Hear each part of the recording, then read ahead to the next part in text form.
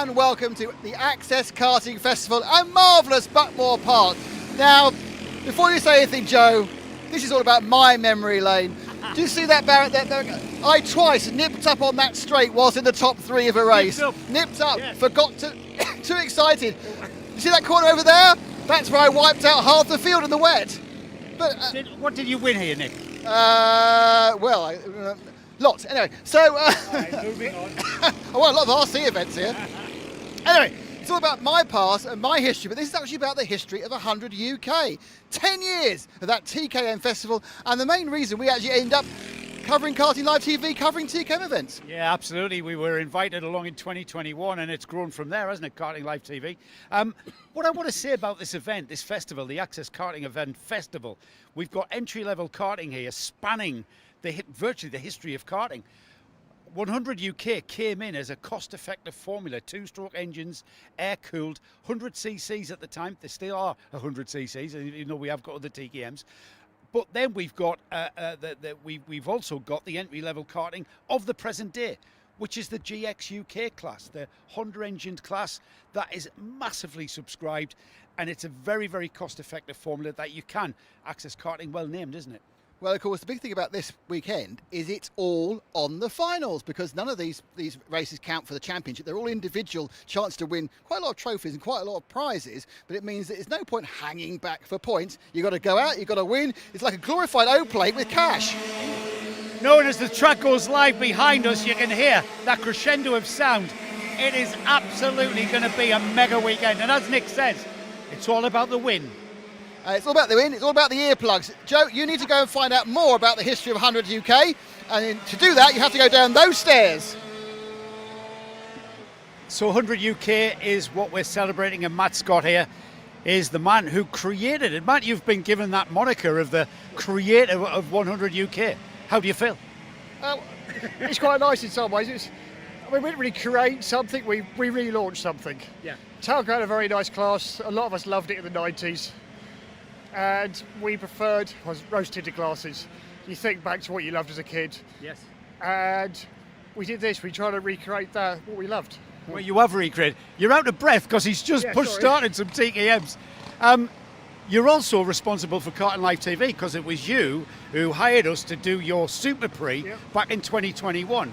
100 UK found a home with NKC, but Access Karting is really where it belongs now, and it's burgeoning. I would say, tell me if I'm wrong, Matt, I don't remember TKM karting being as healthy as it is now, back in the 90s. I think mid to late 90s, it was very, very big, and then it did sort of tail off. The introduction of Rotax Max and a few other classes, and people went that way, and I think that's why we're here. We remember these karts, we remember what we loved about them.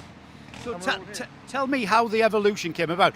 Was it like you and a group of mates had TKM karts and you got together and raced on a weekend? Is that how it evolved? Even more than that, I was actually racing at F100. Right. And we were on our way back from a meeting. We didn't quite go as we wanted. And I was just moaning on the way back saying, I can't do 3-4 day weekends, I can't do this. And I said at the time, throwaway comment, I want what I had with my dad. We used to go racing, we did all this stuff, and then the comment was, well, why don't we? So we got a few karts together, we had a few ideas, we threw a rule book together. We had a proof of concept race in 2016, and it worked, and it just grew, and it grew quicker than we ever thought. Can you believe, back then, would you have, if I'd turned around and said to you, you'd be celebrating 10 years with a festival at Buckmore Park, what would you have said? I've been quite surprised, to be honest, although just a few of us having some fun. But it's like we got Matt Lawrence out here today, and he was there at the very first one in 2017, the first proper one. And I think he's done every single race since 2017, bar me one. Yeah. And that's what we love. It's just sort of like, he just turns up day in, day out. It's the purity of entry-level karting. Matt Scott, the creator of 100 UK. That's quite an accolade, man. We're here, of course, to celebrate 10 years of 100 UK, and this fella here, James Purchase, who I've managed to pin down. You're the custodian of this category of karting, James. It's it's quite a responsibility. Cannon. Yeah, you and James Cannon, of course. Yeah, the class started 10 years ago now, which is obviously why we're doing the anniversary event. We essentially saw the class, took part in the class ourselves, and then Matt Scott was running the class, did the Super Prix, which you guys were part of, and I think it was your first live event. It was, yeah. Saw massive numbers there. So me and James took over from Matt because Matt just wanted to step back, let his daughter race and start to do that. And essentially from 100 UK, all of this paddock sort of sprouted. We developed the other classes as a way of safeguarding this class that we think is a brilliant class, financially viable, good fun racing, respectful racing, which you don't always see in every paddock. So we really worked hard to build classes that would be complementary, but not necessarily a ladder as such. We didn't want to create, if you're good enough or if you're we think you're competent enough, you move into these TKM classes. It was you have the opportunity to if you want to, because they're in the same paddock, but ultimately we just developed multiple types of racing that was all cost effective so that people could get on a ladder somewhere and take part in it. But essentially everything you see, all the GX classes, the invention of them and everything we do all stemmed from that 100 UK senior class back in 2017, first event at Fullbeck. So there's a lot of talk, James, which is wrong. People are saying it's going to cost £100,000 to go karting, and they are so wrong, aren't they? Because this is entry-level karting in its purest form, and it's not £100,000 a season, is it? No. We did some maths on it, and if you started with nothing and you had to buy your equipment, you had to do all of your season, all your entry fees, everything. I think essentially it would come out at something like £3,500 to take part. So don't get me wrong, it's never cheap to do motorsport. There isn't a form of motorsport that you could say is cheap. It is affordable. It is reasonable. Is what we've tried to target. We can't pretend that anything outside of rental doesn't have an overhead.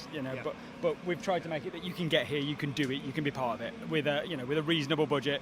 Don't have to sort of cancel that second holiday or not go on holiday at all. Don't have to sell your house and start remortgaging and stuff. It's a case of if you have some spare funding, you can go racing. And all the classes are out for that. So, and when TKM arrived on the scene back in the early 90s, it was the cost effective. It was a cost cutting formula, wasn't it? Yes.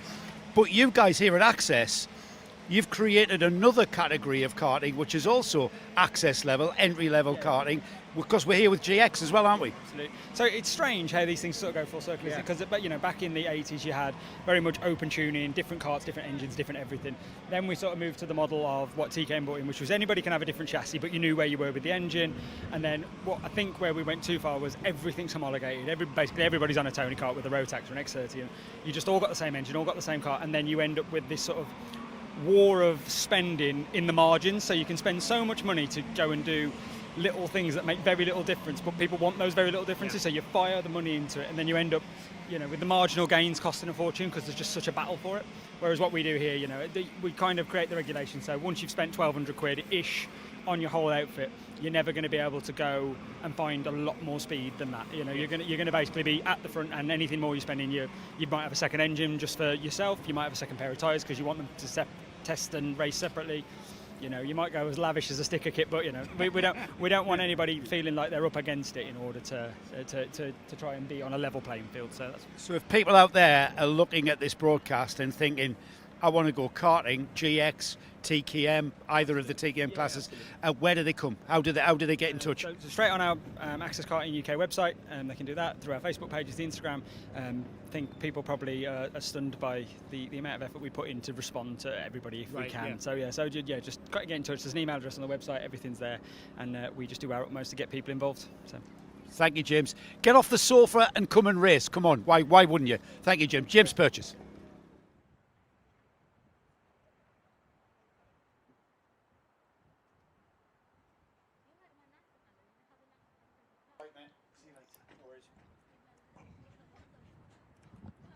Good morning, everybody, and it's Buckmore Park this weekend for Karting Live TV, where we're bringing you the Access Karting Festival. And what a festival it is. This is purity of racing that you're ever going to see. The purity of the racing we're going to see this morning and this afternoon, bringing you all of the action all day long. Heats and finals, they are coming up. We're going to go straight through as well, so it's a bit of an endurance race for myself, Joe Bradley, and Henry Baudet alongside me. Henry, this is, in so many ways, we're going back to our karting roots here this weekend, aren't we? Yes, both in terms of the product on track and the atmosphere off track. So the 10-year anniversary of the concept of Access Karting being birthed. as it were. And a celebration of the 100cc TKM karts, the venerable BT82 engine, the chassis from the period, the 90s to, I think, 2003. And then, of course, you've got the GX UK classes. You've just hit the nail on the head. Entry-level karting, Yes. cost-effective entry-level karting is what TKM was about when it was created. The things like 100 Britain, 100 National, it kind of costed themselves out with heavy modifications, heavily stressed engines, needing lots of rebuilds. You mean even in the 1980s, karting found a way to eat itself, so to speak? It's a big cycle. It's not a 21st century phenomenon. The sport's ability to price itself out of the market. It's been going on since 1923 when everybody turned up at Le Mans, and then 1924 was all different. TKM was brought in as a less stressed engine. It's still a two-stroke. It's still a single-barreled air-cooled motor. Very similar power outputs, very similar handling. However, the tyres were harder, and it's cost-effective entry-level karting. Then, to complement the festival this weekend, we've got GX. The Honda engine GX classes for the seniors, the cadets, and the juniors. Again, perfect entry-level karting, cost-effective entry-level karting is what Access Karting, well named, I've got to say. Well done, James. Yes. And James. But perfect for where do I start karting? Come to Access. Speak to James and James. Well, they've got both sides of the coin covered. You've got the 100 UKs, junior and senior.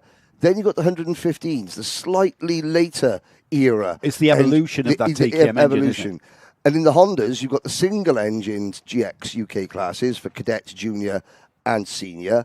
Then you've got the Pro Karts and the mods, the twin-engined karts, the Pro Karts, the sort of standard regulation, the mods, well, by their very name, modified. Yeah, play around. Everything goes from you've got cadet Hondas here, the youngest drivers. We've got karts going out onto the circuit right now. We will get to the class structure. This is not a race, though, Henry. This is not a race. This is the first on-track activity for the day. Yeah. Well, this is a celebration, ladies and gentlemen, of 10 years of this championship. 10 years of cost-effective, fun karting. Joe, you and I went round the paddock last night, and I haven't seen that many barbecues, that many easy-up mornings, and that many people having food and drinks with their neighbours in the paddock for a long time. It is old school kind of ambience in that paddock, where if your neighbour next door, he might have a chance of beating you out on track. But if he's got a problem, I'm going to help him get out on track because I'm going to try and stop him beating me. Yeah. That's the old school attitude, isn't it? Exactly. Now, so this is the demonstration run, I believe. Yeah, and it's not a race. Honestly. No. It's probably going to break into a bit of a friendly. It's a bit like a football friendly, where it's not a race, but we're out there, so we're going to race. It's not a race, as James Ogden in kart number 1 goes into turn 1 here at Conway's, and number 4, Matthew Lawrence, finds a gap. James Ogden started in 2022, started racing with Access in 2022. He was instantly at the front for every race, pushing for a victory. He lost out in 2023 by just 2 points, would you believe? But then became the first double champion in 2024-25, hence carrying the number 1, Henry. Yeah, and of course, there's the number 19 kart. Sort of, we saw him not starting because James Ogden before that he was a Super 1 British TKM Extreme champion, number 3. Do you know who Matt Scott is? Who 19 is? Number 19. Yeah, he's Matthew Scott. He's Matthew Scott. He is the creator of 100 UK. He is the Dr. Frank. No, that's Dr. Frankenstein. Well, it's not exactly a monster. However, he's probably thinking that because it looks like his kart wouldn't start there. So Matt, who's here, he's going to try and do some racing just for the, because it's the festival. But he's here with Yelena Osbar-Scott in the junior category, 100 UK juniors. That's his daughter, and that's his primary objective today. Yeah, and they're being run by the Klassen Motorsport team. Ash and Dave Klassen are here. Paul Klassen, one of the most respected technical minds in British karting, is here as well. So it's an event that's very serious, and even though the competitors take it very seriously, even though the general atmosphere is one of light-hearted revelry. Absolutely, the intensity on track is never going to be any different. A man after my own heart, Marcus Gray, at 59 years old. Mark's been present from the Oak Plate in 2018. He has dabbled in other classes throughout the series, but he's always found his home in 100 UK, and he's out there now on the number 27. Who we've got there on the York plate, by the way? We've got Scott Williams. He's going to play a part in the overall festival proceedings, isn't he, through the heats and finals? Scott, a four-time O-Plate winner. He's not here to play games, Scott Williams. Started in 2020, which was, I don't need to remind everybody, was affected by the COVID break, but Scott won the Classic Cup that replaced the championship that year, and is the most, and you're going to like this, I'm going to use an American term, winningest driver in 100 UK history, with 9 at present. Love a winningest driver. There's the number 38 kart. That's Lee Hackett, who was the inaugural 100 UK champion back in 2017. Lost out the following year. He went away and did a thing and had a family. Oh, really? Did some real life? Doing his bits to the future generation of British karting. I say he was doing a bit. I'm sure him and his lovely wife were doing their collective bit. She played a part, didn't she? Lee, so he's back in a kart. And again, this is the joy of this championship. You can afford to go away and have a family and then still come back and have a hobby. Yeah, I mean, who I just mentioned there, 59, Marcus Gray. He's 59 years old. He's he's a little bit older than me. And then, why not? He's still getting out there. And the thing about karting is, yes, the racing is an important part, wheel dicing, overtaking and all of that.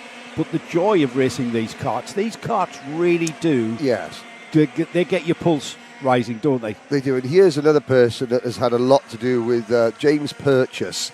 He's got the old school Talco race suit on, which I remember ubiquitous in their number in the early noughties. It's a good word for it. He was another of the stalwarts. So I think they've just selected some of the characters that have played a significant role on and off track in the history of this championship. James Purchase and James Cannon are the team, the organisers basically of the Access Series. It is because of James Purchase and James Cannon that we are, as Karting Live TV, are sat here, Henry. Yes, yeah. Well, not just for this event, but for their other rounds as well. Actually, we've got Warden Law coming up in September, for instance, which is the last round of their I think it's the last round or the penultimate round. This championship at Karting Live, the histories are intertwined. There's James Cannon, and there's the two James together in the same shot. Yeah, that's lovely. That's there's, I think, 200 drivers here, near enough 200 drivers. Just over 200. 202, I think, the last time I checked. An incredible achievement. The whole ethos behind the championship, reading the regulations, is that it's the regulations are written in the spirit of the TKM Super 1 or British Championship regulations, MSA regulations from the period. But James, they have got the job of tweaking, modifying the regulations for what is effectively, a retro class in terms of the chassis, the engines, the bodywork, tweaking it to still make it accessible for the modern marketplace and their customers. Yeah. And of course, the GX UK classes, the chassis. Now, this is something that is interesting. So, the chassis are of a certain age, or they've got to be period chassis. Under £550 or something. There's a nominal fee. You're not allowed to buy the car, but you are allowed to put brand new engine, brand new bodywork on, which I think is very important, because the GX UK classes, they're not a retro class like the TKMs are.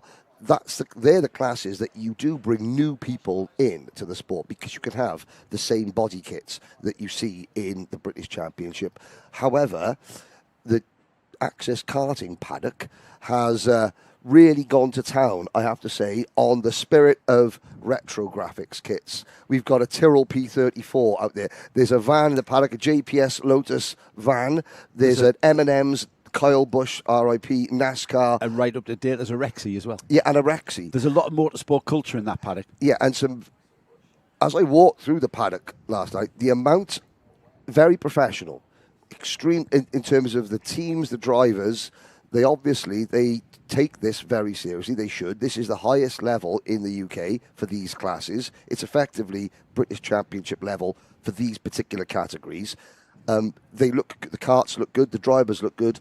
They're taking a lot of pride in the appearance of their vehicles, which is a reflection on the organisers and the atmosphere that they have created and nurtured over the last the last decade. Yeah, absolutely. Hello to everybody tuned in. I think that's the term. Logged on, tuned in to Karting Live TV for the Access Karting Festival at Buckmore Park. Hello to Richie Brooks. I've just seen your YouTube handle of Ricardo Ardiano. Now, they're the Brooks brothers. It says, hi, Joe. Hi, Henry. Wishing all the junior TKM drivers best of luck today. Unfortunately, couldn't make this weekend. That's Will Brooks, has been racing in the junior TKM and with Access, and they've been great. Yep, they are. They're tremendous. Hopefully, we'll see you at Warden Law. You've got no excuse not to be entering that one because that's your home track, Richie. Hello to 22 ACHC. Currently building an 09 JKH. JKH Intrepid. Ready to get back involved in the 115 class. That's the 115cc TKM class that we'll be seeing a lot of. 2009 JKH Intrepid in TKM. I'm trying to think back who that might have been. The likes of people like the likes of Will Van S. maybe springs to mind. Your anorak is going to be... I'm surprised. I'm surprised you're not overheating in that anorak you've got on there, by the way. With the hood up, I've got to say. It is already zipped up tightly, this Absolutely. anorak. I mean, we're going to be talking about Venom bodywork kits. We absolutely are. Hello to Dom Cliff. He's with us again. Hello, morning. And Dom Cliff... Keep us right, Dom. Lots of info, please. Dom was the initial person that messaged me, so I have to thank Dom for letting me know about this. He's supposed to be racing, had to withdraw. Yeah. Was tempted to drive down and have a watch today, but where? From his house. Yeah, where's that? About 2 hours away. All right, okay. Draw so a circle. Leicester. It's a drive. Milton Keynes. Yeah, of course. But again, I think Dom is going to be our pseudo sort of spotter and pseudo sort of he's the Malcolm behind the scenes. You're at Test Match Special. Malcolm's got the With Dean Cricket Annual, and every time the commentators need a stat or a fact, Malcolm quietly brings the piece of paper. Dom, you're our Malcolm today. 22 ASHC is Ashley Crossley. Ashley Crossy. Ashley Crossy. Who raced junior TKM at Landau when I was first started out commentating in the number 31 kart, who now runs a helmet painting business, does some really, really interesting and cool graphics kits. Hello. my anorak is now... He's anorak. Someone buy me a second anorak. That is our first heat going out for this morning. It's heat 1 for the GX UK class. Nick's just tapped me on my shoulder, so there's something about to appear on the screen. There's our grid. James Mary is on the front row alongside Chris French, with Chris Williams on the O plate alongside Tony Whitehead on row 2. Row 3 is Matthew Sprague and Barry Lambert. Row 4, this is a huge grid, so we're going to rattle through them. Kirichi Alkley, Tom Angier, Ben White, Nick Williams, Dominic Hemp, Ed Cox is next up. Then we've got Peter Stott, Michaela Potas, Christian Bellaby, Richard Melton Baxter, and Jay Keenan Hannon rounding off that grid. It is mixed grids, so each competitor, I know you probably are familiar with mixed grids, but it will be one route. Sorry, it's a Pro Kart. It's the Pro Karts and the mods. GX UK Pro Karts, sorry, I got that wrong. So Pro Karts are out. You get one heat at the front, one heat in the middle, one heat at the back. How you finish in those heats defines where you start for the final. You mean you do it properly? That's what you do. Yes, in effect, absolutely. Mixed grids. What does mixed grid mean? It means we're doing it right. The mods already, I think we saw the number 4 kart. That looked like an MS kart with an MS body kit. As a 7 kart driver in Pro Karts, I spent quite a few years locking horns with the likes of MS Lucas Racing. That was Tony Whitehead. Now, the problem with the mods is that by their very nature, there he is. He's trying to modify the starting pole on that kart. They're stretched, aren't they? The mods are at the front. They've separated out here. So the karts that you see in the first group, they're the modified, the 160 mods. That's a modified Pro Kart engine on either side of that chassis. The second group are the unmodified. They're the spec formula of National Pro Karting. And we are racing with 2 races in one here, Henry. Yeah, so this race we're looking at now, this is effectively the continuation or the evolution of what was the Rat Pro Super ABKC Super 2 Championship, and then Martin Capenhurst took it over, became the Kartmania Honda Challenge, and now it's sort of it's born into this. It's the one class I would have liked to see more, because just look at that, the number 3 kart there, trying to go around the outside, coming down Simon Street, and he's done it. That is Nick Williams. Well, normally waiting about 2 minutes to go before you say ring the dinner bell, game on. Well, tyres aren't even up to temperature there, and he was very brave going around the outside. Up the Herbert Rise, yes. I've discovered that name, into Cafe Corner, that's the left-hander just in front of us. And then I kind of like, this has got the feel of an arena, hasn't it? Yes. Through Conway's, into Henry's Corner, after Henry Surtees, into Hairpin 1. That's not very inventive a name for that. Hairpin 2, likewise. Second generation hairpin. Then could we come back out of the arena and then off into the countryside through the S's? There is that natural amphitheatre around. Down, this is the most spectacular part of the circuit. The first time go through Simon Street down to the bottom, and just you see the wall in front of you, the tyre barrier, and you sort of hook the cart left, and the actual angle of the circuit just pulls you round up to the next. It's the camber, isn't it? The camber into the left-hander, that is paddock. That camber, just you hook it up. Got 3-kart battle developing at the front, and they're very close, Henry, through Henry Surtees' corner, and we've got to move down the inside into the hairpin. Number 40. And that's the number 40 of Ed Cox, moving inside of Tom Angier and into second. Now, can he challenge Nick Williams, who's leading the field on that number 3, the blue kart there, heading the Pro Kart class? Yes, out of through Simon Street. They go out of the S's into Simon Street, down to the very bottom of the circuit. Now you can see the back ends of the karts. You know, in a pro kart, you can, and it goes against the general theory of 4-stroke Honda racing. You can give the brakes a stab. The back end steps out, even though it's a heavier back end, if that's the correct terminology. It's not, but it's the terminology I'm using. We understand. You know what I mean. We know what you mean. But now the lead is being very smooth. The number 40 kart of Ed Cox can't leave the door open in pro kart racing at all. Back through goes Tom Angier. These 3 battling have allowed the next 3 to catch up. And this is the bit, the number 22 kart, the number 1, Peter Stott, Ben White, Christian Bellamy's there. He's on that, so we've got some royalty in that 3 karts that are joining in. It's now a 6-kart train at the front. Ben White's the 22, the number 1 Peter Stott, the current Pro Kart champion in Access, and Christian Bellamy, the Macy Cup winner back at the beginning of the season at Clay Pigeon. The Macy Cup was awarded, and that's being carried by Christian Bellamy. And there, very soon, they've all come together. Mixed grids, the faster karters have come to the front, come to the fore, still being led around by the chap who finished in 3rd place in last year's championship, Nick Williams. And I'm going to say he looks comfortable. He looks composed, doesn't he? He's very, very familiar with that position of leading the field round.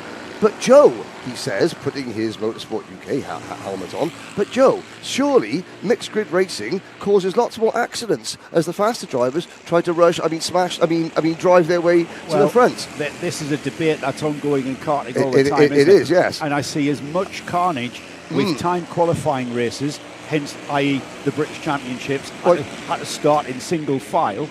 Yes. The recent round of Kimbleton. Because they couldn't get right. Move for the lead as the number 27, Tom Angier, goes down the inside with Nick Williams. He was composed. Let's have a look at the replay here, Nick. Henry, isn't it? Just comes out of hairpin number 1, lets the kart float out as the number 3 kart and Nick Williams moves out. And here's the move, trying to go.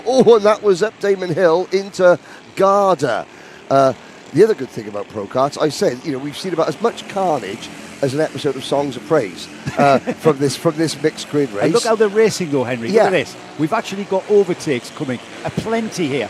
Re-overtakes, being overtaken and then just sitting composed as we see Nick Williams trying his best to hang on to that 2nd place. But if somebody does come down his inside, that is allowed to happen. You don't have to drive into one another.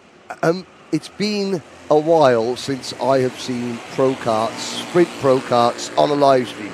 You forget just how quick they are. Yeah, you do, don't you? All you've got to do is you just look at the way some of the drivers have to snatch the kart going into some of the corners to realise that, yes, they're a little bit heavier.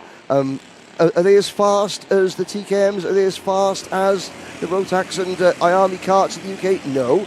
Are they just as close? And do you need just as much skill to get a pro kart around a circuit quickly? You need a different style because of the weight of the pro kart, which is mainly over the rear axle.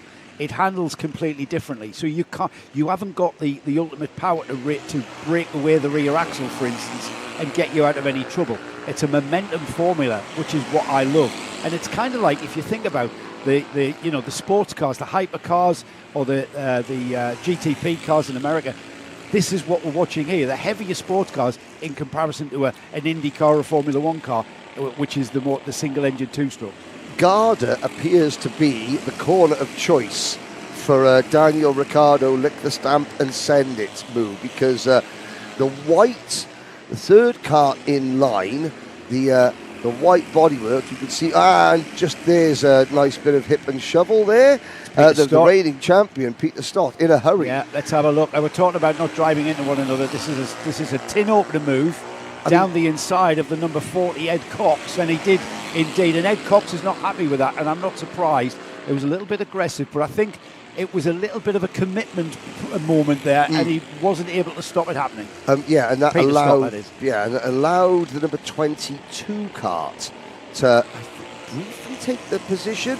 The 22 kart, the 22 is past the number 40. Here comes Stott, and again, has looked inside. I've got to say, now that's it. Oh, now I've got to say, the number 3 driver there, a shake of the head from Nick Williams. That first corner, Conway's and turn 2, you get that hooked up, and you know it. It's a corner that you can have a massive accident if you misjudge it, because the barriers there is no runoff. There is no runoff. It's like running on an oval. No, it gets your attention. Yeah. But when you get it right, it's one of the most satisfying corners to get right, because you pick up so much momentum. And Tom Angier has pulled away. He's not even in the same camera shot now as this group, but it wasn't always like that. He had to fight his way through and pull away. There have been, Larry McReynolds in NASCAR, he says there are comers and goers, and mixed grid racing creates that. And there's the move, the M plates, the number M. The Macy Cup. On the outside though, hanging tough through the S's. Here we go. You can't run too wide through Simon Street, can you? No. Pro Karter said, hold my lawnmower. Yeah, they really did there. That was some brave racing through the S's and down the hill. And the hill being quite a steep hill, and uphill into Garda. Yes. The apex of that hairpin is actually on the top of the brow, so you can really fire it in there, and the slope takes away the speed. Yeah, the inside of the corner, it's so inviting. Yes. It is. It's like a warm hearth on a winter's night. It just invites you to sit in it, in the as we coming into turn hairpin number 2. This is now the battle for third. Tom Angier has company in the form of Peter Stott. He really has closed in on this, the last lap. They come out of Damon Hill. This is the third place battle. Here are your leaders. Stott having a look to the inside, going through Garda. But Tom Angier is going to, when I say going to hang on, yes. You can't definitively say who has won until they cross the line, especially in pro karting. But we've still got a lap, Henry. We've still got a lap. We've still got a lap. We've just got, yeah, it was the last lap board. We went prematurely there. A Stott down the inside at hairpin 2. Now then, the number 27, is he got any chance, any opportunity? Maybe Garda as they come through the S's, down the hill. Time sweep here through the right-hander, through the left. This is where he's got to line him up the hill towards Garda now. Towards Paddock. This is the hairpin. And no, Stott has pulled out a gap. He's got the cushion that will continue through up the hill, Herbert's Rise here, through the cafe corner, which is the final corner, Henry, and across the line. And look at that. Good run from, I do apologise, I looked up and it said last lap as they were coming into Simon Sweep, but I'd forgotten that the mods had already started through, their yeah, last good lap. point, yeah. And Matthew Spragg has won the mods race Yeah, we'll have a look at the mods in Heat 2, I think. Yeah, we'll do that. Nick's just told me that, and we'll have a chat about the mods, because it's quite an exciting concept. Is Mod 160? Yeah, so mod fans, and I passed a couple, but they were on Vespers, possibly this morning. Mod fans, fear not, we'll feature you in Heat 2. Do we have the results, Nick? He's having a look. Matthew Spragg took the first place in the Mod 160s. Chris Williams was second. There it is. That's the grid again. James Mary was third. Chris French fourth. And Barry Lambert was fifth. That's the Mod 160s classification. The Pro Karts. So there it is. There's the first Pro Kart, the number one there, Peter Stott, finishing in sixth overall, but first in the Pro Kart class, the GX Pro Karts. Tom Angier was second, Nick Williams third, then we had Christian Bellaby, Ben White, Ed Cox, Dominic Hemp, Richard Melton Baxter, Kiri Chiakli, and Michaela Portas. There are your finishes. Some exciting racing there, Henry, to kick things off. Very, very good indeed. The Pro Karts always, for me, create a show. I do think that there's still room in British karting for a big field of Pro Karts, senior Pro Karts at a national level. Here we go. Well, this is, I'd say that this is the modern TKMs. The modern TKM. This is the 115s. There's that number 79. That JKH Intrepid. John Hoyle, who runs the Super 1 Championship, he was the distributor for JKH Intrepid during this period.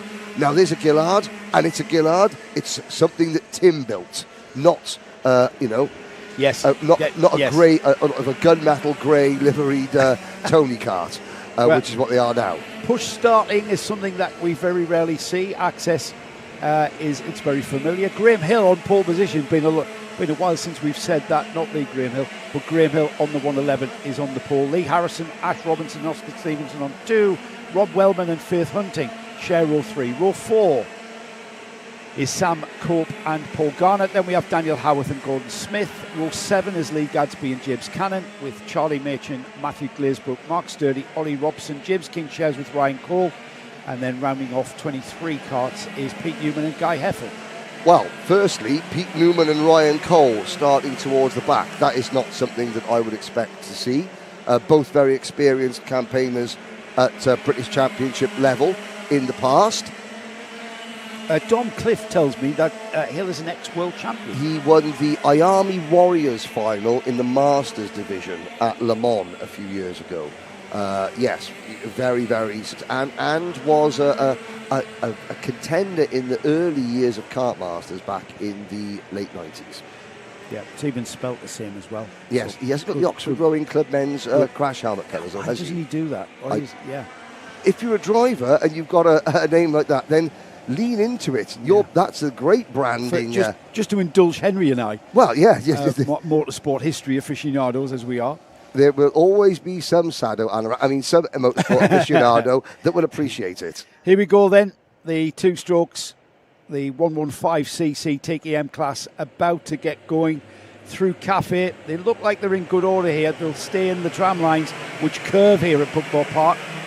They didn't stay in the tram lines, but we are racing well before the acceleration line. But hey-ho, we're into Conway. We're through Henry Surtees' corner and off to the hairpin one. Yeah, and it's going to be very difficult with the nature of the start line here, or the start straight, which is about as straight as the start straight at Brands Hatch. You can be disadvantaged massively if you stay in those tram lines on the outside. 100%. And obviously, with the fact that if you these karts, if you stall them, then you're up and out of the seat and pushing them. The starter has to be pragmatic, I think is the word. I used to be able to push start my own kart. There is not a chance in hell that I could do that these days. Do me back in or something. Well, like I said, likewise, my back, shoulders, and lack of muscle have put paid to that. But look at that sight we had there, Henry. Up Herbert Rise and into Cafe, the left-hander. What a beautiful string of karts there that were coming up with the hill. I look forward to that shot next time. Let's have a look then. Graham Hill leads, the former Miami world champion, from Ash Robinson, Lee Harrison, Rob Wellham, Sam Coe, Paul Garner up 3 places to 6th. And another big mover up 5 places, gone Matthew Glazebrook from 13th on the grid. He's up to 9th already. Ash Robinson sent me a message saying, glad that I'm going to be here, but he says, watch me have an absolute stinker now that you're here. Well, Ash, it's more of a bouquet of roses at the moment than a stinker. However, you know what roses are made out of as he loses the position. Does that class as a curse of a commentator? You've got two seeded drivers there, so we are top of the field here, with Graham Hill leading, Ash Robinson now being overtaken by Lee Harrison, but that's the number 3 in second place, the number 5, Ash Robinson, in that third place, but carrying the number 3 and the number 5, because that's how they finished in 2025's Access Championship. I wonder if, it's not a Tony Kart Mitox, is it? Haven't seen one of those in the wild for some time. Henry's natural habitat. Loving this. Henry's loving this. I really, really am, because the viewers back home, yellow flags going into turn number, waved yellows, and green flag by the time they get to hairpin. Yeah, there's a cart on the inside. Yellow flag going again. There's the green flag at the green board in hairpin 2.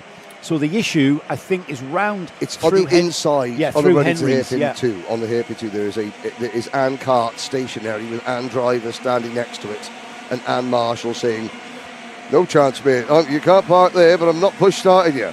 I don't know why the Marshall's northern, we're in Kent, but you get the general drift. Yeah, he's out of place. Dom Cliff mentions this, and we were just about to allude to that. The talent in this class is crazy. World champion, all plate winners, British champions, Kartmaster winners, and TKM Festival winners. Who's that for? Technical defect, Adam Jenkins, number 71. Yeah, he's down in 17th, actually, and he'll be needing to acknowledge that and come in. We've got a great battle here with the number 2, Charlie Machin, moving onto the rear bumper, and ahead of him, Paul Garner. He's gone, and again we've got the seeded drivers moving up through the field. Hairpin 2 was where he made it, and that's a textbook move, isn't it? Out of hairpin 1, you're on the left, you keep the momentum, outbraking into hairpin 2. We're going to see a lot of that here at Buckmore Park. Yeah, and we talked about the competitiveness. What the viewer hasn't, what you guys at home haven't seen, is the paddock itself, the atmosphere last night. Because you said about what a beautiful view this is, and it is stunning as the sun comes out. But there is nothing in this world more life-affirming that all is well with the world when you walk through a sun-kissed karting paddock on a Saturday evening, and all you can see is rows and rows of easy-up awnings, small vans, barbecues going, people putting out chairs in groups with their neighbours and laughing whilst trying to fix a go-kart or 3. And people climbing out of the back of those vans, having not showered for 2 days. Well, it's a bit That's all part of this. I remember being there. Yes. Feeling like a goat by the time you go home. although at Buckmore Park we are, blessed with some very nice facilities. But yes, excuse me. Yeah, we've got 3.5 minutes on the clock then as Henry coughs. Told you to pack it in. Into hairpin 2, Graham Hill. 750 quid. Graham Hill. Poor Henry. Graham Hill, Lee Harrison, Ash Robinson now coming together as we've got them coming through the S's down the hill at the Symes sweep. Look at that, what a great angle there from Ash out there in the countryside with a roving camera this weekend. Ash, this will come as a shock to you, Henry. Still hasn't proposed. What? Yeah, I know it's shocking, but we'll keep you informed. The Ash Leontine, our professional cameraman, I thought that out was a there, dead deal. giving us some great shots. It should have been there years ago. Giving us some great shots there from the Symes drop, the Symes sweep into paddock.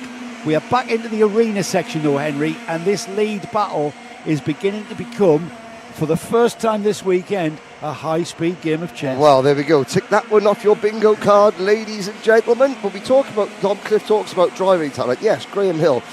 I'm trying to think, 2015, I think, was the Miami Warriors final. It was around 2015, 2016, 2017, the first couple of years that the IWF really settled at Le Mans for its Grand. But he's not pulling away. He is not having things all his own way at all with Harrison, Robinson, and even Machin still in the picture. You mentioned chassis there. Dom Cliff keeps us right. No Viper. Viper is the only Tony kart that can be used in this. Not on my top. At the moment, 1, 2, 3, 4, 5, all on Tony kart Vipers. Thank you, Dom. Dom is going to be today's MVP. He really I is. have already decided. Oh, sorry, Joe. You're second in the voting.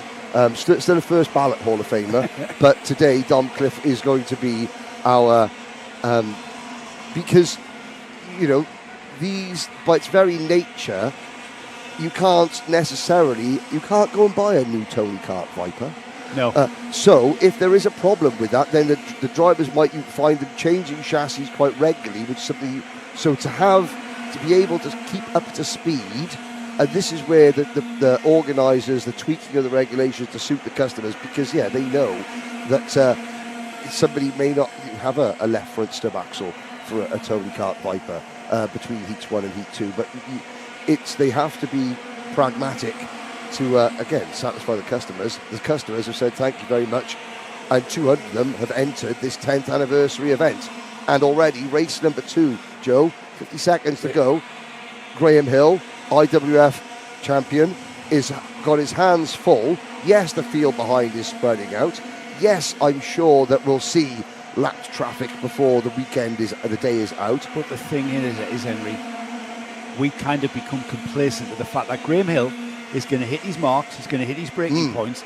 Lee Harrison is going to hustle him, as we see now there. The white cart, the yellow stripe down the front of Graham Hill's cart. He's looking composed, but he's got to look at that. Look at the steepness of that hill. That camera really captures that. Good down line. The Syme Sweep. Good line for the number 3 down through Syme Sweep, however. But as the clock ticks, he's going to get hassled. He's got to stay composed. If he misses a braking point into the likes of Garda Hairpin there, the right-hander at the top of the hill, he's going to slide wide, and Lee Harrison is waiting for that moment as they once again into the arena and onto the final lap.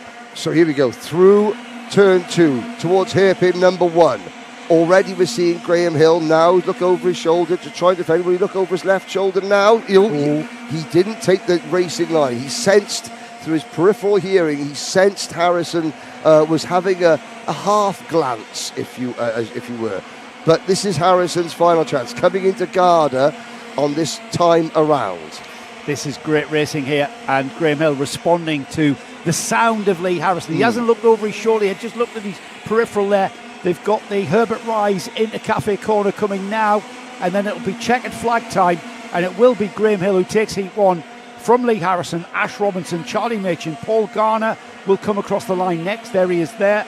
And as the rest of the field come through to take their checkered flag, and side-by-side action there with somebody I think that was Gordon Smith. Yes. On the M plate there. I didn't quite see the number plate there as he took the line, but that was side by side and punching the air, knowing he's beat somebody there down the order. Sam Cope was it? And Gordon Smith. Cope in the number 41 kart was celebrating, beating the M plate, and still they come across the line. And this is what, again, there's a difference in, you've got some top drivers, you've got some brand new drivers. There are different skill levels. There's that lovely old school Flex Motorsport race suit.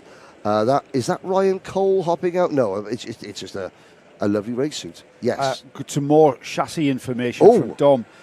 Should I write this down, really? Well, you'll remember it. Okay. 90% of parts are interchangeable from the modern OTK chassis, and a lot of the 950 chassis parts fit as well. So finding parts don't seem to be a problem. Well, that's good. You mean OTK have done something that helped the longevity of parts? Oh, wow. Here is the result then. Graham Hill from Lee Harrison there, fighting all the way to the flag. Ash Robinson fighting third. Charlie Machin fourth.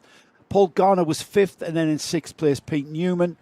In seventh, we had Ryan Cole, Matthew Glazebrook, Sam Cope. Gordon Smith was 10th. Lee Gadsby, Rob Wellham. And then in 13th place, Matthew Lawrence from Jack Goodyear, Daniel Howarth, Ollie Robson, James King was 17th, Guy Hefford 18th. And then in 19th place, Charlie Rowe from Mark Sturdy, Dominic Horton, Faith Hunting, James Cannon was 23rd, Wesley Graves 24th. I think we lost Wes Graves, didn't we? Yeah, that's a real shame, because I'd been excited when I saw Wes's name on the entry list. I was like, this is really good.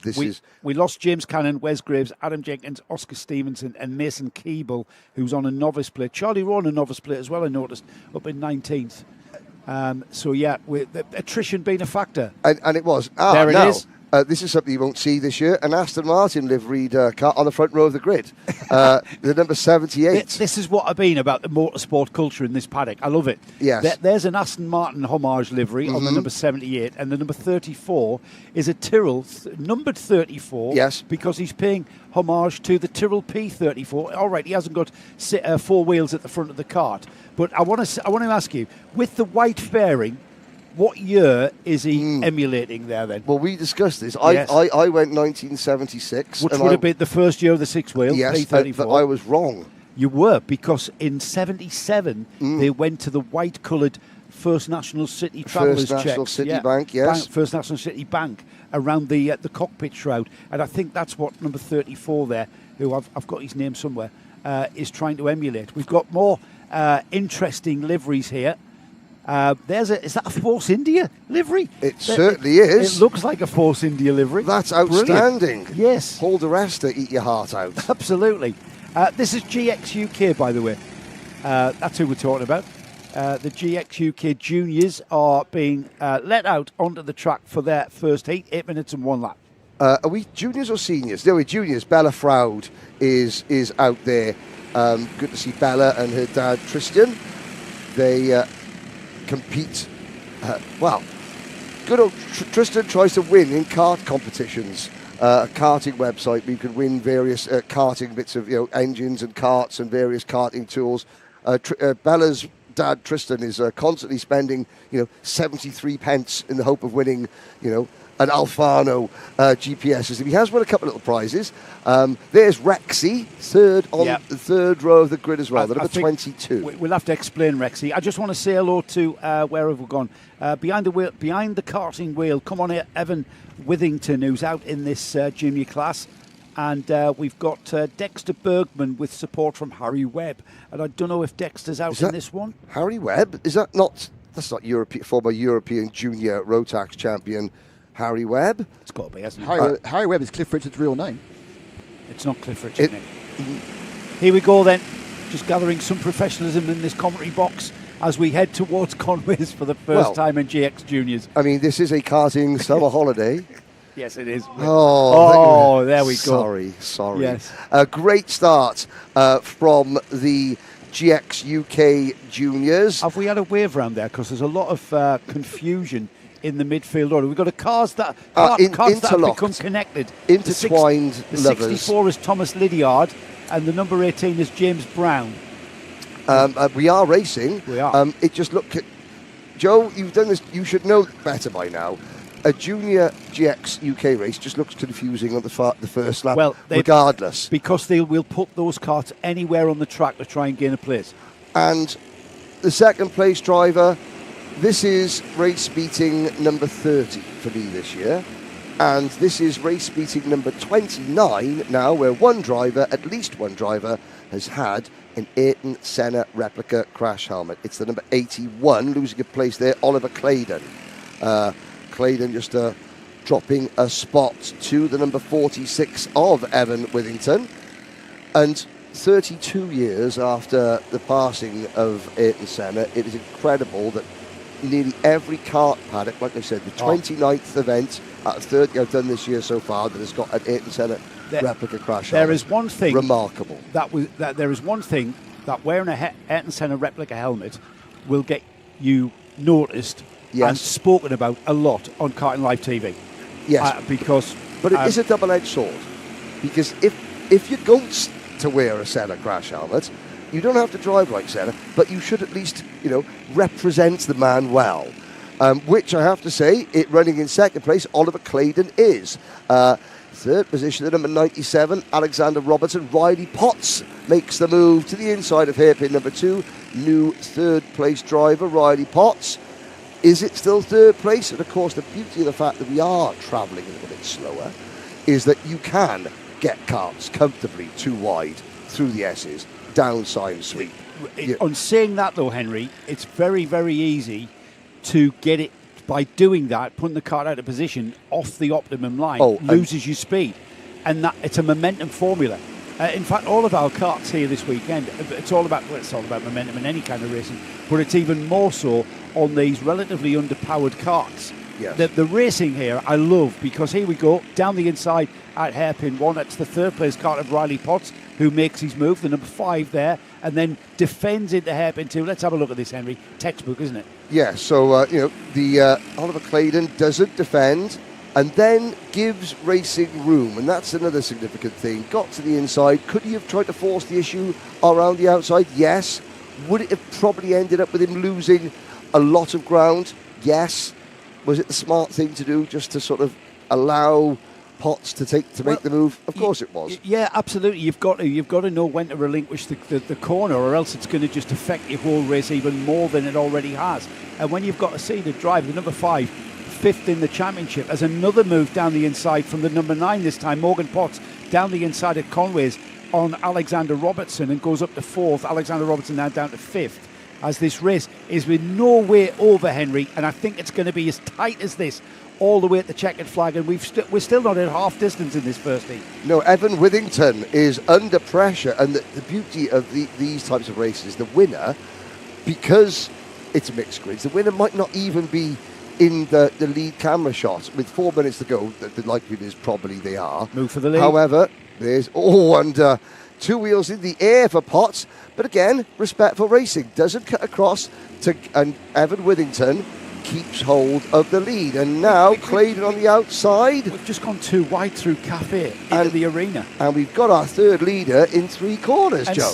And that's very, very NASCAR, side by side through Conway's, through Henry's, 3 wide through the first hairpin, and we're going to go 3 wide again through the second one. No, we went down to 2 wide. Why not? And let's see where this thing comes out. Look at this, 3 wide towards the S's here, and then we'll plunge down the hill. They've got to sort themselves out before they go through this sequence. Yes, they have, thankfully. And it's the D2 kart of Sam Blaney who moves into second place, the Esprit graphics kit. I wonder if our... so the bodywork is modern, but I wonder if there is an age restriction on the chassis as well. I don't think you can buy a brand new car. I don't think you can. I wonder if there are some restrictions on the chassis as well in this, even though you could use modern bodywork. I think they went to 2022 chassis. Okay. I think for this season they were 2018 chassis, and they've moved, as the years have gone by, they've moved that on. And correct me if I'm wrong, somebody tell me. Dom, are you out there?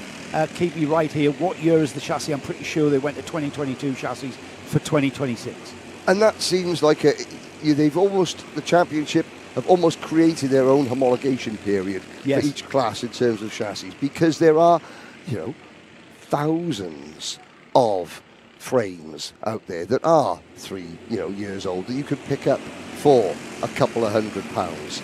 That, are they crisp enough to run senior Rotax at the Vero Tours British Championship? No.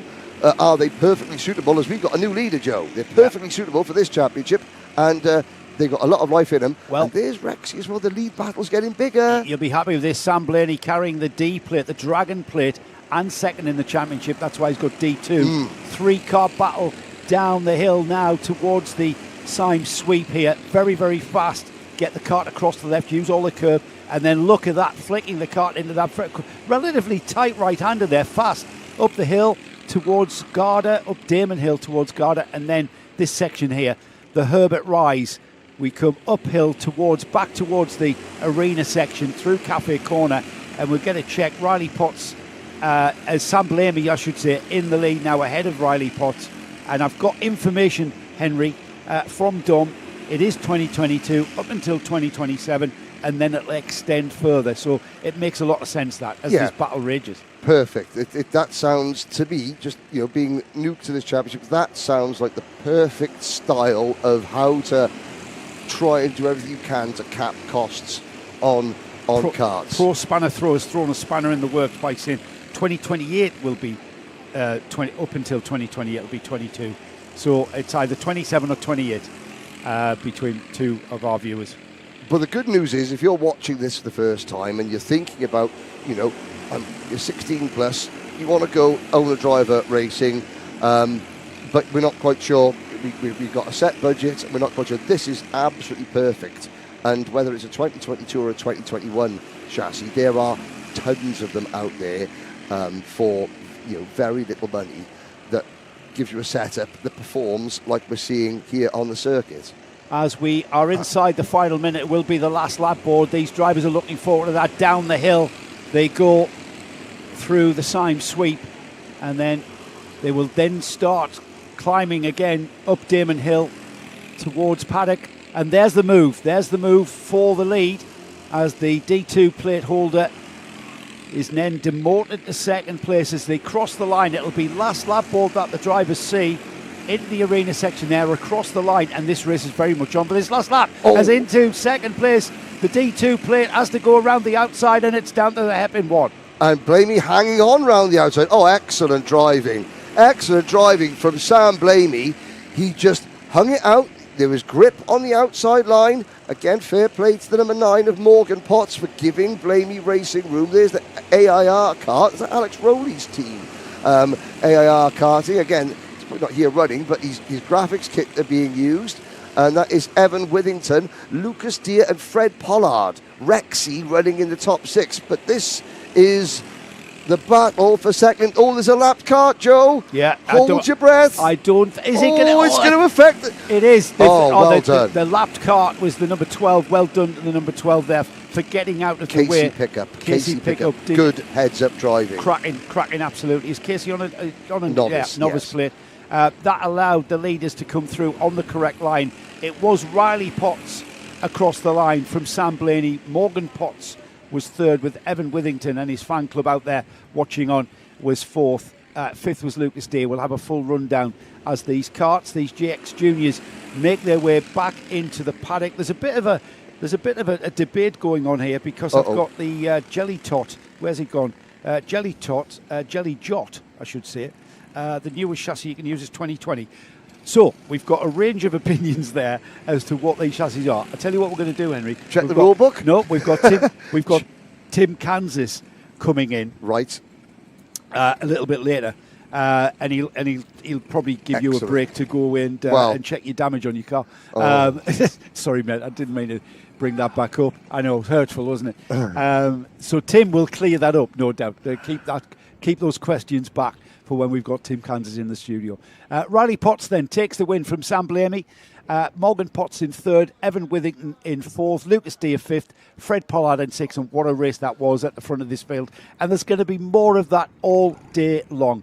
In seventh place, we had Jake Blamey with Alexander Robertson in eighth, Tyler Rickard ninth, Oliver Claydon in 10th, Bella Froud 11th, and then we had Zach Andrews, Joseph Hoare, Alfie Nichols, Harry Lloydal, Tom Mayo, Ryan Rasool, Chris Mayo, Annabelle Jessup, James Brown, Thomas Lydiard was 21st, Noah Denham was 22nd, and then we had Leo Coles and Casey Pickup rounding off a 24-card field. Brilliant stuff. I don't want to over-egg the pudding, but because Casey Pickup was being lapped, but it is so difficult to move across. You come through Cafe Corner and then having to get out of the way of the leaders on the last lap.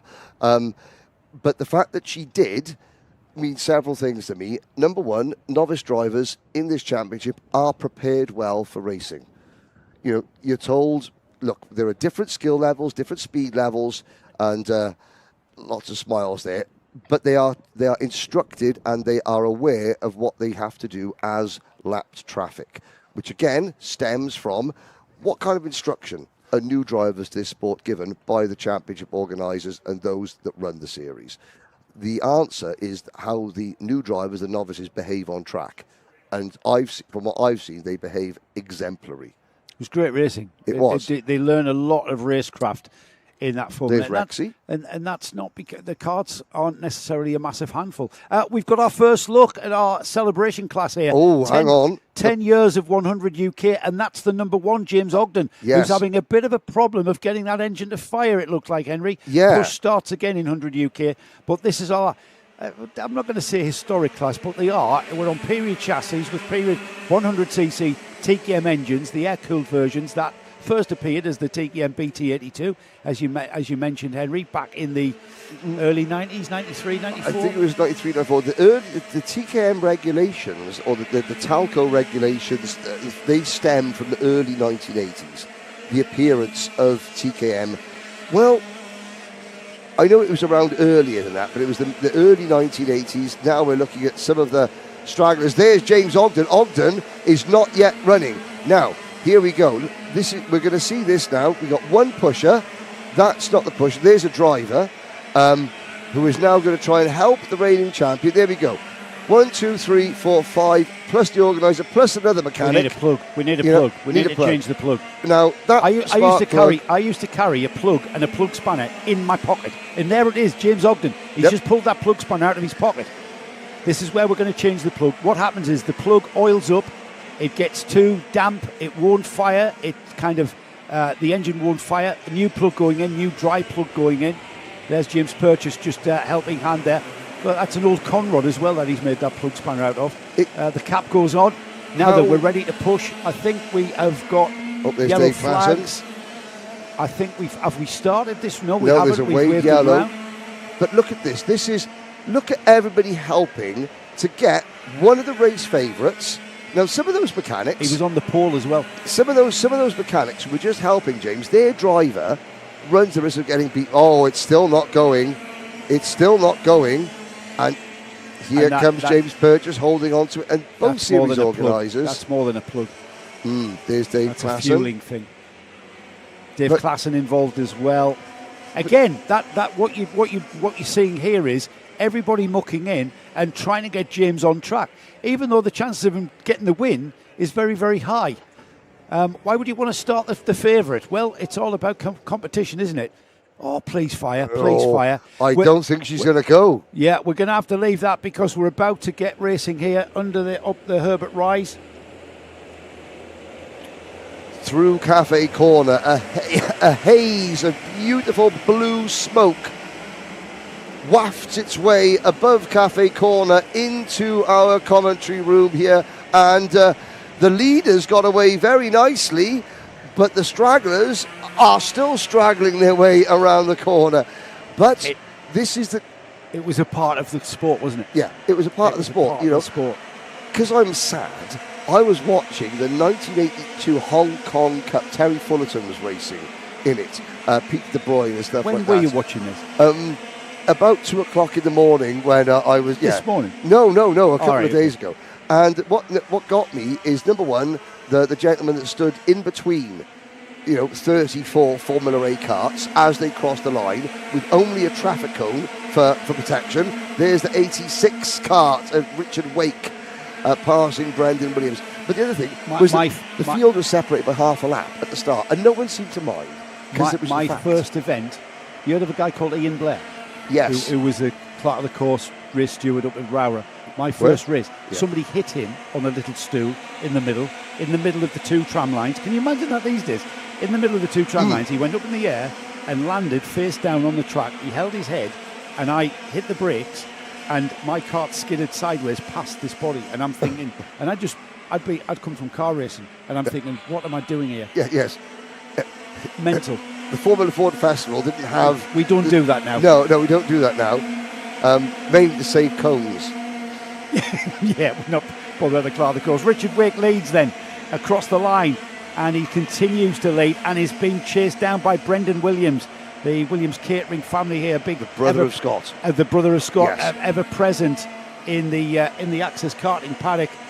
James Murray, Hayden Taylor, they're the drivers that are trying to get back on terms with these two. But it looks, Henry, as though Richard Wake is pulling out quite a pace. Brendan Williams gone with him. The rest of the field, though, they are stacked up and are absolutely nose to tail from about third all the way down to about 11th or 12th by the looks of things. Yeah, James Murray, Hayden Taylor, Oliver Misters, Mikey Cook, Ryan Gill, Matthew Lawrence, Paul Strether, Dexter Bergman in that battle as well, and it goes all the way back to the number 82 kart of Annabelle Jessup.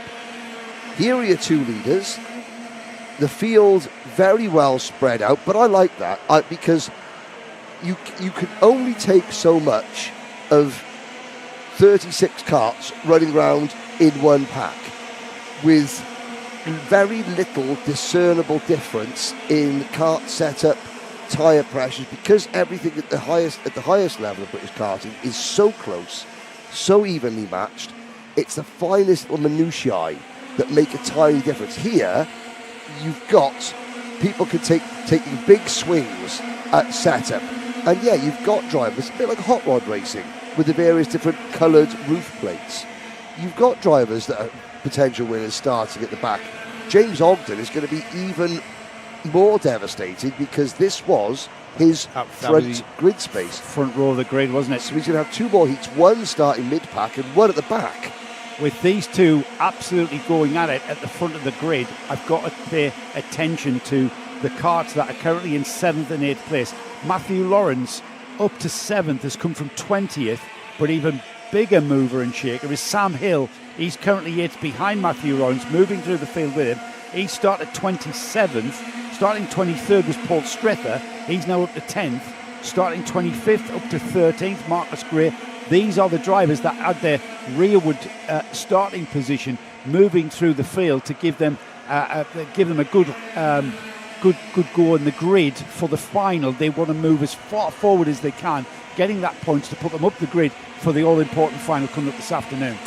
Now, the eagle-eyed amongst you would have noticed that there's a slight difference between the 100 UK seniors, the 115 UK seniors in terms of chassis. The 115 can use slightly newer chassis.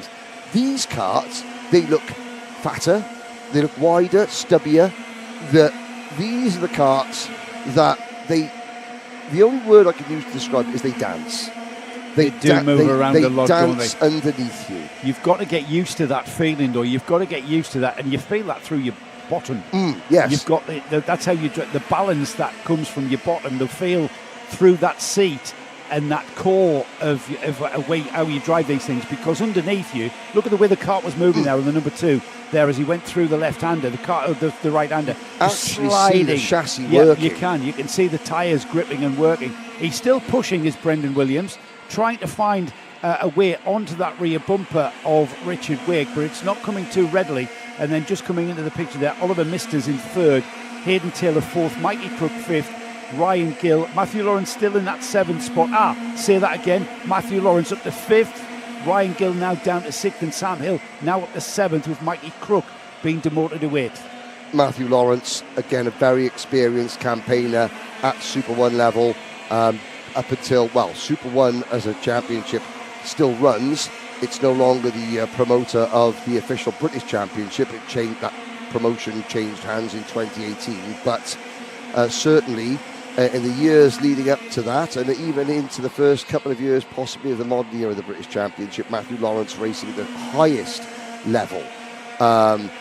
Here come the rest of the top 10 through your screen: Misters, Taylor, Lawrence, Gill, Hill, Cook, Gray and Ben Miles. Matt Rivette is 13th. Now, let's have a look. Audience, viewing, watching at home, Matt Rivette and Paul Rivette. Related, question mark, answers in the live chat. I'm not sure, only because there's a Rivette driving something other than a Renault Clio. Yeah. So that always throws me off guard slightly. Yeah, absolutely. If you do know the answer to that one. Good point from Dom as well. Front end happy with no Ackerman steering as well. It's a slightly different steering geometry than the modern iteration of these karts. As we get towards we're getting towards the final minute, Henry. And now, is Brendan Williams got anything in his toolkit? He's moved closer to the rear bumper of Richard Wake. Has he been keeping something back in that toolkit to get back on terms and indeed overtake Richard Wake for the heat win here? We're going to see that very, very shortly. We're inside the final minute now. Down the hill, through the S's, down the Symes sweep, I should say, and then up the hill. This is a big rise here. This is really steep into Paddock. Then you go into out of Garda through what is called the Senna chicane, then up Herbert Rise into the final corner, and time beginning to tick by. They're going to get another 2 laps, so it's going to be last lap board next time by. Yeah, now, it looks like we have lost Paul Strether. We've lost Matthew Scott. Cloud cover. I think Brendan Williams, he's obviously a very tall driver. Just look at the way he sort of, folded in to his kart. That means that his driving style looks naturally aggressive. because he is hunched down in the seat. Knees are, outside, so he looks like he is. Obviously, he might be a very naturally aggressive driver, but certainly his driving style and the stance that he has got in the kart lends itself to making me think. Yes, as they start the final lap, if Brendan Williams sees half an opportunity, he's going to take it. Here comes that half, potentially. Yeah, the thing is, though, it's not just a case of let's overtake the kart in front, because the kart in front, Richard Wake, he's not wanting to allow that to happen, and he's driving that kart absolutely flat chat on the giddy edge, through the S's now, plunging downhill towards the Symes sweep. Time and opportunity beginning to run out for a change of lead, as Richard Wake looks like he might have this just under enough control, because he's got the Garda hairpin. And then, Henry, it's really, really difficult, as we've got a little bit of sideways coming out of Garda, but this seems to be in the bag through Cafe. Yes, 1 corner to go. This is as close as you like, and Brendan Williams 800s. Just tries to get. That is too short to get. I think, I'm trying to recall, have I seen a Honda Cadet race, the lead changing hands between the sort of the yellow line on the bottom of your screen and the finish line? Only one, though, is if you can, unless, of course, you spectacularly mess up your exit coming out of Cafe Corner and use too much of that curb on the right-hand side. Yeah, that's right. If you get to the apex of Cafe Corner ahead, then you've won the race. Yeah, it's a short stretch, isn't it? Let's have a look at the rundown as the rest of the field are coming through to take their checkered flag. Richard Wake takes a very, very fine win there, keeping Brendan Williams at hand in second. Oliver Mister's third. Matthew Lawrence from 20th on the grid. Was it 20th or was it 20? Yeah, 20th on the grid. Matthew Lawrence fourth. Sam Hill, even more of an improvement there. 27th to 5th for Sam. Sixth place was the number 140, Hayden Taylor. Then we had Ryan Gill with Mikey Crook, Tommy Rowe, Matt Rivette, who does race classic Formula Fords, I've been told, in 10th. Ben Miles, Edward Scoffin, Philip Tristram was 13th. Then we had Marcus Gray, Samantha Topless in 15th. Callum Bergman was 16th. Ash Robinson 17th. And then we had a little bit of attrition creeping in, as we expected. Andrew Hicks, Oliver Warner, James Murray, Paul Strether. Oliver Warner's actually taken the checkered flag, as has the 19. Was that 19 Matthew Scott who's out there? It was the 19 car was crawling back to the pits after spending much of that last race. Well, the kart spent it on a grass verge. Well, he completed 3 laps, did Matt. So we've mentioned Matt. Matt is the creator of that class of karting, the 100 UK series. So great to see him actually getting some lap time. Wanted to probably sort that kart out. What have we got next? 100 UK seniors we've just had. Well, the blue plates, which tells me that it's 100 UK Junior. You're right, Henry. Again, game racing. I spotted Adrian Game here in the paddock. One of, long-standing TKM engine builder. Your starting lineup, it's going to be Thomas Platten, the 222 on pole position, Yelena Osbar-Scott, Lucas Kelly, Leo Stern, Jensen Horton, and Oliver Borg. Your top 6, Dominic Leon, Harry Bowler, Tom Marshall, Logan Pedge, Zach Lowe, and Lewis Ngai. That's the top 13. Jaden Solo, the number 1 plate, is on the outside of row number 7. Alfie Allen and Jessica Williams, Kai Turner and Seth Jones, Cosmo Cameron, and Harry Platten. Now, that is not the Harry Platten, I believe, who is part of the BMR Restart Team X British Senior X30 GP plate holder. It might be, but it might not be. But But what I am enjoying is that there are people here, there's mechanics here, team managers here from, some of the leading teams in the country, that go and race at the highest level. And there's the number 25 kart. Have we been joined by anybody who's famous? Well, we've been joined by anyone who's wearing a Dan Holland Racing t-shirt. Yeah, that's right. Is famous. Yeah. We're still having a bit of a problem there for the 25, as that 25 let me just get that up and see who that should be. 25 struggling again. Kart's beginning to oil up, it seems.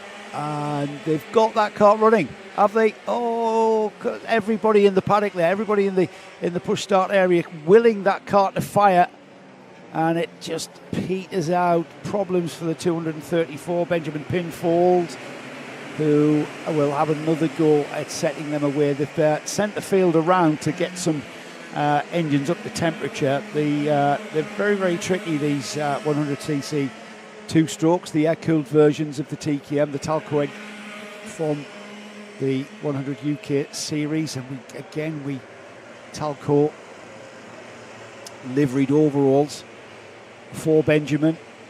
Hopefully we might be able to get that. We're going to have another bash at it, waiting for the field to come through. There's the 25. That has failed to fire as well. And I haven't got the 25. Where is the 25? Let's have a look at the grid again, see if I can identify who that is. We try again to get this thing going. It's Alfie Allen who is struggling with that 25. The field have come around and are coming up Herbert's Rise, though, to take the start of this race. The grid gathering together. The stragglers have caught up, and we will have the lights go to green. They have the red lights out, the green lights come on, and we're off to Conway for the first time.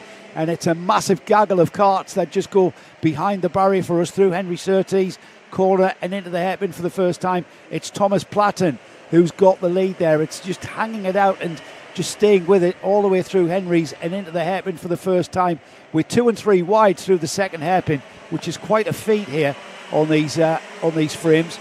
But as Thomas Platten taking advantage of all I can say is fracas occurring behind him and pulling out a bit of a gap already.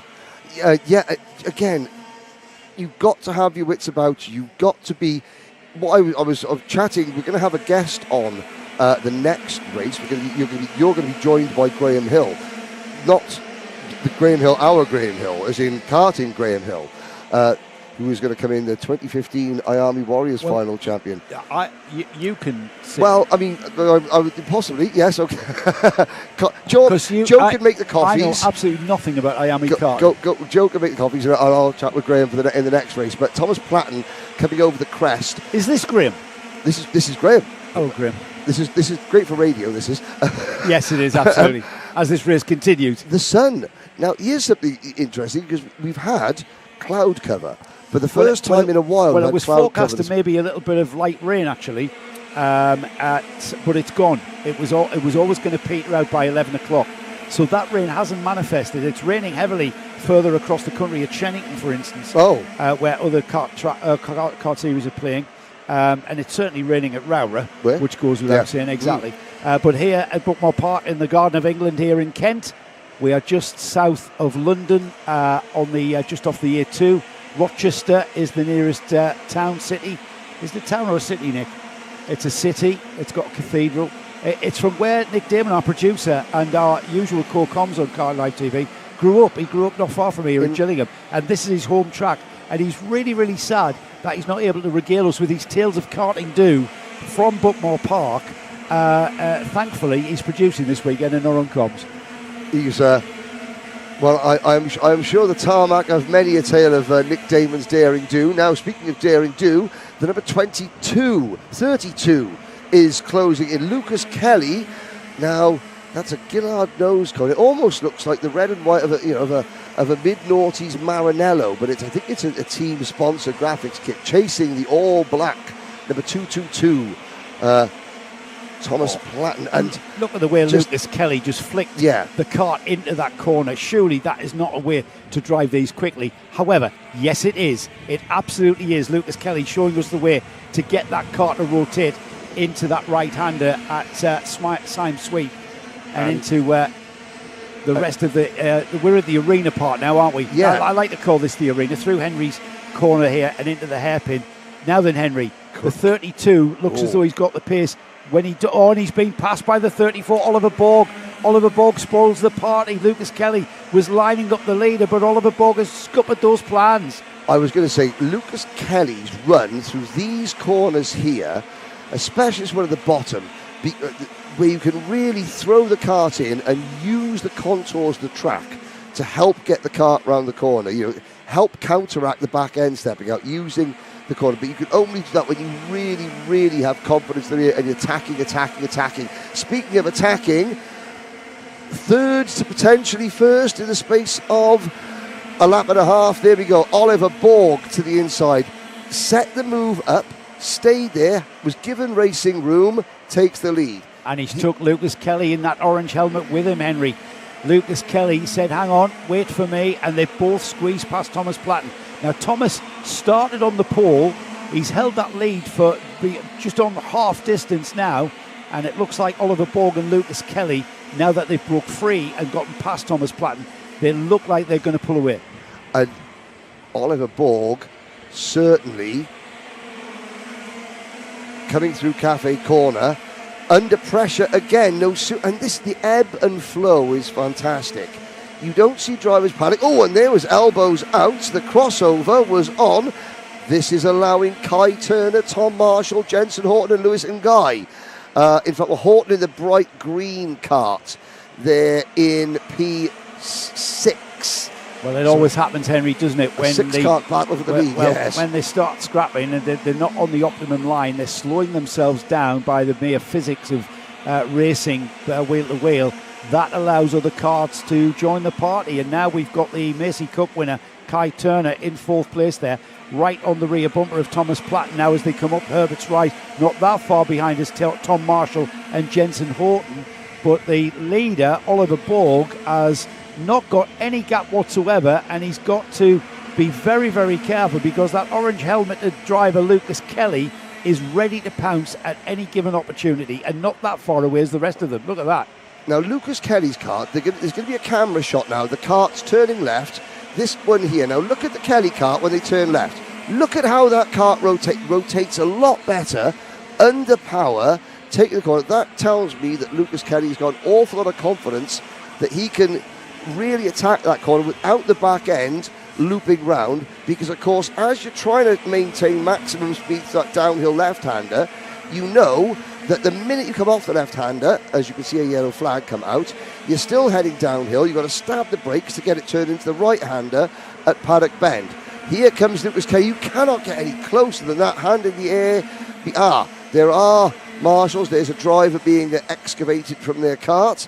And that was the number 44. Oh, that was Harry Platten, who is out of the race. So, can Kelly, at this corner here, lose a bit of time on the exit, but then throws it into to Paddock? It really is absolute tremendous to watch here. Very spectacular driving from all of this field.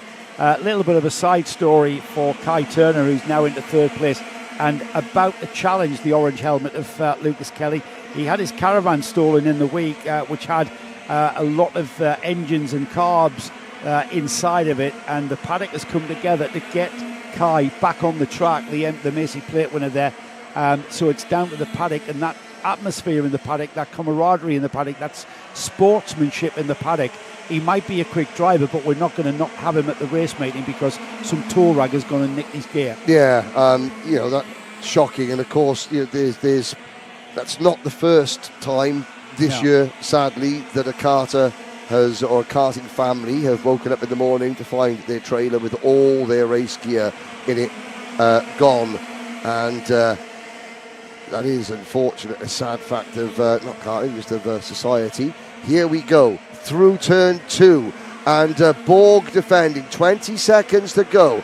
There's the M plate. Well, Kai Turner, I don't know if that's his car. I don't know who's lent it. He's lost engines and carbs, so I think his chassis bit's fine. Yeah, that's the way. It's the Norfolk Tech that's informed me of that little story. So whatever the machinations of getting Kai on the track, it's the paddock that's come together. Engines, carbs were mentioned there, Henry. So as he goes down the inside on that black livery cart and into second place ahead of Lucas Kelly, the black livery cart now chasing. And look at that, Oliver Borg taking advantage of what's happening behind him and pulling out a gap of, what is that going to be? It's 0.6 of a second. It's the biggest gap we've seen. Yeah, biggest gap we've seen. A huge gaping chasm of 0.6 of a second as we start the final lap. Thomas Platten, erstwhile leader, in fourth position.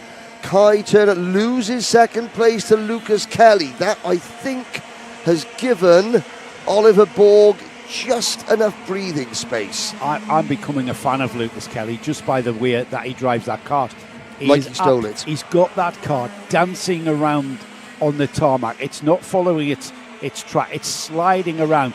As Oliver Borg comes up Herbert Rise on the final for the final time in the first heat for the under UK juniors, and he will take the checkered flag there as the rest of the field come through. Oliver Borg takes the win from Lucas Kelly, Kai Turner, Thomas Platten, Tom Marshall, Jensen Horton. Jaden Solo starting 14th, made his way up to 7th with Lewis and Guy in 8th. Henry, I'll leave you to do the rundown of the official Graham Hill will join you, and we'll have Miami stories, no doubt. Yeah, so here is your winner, Oliver Borg and Lucas Kelly on finishing first and second, Kai Turner and Thomas Platten, Tom Marshall and Jensen Horton.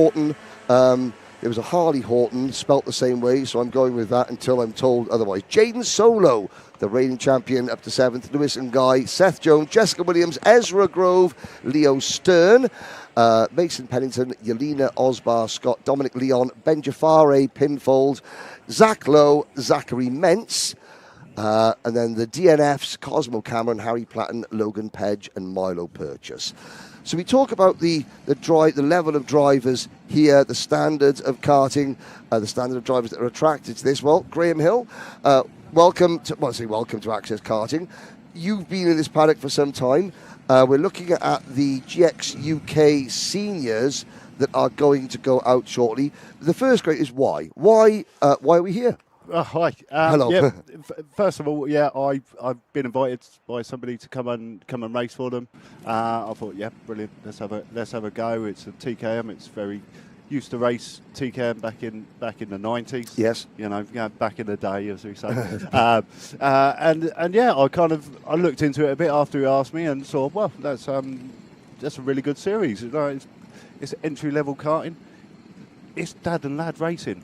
Where I work at the moment, in the Rotax paddock, it's not dad and lad anymore. It's not. And this is perfect. I think this is really, really good for racing. Yeah, so Graham, you work for Dan Holland Racing. We were at the Le Mans, the Rotax International Trophy at Le Mans last weekend. Yep. But the British Championship, the Vera Tools British Championship, that's not grassroots karting. Let's be clear. That is Formula One in a smaller thing. Mini Formula One. Yeah. There's lots of arguments about that, but that level of karting, it should be accessible to dad and lad or lass and dad, but there has to be that level of professionals that makes Britain the best karting nation in the world at the moment. Yeah, it is very high level, and again, yeah, I'd like to see the dad and lad there, but the budgets that are flying around it's monumental. Yeah, there are still privateers in the sport. There were privateers at Le Mans. Yeah, were they doing very well? No, but let's have a little look at the starting lineup for GX UK Senior. Leon Blindell and Matthew Davis on row number 1. Ted Jennings and Philip Richardson, row 2. Oliver Smith and William Brightman go for the next row. Gareth Wells, Alex Horn, Oscar Drain and Jaden Nichols. Brad Philpott, our camera cart, and Ash Candola. Then it's Jack Langford and Max Andrews. There are lots more, but there are so many of the GX seniors that there we go. There's 29, 30 of them. But you talk about, obviously, you've got one level at Le Mans, but which paddock have you smiled more in? Well, this is by far the most funnest racing that I've been to in quite a long while. We're all chatting to each other on the grid. It's all very, very fun. It's friendly. And we saw that when James Ogden couldn't make it out. There were 8 mechanics, teams, series organisers, people throwing toolboxes, wrenches, spanners to try and get the cart out, knowing that James Ogden might beat my driver, but I want James Ogden to be on track because we want everyone to be on track. We all want to race, and we all want to race fair, and we all want to race together. It's sad to see when people don't get out, onto the track. It just, we all want to be in a big grid. Yeah, and if there's more, then it's better for us. Well, there the lights are out, so we are off and racing in a GX UK Senior. Now, I'm not sure how much you know about this class grade, but these are karts that I think we decided it's about chassis up to. There's Brad Philpott. luckily, some airtime there. That looked like a new school karting move. Let's have a look at the Karting Live replay. Oh, the number 91. The door opens, and well, Brad Philpott says the door's open. It would be rude not to go through, clattering over the curbs. Brad has done a series of videos about the build process of that kart. If he does that a couple more times, he'll be doing another video on the rebuild process of that kart. Leon Blindell leads. Now, these are chassis up to 2022, the single Honda GX 160 engine. It's the cadet engine, but the senior drivers. Yeah. Speed isn't everything, you know this. It's all about close competition to hone your skills as a driver. Again, it's all down. All the classes are very close in the specs of the karts and engines, which makes good racing. We all want to come and enjoy our racing. You know, if someone's got an engine that's ridiculously down, they're going to win, and it's not fun then, is it? No, and there's Brad Philpott passing the comp kart of Jaden Nichols. And now he moves up to William Brightman, into Garda, clean as a whistle. And we talk about drivers. Brad Philpott, ex-British Touring, did a round of the British Touring Car Championship.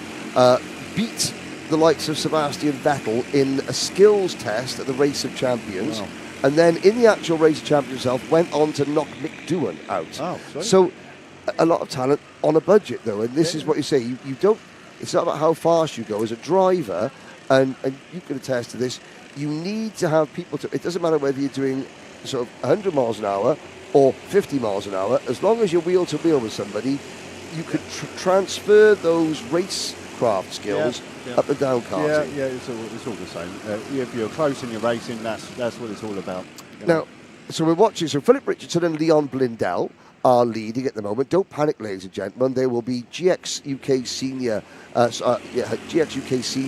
commentary aplenty on the racing. Smith, Davis, Jennings and Philpott in your top six. But of course it would be remiss to have you on here, Graham, without saying, what is it like? Now, we call the IWF the Army Warriors final. The FIA don't like us using it wasn't the called word. That back in the day when I was but the FIA don't like us using the other word. Yes, I know. I was told that I wasn't allowed to say that WC. Well, you're being a good boy, Graham. I'm a rebel. What was it like being effectively the IARMY Masters World Champion? The best IARMY Masters racer in the world. In Masters in 2015. It was mind-blowing. Obviously, I'd been there, done a series in British IAME. Basically couldn't win it, couldn't come third, so I went, let's go testing at Le Mans, and I just put all my time and effort into it, and literally when I came across the line, it was only about an inch ahead. I just lost it, and I can't remember the next day. Basically, well, that sounds. Well, it was worth. You made the night worth it. Yeah, it was a brilliant feeling. I went back the following year to try and do it again, but I was battered that day. But what a feeling of all the big races to do and go to and have the win. What a place as well. You know, the place is amazing. Yeah, and even, so's this. I still love this place. Oh, I mean, when did you first come to Buckmore Park? Here we go. I came back to Buckmore Park. We still went down the hill when we went right. Yes. And there was a tree in the inside of the corner. Yes, that was the first extension. I've got to say, it's 94, something like that. And the likes of I'm watching Jenson Button, Lewis Hamilton, Gary Paffett, Luke Hines, all these kind of guys driving off the grid. And there's me standing in awe watching them driving around here. And wow, it hasn't changed. It really hasn't changed. Obviously, the bottom of the track has progressed quite a bit and extended, which I think is great as well. And to be honest, the track and the racing line hasn't changed for years. It was sort of the UK's first super circuit in a way. Yeah. That I remember as we watched.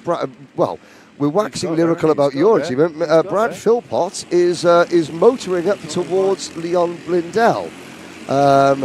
And again, Karting Live TV have been developing this onboard camera system. That's a good line. That first corner is so satisfying when you get the first two turns done well, because you know how close the tyres are at the outside. It's a bit like Billy's blind at Clay. Yep. A very good sense of satisfaction when you get it right.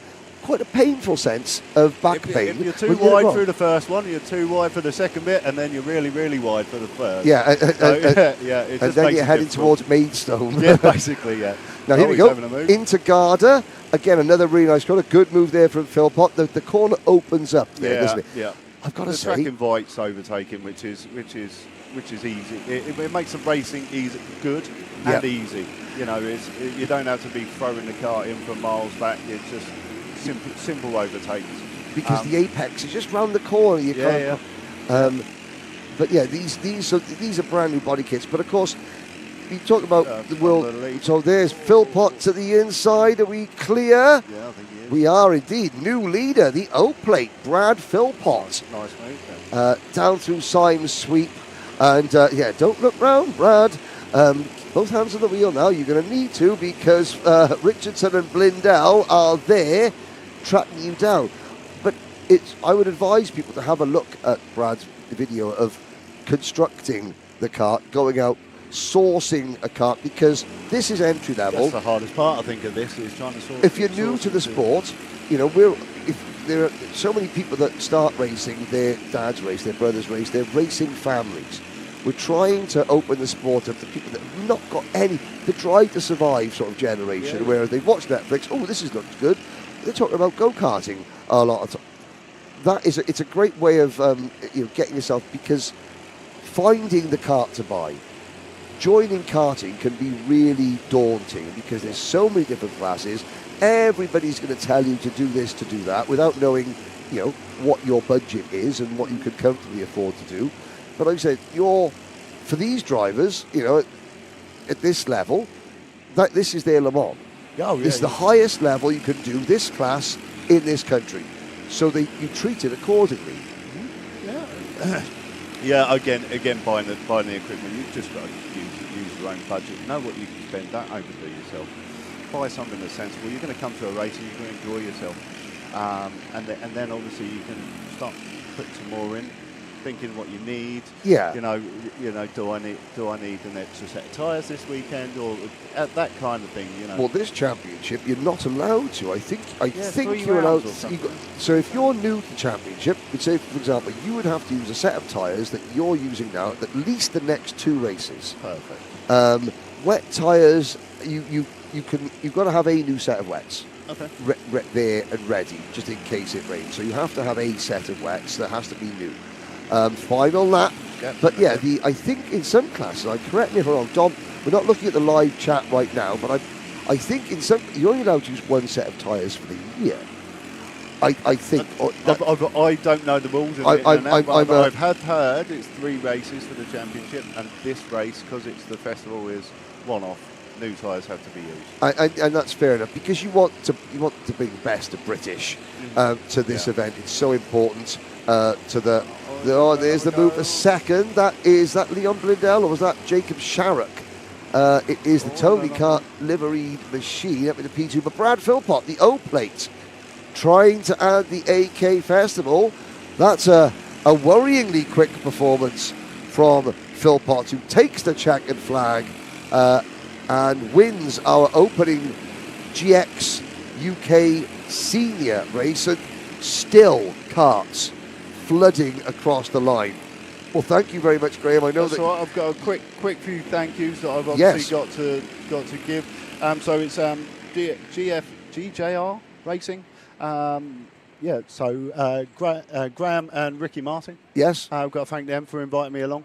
I've also got to thank the Mrs. Gina Parks at home for letting me come. For letting you come out and play, yes. And with 2 little boys at home. One of them's just got out of hospital yesterday, really ill. So glad to see him. Logan and Ethan are back at home watching, and hopefully listening as well. But they get to, this is the beauty of this, they get to see what Dad does, or did, They look around the house, you see these big trophies, you see, like, what, world champion. Yep. Well, now they can see, this is what Dad did.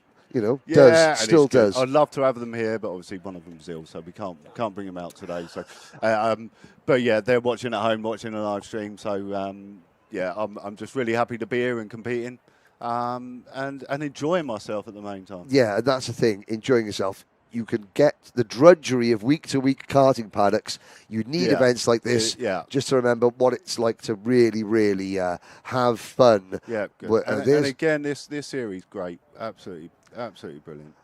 Well, there we go. We're looking at Michael Cornell picking his kart up. Oh, we're also looking at another driver picking a kart up. Well, Graham, we'll let you go now. Thanks, boys. Great to see you. Again, Le Mans last weekend, Buckmore Park this weekend. We'll be at Kart Masters next weekend as well. Karting goes on, but this are the 3 events. I think this one is going to be the most fun. As we look at a quick flash through the results from... No, that was the results from heat number 1.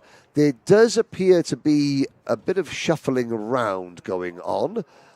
Now is that a Red Bull kart attack? It's a Red Bull kart fight. Race suit Lee Hackett. So, for those of you wondering what that is, well, in 2006, Red Bull launched the Red Bull Track Attack.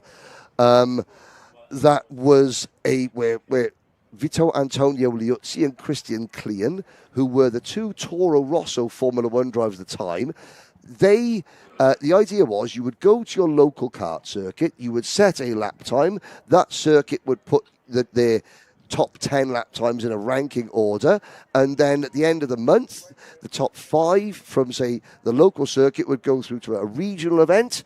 The regional finalists, 10 of them, I think it was 10, went to Cardiff Bay to race around on a street circuit at Cardiff Bay against Antonio Liuzzi and Christian Klein. How do I know that? Well, because, and this is my flex for the day, in 2006, when they launched the event, they invited a number of members of the media to a launch race where we could quite happily get our bottoms kicked by ex-world karting champion Antonio Liuzzi, current Toro Rosso Formula 1 driver, and nobody accounted for an ex-Raceway Cardiff employee that happened to know a little bit about indoor karting coming along and whooping some bottom. And I've still got the bottle of champagne that Liuzzi signed to me as the race winner. There's my flex. That's a great story. I'm sorry, Henry, I can't comment because I wasn't listening because I didn't have my cans on for a little bit there. Brilliant. It was only me. Sounded a great story. I've got some good news for you, though. Really? Yes. Tim Kansas just joined us. Excellent. So give him your cans. Oh, there we go. And you can now have a little break. Tim has been a part of the GX UK scene for a number of years. He's joined us just in time for our 100 UK seniors to head out for their first heat. Tim sits down. Tim, welcome to Karting Live TV, and I'm glad you've popped in. There's a lot of questions that are GX related, but at the moment we've got the TKM. Have you got any experience in TKM? So I've been out in them before. I was meant to be racing them this weekend actually, but unfortunately just couldn't really get to grips with it. So yeah, it's looking like I'm not racing in the category this weekend. But I mean, these things are fantastic to drive, and this is an awesome track to drive around as well. It really is. There's the grid then. Taking notice of the numbers. Leo Engels is on the pole. Oliver Misters is alongside Ben Miles to Samantha Topless at the front of the grid for this one. Paul Strether and Sam Hill are next up, and then we've got James Purchase, Ross Goodwin, James Murray, Thomas Hadley, Richard Wake, Finlay McDonnell, and then moving down the grid, Scott Williams starts alongside Stephen Semester with Michael Cornell and Evie Scaplehorn alongside one another. Ryan Gill starts alongside Adam Kelly, and then rounding off the grid with Marcus Gray, Lee Hackett, Dominic Pine, Mikey Cook, Matthew Lawrence, and the current champion, the number 1, starting there in the form of Ogden. What's his first name? James Ogden. Dexter Bergman's next alongside Simon Diver, John Stafford and Joshua Corp round off the field as we get ready for the start. And Tim Kansas is alongside us, so we'll get a bit of insight from Tim, who's usually we see you on the grid, Tim, but you this weekend, which you can explain, not running, but you have got a lot of involvement still in that paddock, haven't you? You're still busy. Yeah. There's still plenty of guys out there that I've been giving a hand to over the course of the weekend. I've got to also give a quick thank you to the guys who helped me with my kart yesterday. Unfortunately, we couldn't quite get it running, but cheers to everyone who helped. So it's a problem that manifested yesterday that stopped you racing. Pretty much, yeah. We didn't get enough testing in, unfortunately, but hopefully being able to watch this race will make up for it. Yeah, well, you've got a nice big screen here that you've got this best seat in the house here. We're going to follow this race through, off towards the and out of Henry's corner and into the first hairpin for the first time. And we get, what I've found with the 100 UK is because of the narrowness of the track, you get a lot of sideways 2x2, sometimes 3 wide action anywhere on this track, it seems. Yeah, definitely. There's a lot of grip out there on track this weekend. It's been so warm. So as you can see, these guys are right over the painted bit as well, just there. And it's a well-rubbered track, and we haven't had any rain to wash it off, have we? So there's a lot of rubber down. One of the big helps we have, because Access Karting now run the Vega tyre across all categories, the track actually rubbers in really nicely over the course of the weekend, so we've now got a beautifully rubbered-in racing line. So there's plenty of grip. You can go around the outside of people in places.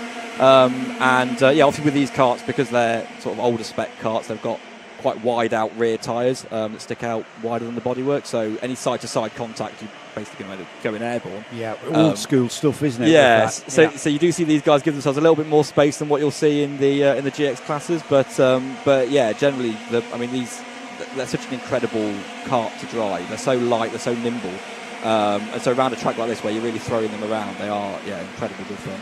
And there is, I do see drivers, and we're seeing them here as Leo Engels leads from Oliver Mister's Paul Strether.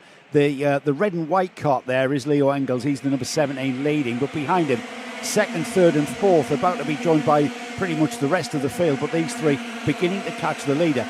The karts, you can clearly see the karts moving around underneath the drivers, and that's the sign of a quick kart, as we've got to move for that third place with Sam Hill moving in front of Paul Strether. Here comes Scott Williams in fifth, though. Keep an eye on the yellow and blue, yellow, white and blue of Williams coming through there as well. He's currently the O plate holder, and it'll not be long before he's joining in. Yeah, Scott's had a fantastic lap this lap. He's really close on this leading pack. Leo at the front, he's another of the usual GX senior drivers. So it's nice to see him doing well out there. He's still holding his own out the front. He's a young guy, come up from the juniors last year. As I say that's commentator's curse, isn't it? He loses the lead immediately to Ollie Misters. Oh, he's got it back again. Fair play. Yeah, that's what I mean. Side-by-side action into the hairpin there, and there's a lot of compromise going on there. He's trying to find a way down, isn't he, Oliver Misters? And the reason I would imagine, Tim, because he's aware of who's behind him, he's aware that this cart's coming, he wants to get past that and into that lead, or else he's going to lose that second spot. Yeah, exactly. That's the thing. It's sort of attack or be attacked in all of these categories. But definitely in the TKMs, the top guys in the series are so quick and clinical at making their moves. And all of this battling is basically just playing into the hands of Scott Williams there on the O-plate. Yeah, he's just letting the field come toward him. There's a little bit of gesticulation now. What's going on there, Tim? What are they? I think I know what they mean, but what do they mean? Sorry, yellow flag. Yellow flag. Yeah. Acknowledging yellow flag. Sorry, I thought he was waving him through or telling him, let's work together. As a move, the number 40 there has to fend off Scott Williams, trying round the outside at hairpin 2. And if Scott Williams is not careful, Paul Streth is going to come back towards him. There is definitely an element of working together with the drivers around you across all of these categories, really. Massively in the GX class, because we're sort of low-powered and bump drafting's worth quite a lot. But you find that on any sort of track like here at Buckmore, which is very fast and flowing, any sort of battling will cost you a lot of time. So you want to make sure that the driver behind you is not just making half moves all the time. So you sort of point forwards and say, come on, let's get away from these guys behind, and then you can start trying to make a move. As another move down the inside, but he's not going to quite make that because the hairpin now goes the other way. Scott Williams, meanwhile, is taking third place. So he's slowly making his way towards the front of the field as well. And we know how quick Scott is getting through traffic. He's going to start showing his yellow flag stops anybody having to go down the hill through Syme Sweep into the paddock turn, the right-hander there, and then up Damon Hill towards Garda. There's the move at Garda, though, textbook. Very clinical, straight through. Yeah, very nice. Let's have a look at the replay here. Out of paddock, up the hill here, and then as we go on the brakes there, I would suspect, Tim, is that the kind of braking area where we saw Scott just maybe holding back off that left-hand pedal. He's going to do it again here. And they're coming together. That's uncharacteristic. Now I've got to say for this class. Yeah, that doesn't happen very often, to be honest. I think Leo just about saw him coming, but it was quite a late move by Scott, so maybe he didn't know that he was actually down the inside. But Yeah, unfortunately a bit of contact, but hopefully both karts look like they're okay. Doesn't seem to be a bent axle or anything. So yeah, bent steering is usually the what manifests there. Yeah. That meant that has left the number 40 Sam Hill in the lead of this race, and he will show as there Leo is pulled over, the number 17 Leo Engels off the track along with the 38. I'm not sure whether that is whether they have anything to do with each other, but the number 17 was the early leader there for such a while, and he's going to end up with a retirement here as the number 40 Sam Hill leads. But down the inside into the first hairpin has gone Scott Williams. The Hill has come back at him. No, he has to settle because Scott Williams had the line. Yellow flags. Yellow flags as well. So I don't think they won't be able to make that move. But you can see that Scott's definitely had his eyes on the front of this field for quite a few laps now. So yeah, he's made a very good job of getting his way to the front. A little bit of contact on the way, but it's a shame to see that because Leo was doing quite well out front there. He was, and I'm not sure whether that 38 had anything to do with it. The 38, Lee Hackett, was down in 15th, and he's pulled off as well, so I'm not sure whether or not they were connected, those two karts coming off at the same part or retiring at the same part of the track. Things have settled down somewhat now inside the final 2 minutes. Scott Williams has got a bit of a breather from Sam Hill, who I think his day's not over. Sam Hill is under pressure from Oliver Misters on the black kart there, just behind him with the grey helmet. There you can just see them coming through the S's now, down the hill into Simon Swift. Just letting, I just love the way Scott's letting that car breathe through that those flat out sequence of corners there, just letting the rear end come around and then gathering it all up. It looks brilliant. Watching these top guys drive these karts down the hill through that fast section, it is absolutely incredible because they have the kart four-wheel drifting the entire way down there. And you can do it so nicely with these TKMs as well. They do naturally slide quite well, so it's all about the feel through the seat and watching the pros do it is really good. I would imagine though, Tim, you've got to get the kart handling well and get that balance, and you can adjust the handling and the grip on the rear by changing the width of the track, can't you? Yeah. So obviously we had yesterday where everyone was dialing in their setups. The track's a little bit different today. We've got a bit of cloud cover, so it's not quite as grippy as it was towards the end of yesterday, which probably actually suits these karts better because it means they can move around a little bit more. But yeah, I mean, the top guys, they know their karts inside out. They know exactly what they're going to do. They drive purely by feel, essentially. So whenever you get to see them sort of flat out at the front of the field, it's something to behold. It's quite impressive. Great stuff as we get towards I think it's going to be one lap to go board next time by, for sure, as Scott Williams looked in a settled lead in this race. Sam Hill, he's under pressure. He is under pressure from Oliver Misters. It's not pressure where he's kind of being nudged on the rear bumper quite yet, but he knows that if he makes the slightest mistake, Misters is going to be there, and it's Paul Strether coming back towards them as well as they go through the paddock turn, the right-hander there through the dip, and then up the hill, Damon Hill into Garda. It's going to be one lap to go board next time by for Scott Williams. And at this point, Tim, I suppose if you are in the seat, it's not a simple case of, for the guy there with the grey helmet, it's not just a simple case of, right, I'm going to catch him and overtake him now, because they're actually flat chat here, aren't they, on the edge? They're all giving it absolutely everything. Saw a little bit of a mistake there from Scott, just a little bit wide. They're still all pushing as hard as they can, and they know full well the minute you make a mistake, you step out slightly wide, something like that, the guy behind will be right on you. So this is actually probably the most stressful bit of the race, even though it looks like they've all settled down into their positions now. This is where it looks settled, but it's not. Is it? Yeah. You start getting massively in your own head about what the guy behind's doing. Hearts are pounding as we come up the rise at Herbert's Rise there and into Cafe Corner. It will be the checkered flag or the checkered flag board that will be seen first by Scott Williams from Sam Hill, Oliver Misters, Paul Strather, Michael Cornell from 18th on the grid up to 5th there. Great drive from him. Ben Miles was 6th. And then we had Thomas Hadley. But I think the biggest mover, once again, Matthew Lawrence from 27th up to 8th, doing dual duties, Matthew, out in two classes. As we see the rest of the field then come through to take the checkered flag. We'll have our official look at the result, as the karts that have retired from this one are recovered. There is the result then. Scott Williams from Sam Hill, Oliver Misters in 3rd, Paul Strather 4th, Michael Cornell, great drive from him, up to 5th. Ben Miles was 6th, and then in 7th, Thomas Hadley from Matthew Lawrence, Ross Goodwin, Ryan Gill, Marcus Gray, James Purchase in 12th. I'd be happy with that, will James. Lee Hackett, James Murray, Joshua Cope, Mikey Cook, John Stafford, Samantha Topless 18th, and then in 19th place we had Dexter Bergman, who went out, Leo Engels we lost, Dominic Pine, Richard Wake, Stephen Semester and Simon Diver all ended up as retirements from that one, as did Finley McDonough, Evie Scaplehorn and Adam Kelly didn't, with the drivers there who didn't quite get off the line there at the start. Probably worth a quick shout out to James Purchase, obviously the man who, yes, for who this event is it's taking place basically thanks to his hard work and dedication towards this category and this class. He's put a huge amount of work into it. So yeah, he'll be happy with 12th place there. I think he'll be hoping for a bit more towards the end of the day. But yeah, well done, JP. Good shout. It was. Are you okay, Tim? Henry will step in now. Yeah. But can you hang on because we've got GX UK seniors no after problem. this junior heat, and I want to talk more about GX. And I want to talk more to you about getting me backside into one of these carts when you guys visit Warden Loyal for the September round. Sorry, say again? These are pro karts on the dummy grid now.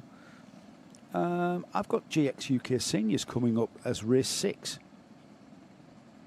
Am I wrong? Is this program wrong? This is the pro karts next. Right. Well, what does my say? Is it mods then GX Juniors? You see, I've got race 5 as that one. GX Pro Karts are next. Yes, sorry, I was looking at the wrong one. 100 UK Seniors was the previous group. Sorry, hang on. We'll do all of that again. Right, we'll do that again. So stay for this one, if you like.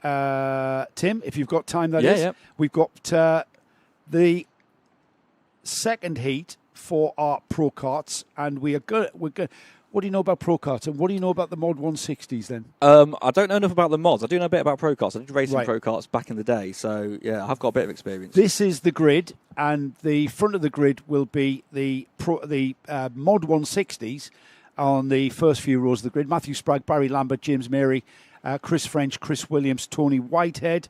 That's your mods. The regulated Pro Karts start with Nick Williams and Dominic Hemp, Ed Cox and Peter Stott, with Michaela Potas and Christian Bellaby.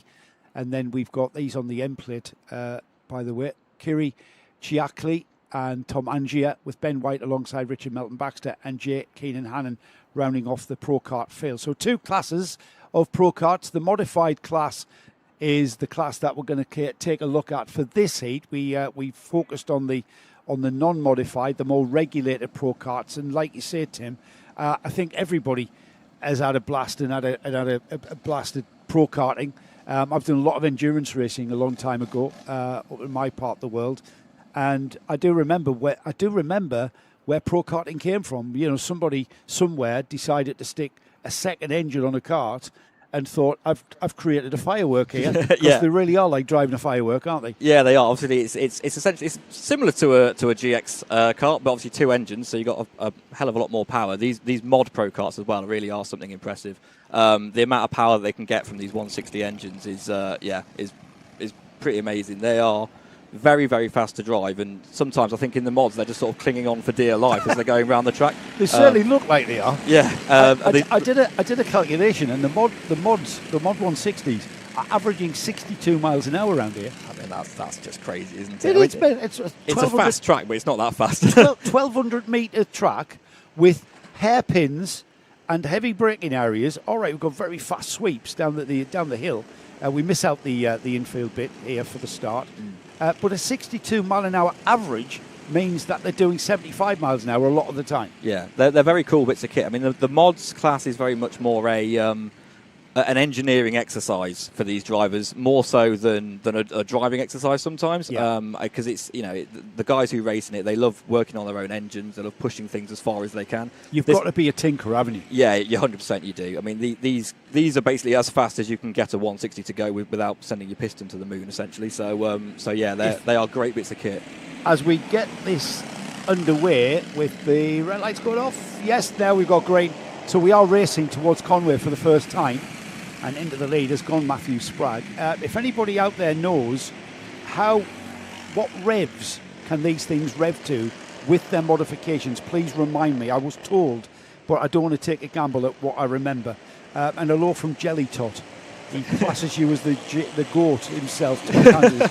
Yes, he's fan. So Tim's already accrued a fan. He's already accrued a fan club. He's only been here 10 minutes. I'll do an autograph session outside. Autograph session, book signing session. The mod sports, as I call them. I like the term mod sports. The mod 160 Pro Karts are off and completed their first lap. Things beginning to string out here as Matthew Sprague will cross the line in the lead, and it's James Mary who takes second place across the line for the first time. Chris Williams, Chris French, Barry Lambert. We've lost Tony Whitehead. Again, I think he had a non-start in the first heat as well. So at the moment, we've got 5 modified Pro Karts who look like we're about to see a bit of a scrap developing for third between Chris Williams and the number 46 of James Mary, challenging for what is second and third. Is that I see Matthew Sprague ahead of him as he goes down the inside. Good move that. And takes the lead at Garda. Takes the second place at Garda. And this is not over, is it? Or is it? You could see there when he made that move how much wider he had to go, because obviously you're trying to get these things slowed up. It looks like there's a problem there for James Mary. It's a slow ball. Slow down. Yeah, right. So that yellow, possibly. We've had something happen in the. There it is. It's the number 5. That Rich Melton Baxter's kart. That's a shame. I don't know what's happened to him. Is that becoming movable or something? We've got something locked in the rear axle. Stop that kart rolling. Yeah, because you can normally roll them away quite happily, but I don't know what's happened to Rich. He's sat there just behind the barrier. Hopefully he's all right. But he's a GX Senior graduate into this category. There's a couple of them actually that have moved up from GX Seniors into the Pro Karts. Obviously, we run the same engine as the standard GX200 Pro Kart. It's a sealed engine, isn't it? Yeah, it's a sealed GX200 engine, the same as you run in pretty much any other Pro Kart. Who are the engine suppliers for the GX? RPM do the vast majority of them. They're probably the biggest hitters, but there's also companies like Monkey Motorsport, RPM. Venom Motorsport, and GXT, companies like that. So there's a fair few places you can go to buy your engines. It's not a monopoly for just one engine builder like some categories are. And they're not thousands of pounds, are they? No. So you can buy a brand new engine off the shelf for about £850, one of these GX200s, and it will be pretty much as good as anything else out there. Yeah, it's just basically.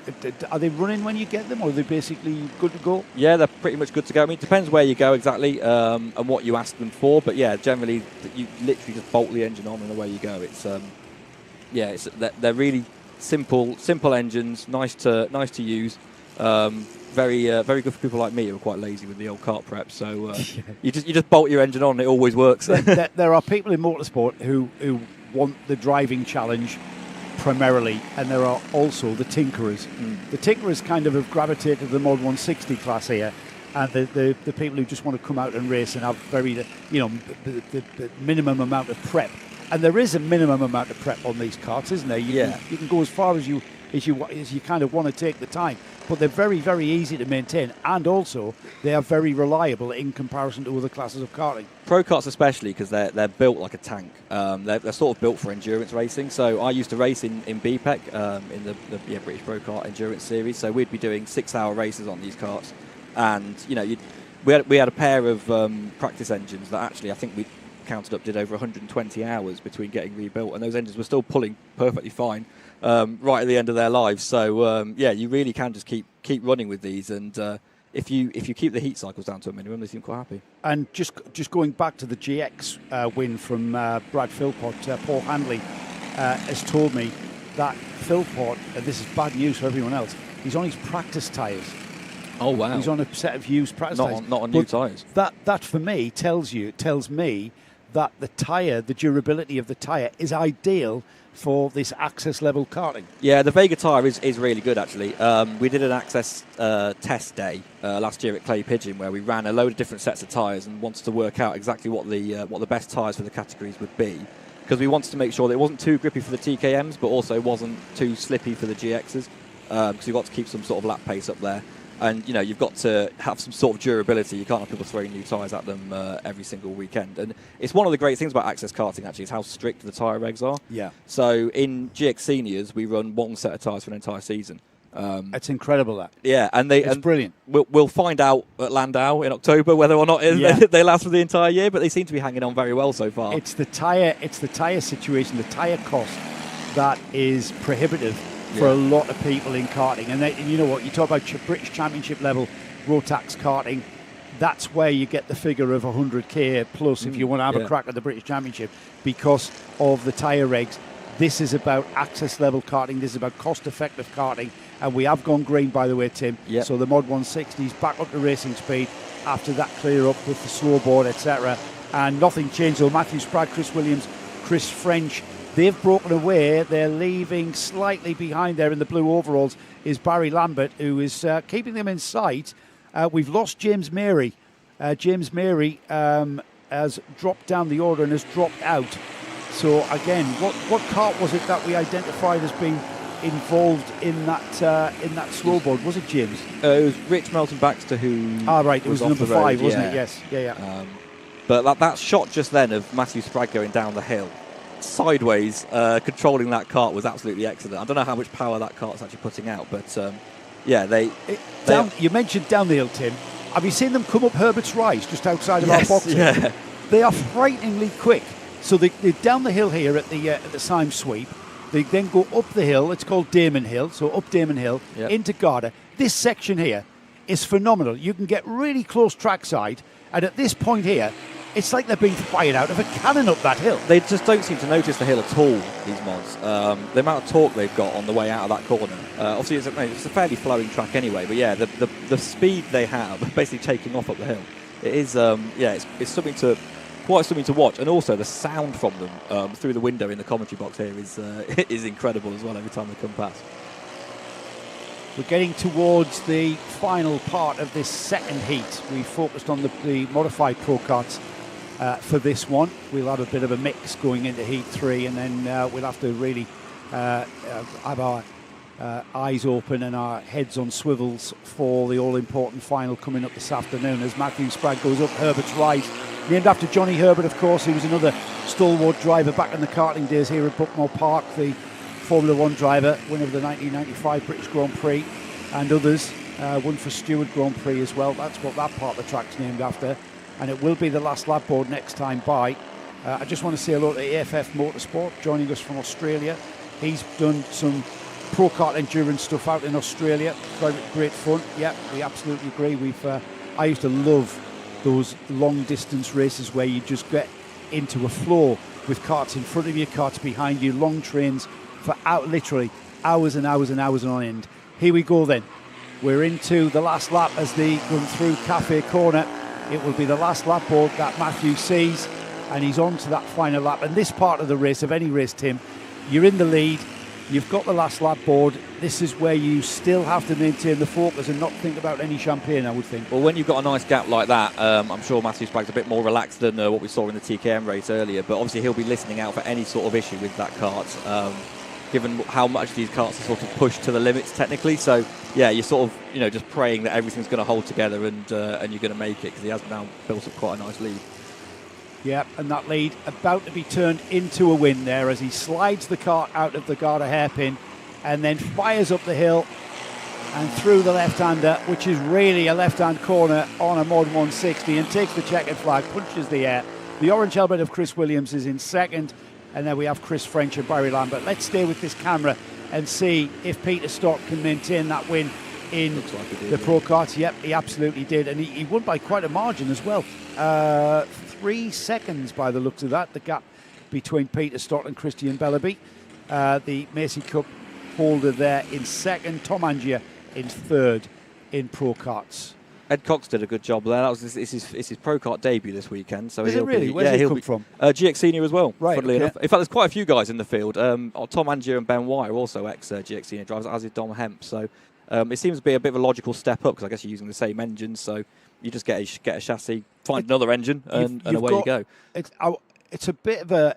It's a similar driving style as well. The single-engine GX karts, it's all about momentum. But so is a Pro Kart. Yeah. You're just going faster, but it's still all about momentum. Because of the weight of the kart, it's really heavy. Yeah. You can't really throw it around and go sideways because you just scrub off speed. There are definitely similarities in how you drive them, especially in this category where we've got the fairly sticky, for Pro Kart standards, Vega rubber. You do have to keep the kart pretty straight and make sure you're getting good speed through the corner and good corner exit speeds. There is your result then. Matthew Sprague and Chris Williams from Chris French, Barry Lambert, They are your Mod 160s. The winner of the Pro Kart class, the GX UK Pro Kart class, was won by, again, Peter Stott, the number 1 current champion, from Christian Bellaby on the Macy plated kart. Tom Angier into Pro Karts. This time he was third. Then we've got Ed Cox, Ben White, Kiri Chiakli. Michaela Potas was next from Dominic Hemp, who went out of the race. James Merry we lost after 9 laps. Tony Whitehead again 9 laps. Nick Williams and Richard Melton Baxter brought out that slow board, didn't they? And Jay Keenan Hannon for some reason didn't take the start. Tim, thanks for popping in. Please feel free. We've got another set of heats coming. So if you want to pop out, I'm going to tell you where we've got our next GX seniors, because I'd like to, when is it? 3 heats time? Right, yeah. I mean, by all means, stay in our palatial conditions, yeah. It's nice and cool in the here. Bars, the bars are open as well. They're serving cocktails here in the Buckmore Park Drivers Lounge. It's much more luxurious this side than it is in the paddock, I'll tell you that. Yeah, and it's we've got air conditioning. But thanks again, Tim, for popping in and offering some great insight. I want to get you back for the GX class, so just hang about. Yep. Feel free to be your guest and have a cocktail, and we'll welcome back Henry, who's had a break. For our next one coming up is the 100 UK. So hang on, this is completely out of sync, my timetable. But thank you again to Tim Kansas. It's 115cc TKM's out next for their second heat. Sorry, Henry, I didn't turn you off there, but welcome back. I know you haven't gone far, mate. You were watching that Pro Kart race intently, weren't you? I was. Yeah, the reason for the slow board, I think it was one of the 2 drivers. Couldn't quite get the number. The number 4 car who was a little hobbling to an ambulance. It was the number 5, Richard Melton Baxter. Yeah, who was in a little bit of discomfort on the track. Sort of got up out of the cart, had a little sit down, and then sort of gingerly made his way back. Did you see what happened? Did you see the incident? It was 2 carts coming out of turn number 2, and they sort of tripped over each other. And I didn't see whether one of them hit the barriers or not. But as I was standing outside, of course, you've got this wonderful amphitheatre. You'll notice the trees that line the circuit.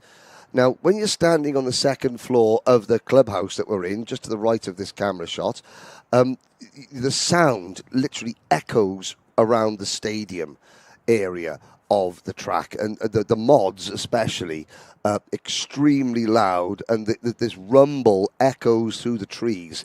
The race before that, I was out listening and watching the racing, and there's something about the sound of a full field of 100cc TKM karts, again, echoing through the trees. Here is a look at your starting lineup for 115 UK Heat 2. Charlie Machin and Matthew Glazebrook on row number 1. Mark Sturdy and Ollie Robson on row 2. James King and Ryan Cole on row 3. Pete Newman and Guy Hefford. Adam Jenkins and Jack Goodyear.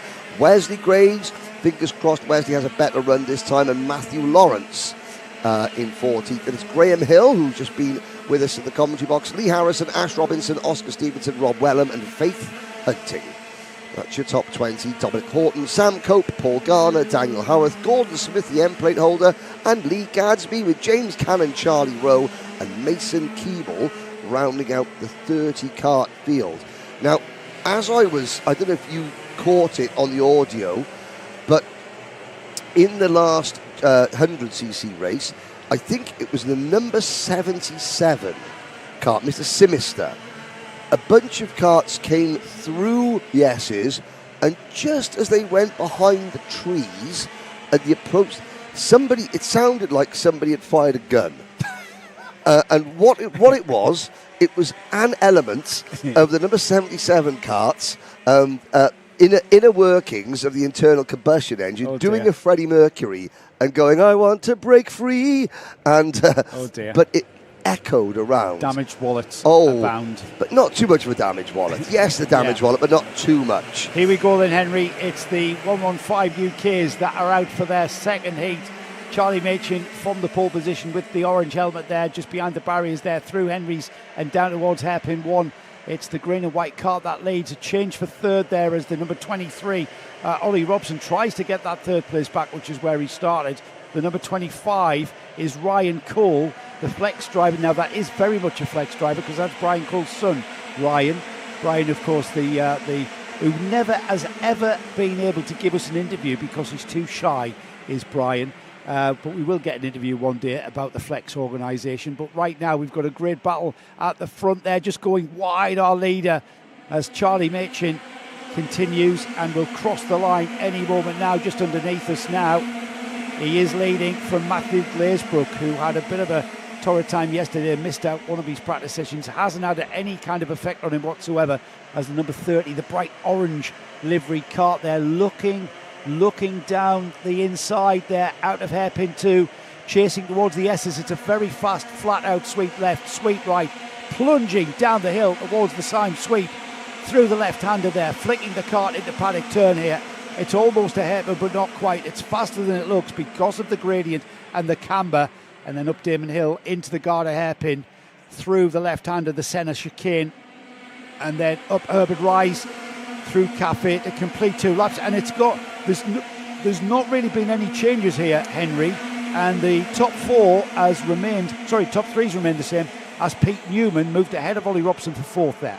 Yeah, there's the number 30 kart, Matthew Glazebrook. That Intrepid graphics kit was the same Intrepid graphics kit used by George Russell to win the European KF3 Championship back in, I want to say 2013, 2012, something along those lines. The rest of the field, you can see Graham Hill there, the white kart with the luminous yellow stripe down the side of it. Graham is up at 8th position. Wes Graves up into P9.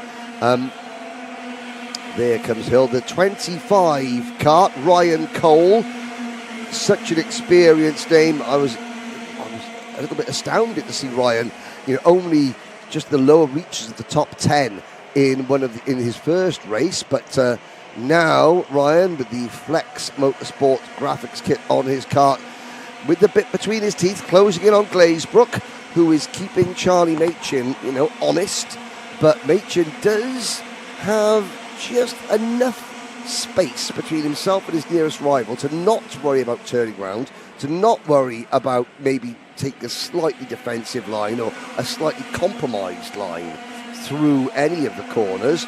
They complete lap number 4.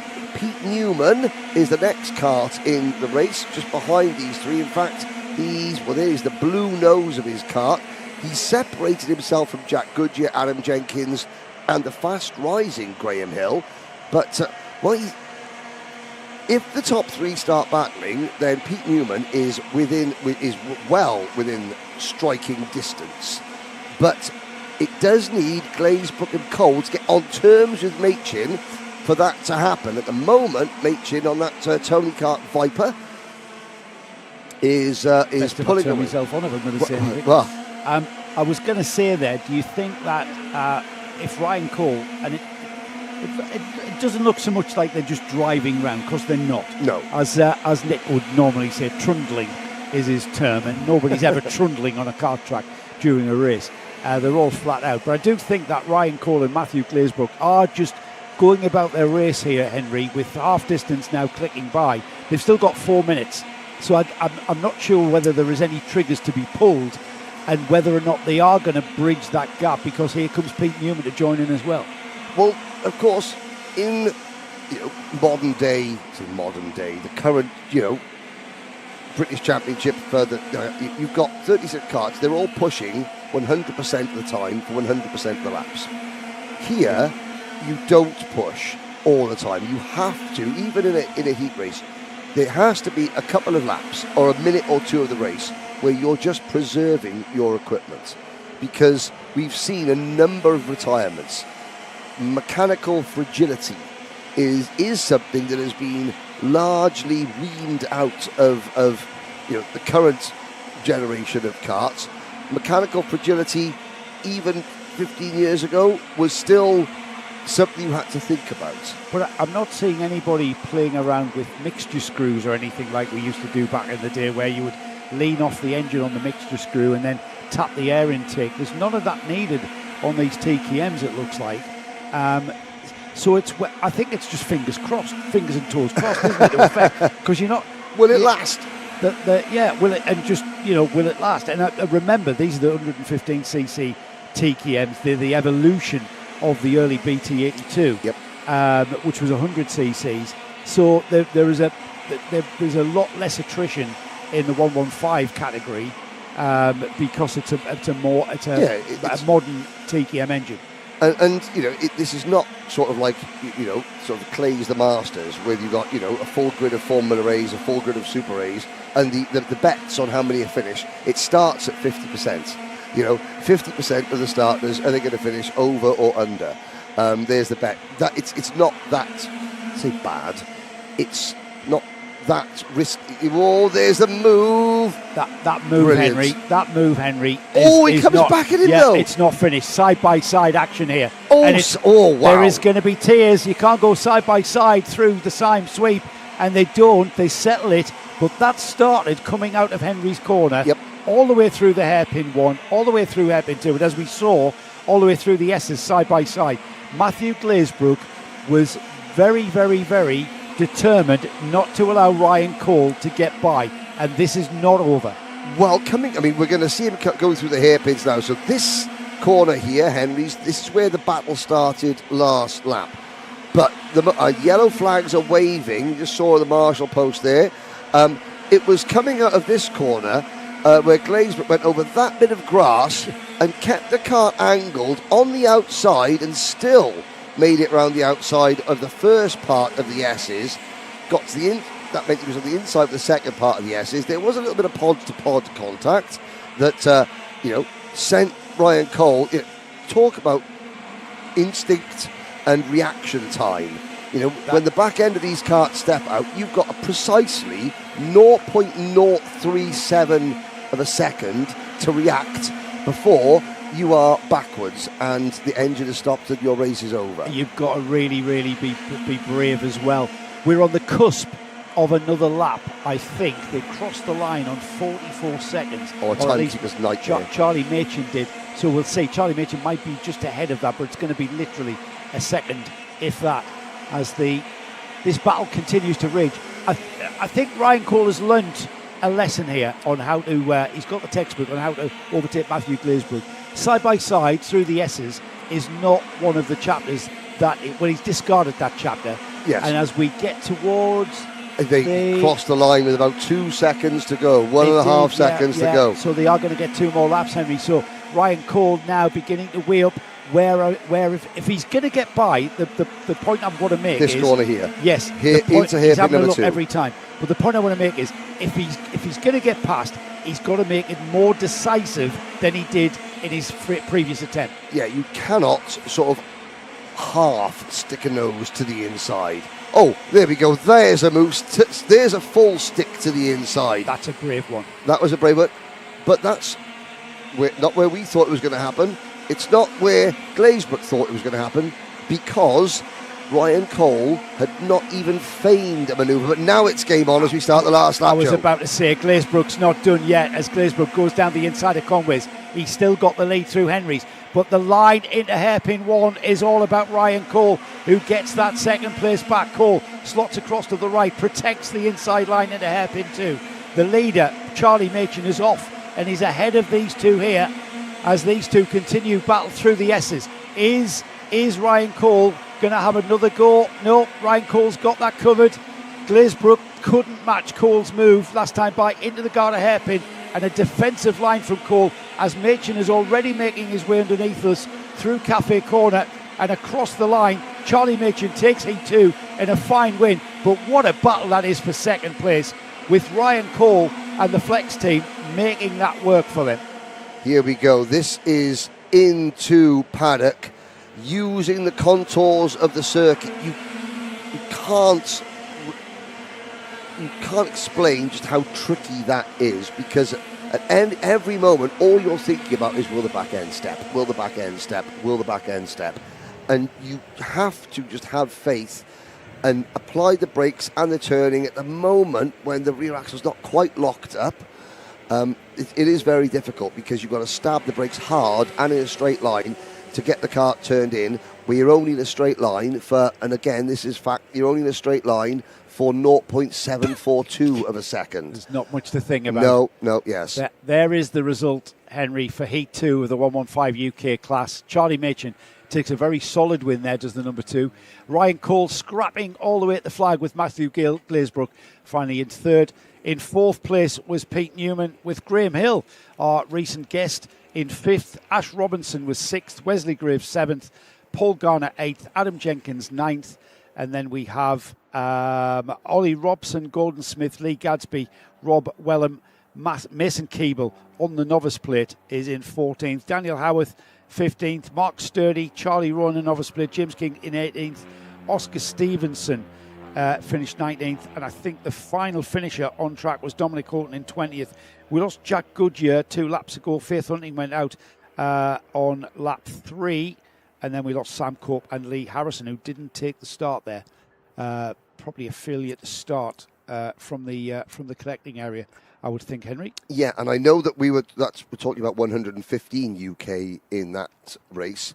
In 100 UK senior, I don't know if you noticed, but James Ogden failed to start again.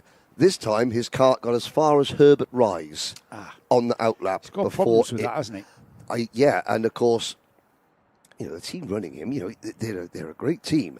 Sometimes, those of you thinking, oh, it's brilliant, this karting, it's easy.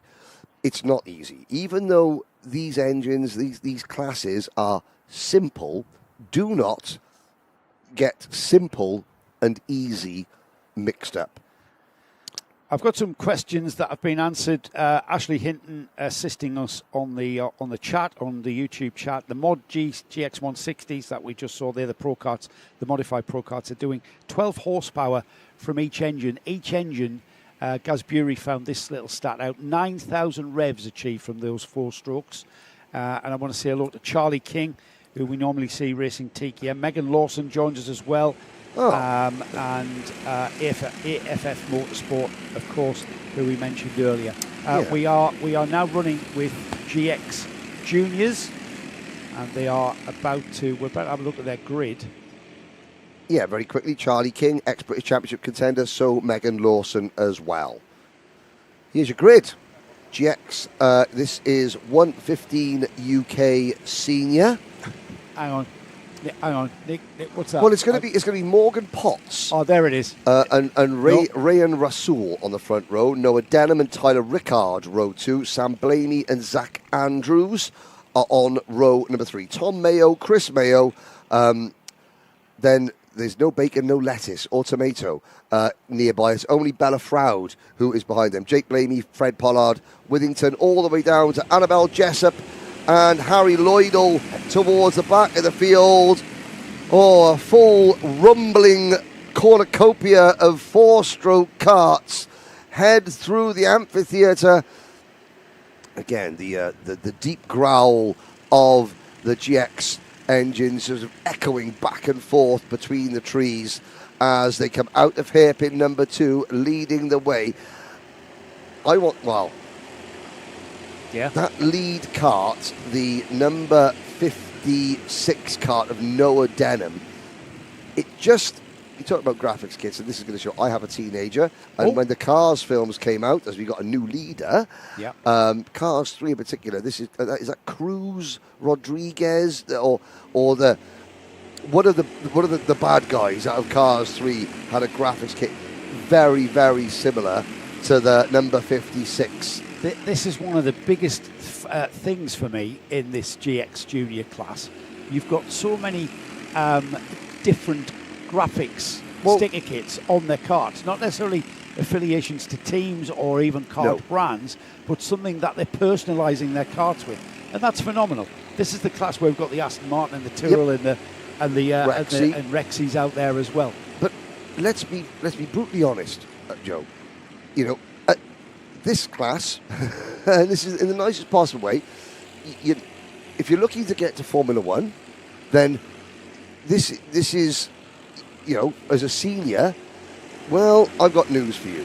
How about we try 100 UK Senior or GX UK Senior instead of trying to get into Formula One? So why not just make your kart a reflection of you. Make it look like your favourite car. Make it look humorous because it's a reflection of your personality. And also, it stands out on the telly. And it gets talked about because when you get two geeks, historic motorsport geeks like Henry and I, you will get mentioned. This is turning into a cracking GX battle, isn't it? It's what we've come to expect. Sam Blaney on the Dragon Plate and also vice champion for the Access Series, currently in the lead from Noah Denham and Tyler Rickard. But this is kind of a waiting game. Now, just behind those three, Morgan Potts, Zach Andrews, Alexander Robertson, they're not far behind, and they are gaining, and maybe the science is going to come into play with a bit of slipstreaming, going to draw the 4th, 5th place karts towards these three, because at the moment, Henry, they're quite happy to play a waiting game and just wait for their moment before they have any kind of challenge on one another. Yeah, I mean, settling 5.25 minutes to go. And of course, the reason that I think we're seeing them, and as I say this, you could just see Noah Denham sort of look to the outside or just take a slightly different line through the Symes sweep to make Sam Blaney potentially a little bit worried about him, having a dive going to Paddock Bend. The dive didn't happen. Why did the dive happen? Because they all know that their main rivals may not be right at the front because they may have been starting at the back. So why give our rivals starting at the back more of a chance of a great result from their rear grid start by battling side by side like this with 4.5 minutes to go? Because you never know. You're looking down the order on the top right-hand side of your Karting Live TV screen. You've got your scoring pylon. Have a look up and down. Names up there. There's probably a name, and I'm saying this because I'm new to this, probably a name in about 10th to 15th place that the leaders are most worried about coming through the field. So they play nice, they work together. Well, a prime example of this is not that far down the field, actually, but Morgan Potts is carrying the number 9. Tyler Rickard is in the 3rd place kart there. As we've got an incident at Cafe. That's a big one. That's a big hit on the inside of Cafe there, just spearing out of sight there. As they turn in here, what happens here? This is side by side. He gets a little bit sideways, doesn't he? I'm not quite sure what line the kart on the left-hand side of the screen was kind of taking there. It seems that has not had any effect on the running of this race, and things have continued on. And now, Henry, we've got a challenge for the lead that has been coming. Noah Denham right on the rear bumper now of Sam Blaney. Yeah, looking up, and look at that, the 56 of Denham looking over his shoulder just to gauge where Potts and Rickard are. He'll then know how much time he has to attack Blaney before the cavalry arrive on the scene. Yellow flags waving at the base of Herbert Rise. You can see the big gouge in the barriers on the inside of Cafe Corner where that driver, and again the driver that went into the barriers, I'm sorry I didn't catch the number, but he was being squeezed, and he probably I think it is the MS kart who's about to be caught. Yes, so I think that could have been Evan the 98. Withington. Was it the 98 Leo Coles? Yes, because he's about to be lapped, and because he's obviously dropped down the order. So Leo Coles moving to the outside, I think, yes. Well, we lost Evan Withington on lap 4. Ooh. And I'd be very surprised if the kart that struck the barrier there on the right actually continued. So Evan, he's got his fan club watching in on the live stream. Unfortunately for Evan, we're surmising that he was involved in that incident and has subsequently had to pull in. So as the lead battle rages on, we wish Evan well and hopefully see him out for Heat 3, as Sam Blaney and Noah Denham have now been joined as Morgan Potts has gotten ahead of Tyler Rickard. Riley Potts not that far away in 5th place. So now we have got a 3-kart battle beginning to ensue with just under 2 minutes remaining. It's still all up for grabs, and whether Sam Blaney, we know how quick Sam is. He won the Dragon Plate at Landau, and then he came second. He was vice champion in this class in last year's series. So he's going to be a tough task and a tough ask to get by him. And there are literally 2 different parts of this circuit. The top section, the stadium section, and the bottom section. The hills, the crests, the rives, the new extended part of the circuit. Blaney looks a little bit stronger to the bottom half of the circuit. Denham looked stronger through the top half of the circuit. So now, Denham wasn't able to make a move on Blamey on this lap.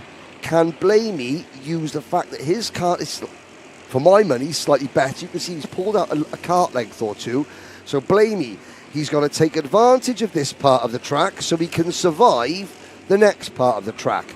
Two separate circuits all in one. Now, Denham has a bit more of an advantage through these next corners. You can see Denham is right on the rear bumper of Blamey. When he looks to the inside, he's looking. Blamey says no. He was contacted. They were right on the rear bumper, and his the nose cone contacted the rear wheel of Sam Blamey, and that's cost him daily because Morgan Potts has now moved a side by side through the S's, not quite over. They do possibly go side by side through the Syme sweep. They saw themselves out before Paddock, but we've got a change of second place as Morgan Potts has gone ahead of Noah Denham, and it's Morgan Potts now leading the charge towards Sam Blamey.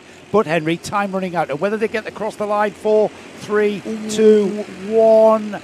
No, they haven't. Have they? It is. It's the last lap. Gone out. Yeah, it is the last lap. Has Blaney seen that? Because the timekeeper had to wait to the very, quite literally the last second before putting that out. So hopefully Blaney has seen it. These two, Potts and Denham, definitely have seen it. Rickard is hoping that, they really go to town on this last lap because Rickard is there as well through into fourth position, through the top four now.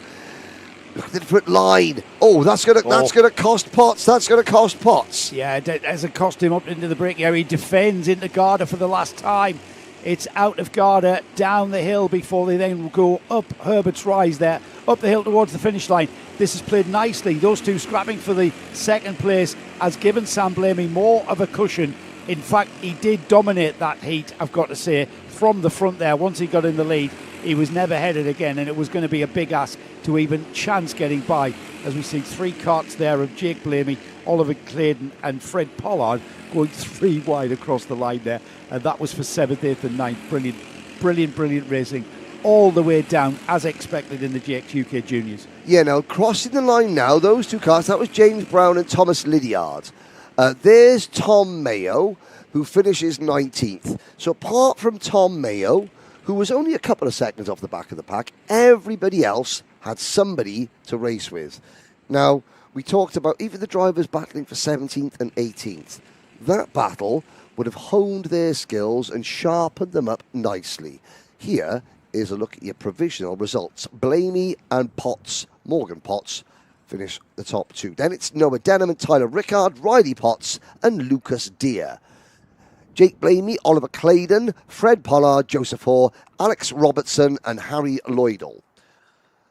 Then Alfie Nichols finishes in 30th. Out of Bella Froud, Chris Mayo, Rayan Rasool from the front of the grid. He slips back to 16th, followed by James Brown and Thomas Lydiard.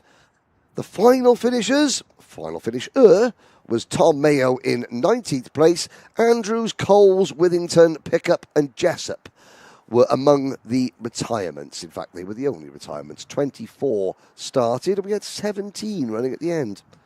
Yeah, it's pretty good. We had that incident, obviously, where we lost a couple. Hopefully they are okay and will indeed be out for the 3rd and final heat. No lunch break here in the Access Karting Festival. We've got to get through all of our heats and then on through straight away with the finals. That's concluded, actually, the 2nd round of heats. We are into our 3rd round of heats. Are we not? What's next then? Hang on. I want to synchronise my.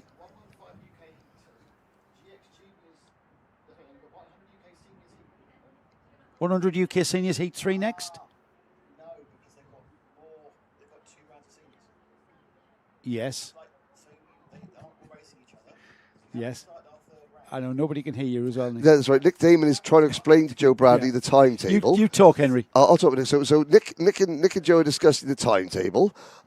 We're looking down, and the family atmosphere, the family sport here. There are lots and lots of families here. Some of them looking a little bit more lobster-ish than others. I was There's a few people walking around. I think, a bisque would look Can I lovely. just say, these are my people. These are basically where I come from in Kent.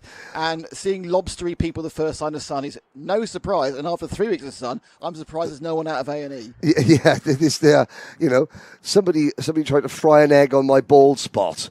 It was that hot last week at Le Mans, and it's been. You can see the yellow grass, the sun-bleached grass in the Garden of England. We haven't had any rain here for 6-7 weeks. Really? Yeah. I mean, we haven't had any rain in South Wales for 6-7 years, but then it never rains in the South Wales Riviera. I've heard that. Of Barry Islands. We've clarified the timetable. Yeah, okay. I was right and I was wrong at the same time. We are moving into. We haven't finished the heats, the second roll of heats. Sorry, are we talking karting, Joe, or are we talking just relationship guidance in general? That's a very good point. Right, but I was also wrong. Yes, yeah, absolutely. And why were you wrong? Oh, because my wife was right. Yeah, that's the reason I'll do it. Well, effectively a third wife, but that's another story.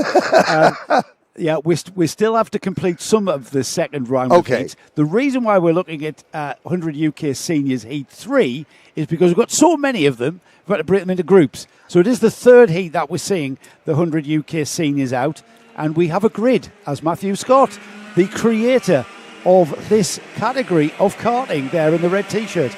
Adam Kelly, Evie Scaplehorn on the front row, Edward Scoffin and Bradley Dyson are next, with Cody Pennington, Matt Rivett on row 3. Row 4 is James Phillips and Sean Taylor, with Samantha Topless and Callum Bergman with John Stafford next up. Have we got is it only a short grid, Nick?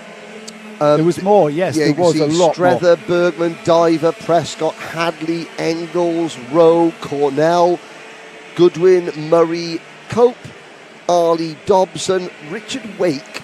Now, there's Richard Wake. You just saw him trying to get that Karts out. Oliver Warner is out in this one. But correct me if I'm wrong, but Leo Engels was, and I'm not getting my hundreds and my 115s mixed up there, but wasn't Leo Engels involved in a collision while battling for the race lead about 3 races ago? Yeah, that was the 115s. Yeah. Oh, that was the 115s. Yeah, that was the 115 TKMs. Okay. This is the 100cc TKMs, the older, the initial iteration of the TKM engine. Getting ahead of myself, I was. Tim's still with us. Tim, are these BT82s? Yes, they are. So this is the first iteration of... and what's the 115s called? What are they? The TKM BT? Can't remember. Right, we'll clarify that. Who knows? Well, anybody out there know what the 115cc TKM engine is? That their moniker? These are the BT82 TKMs that first appeared in the early 90s and have been a big part of UK karting, and certainly access level karting is what it is all about for this class of karting, and indeed certainly what we're all about this weekend. Herbert Rise, the 12 kart of Evie Scaplehorn, the 74 of Adam Kelly. Scaplehorn, the pink race suit, does a decent job of not getting dropped. She slots into second place. That is about as good a start from the outside of row number 1, Joe, as it is possible to get. So well done, Evie Scaplehorn loses second, now going into hairpin number 1. I think that was the number 45 kart with the yellow NASA panel. Was it the 40? Yes, it was. Edward Scoffin moving into second. And looking back, the next kart behind Scaplehorn now, the second driver in a pink race suit, is the number 93 of Bradley Dyson. Isn't it great to see so many entered in this junior category of 100 UK? It really is phenomenal to see. This is senior. Sorry, this is seniors, yes. Yeah, 100 UK seniors. Michael Cornell has only 59 just got entries, out. by the way. Yeah, superb. And that's for a class that is a retro class. Now, I know that if you want to buy a brand new TKM two-stroke package, there are championships that still run modern TKM classes. Does the NKC have a TKM class? Yeah. It does. Yeah. But I mean, Access Series so is the home of 115 UK. So that, I mean, aptly named, isn't it? This is entry level karting, and this is where you start. If you want to find yourself a package, then people like Flex, people like just contact your local car dealership. they can find you chassis and the like for the modern TKM Carter. This is more of a historic class of karting, as we've had it coming together. The number 12 there of Evie Scaplehorn. Oh, spin! Hang on, hold on to your hats, ladies and gentlemen. Cody Pennington. So first of all, Evie Scaplehorn. Started here. And then they're 4 wide. You've got the Nigel Mansell replica crash helmet on the inside, escaping the scene of the crime. On the outside, I think in the pink race suit, the second pink race suited driver was, I believe, Bradley Dyson, who was also involved in that. Here's your race leader, Adam Kelly, by 0.8 of a second over Edward Scoffin. Look at James Phillips, though, in third place, just crossed the line there. Fastest lap of the race for him, 44.3. Everybody's gone green. Everybody's gone green apart from James Phillips, who went purple. So he is on a charge there. The black cart there in that third spot, the green overalls, you can see just behind him, I should say, Matt Rivette and Sean Taylor with Paul Strether, Daniel Mentz coming through. Daniel Mentz from 20th is now up to 7th. So he's on a charge, and that's them through there. All of that gaggle of carts. There's a change for second. Down the inside, banging, wheel banging going on, up Herbert's Rise. It settles down before Cafe, but that was a cracking bit of driving there from the two. The Edward Scoffin and James Phillips here had not finished, Henry. No, they had not. Scoffin and Phillips running, sometimes Marshall on track. The incident marshals have been exemplary so far this weekend, because you've got a lot more carts than usual not finishing a race, because when you rotate these carts, you don't just press a button and carry on. No, the cart dies, and it is very, very tricky. I'm not even sure if you're allowed to get back up mid-race and push yourself back onto the circuit. You're allowed to do it once. You're allowed to do it once. I didn't know that, Tim told me. Okay, thank you, Tim. Handy having Tim at the back, isn't it? Because the amount of officials on track, you've got race directors, assistant race directors, and flag marshals. Back in the day, and I believe we're going to use that phrase a lot, when you had the number 15 to the inside, Matt Rivette on Edward Scoffin, and Scoffin, well, he came from a long way back, did Matt Rivette. He gets a good run out of turn number 2, and Scoffin is checking, and what Rivette does, he backs out enough so he doesn't cannon into the side, but he doesn't back out so much that Phillips could then take the normal racing line. So Phillips was still compromised into the next series of corners as they come and try again. This is using all of, I'm not sure, I mean, there isn't such a thing, I think, as track limits being policed, but we used more of the track, a bit of track that we didn't even realise was there from the number 74 there as he continues on. Keeping that lead is all important for Adam Kelly, and he's doing everything he can. But James Phillips, just look at the charge he's on. He actually looks quicker than Adam Kelly. He's literally been able to go from left to right and Kelly gets it a little bit sideways. That cost him up the hill towards Garda, and that cost him daily, Henry. Yeah, indeed. There is the number 23 car, James Phillips, the man, all in black, with a white crash helmet and luminous yellow gloves, so not quite all in black. Black apart from the bits that are white and luminous yellow. Phillips, Kelly, Scoffin, Strether. Then it's Menza, Rivette. And looking down, look at that. Sean Taylor, P7, 1.8 seconds behind the race leader. Now, we know karting, Joe, and 1.8 seconds can be an awful lot, but it can be very little as well. 1.8 seconds separating the top 7. Any one of those with 2.5 minutes to go, in theory, could still win. You say, why? That seems very unlikely. Watch what happens, not like here where Paul Strether calmly and cleanly picks off the number 45 kind of Edward Scoffin to go into P3. 2 minutes to go. Yeah, the drivers that could be favourites are the drivers like Strether, who have got momentum, who have coaxed and cajoled their machinery for the first 9 minutes, and now gloves are off. Let's see how many places we can pick up and make a final bid. It's just making progress all the time. The red cart there of Paul Strether has made progress through the field from 16th on the grid. He's now 3rd. That progress now has brought him to the rear bumper of Adam Kelly, for that second spot. Move. And here goes, that is a move behind Strether.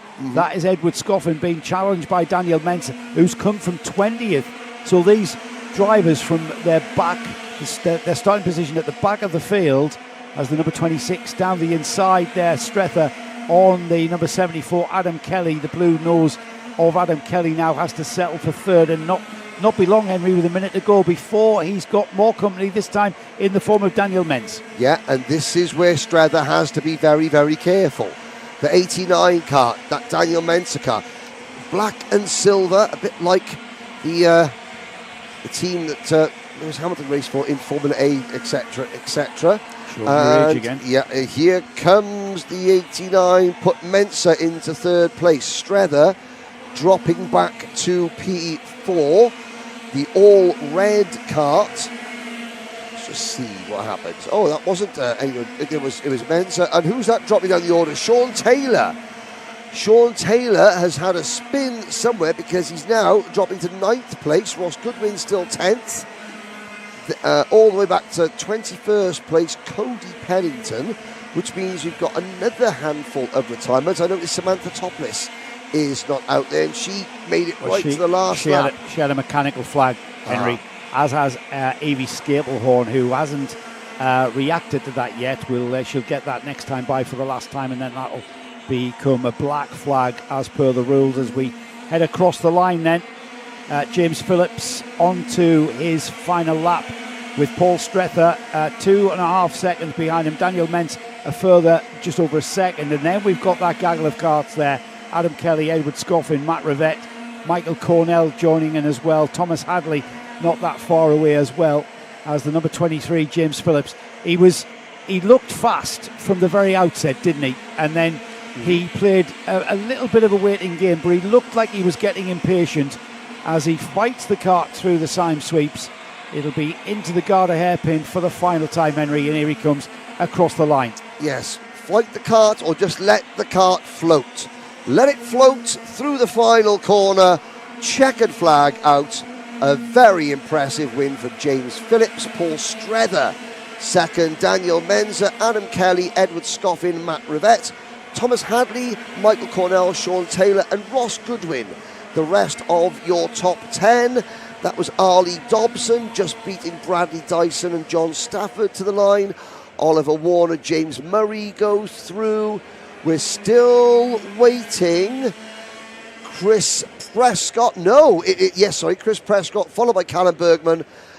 Cody Pennington completes the list of finishers, 20th overall. There goes Cody.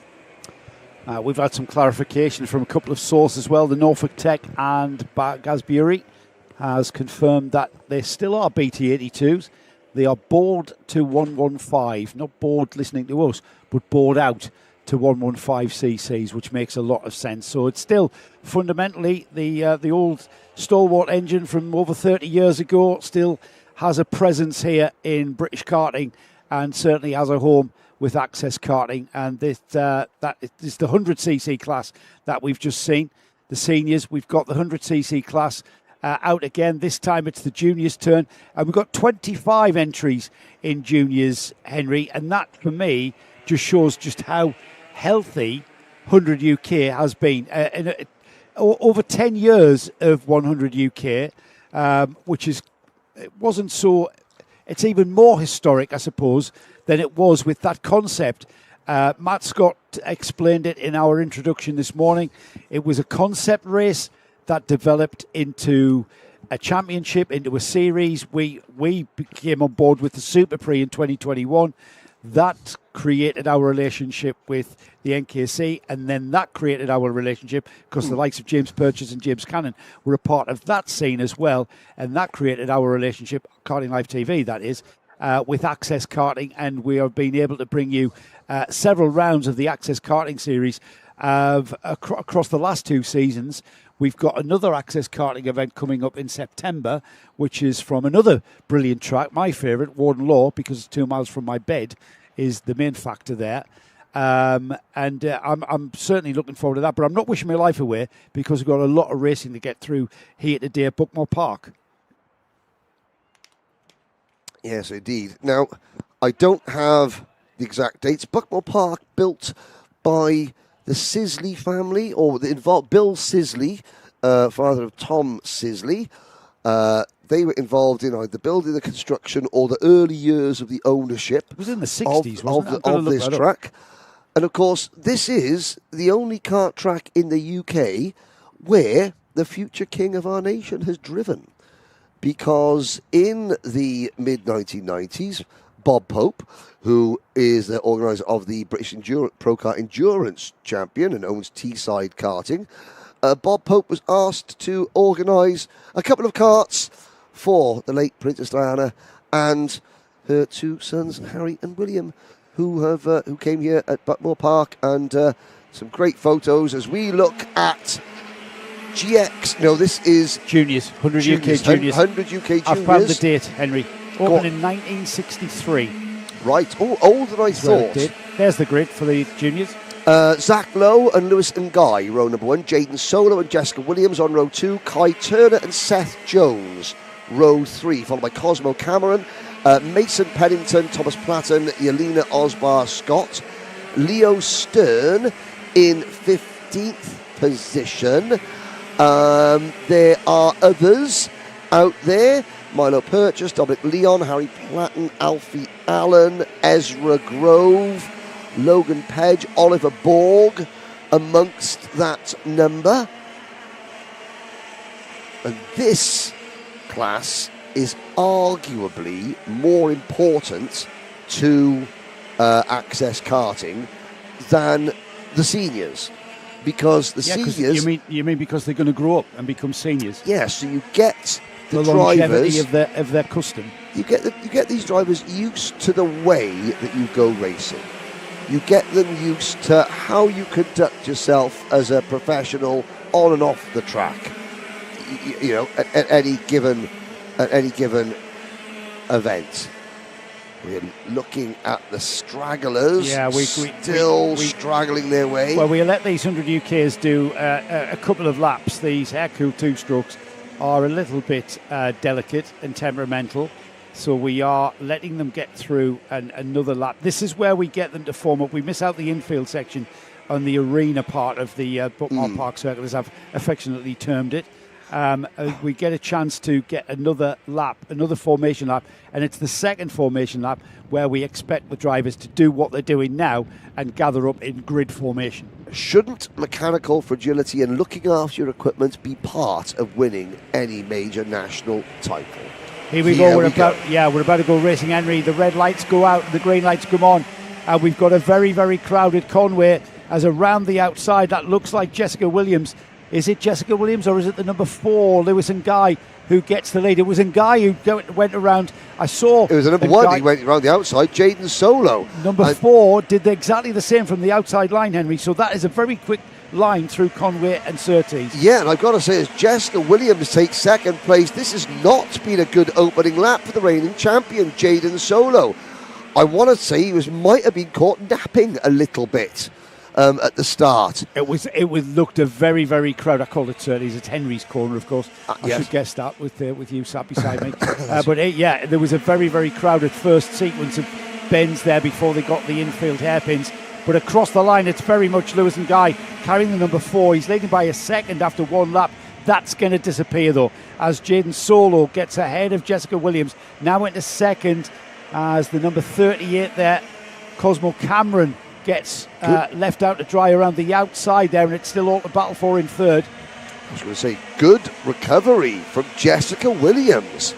She's not she's not in this race. She's not going down without a fight in this race. There's the rest of the field plunging their way down towards Paddock Bend. Up at the front, Lewis and Guy with a 1 second lead over Jaden Solo, who had a poor opening lap, but my goodness, he has woken up now, had his Weetabix, and is closing in rapidly. This will not be long.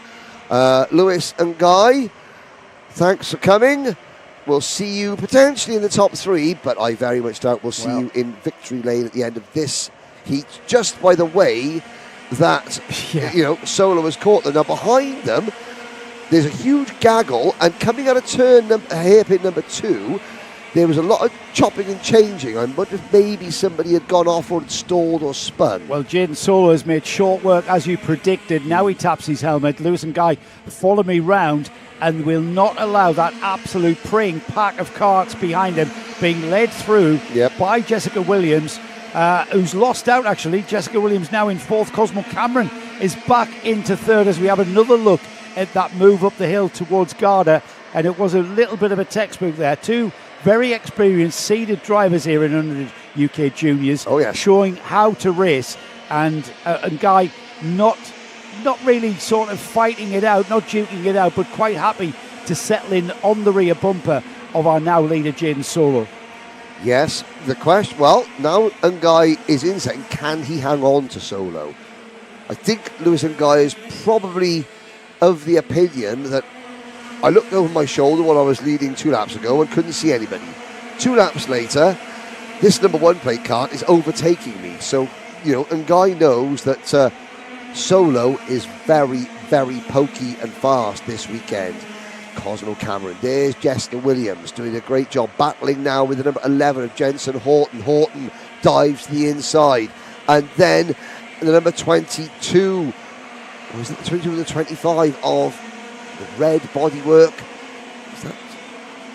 Get a number check on them next time around. Yeah, that's the kart there with the orange helmet. Yeah. Yeah, I think that's Lucas Kelly, who we saw in these previous heat.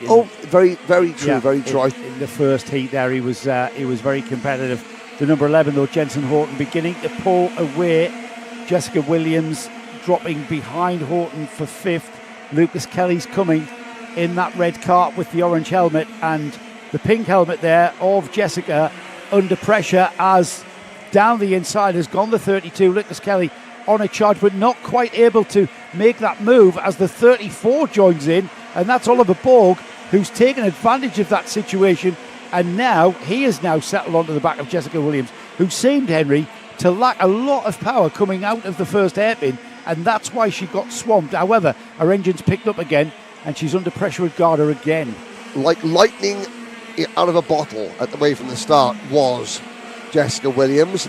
Race pace, not quite race winning pace, but certainly she has the pace to finish on the podium.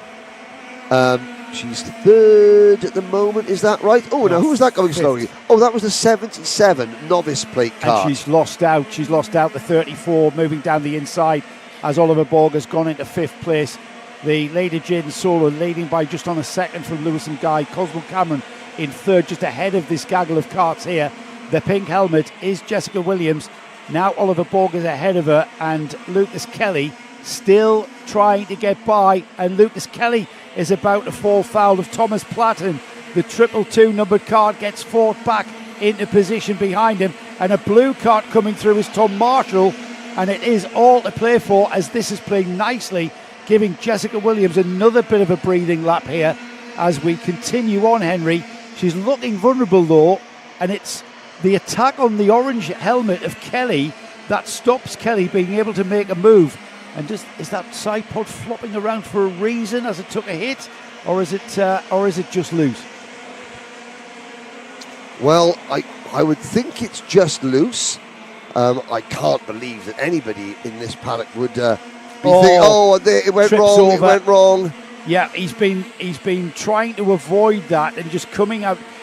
If anything, it looks like Jessica Williams' kart just doesn't pick up out of the corners. We saw that. It was a bit suspect out of hairpin 1. Bit suspect here. Let's see what she does here. Through paddock. Gets sideways. That slows her down, and hopefully she hasn't been struck in the back by the front end of that kart of Lucas Kelly. She seems to be okay and continuing. However, she's dropped another place. This time, Thomas Platten in the 222 going forward and ahead of Jessica Williams. 90 seconds to go. There is Williams now running in 7th position with Platten and Seth Jones behind her. Well, Thomas Platten and Seth Jones behind her. Solo 2.5 seconds in front of Lewis and Guy. Now, up the hill, the yellow, that TKM factory Talco racing race suit was used. So many drivers. It was probably I would say in the early noughties, that the suit that is being worn by the number, let's have a look now, where's he gone? The number 23 car, is there's it? Kelly coming back at him. Back at her, I should say. The 32 been trying to get past Jessica for lap after lap there and finally made it happen. We're back with the number 34 of Oliver Borg, who's got the, who is that on the green cart just challenging? It's the number 11, of course, Jensen Horton. They have still been scrapping it out there. Yes. But it's, let's see, as they cross the line, Jaden Solo, Lewis and Guy, Cosmo Cameron, Oliver Borg, Jensen Horton, Tom Marshall, Thomas Platten, Lucas Kelly has got by Jessica Williams and has stayed there. He's been trying to do that for a while now as we continue looking at Oliver Borg and Jensen Horton, and they are in 4th and 5th places there. Yes, indeed. 10 seconds to go. We will get the last lap board next time around. Solo extends his lead even more to 3.3 seconds. Here's 4th place, Oliver Borg, chasing the red kart with the Norwegian red and white cross on the front. That would be Tom Marshall, I believe, or no, that would be Cosmo Cameron has the graphics kit. Well, he will have it, I mean, potentially, if he takes our colleague up on his very kind offer earlier on. Cloud cover over the circuit. The heat haze isn't as prevalent today. Bit of cloud cover, haven't we? Yes. Set the track down. Yeah, and it that will affect performance. It'll affect setups. It'll affect how much air in the tyres, what pressures, what air pressure you're going to run, all the various sort of checks that vehicles need to go through before they disappear off will need to be done by us all tomorrow. The checkered flag is out. Jaden Solo, Lewis and Guy, Cosmo Cameron, Oliver Borg, and Jensen Horton, your top 5. We will have a look at the official rundown when everybody has gone through on the checkered flag. But what an eventful race that was.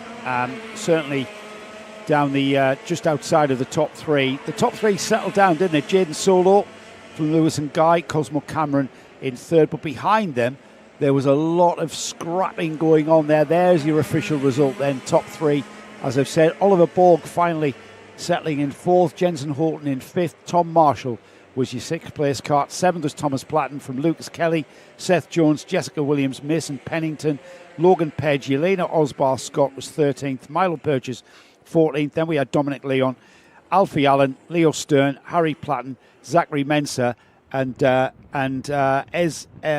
Ezra Grove. Looks like we'd lost Ezra.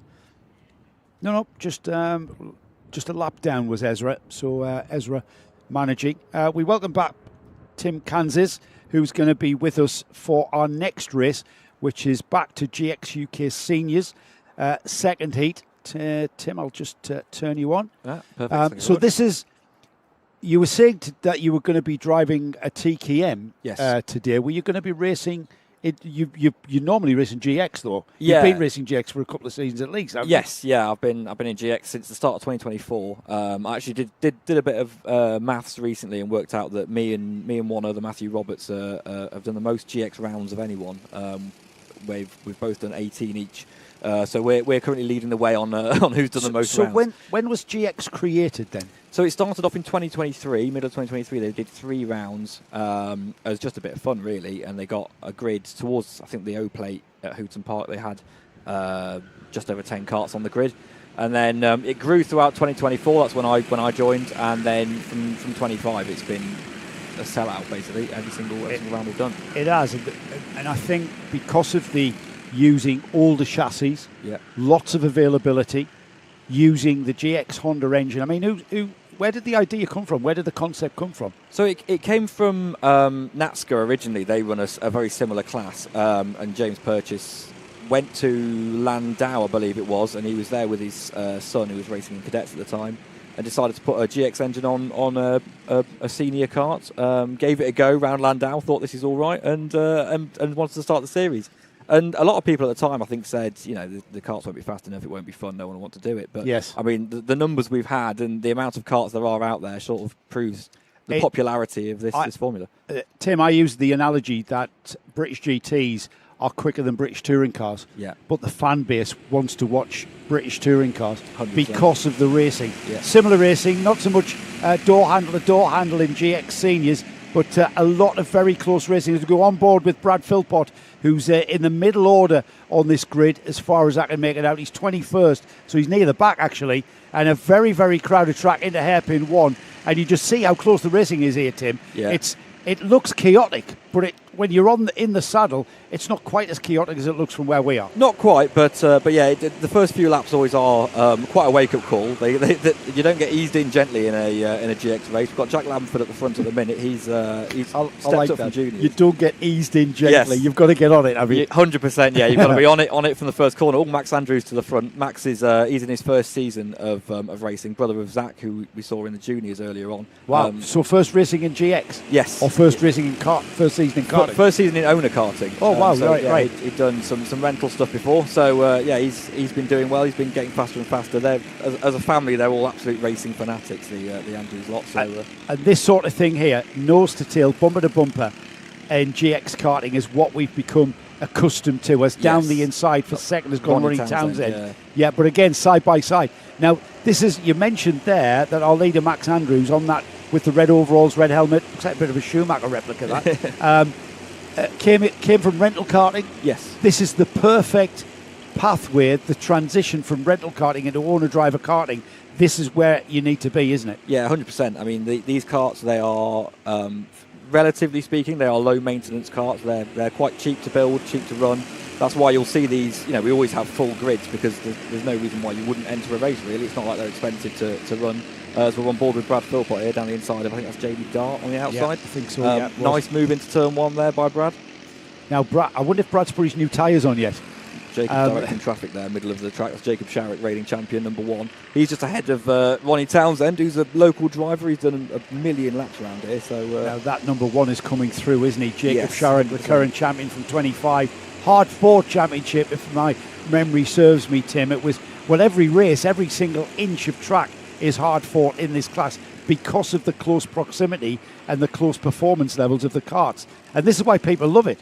It's phenomenal to watch and it's phenomenal to compete in. Yeah, the racing itself is fantastic. They're so tightly packed. It's very similar to in British club racing. You've got the MX5 series. It's very similar because they're low powered, so the draft is worth a huge amount. If you drop out of the toe here, you really struggle. So bump drafting happens, pack racing happens. You make a mistake, you basically get 6 karts straight down the inside of you immediately. So it's very frantic and very fast, but yeah, one of the most fun karting series to race in, I think. Yeah, absolutely. I really do. I've enjoyed watching various competitors. Alex Van Geen comes to mind, who puts a great YouTube channel together, and he stopped racing, Alex, hasn't he? Which is a bit of a shame for now. I'm sure he'll be back because you can't really give this up. And he'll definitely be watching the stream. So Alex, if you he are will watching, absolutely get your kart sorted and get back out here. Absolutely. I will take you up on that offer of getting my backside in one of these at Warden Law in the Friday practice. I'll bring me kit, and I'll arrange it with James Purchase and the track. Obviously, I'm not sure who's running the practice day, whether it's James or whether it's the track. For either or, we'll have a blast, and that'll give me great insight. I can understand the feel having raced karts, and that's why I love this class so much, because the racing, as you can see, you can't just waltz past somebody. You've got to literally plan it. And even a driver of the experience of Brad Philpott, you can see he's not just driving up the karts and overtaking. There's got to be a mistake from those two. They're side by side, so they're not going as fast as they can, and they're Brad Philpott taking advantage. And that's the purity of the racing in this class of karting. Yeah, Leon got himself stuck on the outside a little bit there. So, he lost 2 places, one to Stan Wilson and then again to Brad. Stanley Wilson, number 90 ahead. He did very well in the time trial yesterday afternoon, actually. I think he finished 3rd in the end. So, very well done to him. He's done a few events in this category now. He's getting faster and faster all the time. Here we go then. We are just over half distance. And Jacob Sharrock, as we suspected, would finally work his way to the front in that style that he took to the championship last year. Max Andrews hanging on very, very well in that second place, holding back Ronnie Townsend. Ashley Mayston King is in 4th, with Russell Endine 5th, Jaden Francis 6th, Stanley Wilson. Brad Philpott has come from 25th and up to 8th there. He's our onboard camera cart, and we will monitor his pro. There he is in the purple cart there, just coming onto the back end of Stanley Wilson. There he is there, just crossing the line there. There's the timing control on the left through Conway's, through Henry's corner and into the hairpin. And already Endy is there inside. Brad Philpott now on the rear bumper of Russell Endy. Jacob will be very happy to be out front. He's broken the toe now to Max Andrews behind, so he can just sort of get his head down, try and be consistent, stay away from everyone behind him. He knows that Brad's going to be making his way through the field, so he'll probably get up to at least the top three at some point towards the end of this race, as he's up behind his good mate Russ Endy. Endy's been he's been very fast as well. He's had a few aerial crashes this season in that car. Aerial crashes, yeah. But he still managed. It's still straight enough that it's going fast enough. So yeah, Russell's been doing very well actually. All weekend. It's quite funny because Buckmore is sort of predominantly a rental track these days. It's all the drivers from a rental background. You can see them making their way towards the front of the field. Because a lot of us who have been around owner karting for a while don't get many opportunities to race around here, which is a shame. It's a fantastic track. It is a fabulous track. I love the place. My first visit here this weekend, and I've fallen in love with it. Just the ambience of the place, that arena feel through that infield section as well. And then this section of track here, that Brad into paddock turn there, down the inside. He gets Russell Endine there. He's on the back of Mason King now, and whether or not he can get fourth place. I tell you what, Tim, this bodes very well for the final this afternoon, where you're going to have all of these faster drivers starting together for that whole of the duration of the final. It's going to be an absolute, I use the term high-speed game of chess. Yes. Because it does feel like that, doesn't it? The GX Junior final, GX Seniors final is often one of the best races of the weekend on the Access package because it's so close. There's nothing in it between the top, like I say, the top 10 drivers generally are all vying for a win. Obviously, we're missing a few people this weekend. We only had a grid of 30 karts, so we haven't got the normal complement of 60.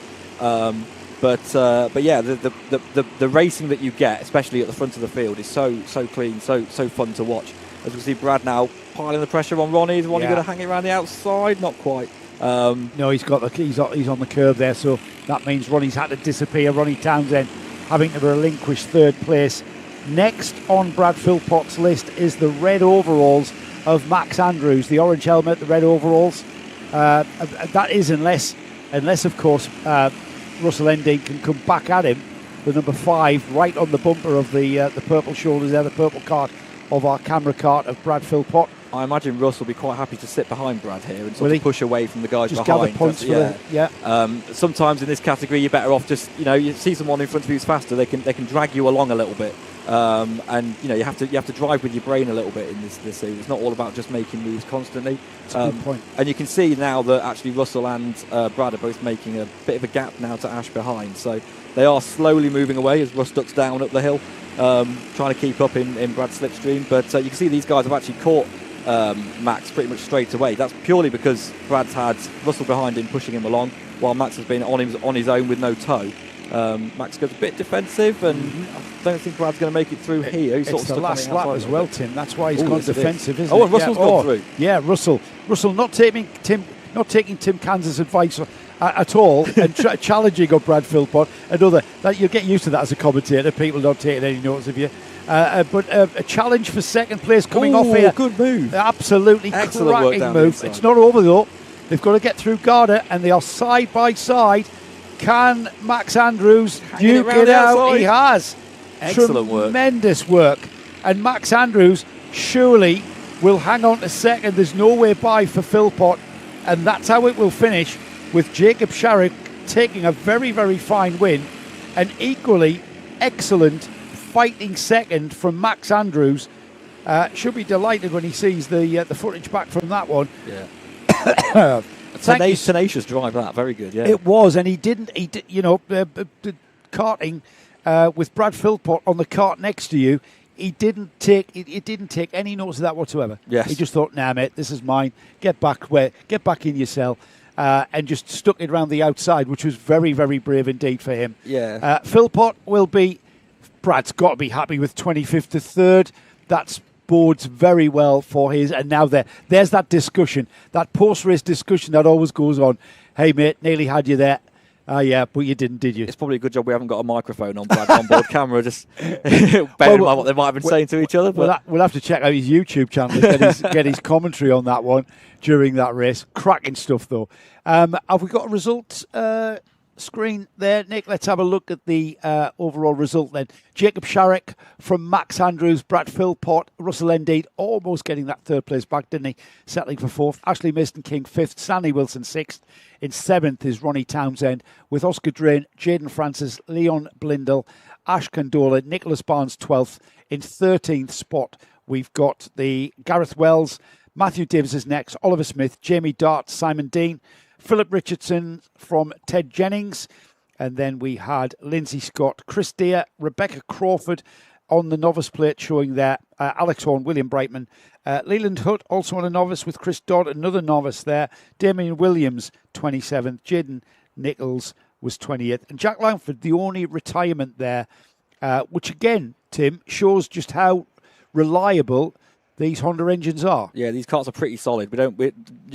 Aside from the odd, chain problem or something like that, but generally they're very reliable.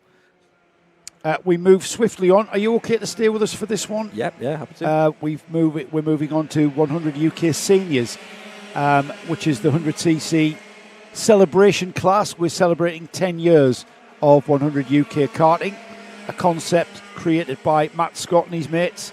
And it's continued for 10 years now. And here we are at Buckmore Park with the Access Karting Festival to celebrate and commemorate this class of karting. And again, Tim, you've been around TKM karting as well as GX. When did you start karting, by the way? Properly, probably about 10 years ago. So I didn't do it really as a child. It's just later on in life I've started with it. I started originally with the T-Side 24. All right, and did many years of endurance racing. Yeah. And then, that would be on Pro Karts. Yes, that was all Pro Kart stuff. And then, I'm fairly new to sprint racing, but I do love the sort of short, sharp sprint races that we get in these categories. They are a lot of fun. Yeah, we do. But then again, I do love Pro Kart endurance racing. Yeah, there's proper racing. There's that strategic side to it, when you've got pit stops and all that sort of stuff that you've got to get right. And the mechanical side of it, making sure that you've got a kart that can do a 6 to 24 hour race. That's a huge challenge. I remember over 20 years ago, we had a very, very healthy Pro Kart endurance series in the Northeast. And I do remember, would I've been right, the stint times was a fuel tank, and a fuel tank was an hour and 40. Yeah, I was obviously a lot younger. Yeah. That's it was a simple one law, but an hour and 45 or something. Yeah, when I was doing BPEC a few years ago, we used to get probably about an hour 30 out of the tank. And it is, it's physical, it's hard on your body. It is. But yeah, it is good fun. As the TKM's been waved around again by the looks of it. Yeah, it has. In sprint racing, you've got to get past the kart in front as quickly as possible. In endurance karting, not so much. So that's, again, something that you can really sort of get involved with. Again, Honda Engine Pro Karts coming up in a moment. But first, it's all about this 100cc, this historic form of karting. We're on period chassis here, the narrow track karts of the period with the BT82 in its original form of 100cc's. Air-cooled, of course. Air-cooled two-strokes, hence we've got that lovely smell emanating. Doesn't go very far with the trees around Buckmore Park. It just hangs around. in the air, doesn't it? It's fantastic. It's fantastic how many karts we've had actually here this weekend as well. There's over 80 of these karts here in the paddock, which is absolutely fantastic for a historic series. It's really impressive. Here we go then. We're about to go racing. We've had 2 formation laps. I think that could well be the third, but with this time we get them away, and Ollie Dobson and Simon Diver, the first karts across the line, and all the way around the outside line goes that black coloured kart, the purple overalls. It's Ollie Dobson leading. Ollie Dobson, is that Ollie Dobson, not yes, Ollie Dobson? Ollie Dobson. Yeah, he just lost the lead to Simon Diver by the looks of it. Just went slightly wide into the hairpin. Looks like he slightly outbraked himself, but knowing Ollie, he'll get straight back on it, and he won't take that sitting down. So it's a very warm day. I would think with 2 formation laps at least, in fact 3 formation laps, the tyres are going to be on where we need them. Yeah, the Vegas warm up very quickly anyway, and so they've had more than enough time to get them warm. The track temperature's coming up now that the sun's out a bit more as well. So these guys will be flat on it pretty much straight away. Dominic Pine, who's down the order somewhat, he's down in 7th. He's come up to 5 places, but he's taken a contact warning to get up those places. Daniel Mentz up 10 places to 9th there. I think Daniel's the biggest mover on the grid so far, but it's getting very, very fraught at the front of this field. Michael Cornell just took 2nd place there. There's Michael Cornell. What a driver Michael is. He runs in the Masters in another TKM series that we cover, and he's had overall wins. And they're challenging for the lead. 2 black carts with red number plates there, duking it out at the front with the number 61, Simon Diver, maintaining that lead from Michael Cornell, or has he, as Cornell goes and taking Sam Hill with him. Yeah, brilliant fantastic opportunistic move there by Sam Hill. He's actually looking for the lead as well. Excellent driving. So he's taken 2 places in one go there. Simon Diver just stuck on the outside a little bit. Looks like Ollie Dobson's looking down the inside, showing the nose, but he's not going to quite get through. Despite the battling, though, this 4 have all managed to pull away from the group behind, which is quite impressive, because usually around this track, whenever you start battling like that, you actually lose quite a lot of lap time, and you find yourself being dragged backwards into the pack. So, it shows the pace that these 4 at the front have actually got over the rest of the field at the moment. Yeah, whilst they're scrapping and going side by side, they're still optimising their lap times there. For instance, 45. They all went green, by the way. James Ogden was who took a contact warning as well. However, he did put in the fastest lap of the race with a 44.42 on the previous lap. So he's on a charge. James now up to 5th, and he's going to be into the picture. There he is, the number 1. He's not going to hang around as well, trying to pick off some of these guys. He's had a bit of bad luck so far this weekend. So he definitely needs to. He's just literally drove around the outside at the second hairpin. He drove around the outside of Ollie Dobson, and the speed he found on that outside line was phenomenal. Here he goes. It's not going to be long before he is on the rear bumper of Simon Diver. That's the 3rd place card. That's the leader on the white cart, the green and yellow helmet of Sam Hill, with Michael Cornell absolutely on his rear bumper across the line. We're still a minute away from half distance with yellow flags at turn 1 and 2 for, can't see what that is, maybe a cart being recovered, but still Sam Hill. Is Michael Cornell playing a waiting game? I'll ask you. Oh, no, he's not. He's just straight down the inside there, but Sam Hill's going to get him back on the exit. There you go. That's the problem. So you make the move, but if you're not getting the exit speed, then you'll just find yourself being overtaken straight away again. I know that Cornell will definitely be finding that yellow flag at turn 1 a bit annoying, because that's a great place where you can sort of get someone into a bit of a defensive line and then line them up for the second hairpin. I think it's about this sequence here. Cornell seems to be really rapid. Yeah. Up Herbert Rise through this corner here, the cafe corner. And then has he got still yellow flag, so he just settles in behind. And Ogden's closing on these 2 all the time as well. So even though they're in formation flying, they're not getting away from him. So let's see if Cornell tries the move again, or is Sam Hill going to cover it? No, he's not. But Ogden's going to go for the move this time. And see, that's what you've got to do. You've got to get it stopped on the apex and make sure that the guy who's behind can't then cut underneath you. So that was an absolute textbook move there by James Ogden into 2nd place. This is cracking, and it's not over yet, is it? Cornell will not like that pesky James Ogden moving through and ahead of him, and he is going to try and fight back. But the question is, there's still absolutely abundance of time here. Just over 3.5 minutes remain. So whether or not Sam Hill can hang on to this lead from James Ogden, that's a big ask, isn't it? James Ogden showed how much pace he's got. But likewise, Tim, Sam Hill's no slouch here, is he? He's got cracking pace. Well, yeah, I mean, all 3 of these guys are absolutely flying at the minute. You can sort of see from Ogden's posture inside the cart that he definitely means business in this race, and he wants to make his way to the front of the field. I don't think he'll settle for 2nd place quite happily. I think he wants to go for the win here. But yeah, I mean, Sam's been doing a fantastic job so far. He's still holding on. He's driving his lines absolutely beautifully, making sure he's making no mistakes at all. Because I think as soon as you see James's helmet behind you, the slightest mistake and he'll be there. So back into turn 1 again. Then there's no yellow flags this time. So yeah, James will be looking to see if he can make a move, maybe on the exit here, if he can get down the inside, maybe not quite. You get to know the personalities of the people that you race with, and somebody who's carrying a number 1 you know by definition as Great he there. move once again, He doesn't hang about, does he? Sam's got him on the exit once again. So This Sam, is brilliant. He's getting these cutbacks absolutely perfect there, and you're flat out the entire way through here in one of these TKMs. So this section here is totally flat. Pretty much, yeah. The brake here for Brake the here. left-hander, then brake again for the right going back up the hill. But So through the S's, they're flat out. they're flat through the first bit, yeah. It's very quick and it's bumpy as well. So you're almost bouncing out of the seat as Ogden's gone back to the lead there. Great late move at the top of the hill. And he's going to now try and see if he can make a gap, but I'm guessing he's probably not going to be able to just drive away up the road as he'd like. There's 2 minutes on the clock here, and Sam Hill was kind of... he's looking again. He's got him again. This is what I mean. Sam Hill's got massive pace here. James Ogden did a great job in pushing him wide. Not unfairly, pushing him wide at Garda, tactically, is how I would describe it. It's flat out through the S's as Tim has described, but that's not a place to go side by side. And now Michael Cornell in the blue overalls is getting back in the fray as well, and he can pick up some crumbs from the table if these two get it wrong. That's the thing. It's so difficult to be in the position that Ogden's in at the moment, where you've got one eye on the guy in front of you, one eye on the guy behind you. You want to make sure that you're not going to try a move and it doesn't pay off, and the guy behind gets down the inside of you. So you've got to do everything you can to attack and defend at the same time. It's one of the hardest places to be in. But Sam Hill's still doing a fantastic job at the minute of clinging on to the lead. But all three of these any three of these could win this race at this rate. Yeah, I wouldn't put it. I'm not a gambling man in general terms, and I'm not going to go anywhere near a bookies when it comes to picking a winner from these three.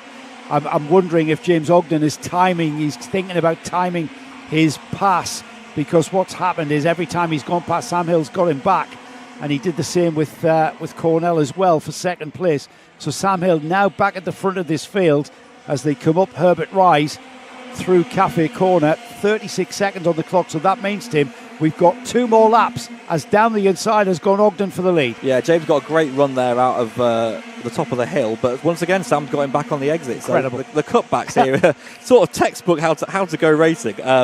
But James is now stuck a little bit on the outside. I'm surprised Michael didn't try and just show the nose there, but he's having another look, but you can't really make anything through there. So he thinks better of it, sits back in line, back through this fast section here. The cart's obviously moving around quite a lot as well at the bottom of the hill, so it's very hard to hang it side by side through there, as Ogden's once again having a little look, but it's a difficult move there. I would like to think it's now an impossible, Tim, to go side by side through those fast sweeps. They're heading towards the last lap board, and this is where Ogden tried his luck last time by.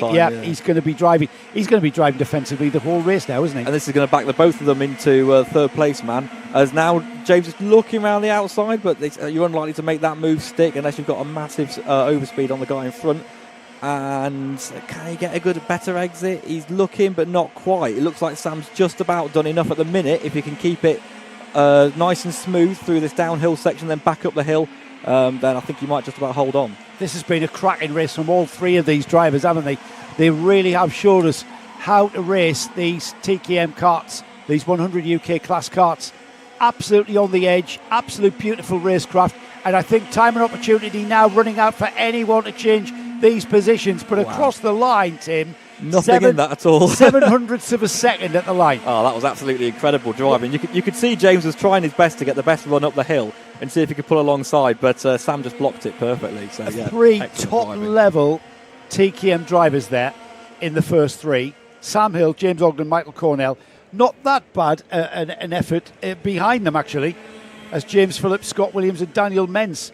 There is the result then. There's your top 6.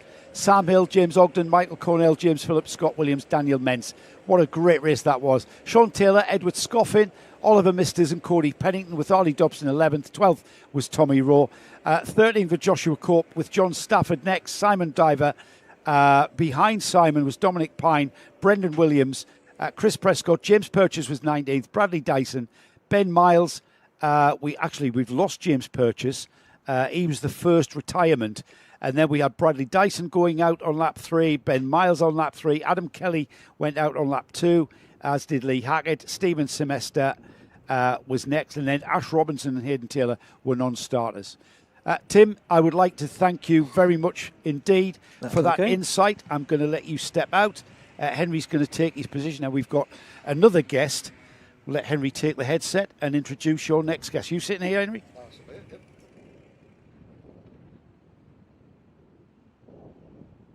Oh, it's like test match special here with a complete commentary change. Thank you to John. Not enough cake, Henry. Not enough cake, and not enough mentions of sepulchral silences from the pigeon at silly mid-off. But I'm joined now by Steve Groves. Steve, you are one of the I was commentating on you when you were racing in Honda Challenge, when you were racing down at Landau. In black and white. In black and white, yeah, against Fred Flintstone. But so we've got the Pro Karts and we've got the mods coming out next. You've been an integral part of the growth of I'd say, both championships. Yesterday I mentioned a few things about the mods. You can give people the full, the brief technical spec of what you're on. If you've got what in your garage, you can come and race mods. So with mods, really, you can race any Pro Kart chassis of any age. We use a slightly softer tyre, which means the older chassis are competitive still. Tony Whitehead is using a 2004 Biz. Wow. Yeah. Because if there's anyone out there with a Stratos Clubman, now I had a 93 Stratos Clubman. What a shame, I've just sold one. Oh, and I won a championship in 2005 on a 93 kart, and it was a competitive championship. Those Stratos Clubmans, outstanding. I can sell you a Mary kart if you want. A Mary kart? Oh dear. Now, yeah. But so you've got the tyres are slightly softer, but the engines. So the engines mainly we run 160s that are modified, but there is a set of regulations. You can't do whatever you want. So it's basically billet rod, alley flywheel, probably a different head. Bigger cam, yeah. So we go up to a 308 sort of. Some of the people do. Obviously, that's all top end. You have to machine out the side casing to get it in. So really, most of the guys are on 160s, but you can use a 200. So in our rigs for many years, we've had standard 200s, like an RPM 200. Yes. Sealed, or for the heavier people, we've had a slightly modified 200 where we keep the rev limit at 6,000. So I'm just making notes. It's slightly modified 200 for the heavier people. Yeah. Just I can sell you those as well. Posterity. Yeah. Well, this might be interesting to me. Yeah. This might be. So, but it is one of the very few classes. You, for example, there are a set of regulations. You can't turn up with a Rotax engine, plug it on, and that says Rotax. No, it says Ronda. Yeah. So it has to be a Honda block, or some people have used clone blocks, but they tend to let go in a big way. Yes. Which I found out to my cost. I've got about 20 of them home, which one day I'm going to make a wine rack with. Yeah, yes, because you buy that you end up buying 5 of the clone, the blueprint engines they were called. Yeah. Because during the era of Rat Pro, the Super 2 Honda Challenge, that's when these Chinese blueprint engines came in, and they were swiftly. Exploded. Yes. Not long after the establishment stuck their noses up at them, the engines then, pistons coming out like conrods flying across the vista. Lending my clones to someone, Big L, and one of the pistons ended up in the tree here. Ah, yeah. Excellent. I was here for an Easy Kart UK race run by Club 100, the forerunner to what became the Daniel Ricciardo series, where somebody ended up over the barriers at turn number 1, walking away from the cart. The cart cleared the sponsor hoardings, which was impressive. But you've got to try, haven't you? Well, you've got to try, and if you're going to try something, you try and do it well. You don't go through the hoarding and cause any damage. Go over the hoarding. Yeah, I can't speak on that. I rolled 6 times at Camberley, so in a row. Yes. Or just 6 individual accidents? Well, to be fair, I came out after 2 rolls. Anyhow, back to the mods. Yes, so let's have a look at our starting lineup. 2 classes on the track at the same time. They'll start apart. We covered the Pro Karts in race number 1. The mods we followed in race number 2. Now Nick Damon, our producer, is going to... by the magic of producing wizardry, is going to show both classes. I was hoping to have Ash in here to have a comment. We're having a very engaging conversation with Ash about how not to get engaged. But now, down the hill. So Tony Whitehead, Chris Williams, Barry Lambert, Chris French and Matthew Spragg. Yep, Tony's done 2 laps so far, but he is an old master of here. So Tony runs Mod 160 with me. We call him the Mod Father. Yes. I think he's 68. Oh, wow. Yeah. But his MS Pro kart, the body kit on that MS kart, that he looks about 68 years old. There he is, black and white race suit, white crash helmet. Yeah. So if there's a start, he'll jump it. Well, I mean, Oh, no. it looked like Chris Williams on the outside had ideas of his own. So the O-Plate champion, Chris Williams, moves into the lead going through turn number 1. The Pro Karts behind them, Christian Bellaby, the M-Plate winner, ahead of Ben White and Peter Stott. They were your top 3. You said, I mean, you saw the mod father, mod 68 years old, but really you have the older generation, because karting was born and built on, rebels in sheds making things, where so much engineering freedom. Let's try this engine, let's try, the first ever World Karting Championship, Jimmy Yameen decided to put 2 chainsaw engines on his McCulloch kart, when everyone else was putting 1 on. This is though one of the few remaining classes, and that was the number 28 of Matthew Spragg, last at late breakers. And that looks like an old MS graphics kit. It's an MS. It is. Spraggsy's got a 7 car, as has Frenchie behind him. He's got a 7 car with MS graphics kits. Yeah, they're from Norfolk. Traitorous son of a Chris in the lead is on a right. Chris's brother Nick was in the previous Pro Kart race, but got binned off. And I think his 7 car is done for the day, so I'm hoping to sell him a right. But before Heat 3, before the final. Unfortunately, it's at home. Oh, yeah. But no, Matt's been really quick. Matt joined us maybe 2 years ago. Runs a garage up in Norfolk and has really put a lot into his engine. He had a lot of explosions. But now Matt and Chris French have gone to Monkey Motorsport. Yes. Who are building their mod engines. Now, we don't disallow non-home built engines in mods. I think a lot of people get the pleasure from building their own engines, but Monkey builds them. Jeff Johnson builds mine. Yes. So when I used to race in it, I raced 160s and then went into our Clubman Heavy class when I had too many cakes. So the cakes are nice though. Cakes are nice, and you've got a class to race, so more cake and just race mods. Yeah. So I mean, you can do it yourself if you're of that sort of bent, but if not, you can go to Monkey or Jeff, or I think GXT probably do them as well.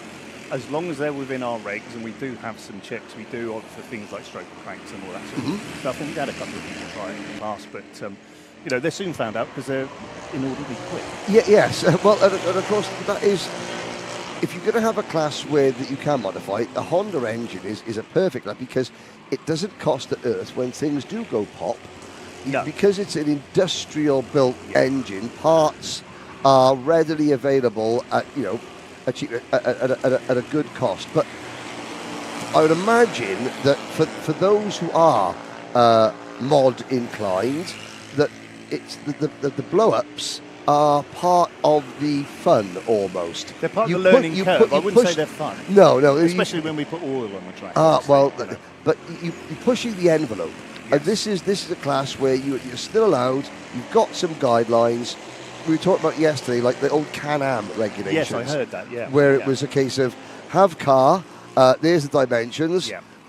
Obviously not like this, but it's a have go-kart, go play. Not quite that open, but if you're a young driver, say if you're doing mechanical engineering at GCSE level in school, this is a perfect bit of work experience in terms of how to mechanically engineer, the process of taking one set of parts, replacing them with another set of parts, and then analysing and looking at the results. It is, and we've had people come in very keen with some crazy ideas, but in the end, it's like they turn to listen to the words of like Grandpa Simpson, which would be Tony or Barry or Nigel, one of our sort of elders, we call them, the mods elders. So they're sort of like a group, a committee who advise on engines and stuff. Well, I'm just sort of like the public face of it. I'm not particularly good with engines, as everyone will tell you. But I mean, yes, you could do that. You could look at our Clubman class, where we've got the 200 is restricted, and then you can maybe decide to build something into that. So, or you can go to the GX Pro Kart class, which is probably a good place to go now because it looks like a good lead battle. Yes, the Pro Kart lead battle. Here it is. Christian Bellaby and Peter Scott going through turn number 1. Conway's.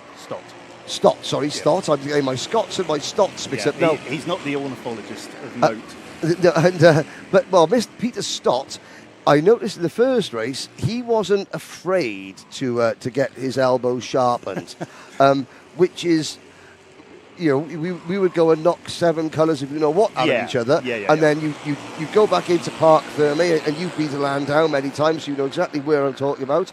And you'd be getting out and you'd be shaking hands, laughing back and forth, oh, that was a great move, or do you see, that's what I noticed earlier. Or trading blows. Or trading blows, yeah. I mean, in the days for racing respects. Peter's raced for a long time, as is Nick Williams. I think Peter did Honda Challenge, going back into the 90s and the 2000s. So he's been around forever. He really is the benchmark. He won last season's championship. He's a fast driver. He's an aggressive driver, and he's very competitive. But this year, some of the other drivers, Christian, for instance, who used to race in mods with us on his restricted 200s. When this class opened up, he came in and it was ideal for him. So Christian this year has been the man. We've got a couple of the Welsh guys not here, Ewan Rayner, Alex Mays. Ewan has been probably just as quick this year. So Peter's sort of had to really dig deep, and I think he has this weekend. He's made some more chassis changes. Looks really good, I've got to say. A great line out of Cafe Corner for Peter Stott. Marsh, yellow flags waving. Now there was a kart. Red flag. I could just see. And there are 2 drivers. Chris and Tony have had a wallop. Yeah. So the red flag is out. 1 minute 45 seconds to go, which I would assume. I'm not going to say and preempt what the timekeeper, the race director, is going to do, but one would assume that would be all she wrote. So Chris Williams. Matthew Spragg, Tony Whitehead, Chris French, and then Barry Lambert. That's your mod order. You're looking at Christian Bellaby leading the Pro Kart order with Peter Stott, Tom Angier in third, Ben White, Ed Cox, Angria. Tom Angier, but we do call him Angria, and Ed Cox is known as the Ghostface Killer. Okay. Ghostface. he looks like the bad guy off of Scooby-Doo when they pull the mask off. I would have got away with it too if it wasn't for you pesky but kids. This is his debut in Pro Kart, so he's been bugging us for a while, and Richard Melton Baxter was good enough to loan him a kart, and he's been absolutely flying today. So, I mean, Tom Angier's new into Pro Karts, having come up from GX Senior, and that's sort of the ethos of that clubman, of the GX Pro Kart grid, is if guys have done a bit of GX Senior and they don't want to go to TKM, Pro Kart, they've got 2 engines. They buy a Pro Kart because they've always had a spare in GX Senior. Yeah. So they just make the jump up. It's the same tyre as the GX Senior. So we've had a few people come up this year. My friend Ben White, who lives near me, he came up at the middle of last year. I loaned him a kart. Absolutely loved it. Bought himself a 7, which he's more at home with. Because the 7 kart is brazed, not welded. Yes, indeed. Yeah. That's what made, because we had 7 karts. After the Stratos became 7 karts effectively. Malcolm at GR8 karts. Neil Dodson taking over the 7 kart. Neil. I was Dodsoned at the Autosport show in 2001, and that's why I ended up with a Stratos Clubman because.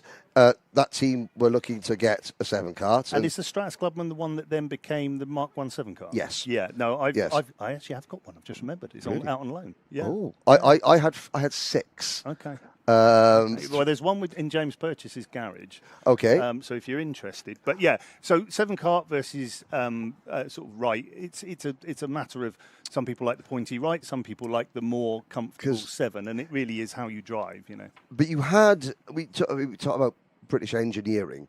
You had these cars. Okay, the MS kart is built in the Czech Republic, but when we raced, you had the rights. You had 7 karts. You had there was a BRM, Biz. You had LRG, Bowman, Anderson. LRG, there was an Elk, Yep. And these were all small. I wouldn't say cottage industries, No. but they were small, independent British kart makers. Knight. I just sold a Knight last week. Knight. Yeah. There was a Now, correct me if I'm wrong. Am I? Formula One. There was a Formula with a front suspension. Yes. And the power hook was the same. And yeah. Nick Williams and I went through and an in the ARB Assault. Yeah, Assault. We went through. Me and Nick Williams went through a list of manufacturers. Remembered. I think we got to 32. He actually was involved with the track. Yeah, which then became, what did it become? Was it the Swift? There was a Swift. Yeah, there was a And Swift. it's got that sort of front suspension Yes, thing. I found one down at Clay with some EPS guys I know. That was their starter car, and Nick had that over winter, and has converted it to a more modern setup. And he actually raced it at. We do a couple of away rounds on Access, and he did it. Raced it at Bayford, and he was only like a second off in a 30-year-old car. They are incredible. So on the track, obviously the drivers have been instructed to go back to Parc Fermé. So that's Rich Melton Baxter, who was in the previous one but got wiped out and has destroyed his car. So he's off to do some photography. He's actually got a film camera with him. Oh, really? Oh, yeah. Well, I suppose Slide. for the mods, But I mean, for the mods, when we were looking at the 200s all parked up, you noticed a couple of them got a slight bit of alopecia. They're candidates for mod racing because we're that sort of demographic that's a little bit older. If you have the early rain detection device on the top of your head, then you are a prime candidate for mod racing. But there is remind me, Mr. Baxter, is that right? Mr. Melton Baxter. Melton Baxter. Now, in most kart race meetings, if you have your chassis written off in Heat 1, for example, by Heat 2, you are, number 1, in a sulk, number 2, up the road. Not here. No, My chassis has been written off, so I was going to take some photographs. Yeah. That's very much. And, it's the AK ethos. When James came to me in 2023 and said, I'm going to do a single-engined GX series, and I went, it'll be too slow. Yeah, and I thought he meant 160 rather than 200. That's my get-out clause. So he said, we're going to go to Stretton. Myself and Jeff Johnson converted an OTK. I took it up there, which Brad used. And I'd raced with Brad like 22 years ago at Matchams when he was in TKM, when he was a young lad with his mum and his sadly departed granddad Robin with him. And he was so keen, and I've sort of kept contact with him. And I said, do you want to do this? And he came up to Stretton. I think there were 7 on the grid, and he won it. And it's literally gone exponentially. By the middle of 2024, it was a formula everyone wanted to take about. And, flattery is the sincerest form of imitation because there's so many people cloning our series now because it's such a great idea. No, it is. And what I do like is the fact that they're allowed to use modern body kits. Yeah. So if you're trying to attract kids in to this, which would be fantastic, people looking at it, people concentrating on indoor karting, I always say to themselves, outdoor karting is too expensive. Au contraire, Cadet, GX UK Cadet, GX UK Junior, GX UK Senior, it's the cheapest way to go absolutely. outdoor racing. And this, there are other series that have tried to emulate, I think, might be the most politically correct. Yeah, I mean, way. it goes but back. This is the standard bearer. This championship is the standard bearer for these karts. Yeah. And the karts look fantastic. Yeah. I've got to say that the drivers taking a massive amount of pride in their karts because it's a reflection of the series. It is. But I mean, the ethos of putting a kart on the track cheaply, James still limits chassis sales to £550. How does he know? If you're selling it through his page. Okay, page. yes, right. I'm part of something called Team Gaffer Motorsport, which is just a thing we used to race endurance in. And, we've put karts on the track for, I think, Ollie Smith in GX Senior. I got him a bill for basically 200 quid. Found him a second-hand engine for 400 quid. He did nearly 2 seasons in that, battered it, learnt his racecraft. He's on an OTK today. He was running top 6, and that OTK, I got him for 500 quid. Yeah, so for a £600 initial layout on kart and engine, Yeah. obviously there's other bits and bobs, but for £600, you've got then the peripheries you have to add, and you can go racing. I mean, he was happy to run on like 2013, 2012 era Birrell bodywork. Yeah.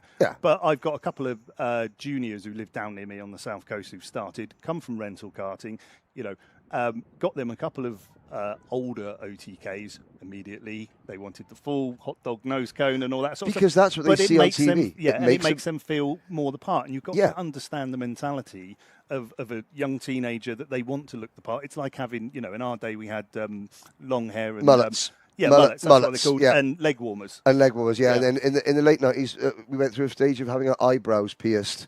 He says, looking at the scar where he had his eyebrow pierced, which my mother still hasn't forgiven me for. So I mean, that's brought them on from sort of rental karting, and And, this paddock, everyone will help each other. You've had Tim in here, and Tim never stops. We've built at Gaffer, we've built lots of karts that we've put out. I sold a Talco to Tom Hayward Scott for like 300 quid, which he learned, he was his apprenticeship on. So... and there's always someone to help you in the paddock. If I'm in the paddock, I've actually started doing the clerking, assistant clerking, because it gives me a break. Because I'm in the paddock, I'm getting my hands dirty. This was it. Oh, Steve, can you just have a quick look at? Yeah. Well, not that I don't mind. No. But I expect people to then learn and do it. Yes, that's the pathway. And so in terms of the ethos of AK and a feeder, it's perfect. Oh, this is 115, so I might have to depart now. Okay, well, I mean, you can stay if you want and just have a general chat. I mean, Joe is ready to come back in, but so this is now 115 UK, Senior 115, Heat 3. The last, I will say this shows the number 41. Now, that different driver, obviously, but the last time I saw a TKM in that blue graphic, the same bodywork style, was Matt Nibbers Isaacs. Oh, yeah, I know. Nibbers racing down at Landau in his junior TKM. Exactly the same bodywork. I even saw some Kart Smart bodywork on some of the chassis. So you've got Wes Graves, Lee Gadsby on row number 1. I have to say, it's a great treat to have Wes here racing, of course. Didn't he used to be Hamilton's teammate? So when Lewis Hamilton signed for McLaren actually signed 2 drivers. Yes, they did, yeah. Wes was the second driver. His career in karting, there have been ups and downs, but certainly it's a great boost for British karting to have Wes Graves still driving, in the same way that Colin Brown is going to come back at Wigan in November. To keep and he's a delight to watch, isn't he? Oh. And I saw him up in Italian Formula 3000 at one point. Yeah, and what a great driver. Absolutely incredible. So, Cannon and Gadsby, Graves, Howarth, Smith, Goodyear, Garner, Cole, Jenkins, Newman, then James King, Faith Hunting, Oscar Stevenson, Rob Wellham, Ash Robinson, Ollie Robson, Lee Harrison, Graham Hill, another of the world champions, and this is a reflection of how well thought of this event is. The 10-year anniversary, able to attract drivers that with such a great reputation in karting, like Graham Hill and like Wes Graves, out to have fun. Not to mention the likes of Ryan Cole, Pete Newman, and all the Super One British Championship drivers of the 90s and noughties. They are into the tram lines. The lights are green, we're off and racing. Blue smoke fills the air, and we're all, hang on, wait for it. Ooh, Cannon's still in second. We're all safely through turns 1 and 2. Now, the M plate, that's Gordon Smith. He's an incredible driver on that right, I have to say. He's one of my favourites to watch, especially in the wet. So he's got that for winning the Macy, and I've watched him down at the Macy at my home track at Clay in the wet, and he's a delight. The Macy. Macy was who? I believe it's a sponsor of the series. I don't know the depth of that. Possibly, fair enough. I was wondering if someone's got a niece called Macy. No, and it's nothing to do with the corner shop either. But I don't want to talk about the Macy because I've finished second in the GX Senior twice and I've never managed to win it. So, yeah. That's fair enough. I didn't like it anyway. Yeah. Steve, Gadsby leads Cannon, Graves. Oh, and Karts already at the side of the circuit. Oh. Now, let's have a look. Oh, where's Graves again? With the sort of the blue and the yellow stripes on his Alpine Stars race suit. And James very handily telling people to keep behind him because of the yellows. That's what an organiser does. Helpful. Yeah. And now he's holding them up. Yeah. And Graves is like, well, there's no yellow flag here. And track limits, Mr. Cannon. Through he goes. Yeah.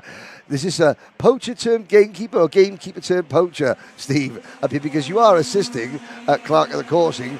Which, again, it's great to see karters going on to do the types of jobs, the race directing jobs, helping out in scrutineering. I noticed that Paul Klassen, Ash Klassen, is down helping. Yeah. I mean, we came from F6, which was a southeastern. It's Roger Sheffield series, and Formula 6, and I work with Guy Sheffield out in. We work with Guy Sheffield out in our Lane Raceway. So when that finished, Mod started on our own in 2015 when that sort of died a death. Yes. That was a huge championship like this at one point. But I mean, Roger taught me and Tony and the late Graham King, who was Mod 160 and then F160. He taught us an awful lot about how to run a series properly. Yep. And you know, how to lead by example. But then coming on doing this and doing a bit of assistant clerking, as you say, poacher turned gamekeeper.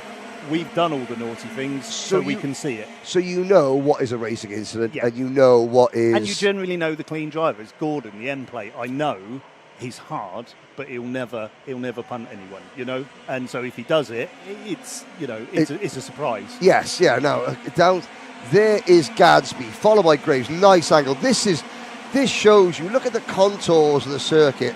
You come over that ridge.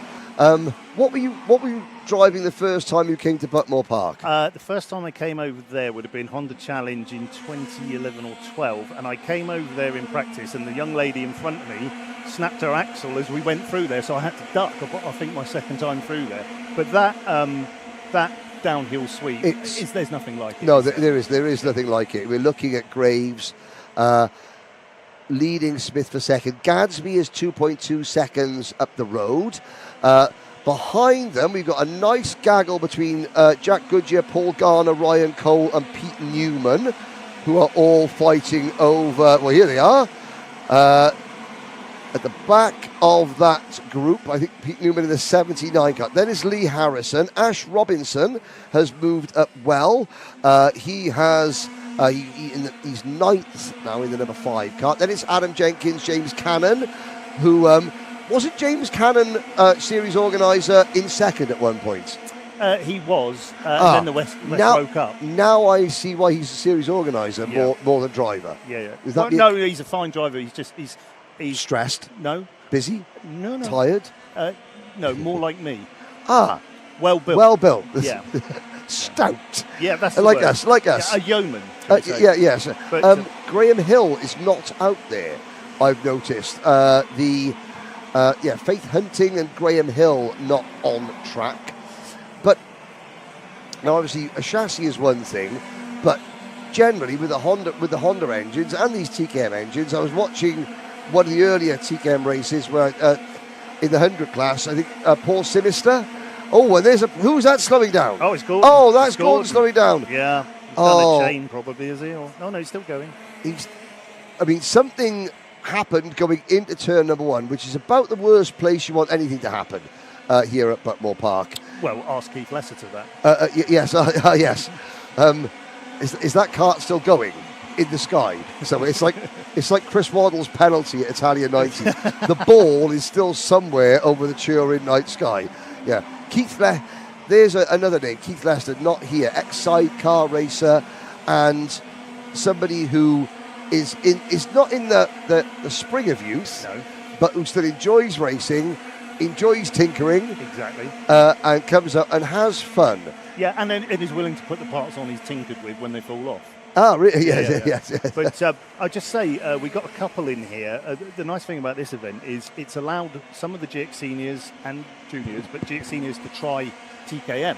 So we've got like Dan Howarth. Yes. We've got Matt Glazebrook. Now both of them are very quick in GX senior, but they've come up and done 115 today. I think Leo Engels is doing 100, and it gives them a chance to see, what we used to do back in the day, but also what a different class is, and the moving up the ladder sort of thing. And of course, Leo Engels, a name that I recall commenting on as a junior and as racing. But I mean, if Leo, for example, who's now a senior age, if he raced senior X30, for example, and fancied, do you know what? This weekend I fancy senior Rotax. It would not be as simple, cheap, or easy to organise. No. And now the 79 car, that's Pete Newman. That is a JKH graphics kit used by Craig Copeland a long time ago. Craig Copeland, who Anything made to do with Stuart? Huh? No. But don't not the sound of the police. No, Craig Copeland, who was a European level racer back in my day. Here's the move from the 25 of Ryan Cole on. Where's Graves, the two Flex Motorsport graphics kits. And it's strange, I've noticed that these don't... We don't have. Can I say the N word live on air? I'm going to say the N word. Nose cones. Steve Gross has had a heart attack, and he's not even the producer. We don't have nose cone penalties. What a move! That is an absolute move from Lee Harrison, and Graves fighting back. But that was committed, and needs to be committed. Yep. That is just so inch perfect. But you don't have nose cone penalties. No. And yet, I haven't seen a field full of drivers, egregiously smashing and punting each other off. I think we keep them under a short leash. James and the three Jameses. The James and James. Yeah, the Jamestown gang and Bruce, our clerk. Don't give any Kool-Aid, whatever you do, if they're the Jamestown gang. Deary me. James, and Bruce, our clerk of the course, aren't afraid to, do a froth job on them, as old Ken Tyrrell would do. The hairdryer treatment. Yeah, at Fullbeck last weekend for GX Clubman, James Cannon and James Purchase were out racing. We went out to practice. I think they had their eyes opened about some of the antics, and they tore them a new whatever twice, and then come race day, everyone was really good. It comes from the top. Competitors tend to respect the officials and listen to the officials. This is going to be a battle coming up very soon. This is the last lap, and Pete Newman looking to the inside, so is Lee Harrison. But Lee Gadsby, is he going to hold on? I think he is. Lee Gadsby just pips Ryan Cole. Put that one down to the Great Gatsby. The Great Gatsby. Excellent. Let's come again. Now we're getting into it. If it's an obvious cheap pun, straight in. I'm waiting. There's a driver called Ezra, and I can't wait to bring the better than Ezra. Mid-90s. Yeah, or a punt. That was a firm one. Oh, yes. Yes. That's a bit niche in radio. So, Lee Gadsby, Ryan Cole, and Wesley Graves, and still Karts coming across the line. We've had 19 finishers from 20 starters. And a shout out for 19th place Dom Houghton. And half a minute behind. Yeah, but still he racing. loves it. He's out there every race meeting. He welds people's karts up between races. Brilliant. He's again one of the people who make that AK ethos. Yes. The paddock special. You see the top six: Gadsby, Cole, Graves, Harrison, Newman, Paul Garner, then Charlie Machin, Jack Goodyear, Adam Jenkins, Matthew Glazebrook, Matthew Lawrence, and Oscar Stevenson. Your top 12. The field spread is much greater than what you would expect to see at something like the British Championship, but that is because there are drivers at so many different levels in terms of experience. I say the word talent. I mean, Cannon's brought it home in 14th. That's a good result for him. He'll be having a ball about that one later on. Some of the DNFs: Ash Robinson, Rob Wellham, Gordon Smith, James King, Faith Hunting didn't start. Neither did Ollie Robson and Graham Hill. You do need that collective, the collective coming together in the paddock, because in the older TKM engines, there is a bit of mechanical fragility. Yes. And it's all hands on deck, because you want as many of you as possible making it out for the final. Yeah, very much so. Yeah, and TKM is, you have to have a certain amount of mechanical nous to do it, with the carbs, kits and all that sort of stuff. But once you're on top of it, it's an easy formula to run in cheaply, Yes, well, I'm looking around now to see is Joe, are we going to come back in? You're going to have some lunch. Steve Gross, thank you so much. Thank you for all you've done for the championship. Like I said, there is little Ollie there. Oliver Claydon. Yeah, he's one of my guys from down in Bournemouth, and I have to say that GX has brought Ollie out of his shell. Helped him as a youngster. Yeah, which karting does. And he's a really good racer, and it's benefited him enormously, as it will have done many others. So, It is a fact of karting that is underrepresented, that the sport itself helps young men and women, young people. It helps them evolve as personalities, especially if people are on the autism spectrum. Yes. it helps them focus. I know a lot of drivers with autism who have said that, to me, that karting has helped them in life so much, and not just school, but life outside. And we're the very track. keyed in as a championship to that. You know, we have the links with the autism in motorsport, I think it's called. You know, there's guys all over, from young to old. One of the guys in Ollie Smith I was talking about with the Birrell, you know, again on the spectrum. 18 months, 2 years of doing this, he wouldn't say boo to the goose to a goose in the paddock. He became very confident very quickly, not overconfident to the extent that he went and got himself a better job and felt fine about doing the interviews, you know, and he actually says it changed his life. And I could say so many more. Like that, it's more important, yeah. Well, karting, officially a life-changing sport. Steve Gross, thank you very much. Okay, I'm going to go and watch this one from the outside. Excellent. Like We're going to go and we'll be back, and it'll be myself and Joe Bradley to bring you the next series of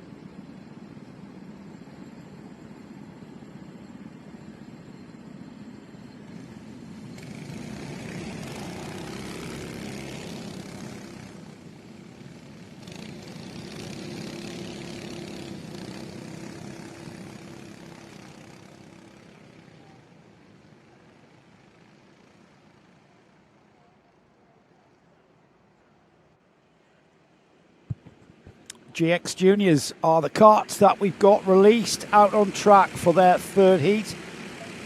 And with Alfie Nichols, Riley Potts, Bella Frau, Chris Mayo out there, Evan Withington. Hopefully we've still got his fan base out there in watching on YouTube.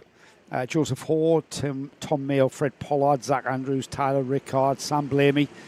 Keep an eye on that one, the D2. There's a fan favourite though, certainly mine and Henry's favourite, the number 34, which is Chris Mayo out in his Tyrrell replica.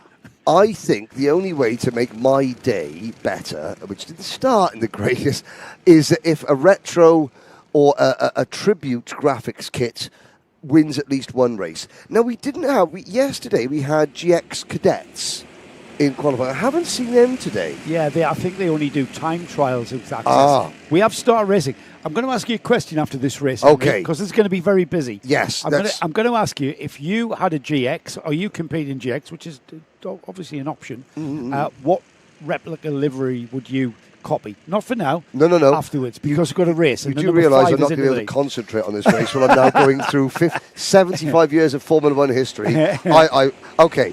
Right. Mine's an easy one. I'm going to come to that. I've got one that will surprise you. I know exactly what mine will be. Let's talk. Let's talk racing. Nichols Potts. Nichols Potts. Withington certainly got away in third. We'll just check that. They are about to go through the hairpin at Garda for the first time here, as ever. 8 minutes and 1 lap. And look at the lead. Look at the lead that Riley Potts has pulled out as they go through Cafe and across the line. It is indeed Withington who gets ahead of Alfie Nichols, second and third. Bella Frau, Joseph Hoare, Fred Pollard, Zach Andrews, Sam Blamey is only up 2, along with the karts around him. Oh, Bella's having a look.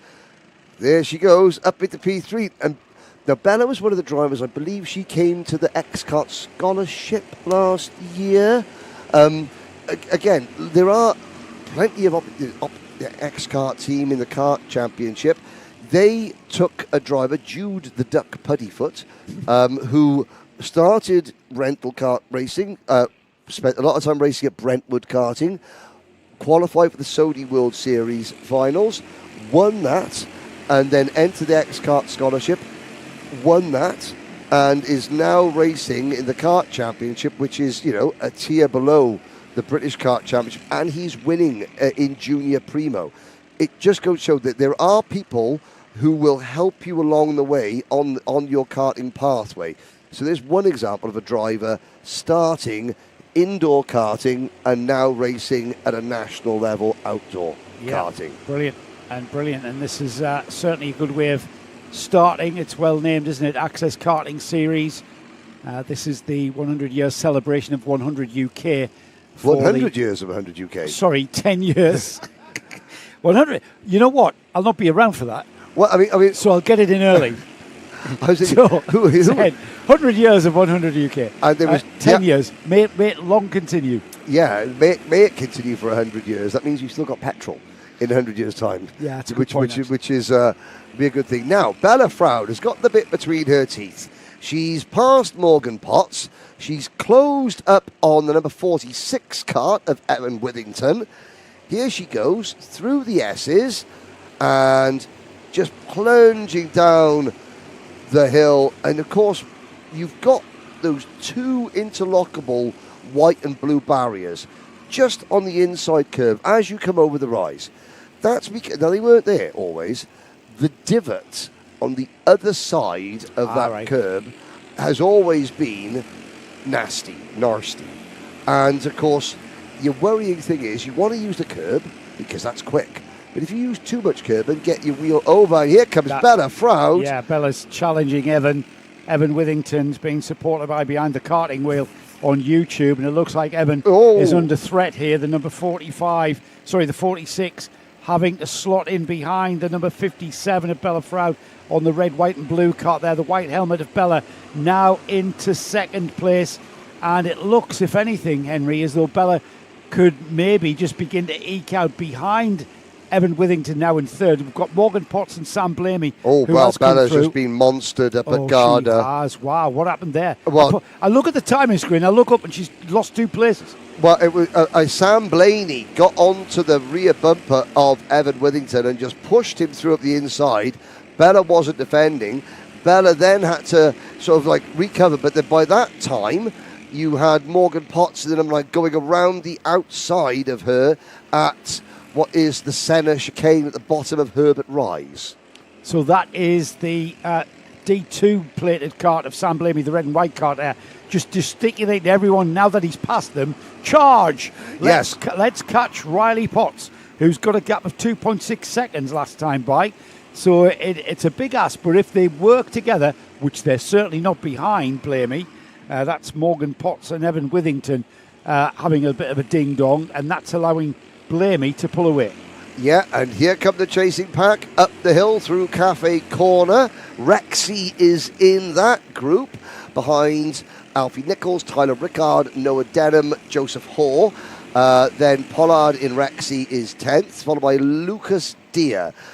Jake Blamey is the last kart in the chasing pack, all the way back in 12th position. It's the Aston Martin. I do like the fact that it's the Aston Martin graphics kit and an old-style Fernando Alonso crash helmet. It's a good combo. That's a Formula One. It's not the Valkyrie that he's trying to emulate there in sports cars. No, that is Formula One with an Alonso helmet. Which I mean, if I had an Aston Martin to replicate, the current Formula One car would be somewhere near the very bottom of the Valkyrie. Not so much. The Valkyrie, what a right stunning, up there. Oh, what a stunning piece of automotive engineering, and of course it sounds better than it looked. Does it? Oh God, yes. Because I quite like the look of it. Well, it sounds better than that. Excellent. Right, in 2 minutes to go. Around hairpin number 2, Riley Potts, 1.9 seconds in front of Sam Blamey. Then these 3 karts are 3rd, 4th, and 5th. Morgan Potts in the 9, Evan Withington in the 4, in the 46, and Bella Froud, who has been as high as 2nd in this race. She now runs in 5th, ahead of Tyler Rickard, Noah Denham, Alfie Nichols, Joseph Hoare, and Rexy, Fred Pollard, in 10th position. There's 90 seconds on the clock or so, Henry, and the time, I think, may have run out for Blamey in second place. He's reduced the gap from 2.6 seconds to 1.4. He's just put in the fastest lap on lap 7, which is the one prior to this one he's just completed.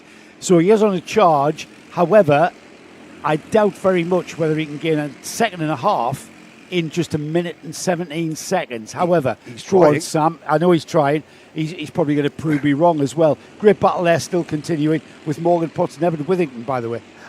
Looking at there, you could see Sam Blamey tucking right down underneath. He's just peeking up over the top of the steering wheel. That is not because he's short. It's because he's crouching down to just get maximum aerodynamic efficiency over the front of the kart. And his driving position, that's actually a very, very good driving position for a circuit like this, where you need to minimise the sort of the air hitting you. And if you look at Blamey as he comes, especially there he is, he's tucked right down. you can't really see the gap between the top of the NASA panel and his crash helmet. The air has got much less opportunity to like, go in and mess about. It just goes straight over the top. Now, well, the angle of the NASA panel helps. It dictates the getting it over the driver, doesn't it? I can imagine people talking about, saying, Henry, you're talking about a single Honda engine class. What good the slipstream doesn't exist, aerodynamics don't exist. Oh, but they do. They really do. They absolutely do. You only have to put your hand out the window at 20 miles an hour and see how much it's pushed down. Here we've got a challenge for the lead then. That has come on the last lap here. Into hairpin 2. Riley Potts has to defend. He's fully aware now that Sam Blamey on that red and white kart with the black helmet, the black overalls, is right there on his bumper. Through the S's. Down the hill they go towards Paddock Bend. This is the right-hander coming up now. Maybe the last opportunity for Blamey into the Garda hairpin. There he goes. And there he goes. Last of the late breakers all the way out there around the outside. And Potts has to get back inside. And it will be Blamey that will lead up the Herbert Rise, Henry, and through the final corner. And indeed, across the line with probably a very, very delighted win for Sam Blamey because he did come through the field from 11th, and that's textbook. Absolutely superb. What, again, you'll notice, if you look back at this race, Blamey, and this is really impressive because obviously we've got an experience level here. Blamey, when he was pushing, he had one driving stance, hunkered down as low as possible. When he caught Riley Potts on the last lap, he just sort of sat up a little bit because that he knew he was about to make an attempt. There is your top 6. Blamey, Potts and Potts. Withington, Froud, great drive from Bella, and Noah Denham in 6th position. Then Tyler Rickard, Fred Pollard, Rexy, finishing 8th. Joseph Hoare, Jake Blamey, Alfie Nichols, and Lucas Deere. Lucas Deere, I recall, starting from the back of the grid in that one, so that was a good result for Lucas. Alexander Robertson, Oliver Claydon, Henry Lloydall, Rayan Rasool, Chris Mayo, and Thomas Lydiard. With James Brown and Tom Mayo rounding out the top 10. Their cousin County Mayo isn't in this race this weekend. Annabella Jessup, Casey Pickup, Leo Coles, and Zach Andrews round out your field. Quickly talking about Sam Blamey. He had changed his driving stance when he caught because he knows that the muscles that you need, the arm movement that you need to make a pass, when you need to sort of have your arms straight, you're not going to get that when you're crouched down. So he made a conscious decision, which shows a really good level of coaching, training, what have you.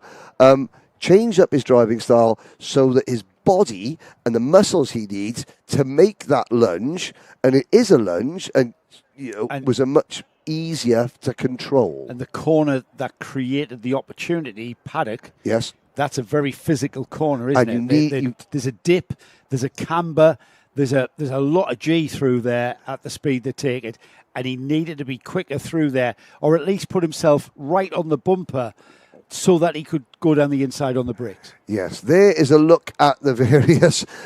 No matter what level of race meeting, the trolley park is chaos, be it at a Golspie Kart Club meeting with 12 drivers or the FIA World Championship. The trolley park is always carnage.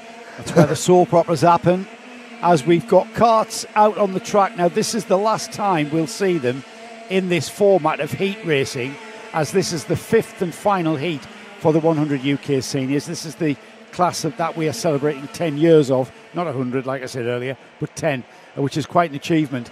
After this one, Henry, we've got the grid sorted for the final, and that will be coming up later on, as we've got them already coming through. The first final we've got comes after, we've got another 3 heats. So we've got this one, we've got the 100 UK Juniors in their last heat, and then we've got the GX UK Seniors for their last heat.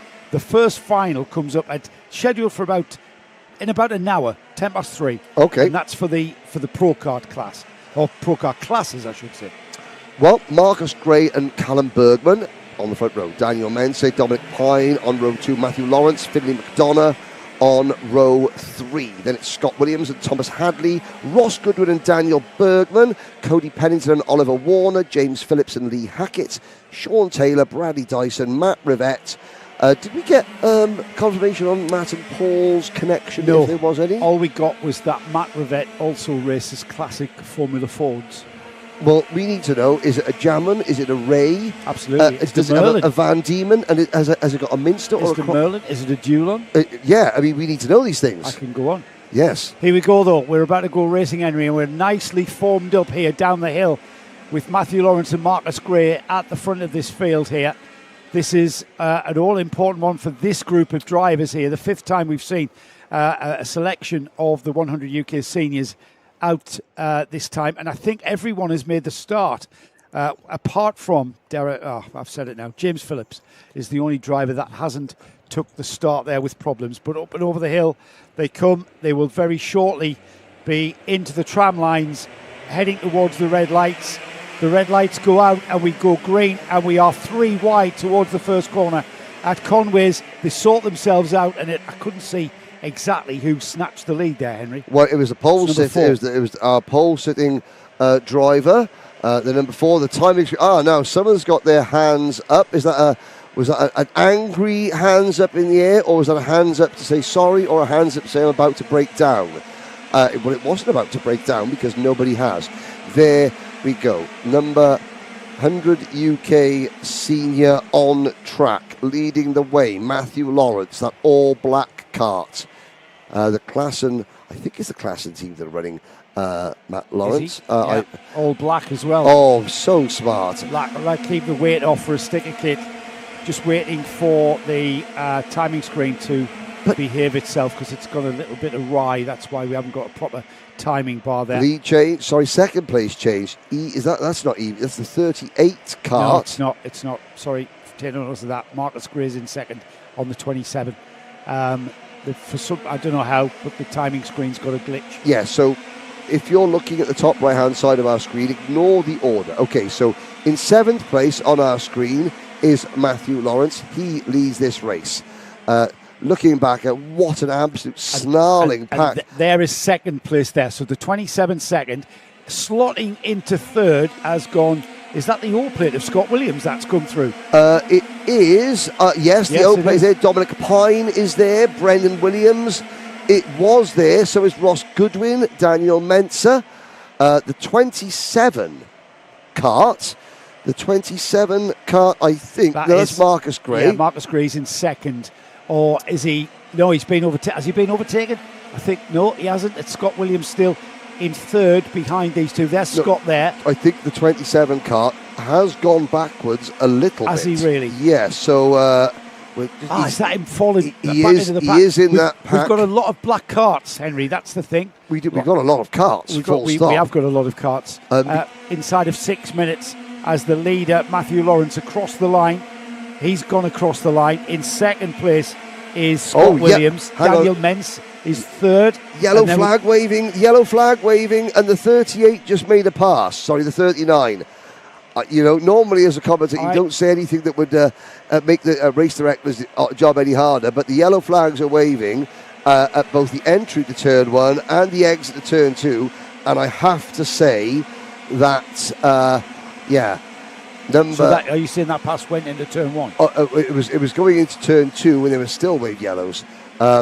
All right. I have to say it happened on our screens. We leave that to the officials to sort out, Henry. Our job is to talk about what's in front of us. Exactly. Unfortunately, right now, that was in front of me at the time. Yeah, that was in front of us. Yeah, we mentioned it. Let's leave it to them. The 39 there is. I'm trying to find it. Now we still haven't sorted ourselves out. Matthew Lawrence still showing in the lead. Scott Williams now 2nd. Dominic Pine, Daniel Mentz, Ross Goodwin, Marcus Gray dropping down the order as you mentioned there. That's the 89 of Daniel Mentz that we're watching, and he is massively pressured by Ross Goodwin.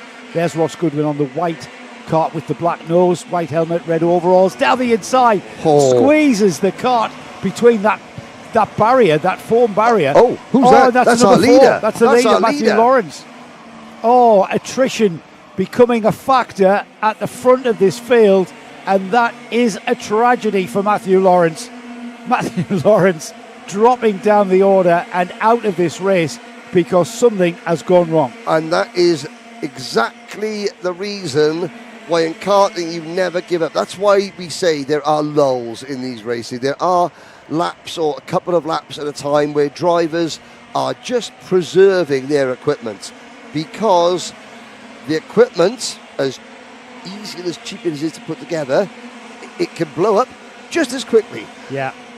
And I mean, especially these engines are old now, you know. They started with this formula 30 years ago, didn't they, Henry? And so the 100cc Tiki MBT 82s are aging out. You can still get the parts, of course, for these karts. There's a healthy industry and a culture in the karting paddocks for the 100 UKs, which is why we've got such a healthy grid here for the festival. As we look at the number 89 down the inside, he goes on Ross Goodwin. Ross Goodwin does the switch back, does he? He's got the line for the S's, and Ross Goodwin hangs on to third place from Daniel Mentz. No, I think that number 89 kart, the black and silver machine, correct me if you're in the live chat, correct me if I'm wrong, that looks like it's paying slight homage to Nico Rosberg and Lewis Hamilton's karts from the FIA European stuff back in about 1999, 2000. Oh, really? That's it? Yeah. That black and silver, the pattern of it does look like, a tribute. Taking Henry Baudet back in time again. Well, yes. Access karting. We'll get to what graphics kit I would put my kart at after this race. Yeah, absolutely. Because, I think it is a Formula 1 team. In the live chat, if people think what it might be, then you could. I bet you'll never guess. Not in a million months of Sundays until I say it, and then you'll say, "Oh, that was a good-looking car." There we are. Right, here we go. Back to the karting. 2 minutes or so on the clock as the leaders go through. It's Scott Williams leading, Dominic Pine, Ross Goodwin just crossed the line there. Daniel Mentz still there on his bumper, trying to get by Ross. And it'll be Ross that comes out of Henry's. There's the number 11 with Marcus Gray just ahead of Marcus Gray. Remember, was one of the early leaders, and Marcus not quite close enough on that number 11. I mean, Warwick Davis called. He wants his NASA panel back.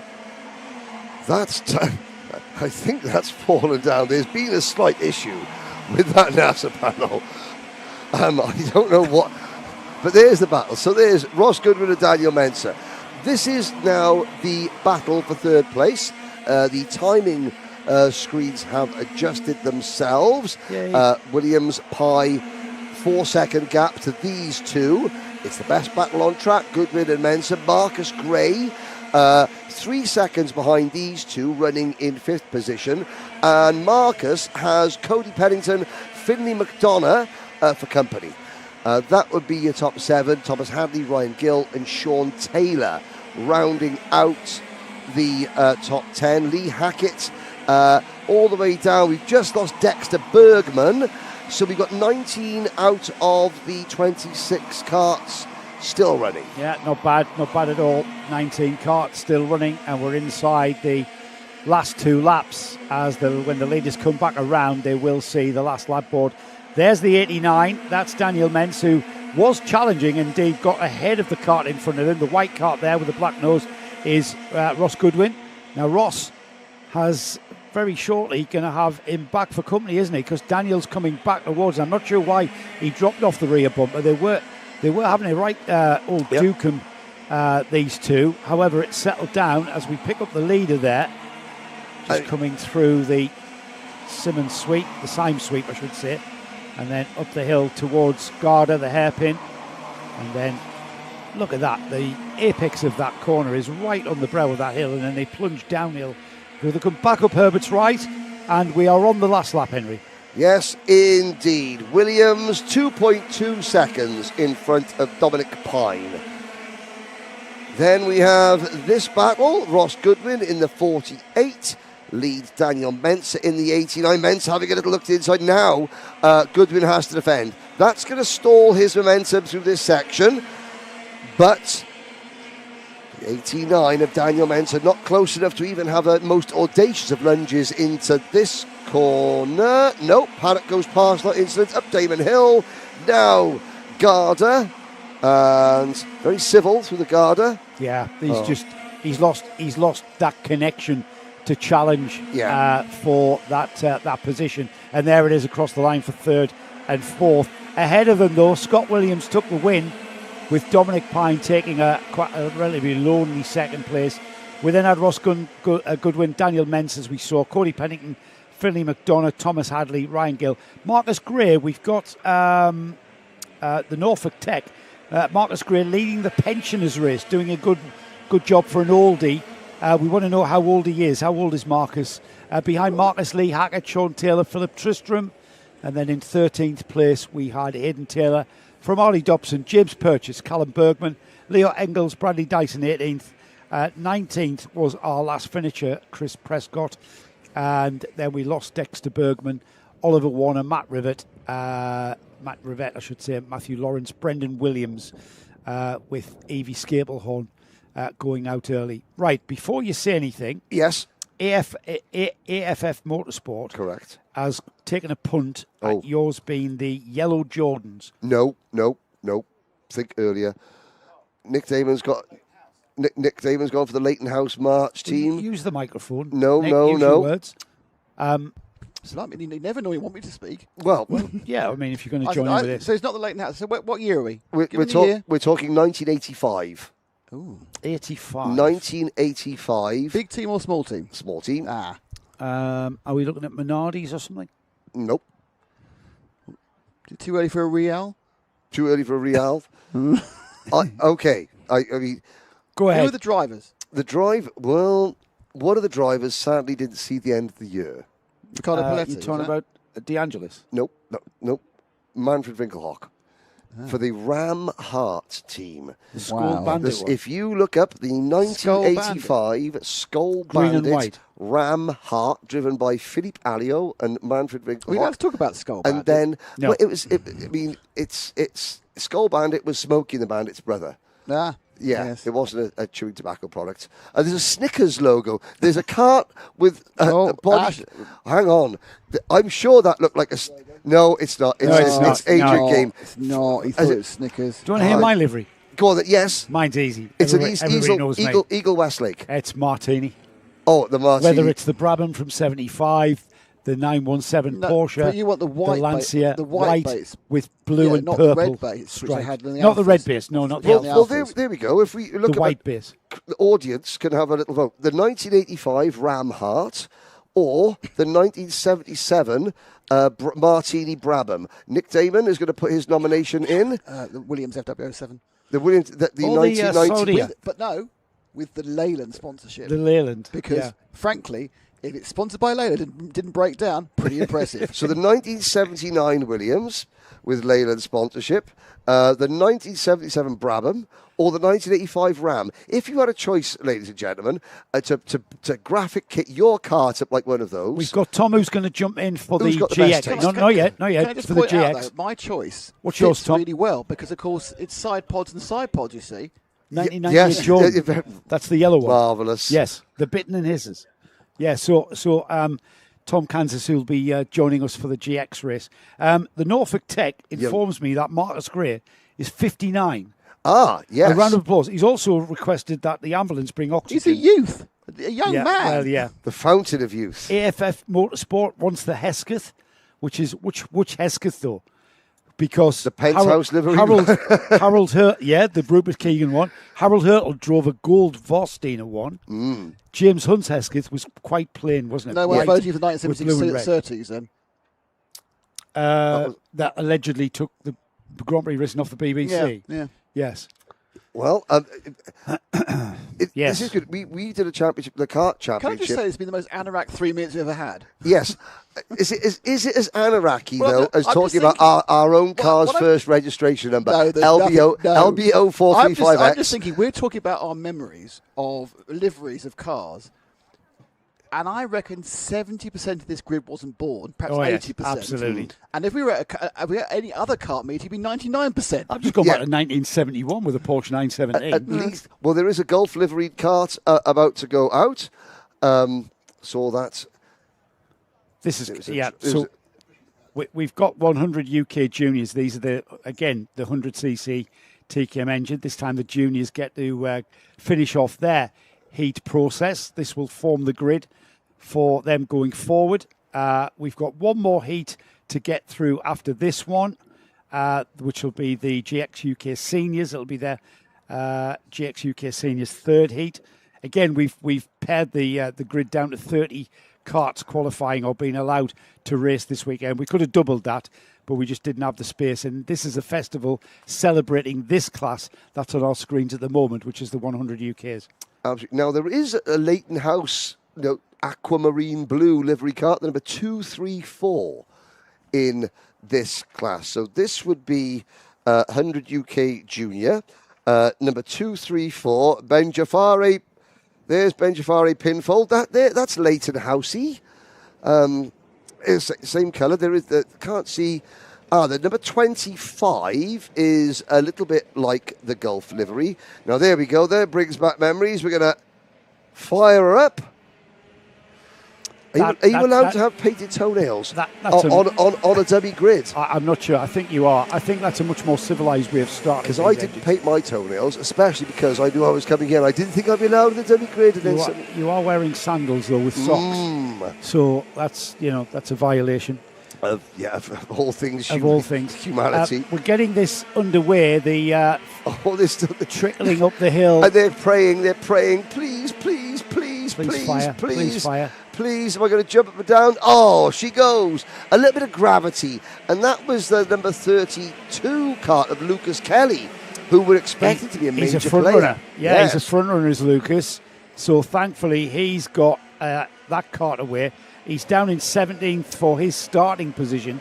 So he should be able to rejoin. Behind him, alongside him, I should say, is Yelena Osbar-Scott. So Matt Scott's got his daughter away and she's out there.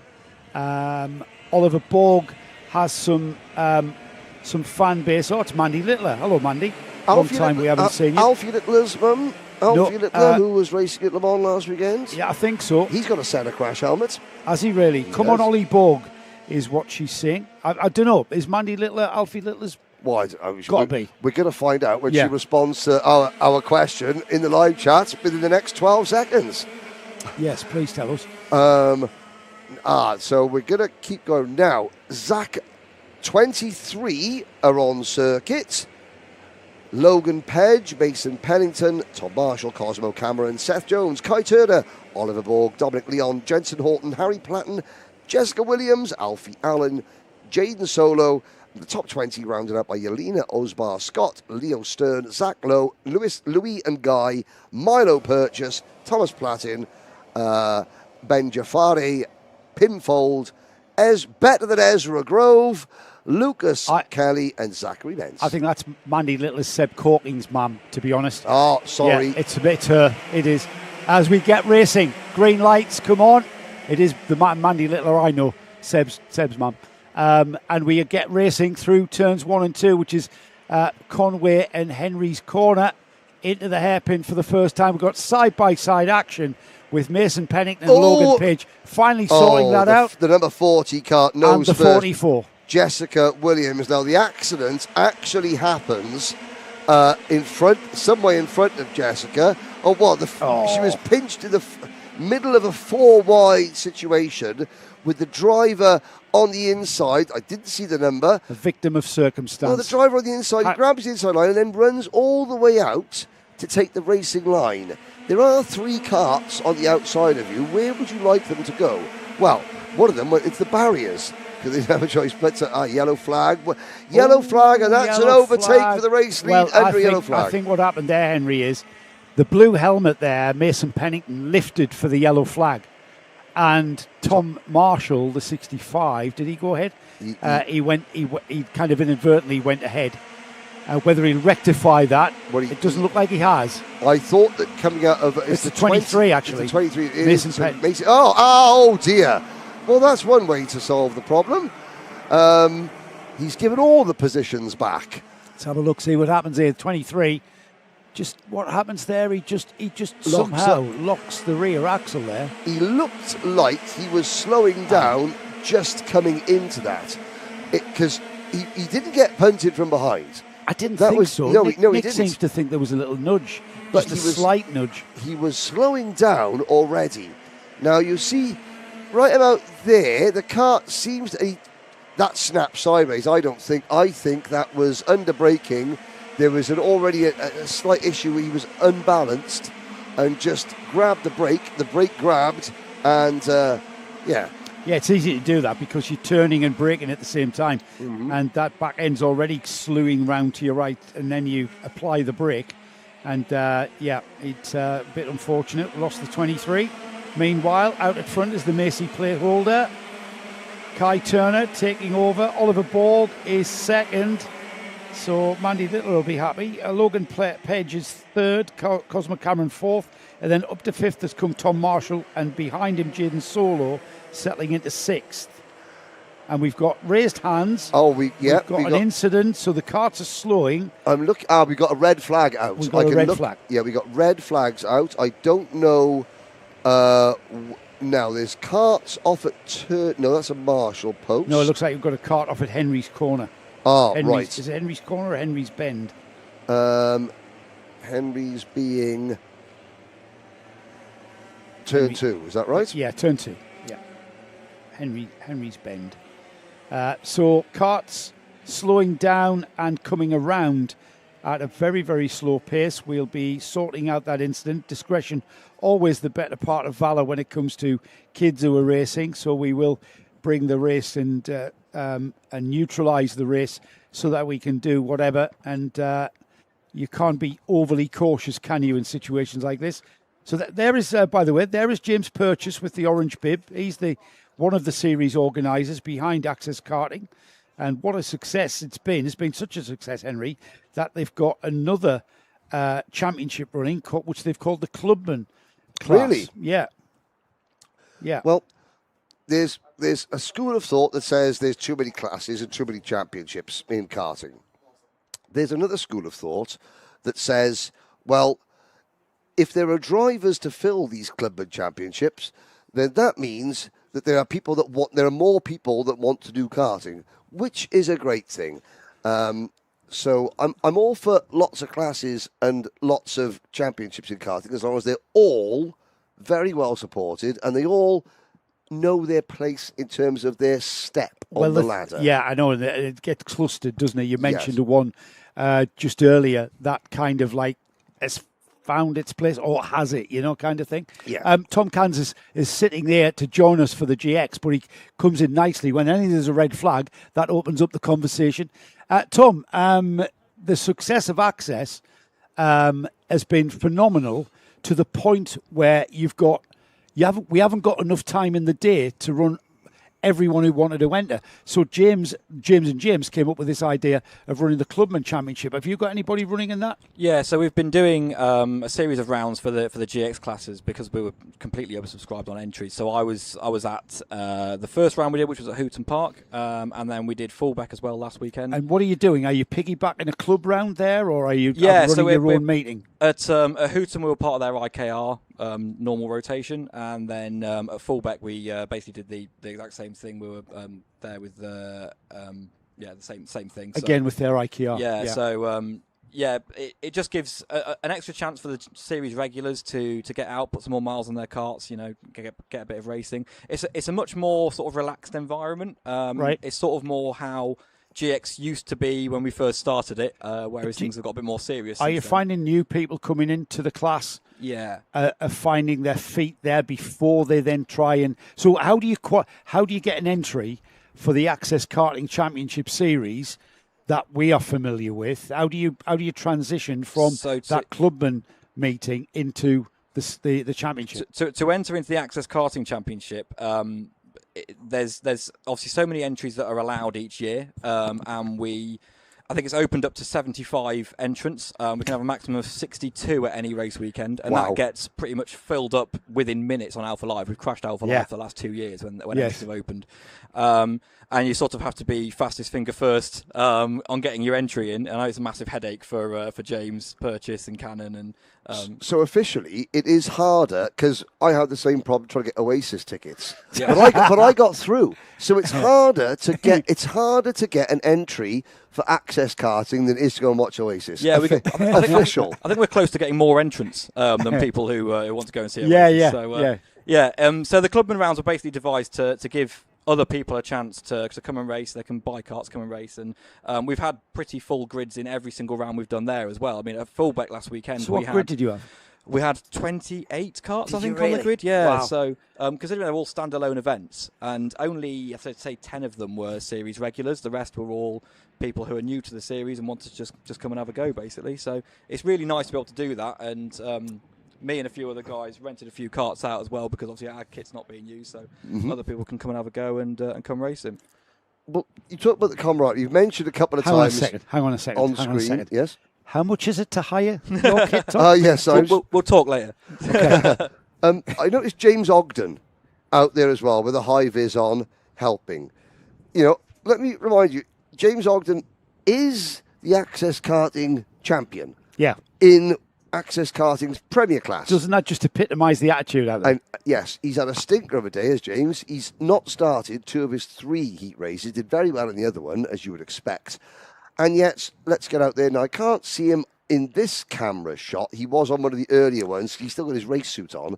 But there's you've got a champion helping on circuit. Just, we're not racing for a little bit. Do you want to go need some marshalling? They did, and help people push start. Now then, this is an interesting thing that you'll not find in any other series other than TKM karting.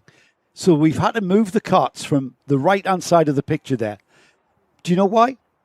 Because it's uphill from there. You can't be pushing them uphill. It's steeply uphill from there. So let's put them on the other side where it's downhill, and that'll assist us in getting these things underway for the restart. And the fact that they're doing it with 2 minutes 26 seconds plus a lap on the clock means that we are going to get a restart.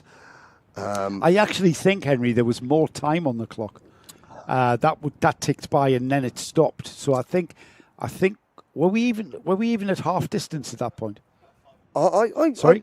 I thought we were a little bit in. Well, we're going to... Oh, no. Why is number 38 kart, Cosmo Cameron, from 4th place? Oh, yeah, they'll adjust that. Kart Smart graphic body kit.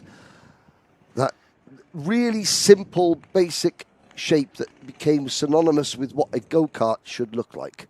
A bodywork go-kart, because there'll be... instantly... I raced before nose cones and side pods.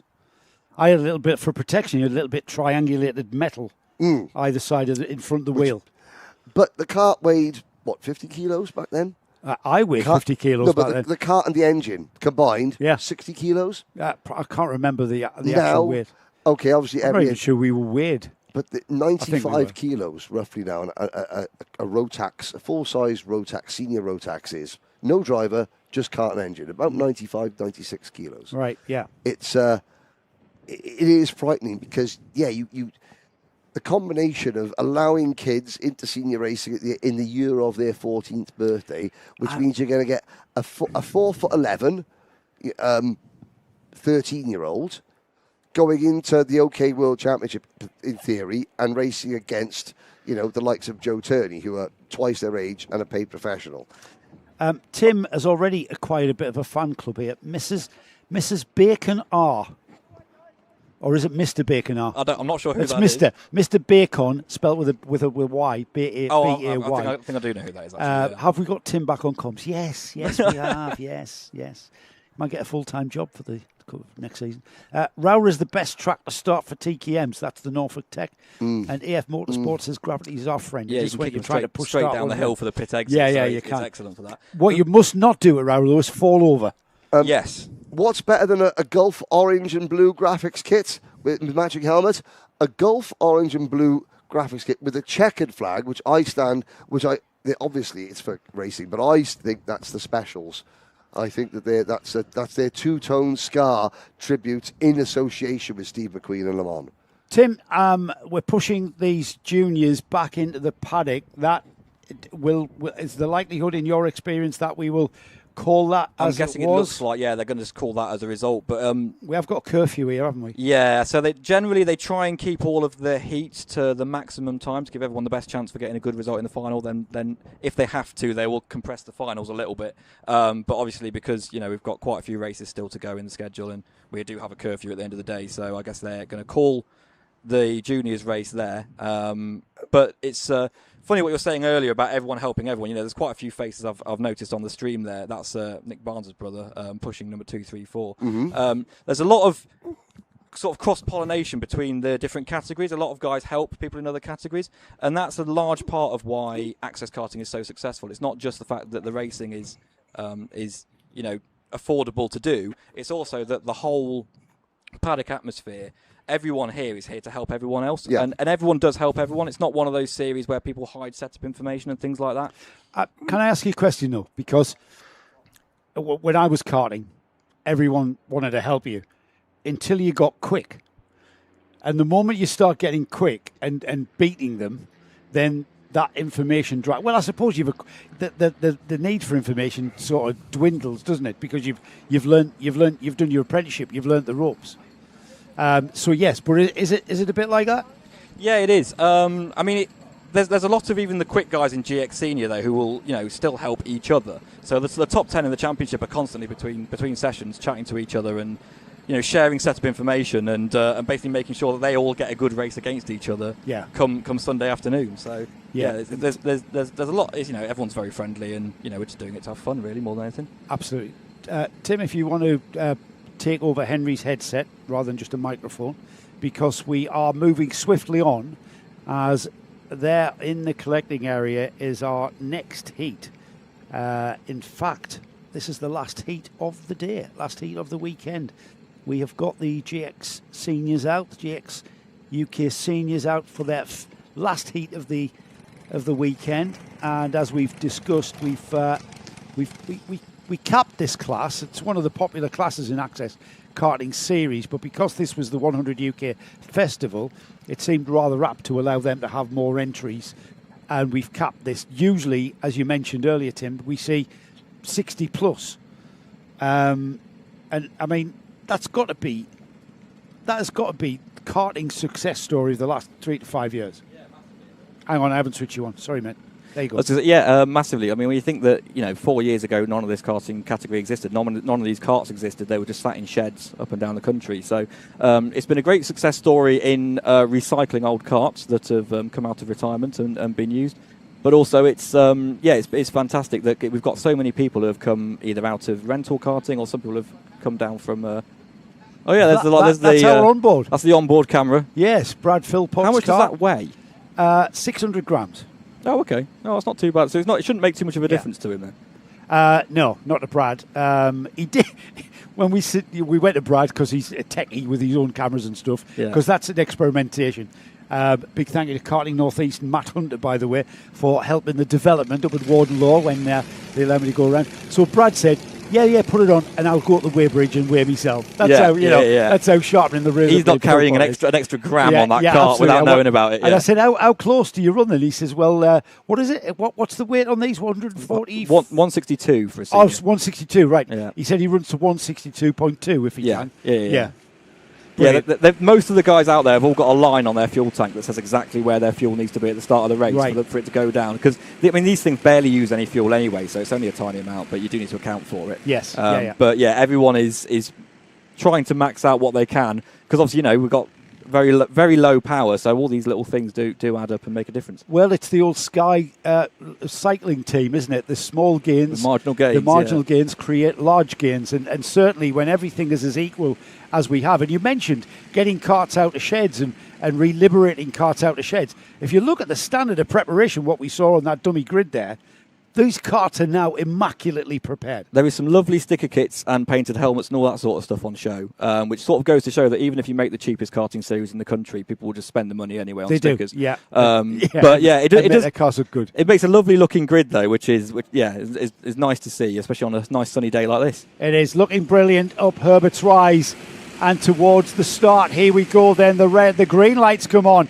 And it's Philpott with the camera cart into second place on the back end of the 45, which is Ash Candola, who sits there in the lead. He's going to be under pressure, though, Tim. Ash is already gesticulating to Brad to say, let's get away from this pack as soon as possible. They know that Jacob Sharrock didn't start very much further behind them, and Jacob will be making his way through the pack as quickly as he can. So, they've got to try and make a break, which they are doing so far, doing a good job of it. Yeah, they're doing a great job. Brad Philpott not challenging at all at this point. However, Brad will be kind of at the back of his head. He's thinking, if I can get past Ash, he will get past Ash. However, he doesn't want to cost them too much time at this early stage with just under 7.5 minutes. We've only just begun this race. One lap completed as we head across the line.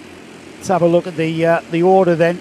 Candola, Philpott, Jaden Francis, Oscar Drain, Stanley Wilson, Jacob Sharrock up 2 places to 6th already. Yeah, Jacob's made a good start there, He up to has. 6th, and he'll be looking to pick off a few more on this lap, no doubt.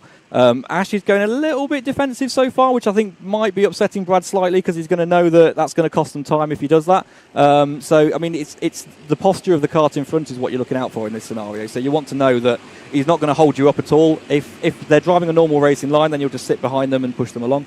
That's probably a spoiler for Brad's video, isn't it? Oh, he was making the move. So yeah, clearly he did think that Ash was holding him up a little bit there. So he has actually made the move, and we'll have to see now if Ash can latch onto the back of him and keep that 1.2 gap to Jaden in third. Well, it's a bit of a catch-22 for Ash Candola, because if he does sit there, then he knows Brad's going to come at some point. And if he doesn't defend, Brad's going to come at some point. So he's kind of got to defend. That's an errant wheel. Yeah, that's off the number 60. Doesn't look good, but he's done a good job of recovering that car off the track straight away. Yeah, that wheel's just come off. The stub axle is still there, where the wheel attaches to. I don't think that. I think that's the cause, the wheel coming off, rather than the effect of coming off and hitting a barrier. Yeah, I've had that happen at fullback before, and it does wake you up when a wheel suddenly parts company with the kart and it spins very quickly. So absolutely. Jacob's up to 5th, by the way. Is he ready? And he's coming. They've both got past. So Stan, Oscar, and Jacob have all got past Jaden Francis while we were looking at that kart that was off. Hand in the air from Brad to acknowledge, I think, a yellow flag for that kart. That has gone off there.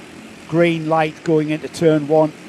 As we've now got, we've got Ash Candola taking your advice, Tim, and just sitting there on Brad's wheel tracks, because those 3 karts are coming. Oscar Drain, Jacob Sharrock and Stanley Wilson, they are gaining, and we've got a little bit of movement there. I didn't catch who was doing what. That's Oscar. Jacob's up to 3rd place now, so he's just got past Oscar Drain there. So Jacob's now going to try and get a push from behind to try and get back up to that lead pair in front as quickly as possible.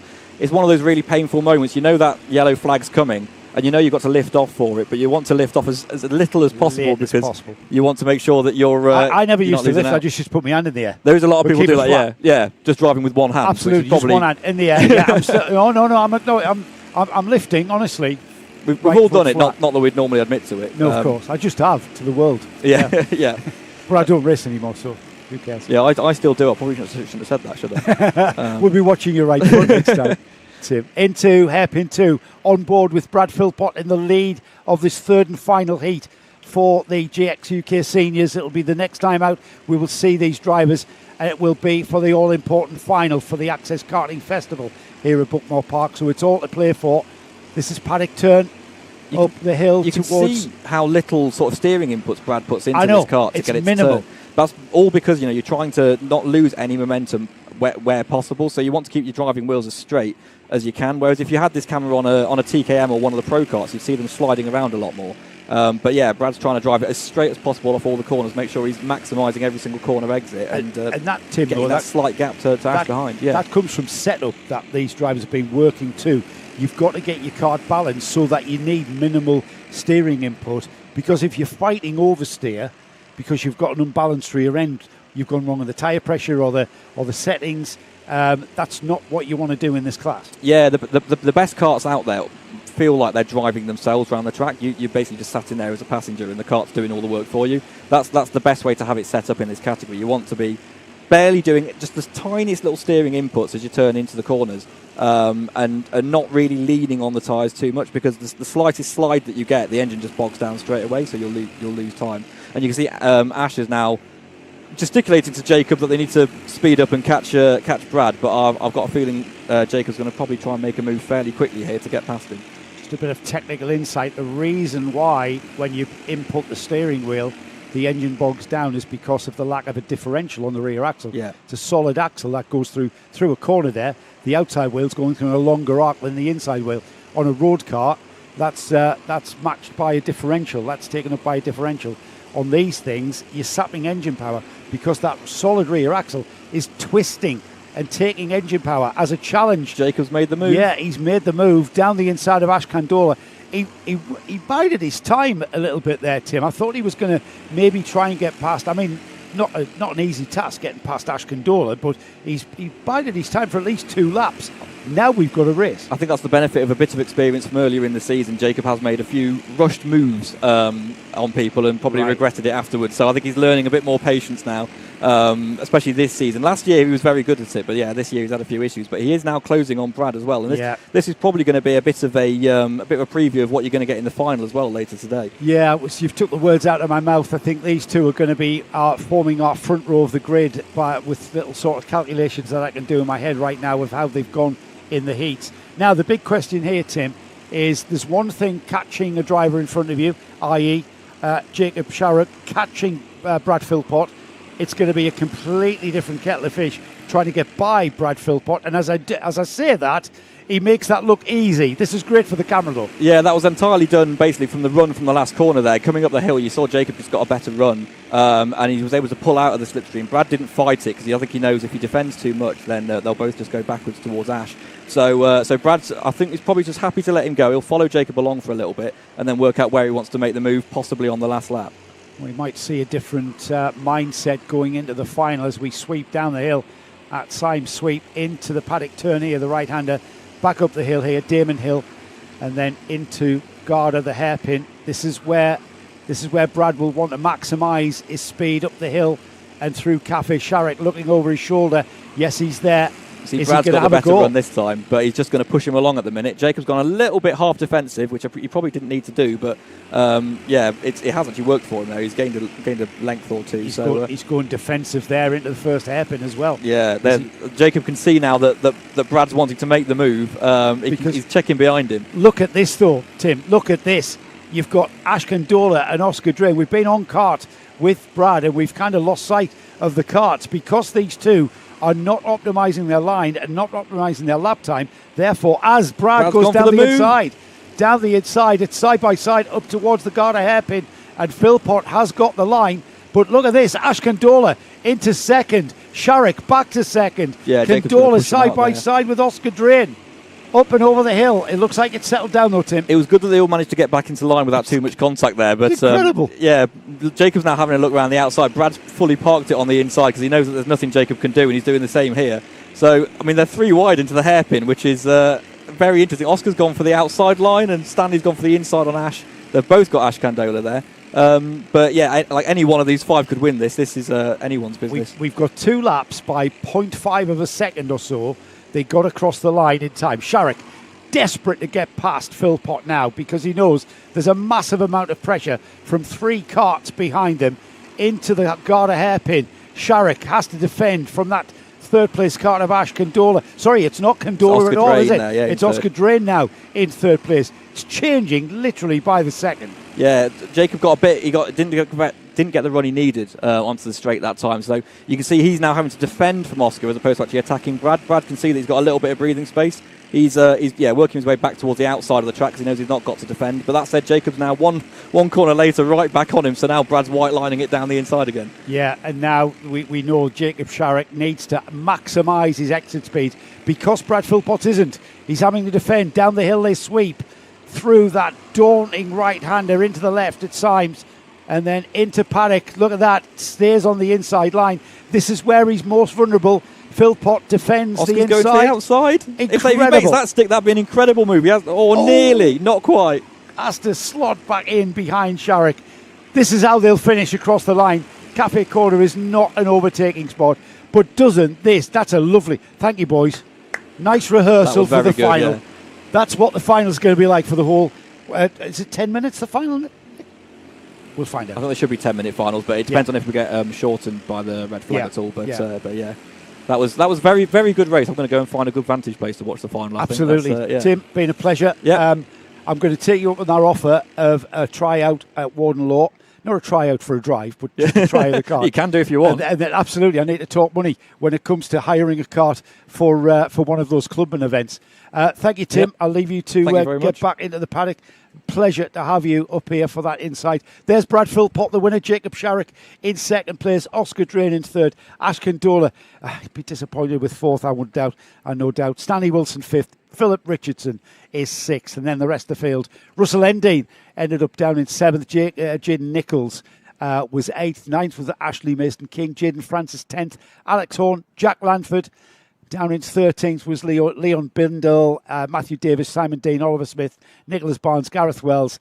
In 19th place was the Max Andrews number 50. William Brightman was next. Then we had Lindsay Scott, Ted Jennings, Chris Deere, Jamie Dart was 24th. And then we had Rebecca Crawford, Chris Dodd, Damien Williams. We lost Ronnie Townsend at 8 laps, and we lost Leland Hutt on 11. I just want to see how many places. Yeah, Russell Endine from 15th to 7th there, Henry. That was a bit of a cracking drive. It was a really enjoyable race to watch, and I'm watching from the veranda outside, and you can see, because you're looking down straight over Cafe Corner, so you can see the drivers working the wheel, even in the single, the GX UK classes.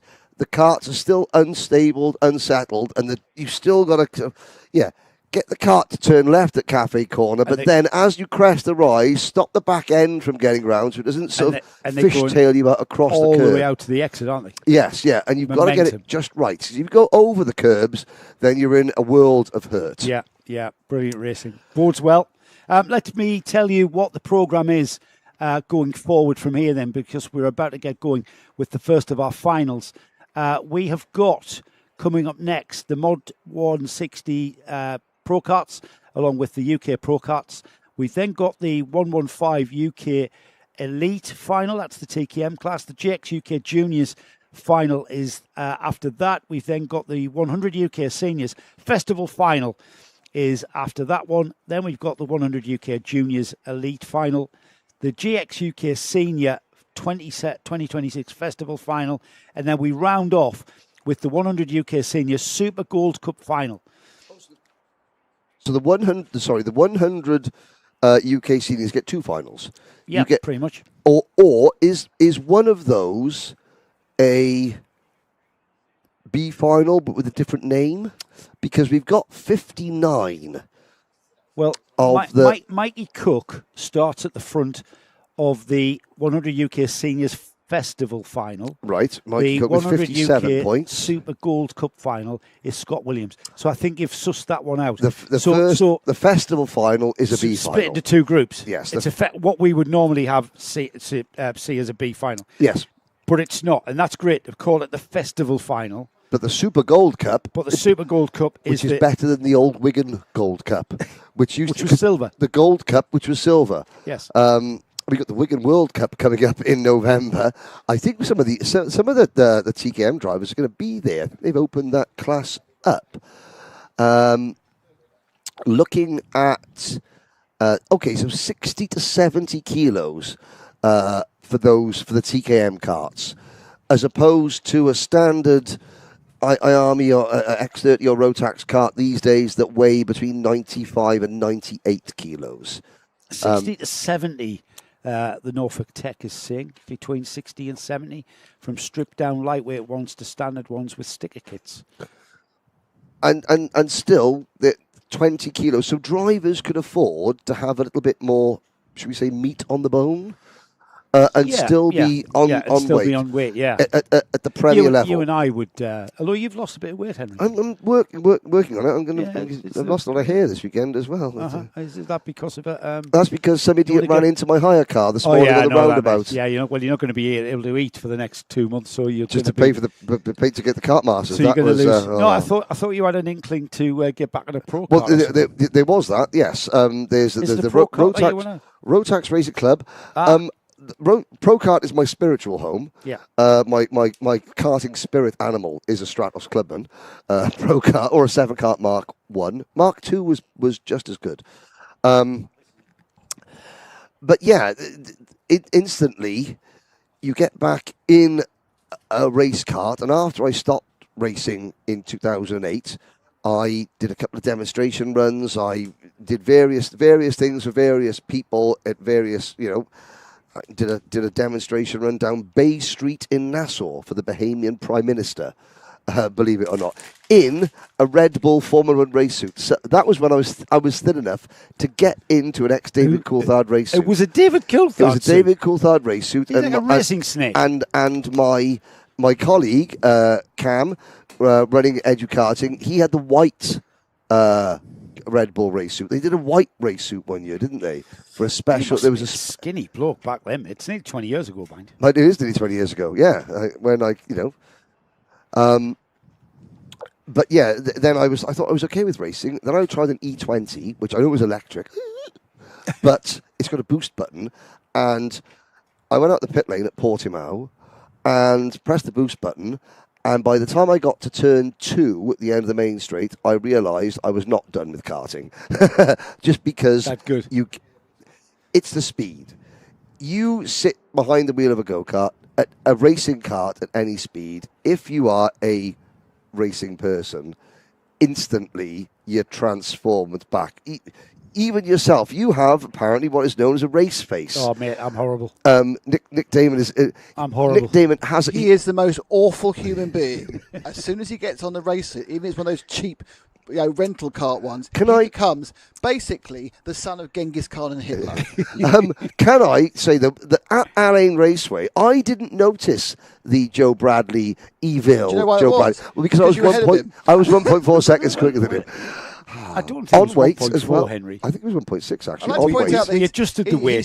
He's so awful it affects his sleep. When I beat him at Dubai, at the Dubai Kartdrome, there's still no scientific reason why that happened, Nick. Yeah, but because it doesn't bother him at all. There's a practical reason why it happened. But there's no scientific reason why. How there on earth that is possible? This is an argument going back to glitch. One arrive and drive session back in January at the Dubai Kartdrome that Joe is still evidently not over. It's not. It's the only time we've ever been in I can't understand completely equal machinery. We were on guaranteed equal machinery. Can't understand it. We were on the twin seaters, right? Yeah. So it means the weight was exactly the same for my run and his run, and Nick clobbered every single curve. The racing line, as I like he to call was it. sideways.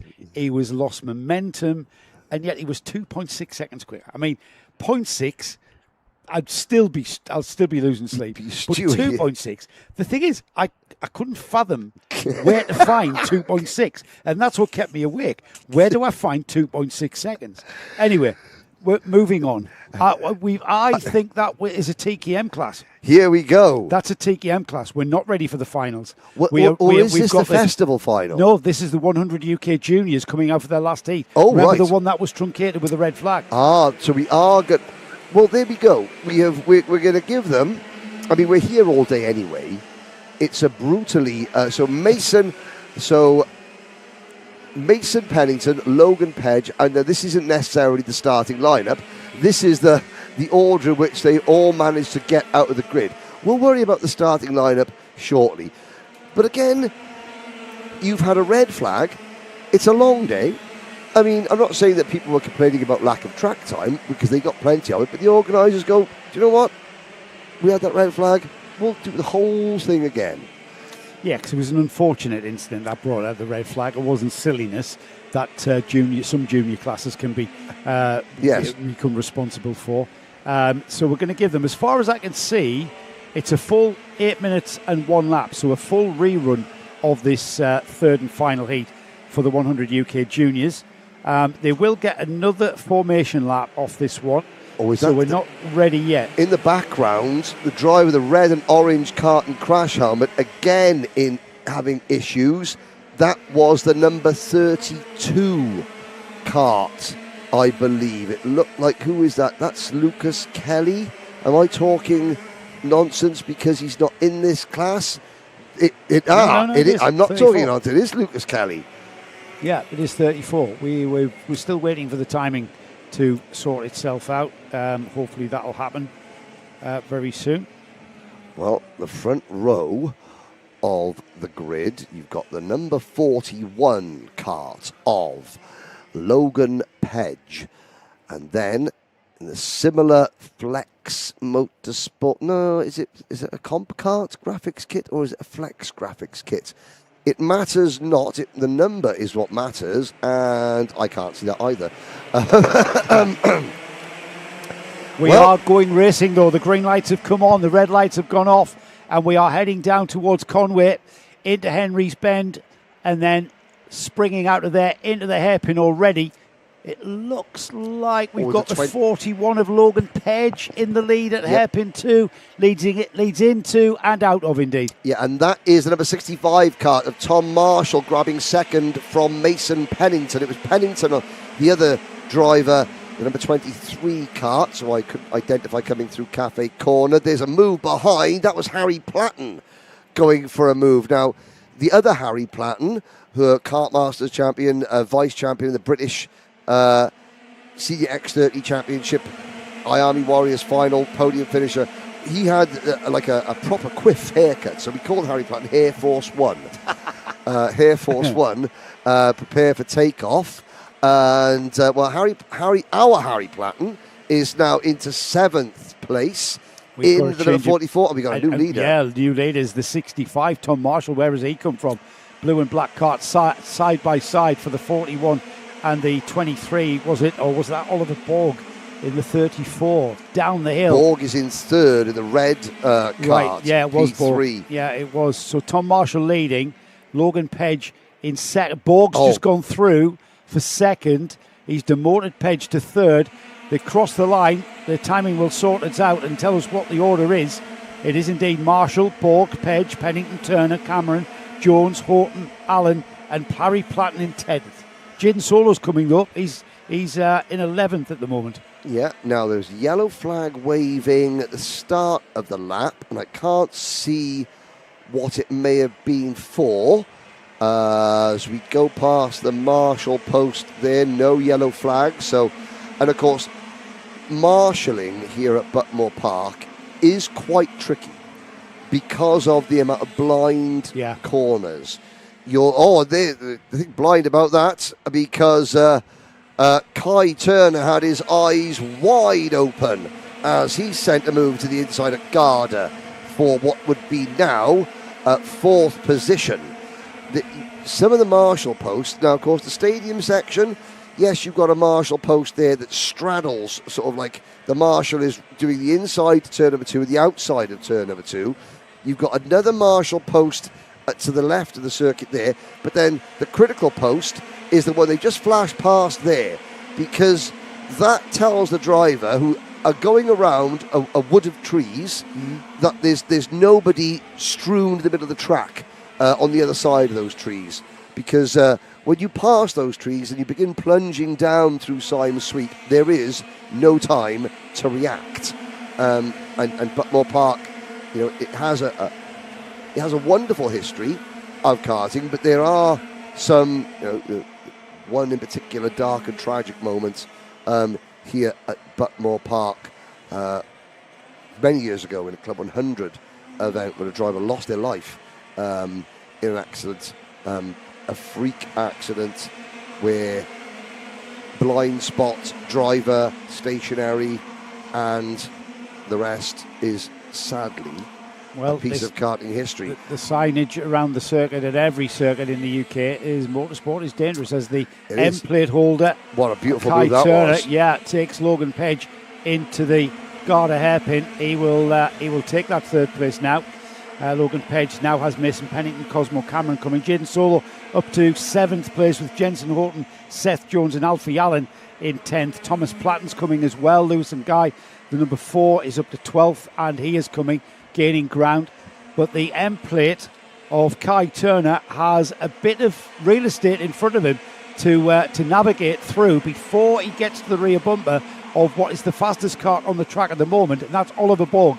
Fastest lap of the race, 43.70 on the last lap by. So the question is, there he is there, just coming into the picture, and he is latching onto the back of the leader, Tom Marshall, as we see them heading just underneath us, up and over the rise and on towards the arena section.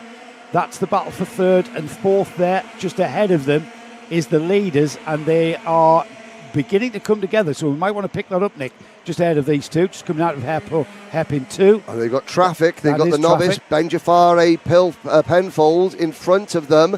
Oh, Ben Jafari drives into the pit lane almost to get out of the way. Very smart driving. Again, this is the second time I've seen a novice driver getting lapped and doing everything exactly right. Yeah. In the safest way possible that doesn't impact the race leaders, but also doesn't impact his own race. And there was Oliver Borg, Tom Marshall just let Oliver Borg through, and Oliver Borg returns the favour. Right, so that is an awareness of Tom Marshall of just how quick Borg is. He's not letting him go. Maybe he's happy to sit in his wheel tracks. We're going to find out. 2.5 minutes remaining, just underneath that time now.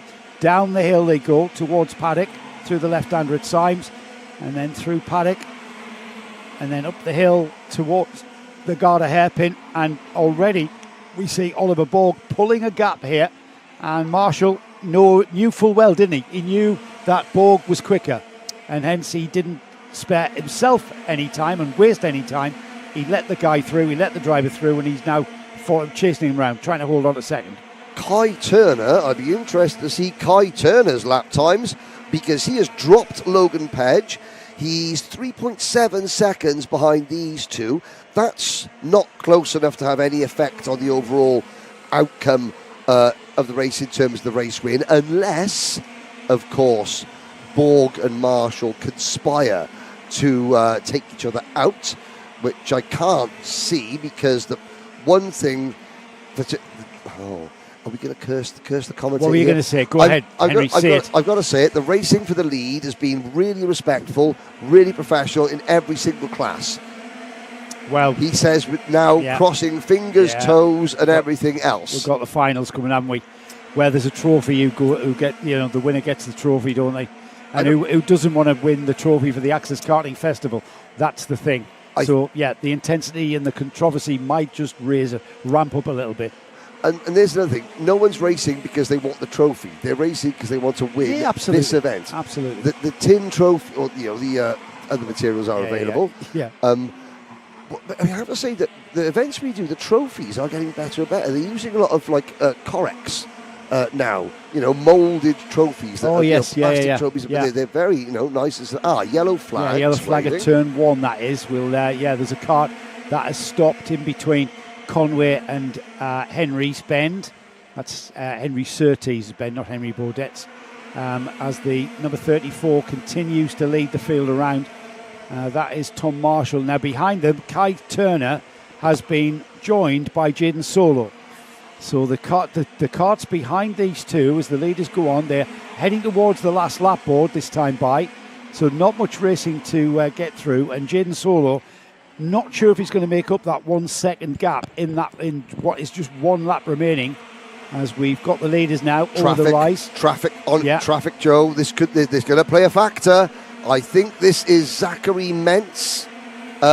Zachary Mentz or Cosmo Cameron. It's the number 68 kart. Not Cameron, 67. It's Leo Stern, the 69. He's several laps down, and Borg has managed to get past him. That was critical. Okay, there was a moment of danger there for Oliver Borg. If he had not made the pass on that lap kart before he got to the S's, then he would have had to defend over Tom Marshall, because Marshall would have caught him. Marshall having his own issues now, getting past the lapped driver.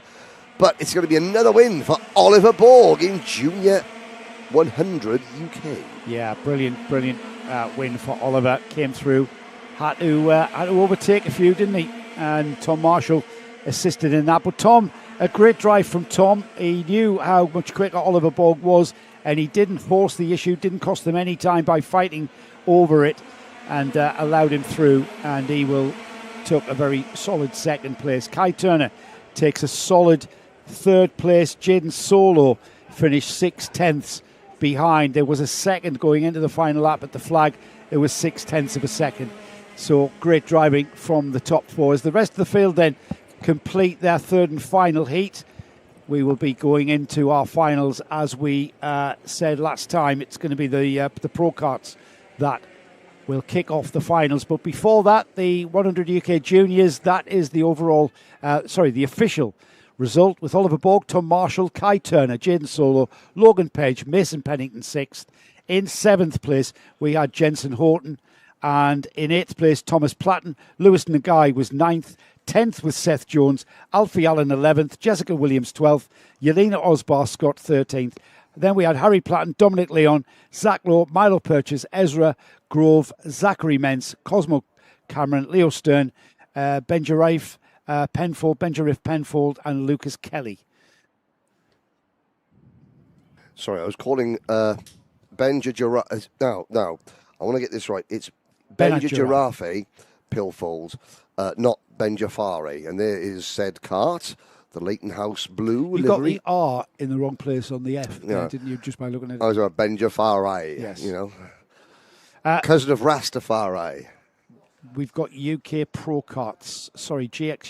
Karts and Mod 160s coming out. But the 160s, the modified karts, remember we found out 24 horsepower from these two engines, with a rev limit of 9,000 revs they're getting out of these motors now. When I raced, if you got to 7,200 on a GX 160, then you were mustard. Yeah. You know, Roger at RPM had done you a good one. He was my engine builder. I remember one of the early mods would be the valve springs to stop the bounce. Oh yes.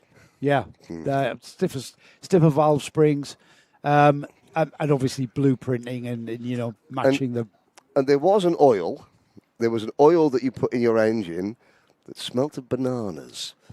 If you were a driver in Super 2 or in the Honda Challenge, or back when, Pro Karts had a national, they do have a national championship, but back in the day of Super 2, there was an engine oil, quite expensive. Was it illegal? It was legal. Yes, engine it was. It was legal engine oil. Did it smell of bananas because it was made from bananas? It smelled of bananas because it was blinking fast. I don't know what the banana thing came from, but all you knew is that I can't for the life of me remember. I got it from RPM, and it was in these clear bottles, and it was like, right, Roger would go, oh, Henry, you're going there you go, and it wasn't available to everyone, you mean?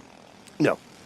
Right, okay. It was available to certain RPM customers that may have had, Simon Bayliss with Raceco, and Simon Bayliss had an issue with Roger, and I got a pair of Simon Bayliss engines with the banana oil, and never looked back since. We had the banana oil. Well, there is no banana oil available in this paddock. The groundsman is very particular, as we've got our first final.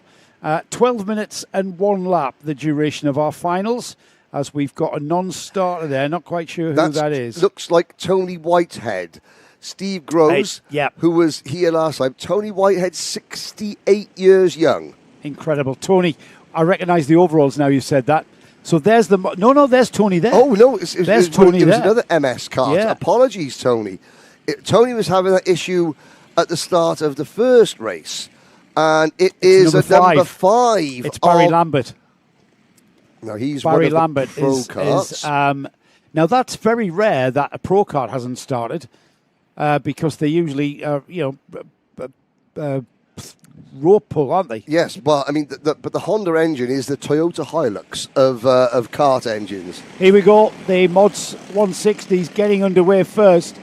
We've got a green light heading into Conway for the first time. It's the number 28 of Matthew Sprague being overtaken all the way around the outside, and they're side by side into the hairpin one. It's Chris Williams who had the audacity to go all the way around the outside like a NASCAR race. Yep. And it was the Matthew Sprague kart that duked it out and will remain at the front of this field. And already Chris Williams dropping a couple of karts lengths away from him, Henry. Yeah, he is. I have to say, Sprague has been pretty unbeatable most of the day. Look, they run softer tyres. You can tell. The way that Matthew Sprague just attacks the technical downhill section is a joy to watch. There's a change for third place. Oh, no, it's not. Tony Whitehead was getting his gloves out then. Ran a bit wide. Whitehead's having a go here. to the inside. He passes Chris French. French wheel to wheel and gets the position back. Tony's having a massive ding dong there, isn't he? Yeah, tremendous stuff. But what other sport at the age of 68 can you go and race? Can you go and be as competitive? And for example, golf. You name us. Walk to the ball slower. The seniors tour. Okay, but you have a 68-year-old doing karting at this level and making down a the move inside. down the inside. Now that's the number 5 that has rejoined. So the number 5 isn't in this race. No, that's the number 6. Is that number 6? All right, it's the number 6 of Chris French. Chris French. Sorry, I didn't say that. I must have had a blemish on his number plate. Well, and he's got that. Tony White, he's got the old original sort of MS metal rear bumper, which now there's a name for the shape of that bumper. Is it a dodecahedron? Possibly with the taller top end. It's not like a square. It's not. It's not like a rectangle. Oh, and there's a kart off at the side of the circuit. Now, this is the mod final. Everyone with their hands in the air. In the Pro Kart final, Peter Stott is leading, the reigning champion. As we look back, here is the lead battle in Pro Kart. Peter Stott and Christian Bellaby. The number 1 plate, the M plate with Tom Angier, Ben White and Ed Cox all in line. So we've got 2 drivers battling for the lead with another 3 drivers sitting waiting for potentially some crumbs to fall their way. These 2 have been at the front of this field pretty much all day long, haven't they? We're going to find out if Christian Bellaby has kept any powder dry, and maybe he's only just playing the cards that he's been keeping in his back pocket. Maybe he has something in his toolkit to challenge Peter Stott. He's not going to let Peter have it all his own way, is he? And Peter looking really great with that white overall and the white livery. It's like the white knight at the front of the field, isn't it? Yes. And then the dark knight with the red and black livery chasing him down, with Bellaby carrying that M plate for the Macy Cup that he won earlier in the season there. Well, the Dark Knight plunges down, and then the Dark Knight rises up. Coming out of Damon Hill, up towards Garda. Down through the centre chicane, up Herbert Rise. Into Cafe Corner. Across the line, Henry, 8 minutes to go. So we've got the duration of a heat to get through. So whether these 2 can continue circulating again.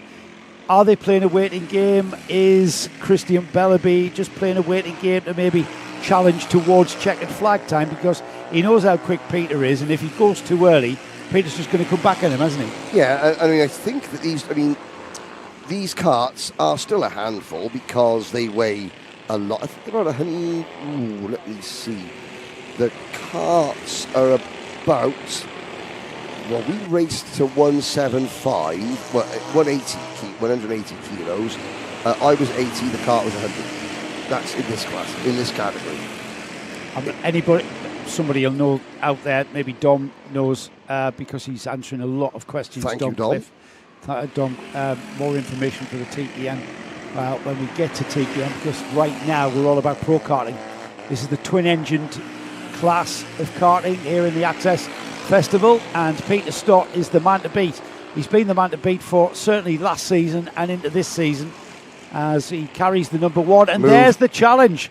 I was right. Christian Bellaby has been playing a waiting game, Henry. Whether or not he's pulled the trigger too early.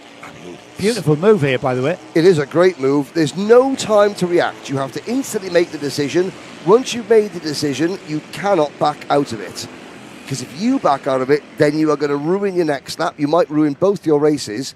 You have to commit, and then you have to be very decisive. But Stott, now that is bump drafting 101. Quite literally. Yes. Yeah, and that's he's not trying to push Christian off. No. It's just the momentum carrying him forward. Rather than lifting off so he doesn't touch the rear bumper, he just keeps his foot planted. and you just rest your front bumper up against the rear bumper of that kart in front. However, he's struggling to do that at the moment because Bellaby seems to have a very, very quick kart through the sweeps on the downhill section of the Buckmore Park circuit. Are you being dripped on, by the way? The air conditioning unit in here is I mean, we've got air conditioning. I know we have. We can't really complain. I mean, I'll switch it off again.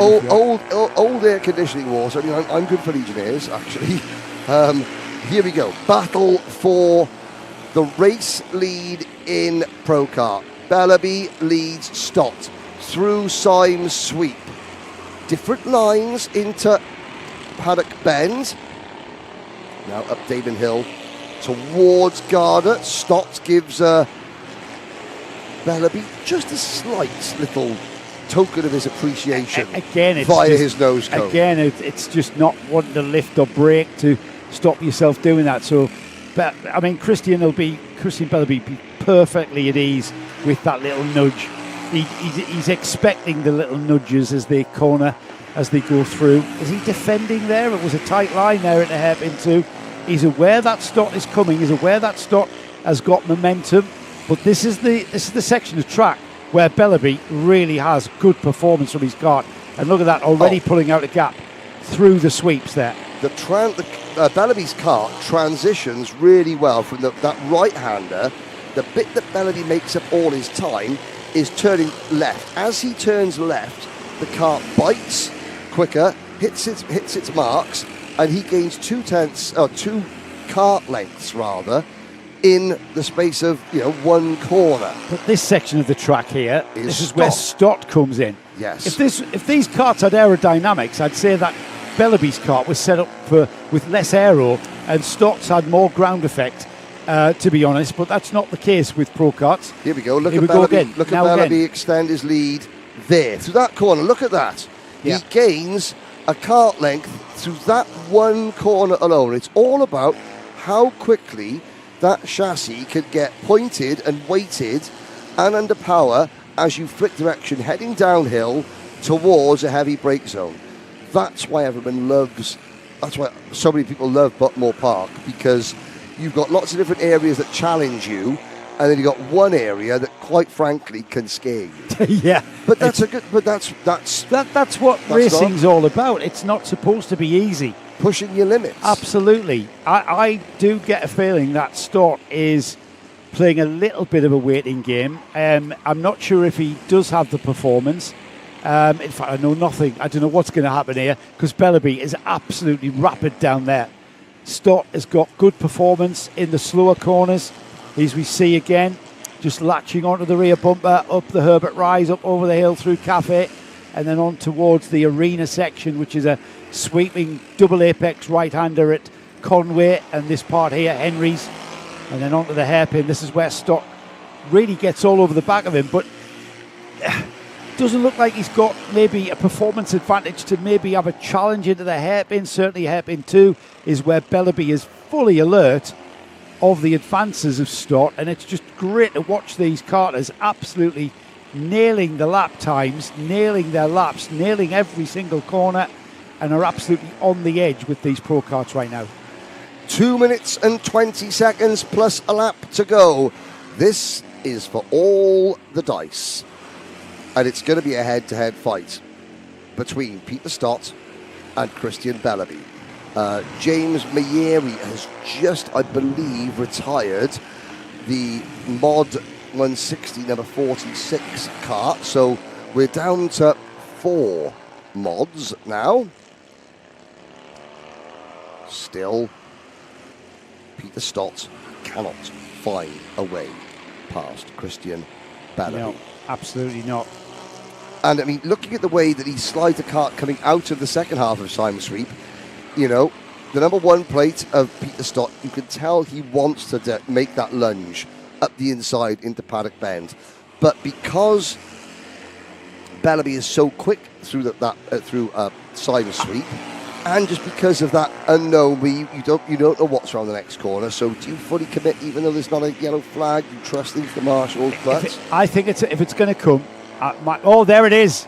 Hairpin 2. I wasn't going to say hairpin 2. Yes, you were, Yeah, Joe. hairpin 2 is where it's come. Yeah. Now then, Bellaby. By the way, Ashley Hinton replies with 178 kilograms. That's how heavy these things are, with the driver, that is. Right. This is where Bellaby has performance. And look at the defensive line there.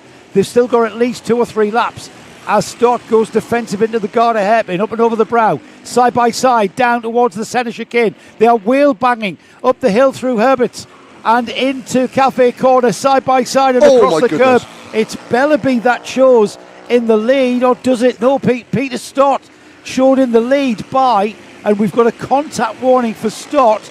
It was 9,000ths of a second. Stott was in the lead there, and we've got 2 more laps, well, a lap and a half, because it'll be the last lap board next time by. Well, you saw coming out of Cafe Corner last time that Bellaby just got a little bit too far over the curb.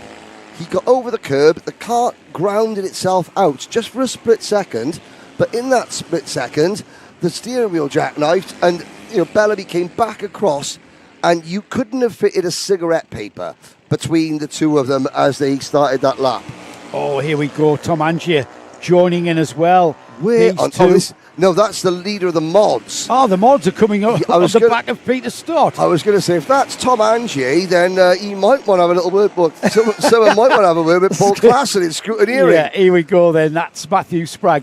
This is going to be perfect for our TV coverage, because we're going to have the leaders of the 2 classes circulating together on the last lap. Unfortunately, Christian Bellaby had to make way from the Mod 160 leader, Matthew Spragg, and had to get out of the way. Now Stott has got a massive breathing space in that white liveried cart as Spragg crosses through Cafe Corner and will cross the line. There is the lead, there is the winner, I should say, of the Mod 160s. There is the winner of the Pro Karts, the GX UK Pro Karts, and we've got our festival winners already, Henry. Matthew Spragg in the Mod 160s, the GX UK Pro Karts in the form of Peter Stott.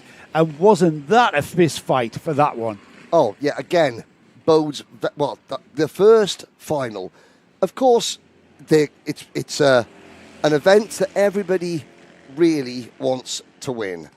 And so the very first AK Festival final winner in Mod 160, Matthew Spragg.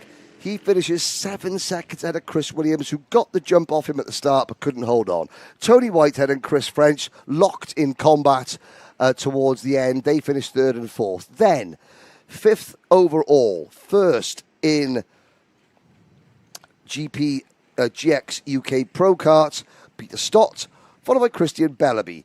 3rd in Honda was Tom Angier. Then it was Ed Cox, Ben White, Kiri Chialki, Michaela Pottas, and Jay Keenan Hannon, with James Mieri and Dominic Hemp rounding out the field.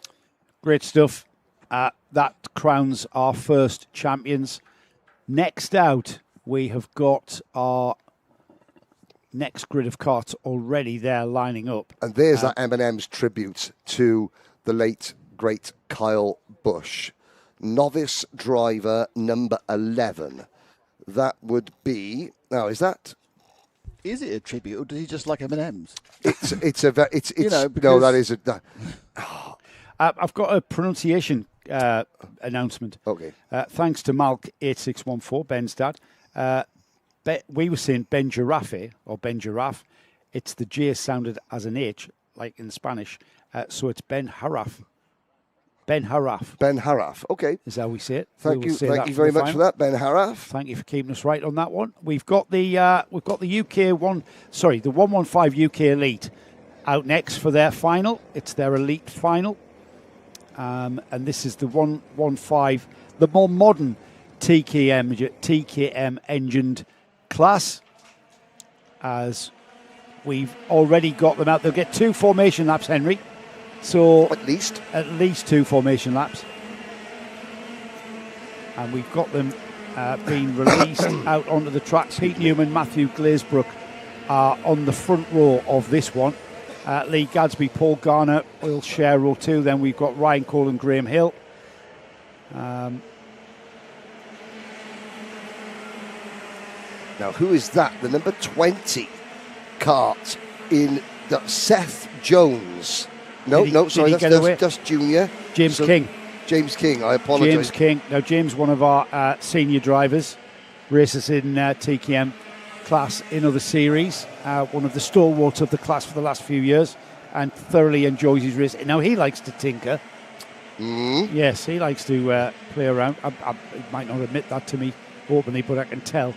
There's clues, let's say. Wes Graves, you mentioned earlier, he's qualified 7th, by the way. Then we've got Ash Robinson. They basically play Holder Gordon Smith as qualified in 10th. But look at that. Wesley Graves, B final. Graham Hill, B final. Ryan Cole, Pete Newman. No, it's not a B final, this one. Sorry. This is the 115 UK. This is the final. I apologise, ladies and gentlemen. I thought, are they going to be any good? Where's all the top drivers? Well, it was quicker than this lot. Because we've just already mentioned some names there, haven't we? We have indeed. Now, Pete Newman. I haven't seen Pete racing since the end of 2016. Oh, wow, that's 10 years ago. It is, yeah. Sorry to remind everybody. Well, it was. And the final round of that year's TKM British Championship was coincided with, I believe, which one was the Rugby World Cup? That was 2015. 2015, I was at PFI. I had to go home on the Saturday night. But here we go. Here we go, Henry. Red lights go out. Green. Oh, have we gone green? Oh, we have gone green. That was very confusing because we saw the false start flag and then the lights went green. The drivers look like they've taken got the memo that we have started. Got Karts sliding wide at hairpin 1. That's the 79 getting it all wrong Newman getting it all wrong. Now, at the start, let's have there he goes. Look. There's the 79 getting it all wrong. Yep. Whether he's got any heat into his tyres, he runs out of room, ends up on the grass, urged across by Paul Garner, the number 55. Whether or not they've sorted themselves out by the time they get towards us, we're about to see. But that lead kart is the number 33, or is it the 30? It's Matthew Glazebrook. It's the 30. As Glazebrook crosses the line from Ryan Cole, Graham Hill, Ash Robinson. Graham Hill from 5th on the grid. He's now 3rd. We had Graham in here with us, assisting with our commentary. There he is on the... now, is that a Braun homage with the white with the green stripe down the middle? I mean, if you get rid of the little blue stickers, and that's a very good shout, Joe. That's a very good shout. Look at how sideways Glazebrook was, through the right, then the left, into paddock. Great shots from Ash Leontine, our cameraman out there, who's roving around, getting some great dynamic action shots. Still hasn't proposed yet, but that's another story. As we've got Karts kicking up the dust there, up Herbert's Rise. That's not too much of a problem here. But this is into paddock. And... there's Karts off the track there. I didn't catch that one. He was way off the track. That's where the dust came from. He was absolutely too wide off the track. And there's a change for the lead as the 25, Ryan Cole, squeezes down the inside of hairpin 2. And Glazebrook looks glazed because he didn't see that coming. Ended up on the outside of the corner there. Yeah, a very committed move. Glazebrook running very, very wide. He got ran very, very wide coming out of hairpin number 2. Sensibly ducked back in and got back on track before he went over that little grass patch, because you just never know what will unsettle the car. What might, knock something loose that I will need later on. He also knows that now Ryan Cole will squeeze him as far as the laws allow. Yeah. Whether that was deliberate or Ryan Cole's car was just sliding out there as Glazebrook now begins to come back. Who's that just appearing? If they had mirrors, he'd be appearing in Glazebrook mirrors. It's Ash Robinson with Charlie Machin and Graham Hill. Now back down to 5th. Paul Garner up to 6th. This is not over, Henry. We're inside. We're just outside of 9 minutes remaining. And this looks like it's about to be a 3, maybe 4, even 5 kart train soon for the lead of this race.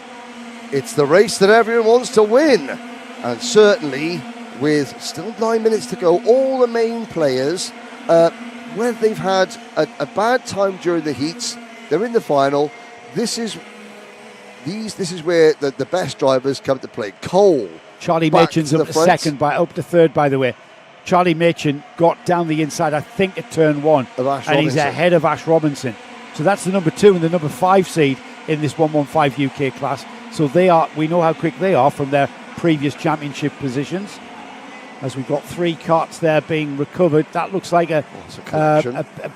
That is a collection of carts. The 20, the 41, and the Venom.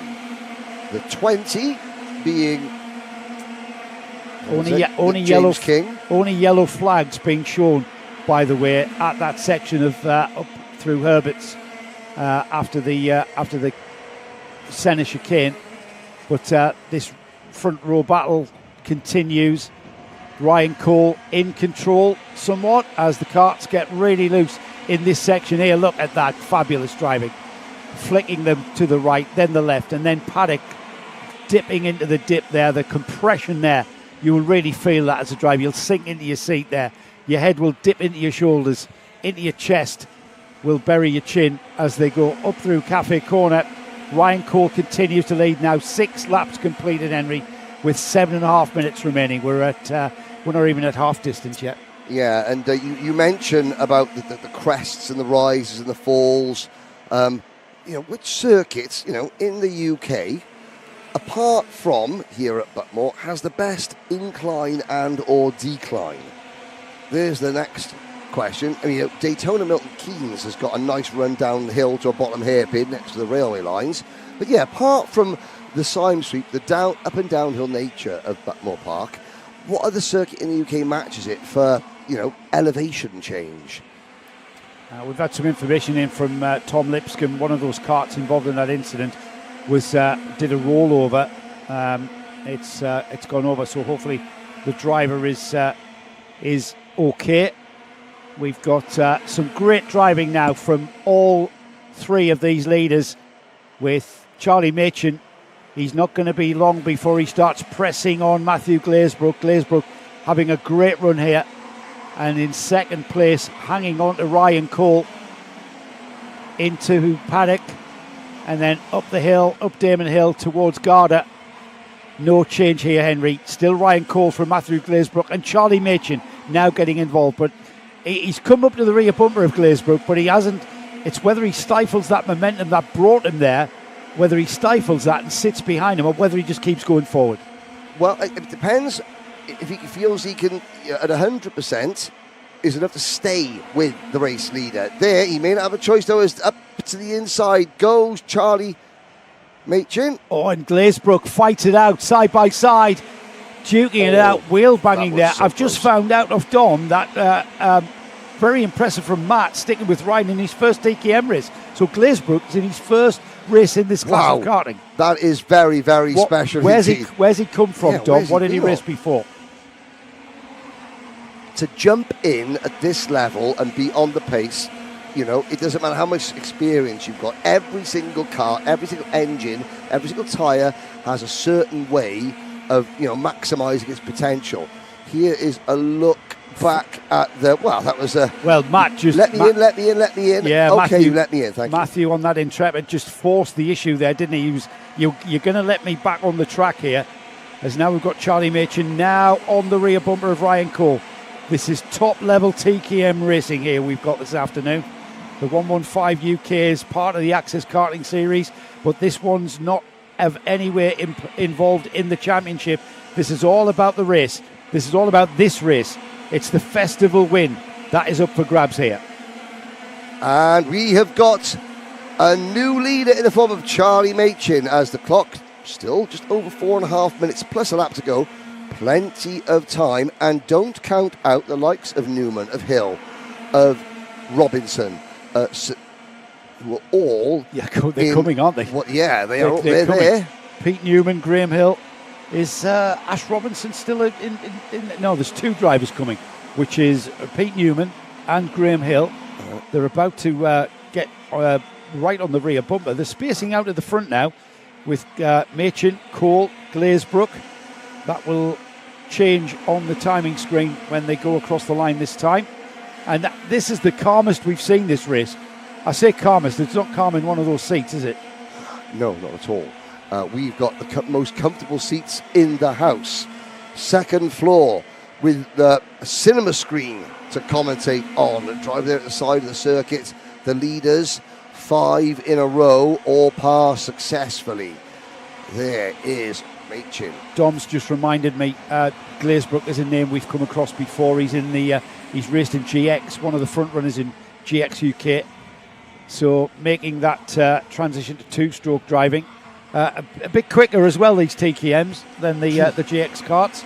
So he's making that progression with regards to lap time and performance through corners and out of corners, and indeed top speed at the end of the straight here. It'll be a bit different to a GX.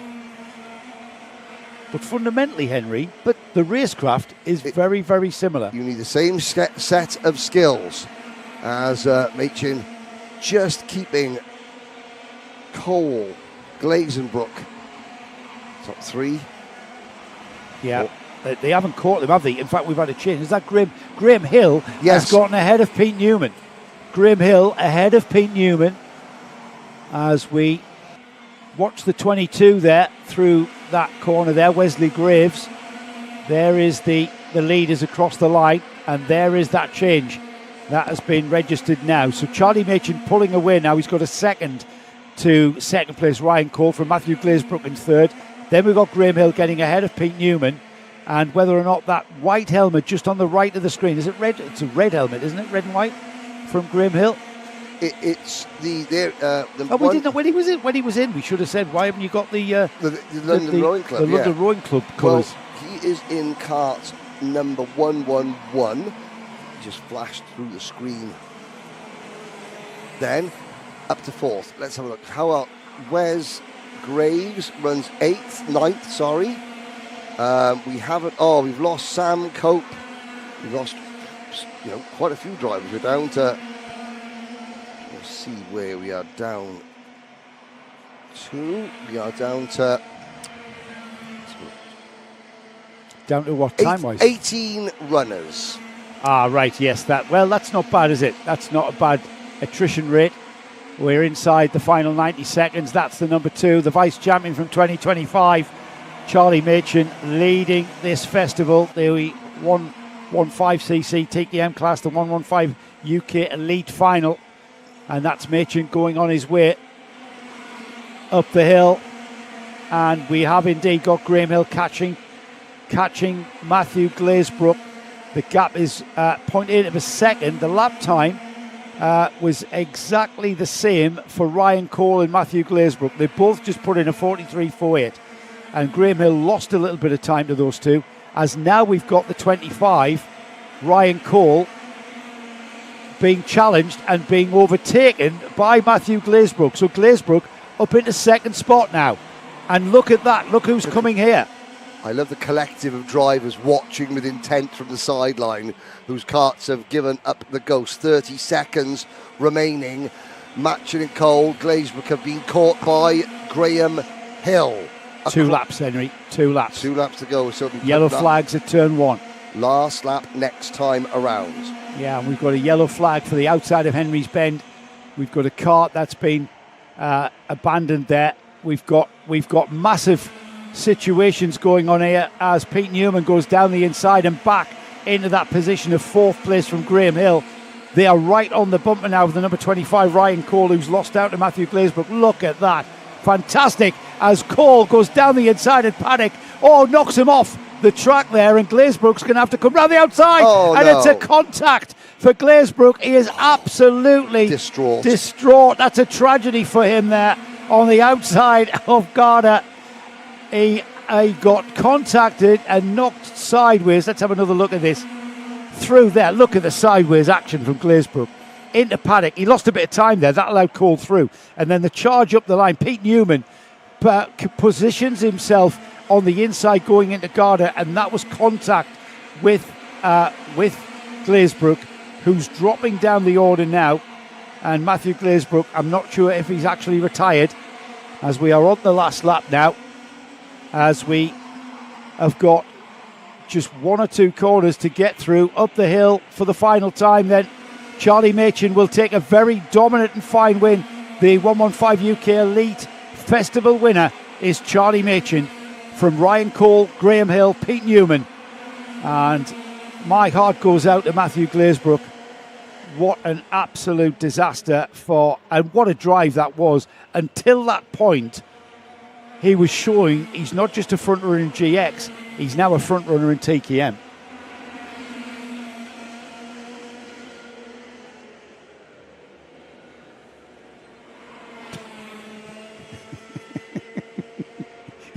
He's done an Alex Goldschmidt. He's done there is Charlie Machin. It's the warm weather. Taking the win from Ryan Cole and Graham Hill. Pete Newman in 4th. Paul Garner in 5th. Lee Harrison in 6th. We're going to have to go to an ad. We've got any ads. Who's in 7th then? Who's in 7th? Wes Graves. There's Wes. Lee Gadsby in 8th. 9th is Gordon Smith on the end plate. Adam Jenkins was 10th. Rob Wellham in 11th. Mason Keeble 12th. And then in 13th place, Matthew Lawrence. Faith Hunting. Oscar Stevenson was the last of the finishers. We lost Matthew Glazebrook in that high-profile incident. Ollie Robson was out as well, and we also lost Dominic Horton. Ash Robinson. I didn't realise we lost Ash Robinson. Oh, there's a bit of a recovery. There's Jim King there with the black overalls. Can I say I was resting my eyes during a lengthy piece? Because when I stopped talking, yes, I was just. And I expected you to talk. You did an Alex Goldschmidt. I wasn't mid-sentence. Can you talk for a little bit? Because we've got a guest in the box. I could do that. That's what you want to see at the end of a long, hard race. There's a collection of TKMs being retrieved, cart trolleys. As we look down, so there's the first couple of finals out, done and dusted. Oh, there's the number 193 cart being pushed away. This is the 115 UK.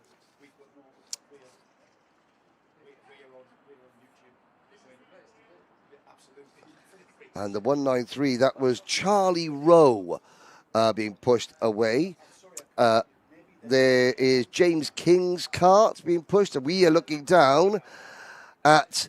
Now, there are a couple of people. I mean, you could have a look at the crowd and decide which one of those crowd members didn't put Factor 50 on yesterday. You could decide. You've got 2, 4, 6, you've got 9 people to choose from who didn't put on Factor 50 yesterday. Oh, there might be 2 contenders there. You talk amongst yourselves, yes.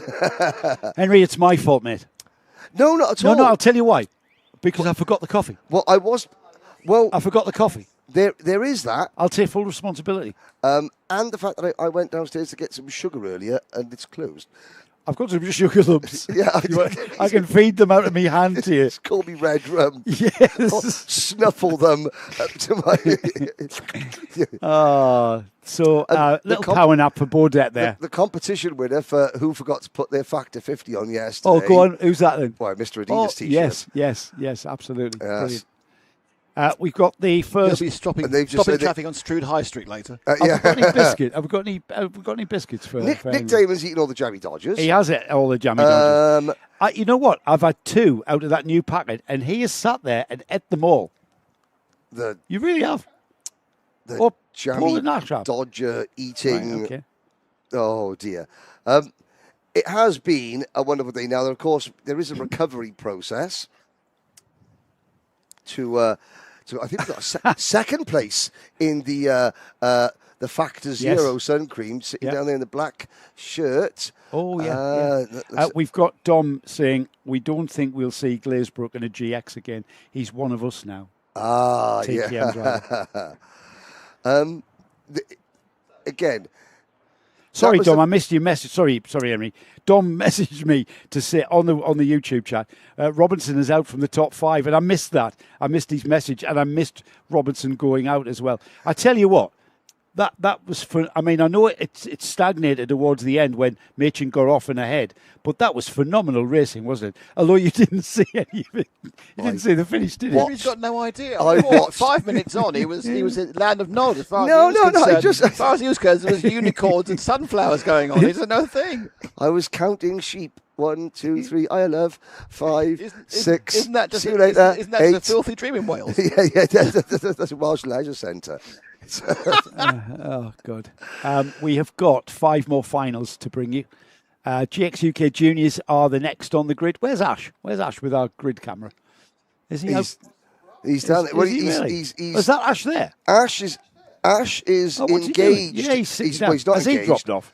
But he's engaged in some camera work, but not engaged in life. Not engaged in any other way. No. Here we go. Karts on circuit. And I can see Rexy, which means this is the GX UK Junior Festival final. Now, this would be... Okay, let's have a look at the Junior. The Festival final. Okay, Sam Blaney. This looks to all intents and purposes. Looks like a cracker. This is the. Can I just? Simon Crawford's asked, can we see some of the other battles going on down the field? I'm sorry, Simon. We unfortunately we can't bring you all of the action down the field, especially if we've got racing for the lead. Yeah. Remember, this is the Access Karting Festival. It's all about the winner of the festival, and if we've got a battle that we had with Charlie Machin coming through.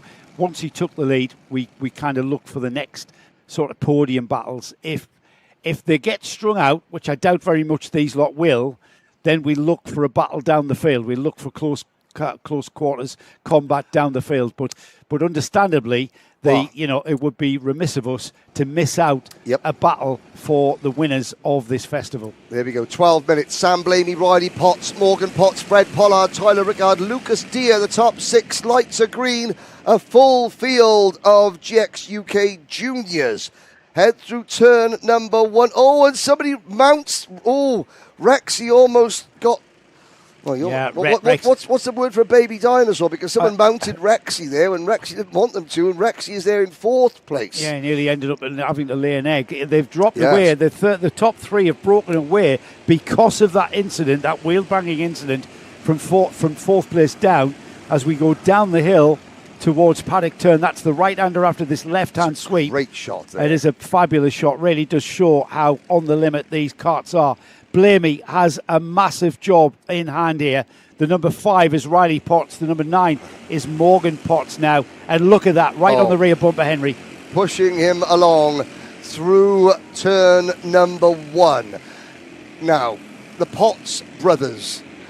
This is where Sam Blamey, there's another Jake Blamey. Jake Blamey's going to have to make a move. And speaking of making the moves, there's the first one. But Sam Blamey fights back. No, he doesn't. Oh, my goodness me. They're 3 wide coming over the top. You can't go 3 wide into Simon Sweep. That could have been very nasty. They got away with it. They came side by side through the S's, which you shouldn't really be able to do. But these 3 youngsters showed us that you can. Here they go then into the S's. Blamey on the left-hand side of the track. They come together. That allows the number 9 to go around the outside. And if anything, whether the number 9 of Morgan Potts is there, we wait to see. It's Riley Potts, Sam Blamey, Morgan Potts, Fred Pollard, Lucas Deere, Jake Blamey. And that was a slightly strange incident there. The way that they came together, because Blamey had the inside line. This is the next time that we come to this point. Now, Blamey has another look to the inside. Now they behave themselves, but that one lap has brought everybody, and I mean nearly everybody. And this is Fred Pollard on Rexy. Look at that, Henry. He's leading that everybody to the bumper of that 3rd place kart of Morgan Potts. Look at them beginning to queue up. The bright green Rexy livery of the number 22 of Fred Pollard is the kart that we're talking about. And behind him is a train of karts leaning up and over the brow through Cafe Corner. We're still scrapping at the front, which means that everybody's going to catch up. And look at this, down the inside of turn at the hairpin 1. Defending the lead with 9.5 minutes to go really ends well for said leader at said time. I will say that. Somebody eventually, it's Riley Potts' prerogative. He's the race leader. as long as he's not vigorously weaving and defending, because you can get warning flags for either aggressive driving or aggressive defending. This is an IKR, remember, Henry, so not necessarily. Not necessarily. Because attitude towards defensive driving changes through karting. I know the MSUK line is, you've got, 2 laps of what they call white lining? Yeah, I don't know what the prerequisite is for a warning flag. I've seen a warning flag today, though. The championship might have its own regulation on how long you could defend like this for before, either a driver behind you takes matters into their own hands, or you just get a reminder that, the racing line is the racing line. I'm always been an advocate of, Gilles Villeneuve at Rama in 1981. If you want to drive the defensive line, I agree. Which isn't easy. It's not easy. Hard to drive off the racing line. Yes. And as we've got a challenge for the lead by Blamey into the Garda hairpin, and it's Blamey who will show in the lead ahead of Riley Potts. Morgan Potts is still there, as we've got now a train of 1, 2, 3, 4, 5, 6, 7, 6 carts at least, a little bit of a gap, and then 7th place cart there, but a change of lead. And what you're going to get now is you're going to get a situation where Blamey, the leader, has to defend. Because the lead group is so big, the minute that you get hung out to dry, like the laundry, if Riley Potts gets the inside of Blamey, then Blamey isn't going to lose one place. He's going to lose all these places, because every single one of this lead group, and I'm looking back, there's Bella Froud in the number 57 car, 2, 4, 6. She is the back of the lead group. There's more than that. Jake Blamey still in there. I think Joseph Hoare in 10th place might be the last driver in the lead group. Look at this, Henry. No, Jake Blamey. So Blamey's topping and tailing. Morgan Potts has gone down the inside of his sibling, Riley Potts, and has got 2nd place. Now, can Morgan Potts get ahead of Blamey? His brother Riley Potts did for a little while, and he now has to emulate that. But look at this green livery cart there, the AO sports car team with Rexy in that move. 4th place. Is that a lead move? It was a potential lead move. Sorry, it was an almost 4 wheels off racing surface move through a flat out downhill left-hander move. But this is the Mr. and Mrs. Potts. How can you tell the difference? Because identical race suits, identical crash helmets, identical graphics kits, both single-digit numbers. You can tell which one is which because it's Morgan Potts is the one that's now leading this race. And he went all the way down. They were side by side all the way through the first 2 turns, all the way at the hairpin. And it's Blamey who hangs it out on the outside and gets the lead back at the 2nd hairpin. The number 5, Riley Potts, has gone ahead of the number 9, Morgan Potts. And we've still got that bright green Fred Pollard, number 22, just waiting for the crumbs to fall off the table. This is good stuff. It's been a while since I've seen such a good amount of 4-stroke racing, whether it's Pro Karts, whether it's Junior Honda, whether it's Junior GX Junior or GX Senior. It's a reminder just how important the Honda engine is to karting and driver development as a whole. That is looking very tasty indeed. Blamey having to defend. Defensive from Sam Blamey, but look at these lot queuing up, and the number 22.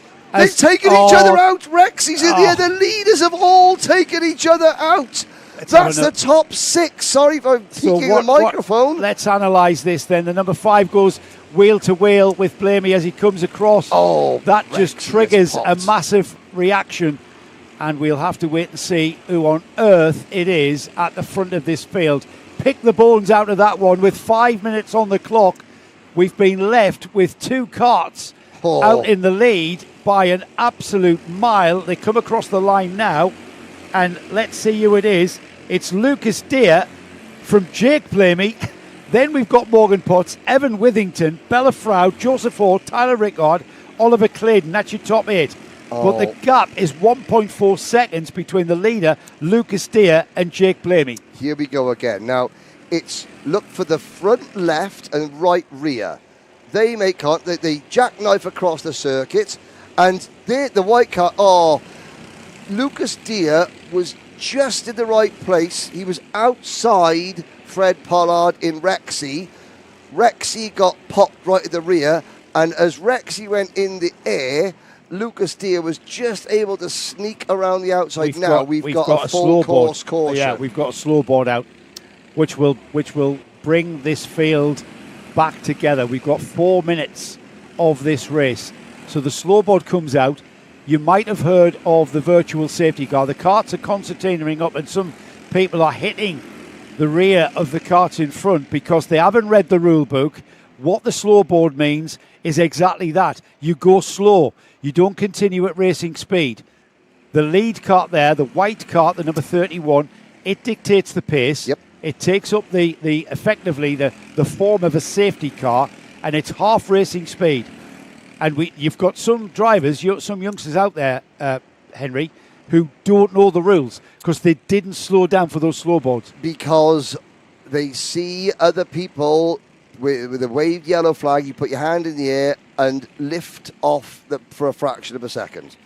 If Lucas Deere wants to spend the next 3 minutes going around this section, that is his prerogative, although that wouldn't be at half speed. I don't like the ruling half speed because it is open to interpretation. Rules that are open to interpretation are open to be abused and broken. They may tell you they like a bit of wiggle room, but they honestly, teams, mechanics, they don't. They like to be it's black and white. Because when it's black and white, then you know the areas that you can work on. Yeah. Oh, and still drivers the back. We've still got people clattering into one another because they want to be as close. Now, I would spend 2 minutes, 20 seconds, Lucas, during this lap. We won't go green until we come back across the start-finish line. No, exactly. So you might as well just settle in. A one-lap sprint. Create a gap, close the gap towards the lap being completed. That's when you get on your guard. That's when you get ready to go. No. Every time you come past the start-finish line, you get ready to go green. There are no radio to kart facilities here. We're not being able to tell them anything other than by sign language. The reason for the caution flag was that I noticed Fred Pollard in Rexy.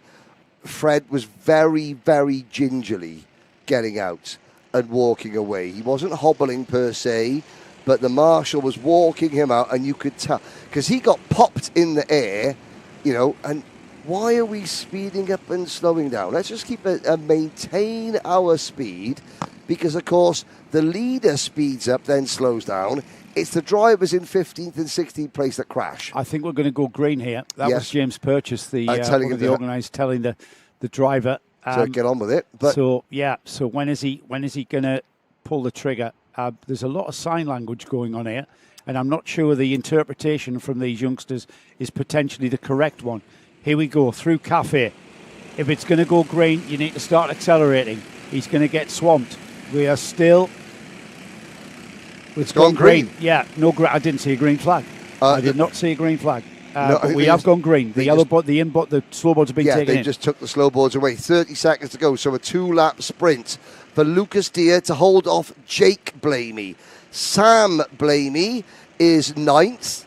Well, isn't that interesting that before that big pile-up, Sam Blamey was first and Jake Blamey was 9th. Now, Sam Blamey is 9th and Jake Blamey is P2, a whisker behind our race leader, who is still number 31, Lucas Deere. Morgan Potts is now into second place. This is a driver that's led, remember, or challenged for the lead at least. Here he goes. Whether Lucas Deere can keep Potts behind him, we've seen how quick Potts is. He started on the second row, remember, at the start. We're on the final lap. If the challenge is going to come, it's going to come now. Deere has to defend. He defends a little bit, just enough to keep Potts behind him. Into hairpin 2, and Potts pulls alongside. He's going to have a goal. They're going to be side by side round hairpin 2. Coming out of hairpin 2, they're still side by side. Who's going to be brave enough? It's Lucas Deere who's got the line into the S's, out of the S's, and down the hill. And here comes, there's contact there. The 33 car, Jake Blamey. That was left front to right rear. Contact again for the second time. Luckily, we didn't have a repeat of the first time that happened, which resulted in the top 6 crashing into each other. Here's Lucas Deere up the rise and across the line to take the win. He took the win with a lot of pressure there. I actually thought Morgan Potts would have had the performance and the being able to get by Lucas Deere, but Lucas Deere proved my perception to be wrong. Well done, mate. And that was a case of track position outweighing outright speed, because I think it's fair to say that Potts had the quicker kart, but Deere had the track position and used it perfectly. Here is your provisional AK Festival GX UK Junior results. What a win for Lucas Deere. 800ths of a second over Morgan Potts, Jake Blamey, Evan Withington. Bella Froud, a top 5 for Bella. Sam Blamey, you have to feel for Sam Blamey. Tyler Rickard, Joseph Hort, Oliver Claydon, Riley Potts, the other Potts was involved in that. Alex Robertson, Noah Denham. Further back, Alfie Nichols, Harry Lloydell, Thomas Lydiard, Zach Andrews, Chris Mayo, Annabelle Jessup, James Brown, Tom Mayo, Ryan Rasool, Casey Pickup, Leo Coles. 23 drivers finished. There is Fred Pollard aboard Rexy. Oh, well, I mean, Fred's okay. I have a feeling Rexy may need to go to the vet. Well, yes. And may need to be put down. You never know. It tends to need new teeth. Yes. I just thought they say it was lucky that one was exciting because you stayed awake. Oh, dear. No, what has happened is, can I complain about... This is the first world problems, ladies and gentlemen. The air conditioning got turned up, it was leaking. The air conditioning has been leaking here. So we turned it off and it got a little bit warm and airless. And sitting down, yes. I thought that I grew up listening to Joe Brad. Grew up. I'm not that Joe. I grew up listening to Joe Brad. My God, you make it you're 11. I know. Yeah. As a journalist, I spent many years listening to Joe Bradley on Radio Le Mans. Sending you to sleep at night. No, not sending me to sleep, but I just thought, let's run it back. Let's just close my eyes and pretend Joe Bradley is on the radio. Yeah, that's my excuse. Brilliant. And I am sticking with it. And currently we are now looking at the grid for the next final, which is the 100 UK Seniors Festival final. So this is the effective B final, and there's work going on aplenty to make sure that let's not call it the B final, guys. It's the festival final. Sorry, off comes the airbox. Yeah, and again, there's the driver. How many of the drivers are around? There's looking to trying to help. You've got the mechanic, and now. I'm not even the sure driver's got his gloves on. I'm not even sure that lad is the mechanic on that kart. He's just there. Everybody's just helping out. I think he is. But that driver, so that's Dexter Bergman. He hopefully now, but again, even now, there'll be that momentary bit of nervousness. Is it okay? Has it been fixed? We haven't checked it properly back in the tent. It's not the best way to start the final. Now, there is the number 12 machine. Now, that is... I haven't seen a mere race suit like that for some time. What a treat. So, 100 UK Senior... there are three. Have I got 3 pages of carts? I mentioned 4 pages that take up the whole 100 UK Seniors. It's good that everyone gets a final. This being the festival final, and then you have the elite final. Now the TKM festival. Now the number 93 is the driver. That is Bradley Dyson with a very, very 90s pink style race suit. And now we're watching a couple of the tail enders. The number 19 kart gets going. And who is this? That's Samantha Topless. That's Samantha Topless. Topless is not getting that kart started. Oh. She has, or has she? Oh, she has. Yes, she Great has. stuff. Well done. Samantha getting underway now. Oh, and no sooner we got people underway now. The number 37 kart. 37. That could have been... Oh, she's not going. She's not going at all. That's Chris Prescott. I say she. Is it the cart? It's a she, yeah, it's Chris. The cart is a she. Chris Prescott could be a she. It's not a she. It's Well, Chris Prescott. It's Chris Prescott. But Disgruntled as he's not been able to take part in the festival final. Yep. It was quite funny. One of the earlier races I was watching outside, and the driver was parked. He got out of the cart. First of all, he gave the barriers, the interlockable barriers, a couple of kicks, then a couple of punches, then turned round, and I think the driver's father or parents or mechanic was in the little grandstand, which is just the right of this camera shot on the run down the hill, and which is basically where our camera is, effectively. So from this grandstand, driver standing in the middle of the track, suddenly turns round. The dad sort of like, or the mechanic sort of like hand gestures and say, what happened? And the driver made it sure in no uncertain terms the dad knew what happened, and I think the dad may not have tightened the earbox. Oh. Because that was generally the level of sign language, pointing and gesticulation.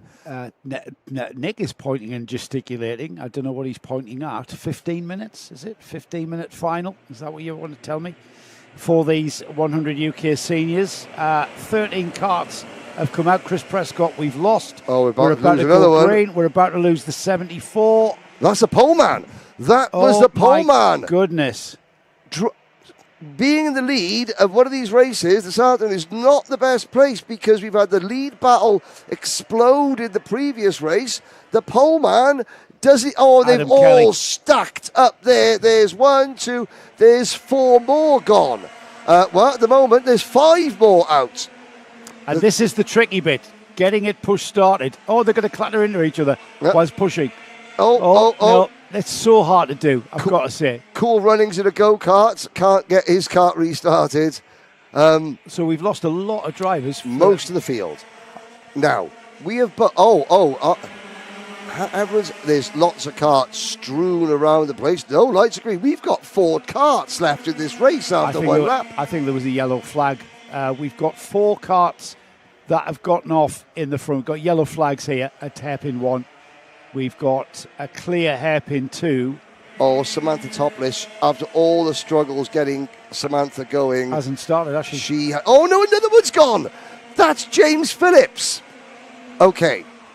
We have both, Joe and I, have both commentated on a race this year, and Nick, where there has been one finisher.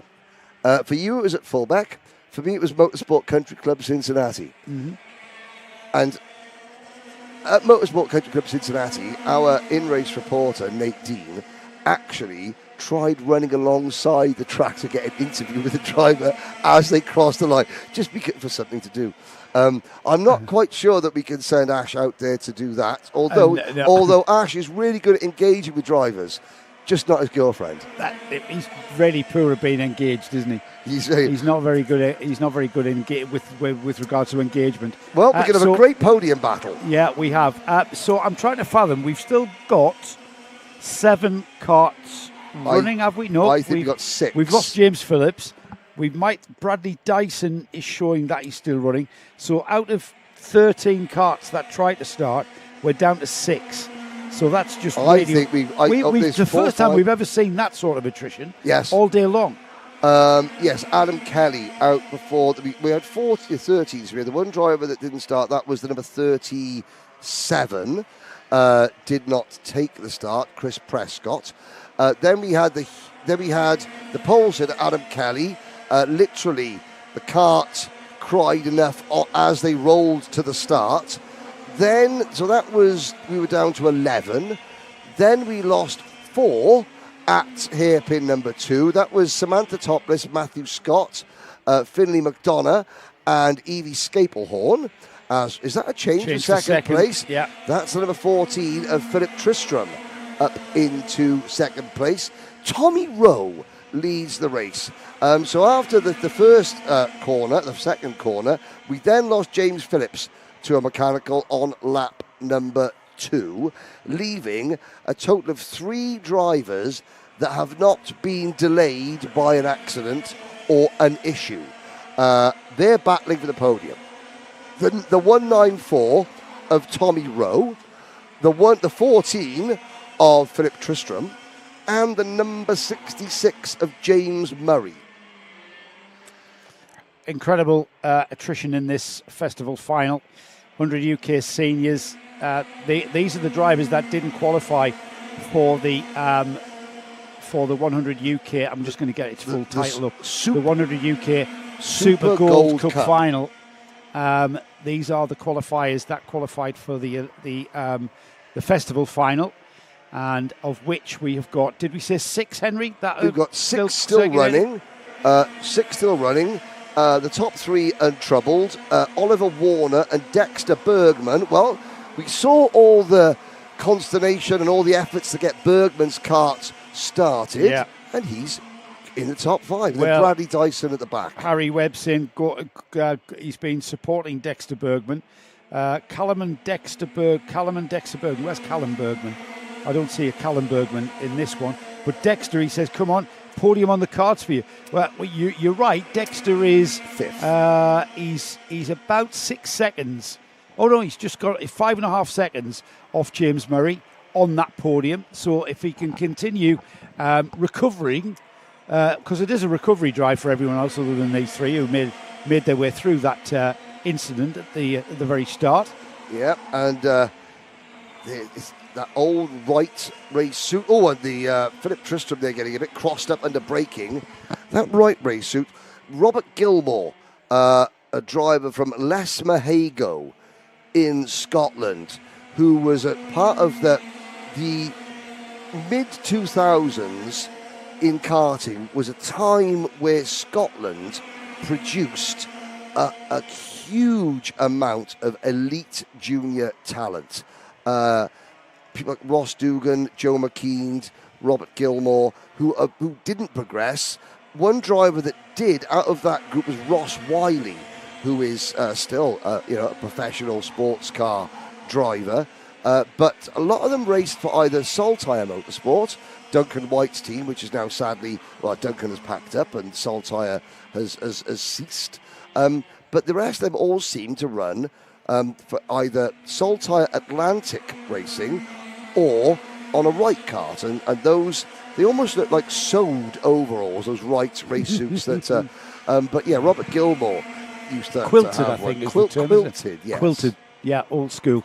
Quilted old school. I had a quilted old school Sparkle, I think. I may be wrong. That's the leader, though. Tommy Rowe on the 194. Is he being caught by Philip Tristram? Well, the gap was 1.3 at the line, 1.36, almost 1.4. We'll monitor that, but the last lap times by Tommy Rowe was quicker. So Tommy Rowe solid with just under 5.5 minutes remaining. So it's a bit of a drive where we'll not be too complacent for Tommy. Tommy's still got to hit his braking points, hasn't he? He's still got to not make mistakes. He's still got to keep pushing. There's the Bergman and Warner scrap. Mm-hmm. Bergman on the 92 and Oliver Warner following them through. But Bergman is... Oh, Oliver Warner's got past Bergman again, but they are gaining. They keep swapping for 4th and 5th, but the gap's down to 4.7. Yeah, if I were James Murray, I would not panic yet. I would be on heightened alert. That's what I would say, because when these two figure it out, that if they play nice now, one of them might get us the podium later on.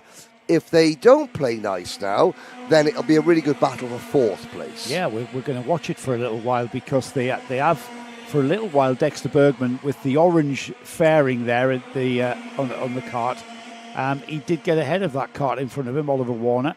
Gap down to 4.6 from Warner to Murray. So again, another 10th gain. Still 4 minutes remaining. So that's still, almost a third of this race still to go. So there's still plenty of time, Henry. Still plenty of time for things to develop. Still plenty of time for people to make mistakes, and these gaps close up. That reminds me, looking at the number, there's some artwork there. That art, ladies and gentlemen. Brilliant. That is brilliant. Hang it up. Brilliant. Put it in the Louvre. That shot. Yeah. We've got the barrier in the foreground framing the shot as they just come into view. That is brilliant. Great That's way what to we get like to see. great way to Nick- get viewer engagement. Nick Ash. likes to see the whole track all of the time, whereas we, Ash and I, like to produce art. Yes. Looking at the number 92 of Dexter Bergman reminds me, at what point in the late 90s, early 2000s did all yellow bodywork come out in a kind of a cross between a school bus? Here we go, look at that. There it is. Oh, look at the Look at that. Look, yeah, away. we've got the foreground in the focus, and then the background comes through slightly out of focus. Yeah, creating art. At what point did karting only put the yellow graphics, the yellow bodywork? You can see the NASA panel. For about 10 years, it was always the same shade of. It was a cross between US school bus yellow and like skip hire. Was it really? company. Yeah. Well, look at the NASA panel. Well, that's orange, isn't it? Well, no, that was yellow. That was the yellow bodywork. That's orange, isn't it? Well, I know it is orange, but it was marketed as yellow. Was That's the whole point. Yes, it was marketed as yellow. That's not yellow. That's orange. No, I know it's orange, but you couldn't go to Kart Smart and buy orange pods. You bought yellow pods that looked that colour. You bought yellow pods which were orange. Yes. My point was, when did karting? There's a mistake. Yes. When did karting decide that yellow bodywork was actually orange body, and when did it stop? I don't know. You can't buy that shade anymore. Thankfully. That was obviously in my interim period of moving away from karting for a little bit. Time off for good behaviour. Time off for good behaviour. Yes. Now, this battle has stagnated. The progress towards the front has stagnated. Well, it's stagnated. I'll tell you why. Because the 43, Oliver Warner, is making slight mistakes. He's getting the cart a little bit sideways. He's going too wide. Certainly not here. And this has allowed Dexter Bergman to get back right on his rear bumper. So if Oliver's not careful, if he doesn't gather his composure, and remember, Henry, we've got a minute and a half remaining or so. So is fitness coming into play here? Because 15 minutes is a long time on one of these things. It is a long time. It's a lot. And as well, you've had races where we obviously don't see back in the pack, but you can imagine it's very, very fraught. But in some of the classes with less than full grids, there are moments or certain periods of the race, we've talked about it, where the drivers, they don't take a breather, but they're not pushing their equipment. They let the equipment, the material, just sort of, rest for a couple of laps. In this type of battle, it's one-on-one scrap. There's no rest. You're actually driving at 100. You're absolutely on pins the entire way around, which does get tiring. Tommy Rowe. Yeah, he's inherited the lead in somewhat chaotic fashion, didn't he? With that massive, I think he was already up near the front though, wasn't he? He was. It happened behind him. Yes, yeah, he was able to. He was literally because the track got blocked. I think Dexter Bergman was able to squeeze through, but they were delayed as well. They just didn't have to jump out and restart their karts, did Bergman and Warner. But the final lap of a race which started very dramatically, and then it's meandering towards its finish. That doesn't matter though. To finish first you must finish. That's a famous saying. And that driver there with the orange overalls, were they marked with the orange and red, aren't they? One arm's orange, one arm's red, or in the karting terms, one arm's yellow. Yes. Tommy Rowe is leading from Philip Tristram, from James Murray, from Dexter Bergman, who's finally got by Oliver Warner. Just out of our sight, pretty much. We followed that battle for lap after lap, and then we move on to the leader to give him his glory across the line to take the checkered flag for the 100 UK Seniors Festival final, and he will take the win. And then we had a movement. There's third place, James Murray. There is the number 92, Dexter Bergman, who gets fourth with Oliver Warner in fifth. And I think Bradley Dyson is going to be classified as sixth. He's just going to come through now. There is the official result then. Tommy Rowe, Philip Tristram, James Murray, Dexter Bergman, Oliver Warner and Bradley Dyson. There were your finishes. Everyone else unfortunately some didn't make the start, and others certainly didn't make the finish. What have we got next then? We have got our next final coming up, which is the 100 UK Seniors Festival final. And then we have our 100 UK... Sorry, no, I'm out of sync again. We've got the 100 UK Juniors Elite final. That's what we've got. So it's the 100 UK Juniors. What happens, Nick, is my page doesn't update immediately. So three more races to go. 100 UK Juniors Elite final next, followed by the GX UK Seniors, and then the 100 UK Seniors Super Gold Cup final. It's the celebration of 10 years of 100 UK that we round off things with, and that's scheduled for 5:10, so not that far away. What have we got in store on Karting Live TV coming up? Well, in 2 weeks' time. Coming up. In 2 weeks' time, Nick. We are at Warden Law, 2 miles from your house. For the NKC round 5. And then we've got a break. You go on holiday, I go on holiday. We've got a break of a month. Yeah. Then we both go to Spa, but that's not karting. That's not karting, no. And then we have the final round of the the NKC at Clay Pigeon. Now, not the last ever competitive race. It's been safe for 2 years. So 3 years, I thought you said. 2 or 3. Yeah. And then the week after that, we will be with the Access team. I've got the wrong camera. On the Access team. That's quite good, that bit. On the Access. Stop it going. I can't do 4 things at once. Paul and I taking the mic. Should I fall asleep? It's one of the funniest things. Then we had the Access Ordinary Championship round at Warden Law again. Yeah, so our next 2 karting ventures are both at Warden Law. No, 2 out of 3. Oh, sorry, we're at Clay. Yeah, Clay in the middle. Clay So in we're the doing a lot middle, of Warden Lorry stuff, yes. Oh, that's nice. I know. And then Karting Live TV will be bringing you once again. Yeah, we'll be splitting. We haven't announced it, have we? Are we allowed to? I haven't booked the flights yet. No, that's right. We may or may not. We are. Go to Dubai and the Al Ain and Alpha San the and UAE RMC. The UAE RMC. So starting at the end of September. So we'll be able to bring you lots of karting live action all the way across the European winter. Yeah, so basically this summer we'll just have it again. For Nick and I. Yes. Interspersed with a bit of winter. We've got a few karts to recover as well, Nick.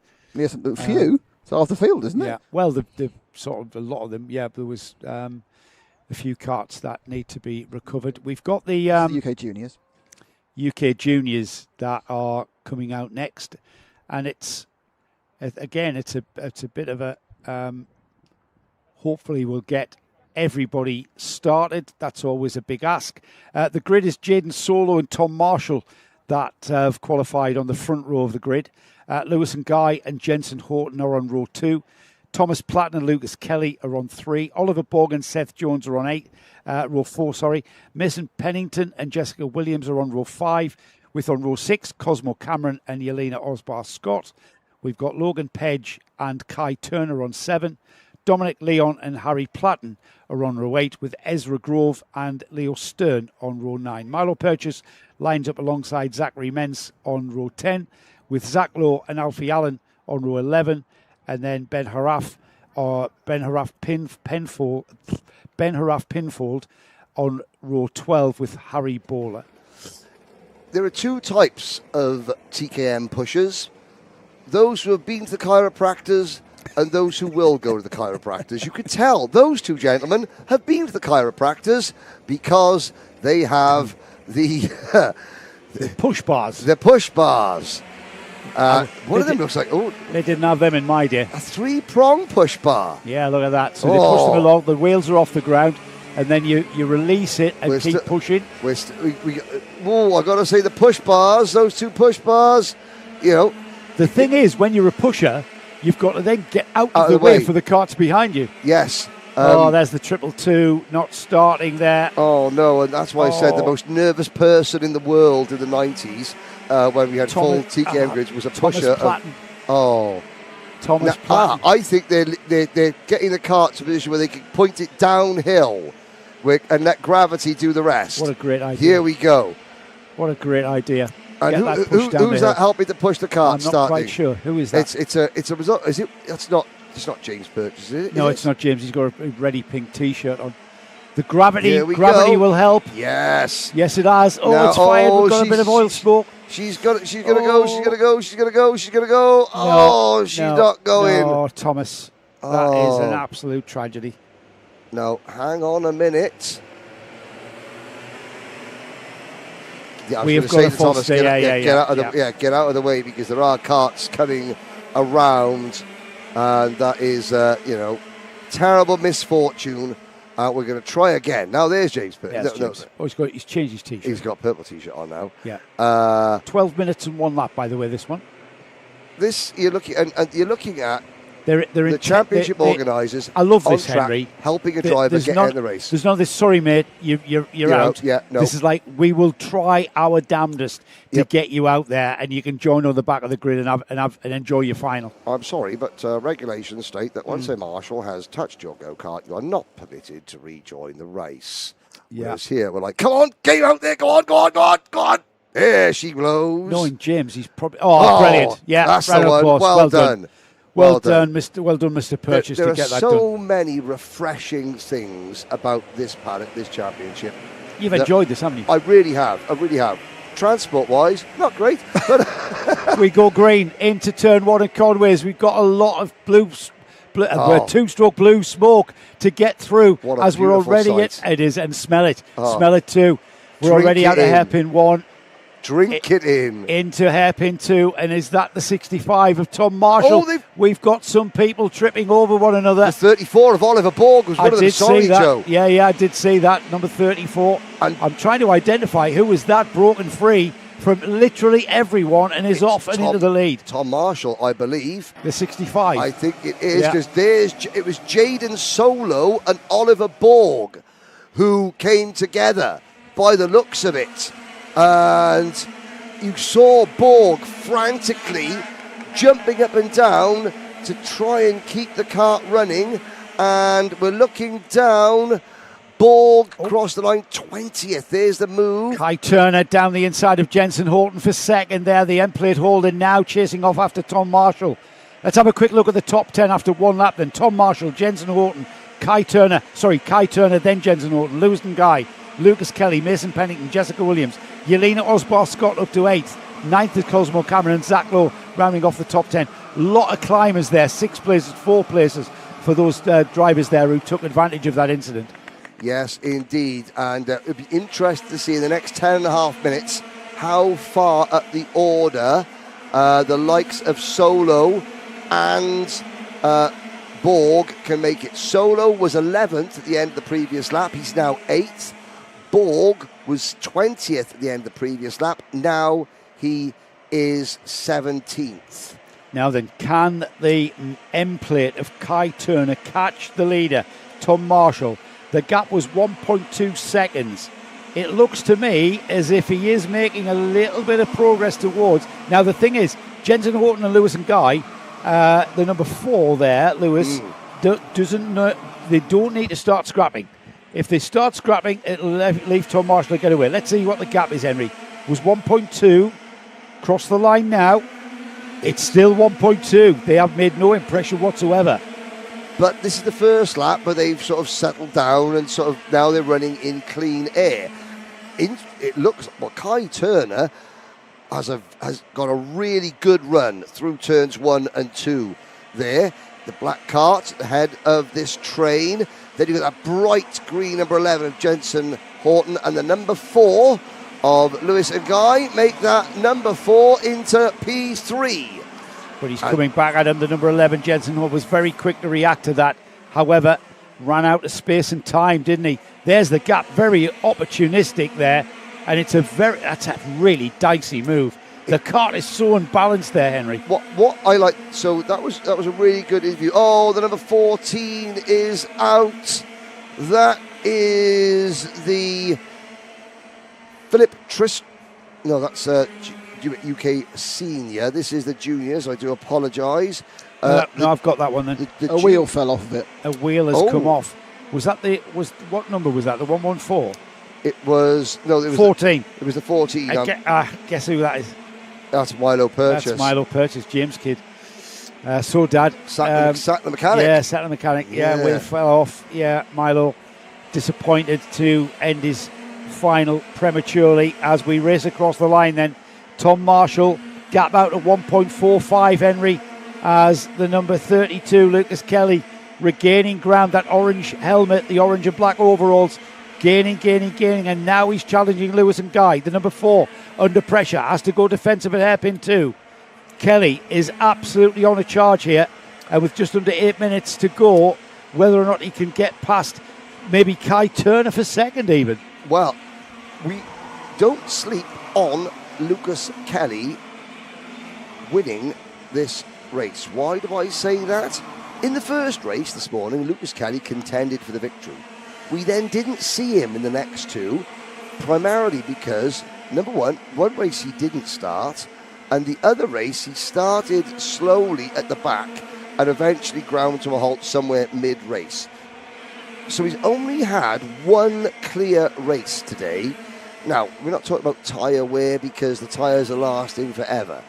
But we haven't been able to see, only once out of 3 races, we've been able to see the fact how quick that number 32 kart is. Now, he's got to get past Lewis and Guy. He's quicker than, watch him setting him up perfectly for a move up into Garda. No, not close enough. And I thought that was going to happen because Guy took a very defensive line through paddock, which would have negated any pace he had up the hill. However, that didn't manifest at all. And Guy now looking over his shoulder to the right, to the left. He knows that Kelly is there. And Kelly, this is where it's going to be. And Guy defends. Kelly's going to try and do the switchback into hairpin 2. Didn't quite happen here. Can he do the switchback out of hairpin 2? And still not enough pace to get alongside. And of course, this is this is now the end of Lucas Kelly's chances of victory. And Kai Turner he's got to have to do something soon because Tom Marshall's lead is now 1.7 seconds. Here are the drivers, 3rd, 4th and 5th. And Lewis and Guy's defence has allowed Kai Turner to break away. So Turner stabilises the gap, more yellow flags down at the kart on top of the barriers at turn number 1 being moved to a safe place. And Guy, and this is not being unkind, but Guy, he's got the number 4 plate on his car, which means he finished 4th in this championship last year. But this weekend, today, Guy hasn't shown the same turn of speed as the likes of Marshall and Turner. So you understand why Guy is defending, because he's thinking, I wasn't quick enough to get a podium, generally, but now I got a chance for a podium. And he does not want to lose the place or have to work out a way of repassing Jensen Kelly. Lewis and Guy has got a neck like an owl. Still the yellow flag flies at turn 1. We've got a change of 5th places. Jaden Solo now on that orange and blue kart. Similar overalls to the kart of Lucas Kelly, or the driver of Lucas Kelly. He's got ahead of Jensen Horton now. Horton on the green kart there, drops into that 4th spot in that train of 4 karts. But these 4 karts are chasing 2nd place Kai Turner and the leader Tom Marshall. And right now we're seeing a different opinion on how to go through paddock turn there with slightly different lines, but with the same performance outcome all the time there. Kelly almost getting alongside up Herbert's hill, or Herbert's rise I should say, and now across the line. That yellow flag isn't there anymore, and here comes Solo as well. Yep, Jaden Solo. Kelly loops it, and he just clips Jaden Solo. Somehow, Kelly saves it. What happened there, Henry? He got crossed up under brake. Was there rear? There was rear wheel to rear wheel contact. It was touch, yeah. And that unsettled, unsettled Kelly's car. Well, Lucas and Guy going around the outside of that first hairpin, watching Kelly getting all squirrely, and also watching Jaden Solo sort of pile in. He must have thought, they're heading towards me, but he managed to escape around the outside, still in 3rd position. And there's a challenge for Solo coming back at Horton. He's gotten it down the inside here, so a rejoin, because he got wrapped up in that. He got mixed up. He tripped over at Kelly as Kelly continues to recover as well. So Solo now back and off after Lewis and Guy for the third and final step of the podium. That's up for grabs. Meanwhile, up at the front, Tom Marshall has got a mechanical flag. The leader, Tom Marshall, the number 65, has been given the meatball flag, the orange dot on the black flag for a mechanical issue. And there it is. There, is it a bumper? Is it? Was his bumper loose? We'll get a better look at it coming through here. No, his airbox is there. No, his airbox there. Now his exhaust looks like he's looking down. Yeah, the bumper looks intact as well. I'm not quite sure what that mechanical flag is for. Oh, there is something bouncing. The rear exhaust bracket is broken. Look at the exhaust bouncing up and down. Yeah, he will have to go into the pits next time by. He's missed the pit entrance now, and he will see the mechanical flag again. In fact, he's been black flagged. He's been black flagged. Let's not forget, that's for his safety. He doesn't appreciate that right now. Well, and if somebody's going to fall off his cart, that is terrible news for Tom. Yeah, it's for his safety and for the other competitor's safety. Now he's in the pit lane. It's so frustrating because he can't see that. Yeah. He's probably heard it, but he can't see it. So he's thinking, but I'm leading and I'm rapid. Why are you flagging me off? But of course... There is the leader now. Yep, Kai Turner. Next time by, he will register with under 2 minutes remaining. Kai Turner, the Macy Trophy winner, the Macy plate holder, is about to inherit the lead. And this is where Jaden Solo and Lucas Kelly will be gutted that they didn't get around Louis and Guy quicker. Because that would have meant that they were... I mean, Lucas Kelly is in the fourth position, but he's a second behind Louis and Guy, sorry. Then Judson Horton is fifth, and he's still there or thereabouts. There's Horton in the green car in fifth position.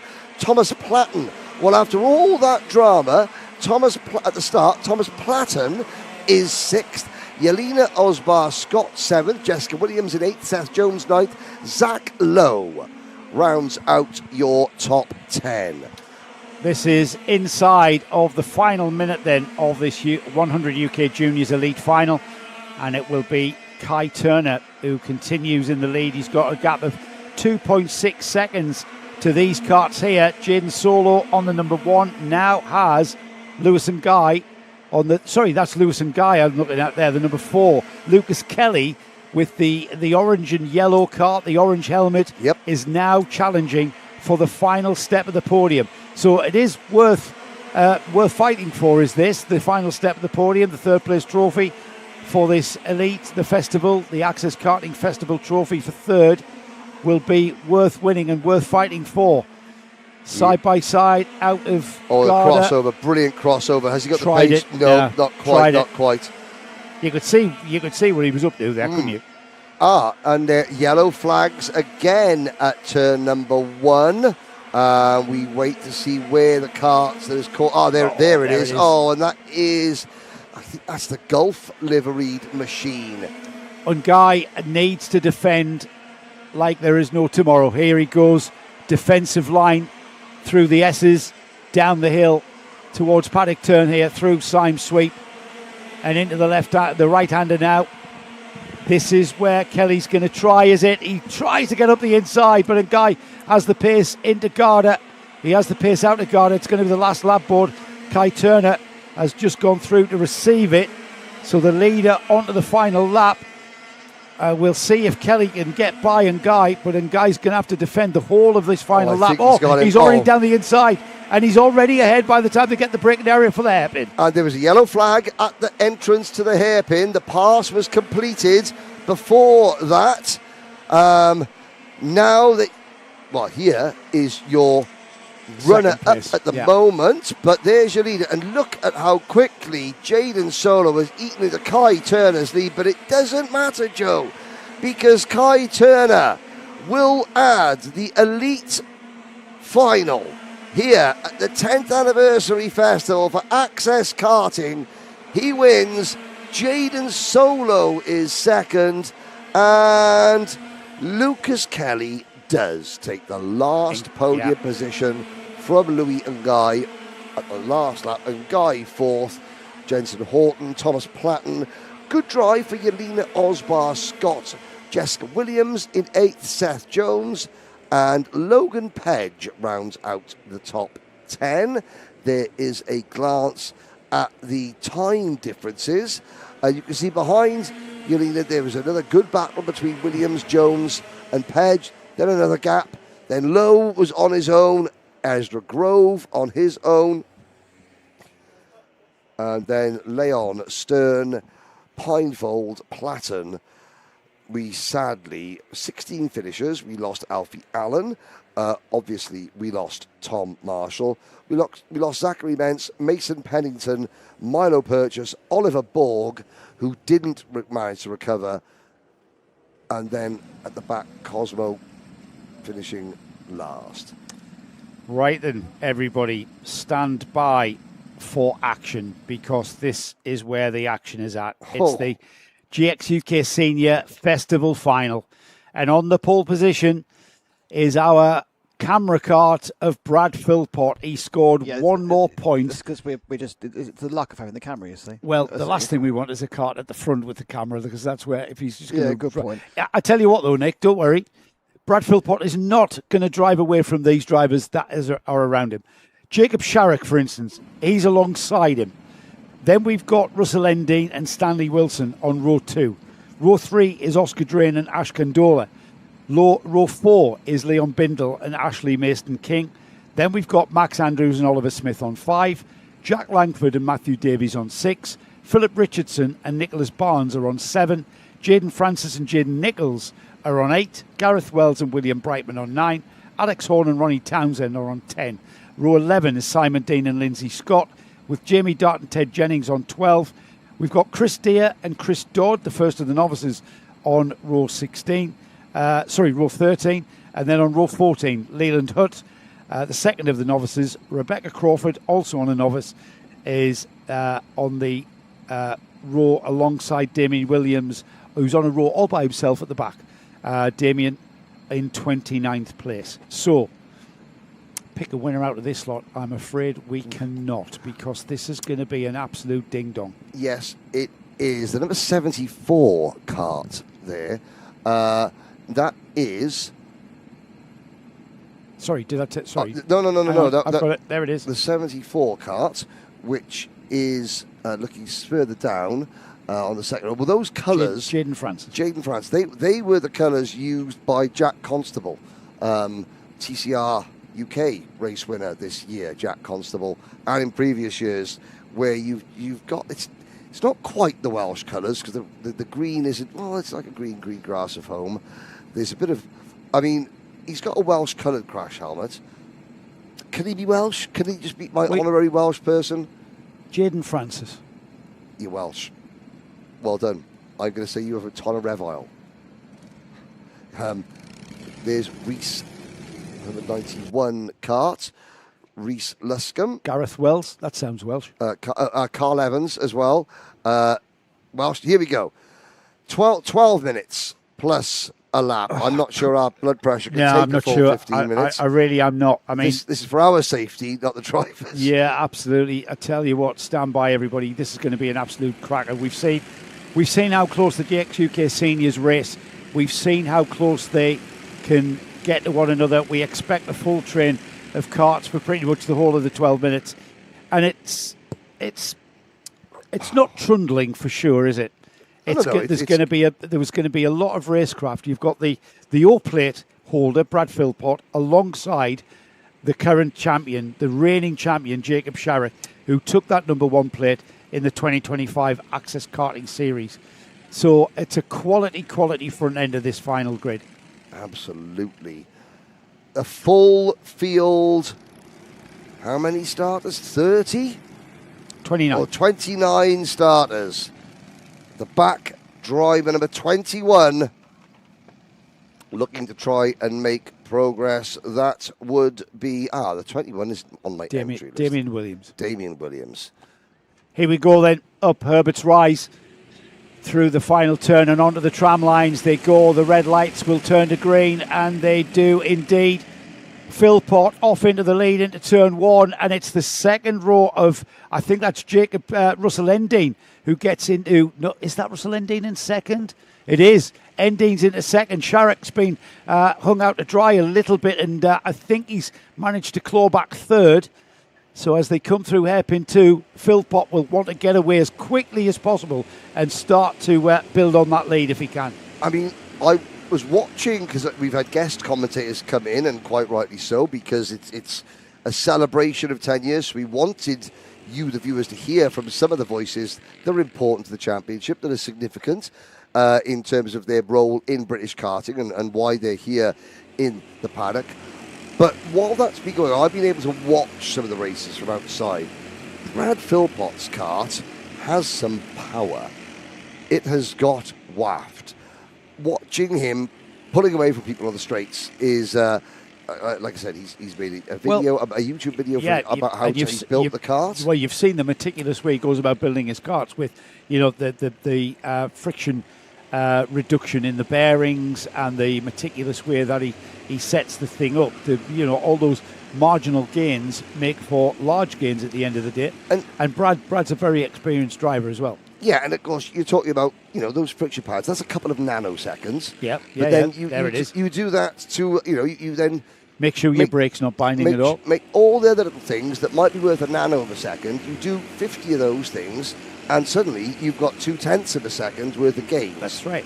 In a class like this, 0.2 of a second is like night and day. I don't think anyone's got an actual 0.2 of a second advantage here. But I know what you're saying, and it's a way of explaining what those gains will bring you. But what I was saying about Philpott is that he in the last race he took the lead. He didn't win it comfortably, but he was able to just pull away like he's doing here. Jacob Sharrock isn't close enough to even go for a dive bomb. But Sharrock getting past Endine is significant. Yes, it is. Because Endine's not slow as well. He's carrying the number 5. Behind him, we'll try and give we'll try to keep you up to date. But at the moment, we've got 5 karts breaking away. And that is behind Philpott, Sharrock, Endine, Wilson and Drain. And behind them, Bindle, Condola, Andrews, Langford. No change whatsoever between 1st and 13th, by the way. Yep, but Jacob Sharrock is closer this time around. Philpott checks over his shoulder, a little subtle nod. Down the hill, Sharrock with his nose cone planted on the rear bumper of the O-Plates champion. Through Paddock Bend, now up Damon Hill.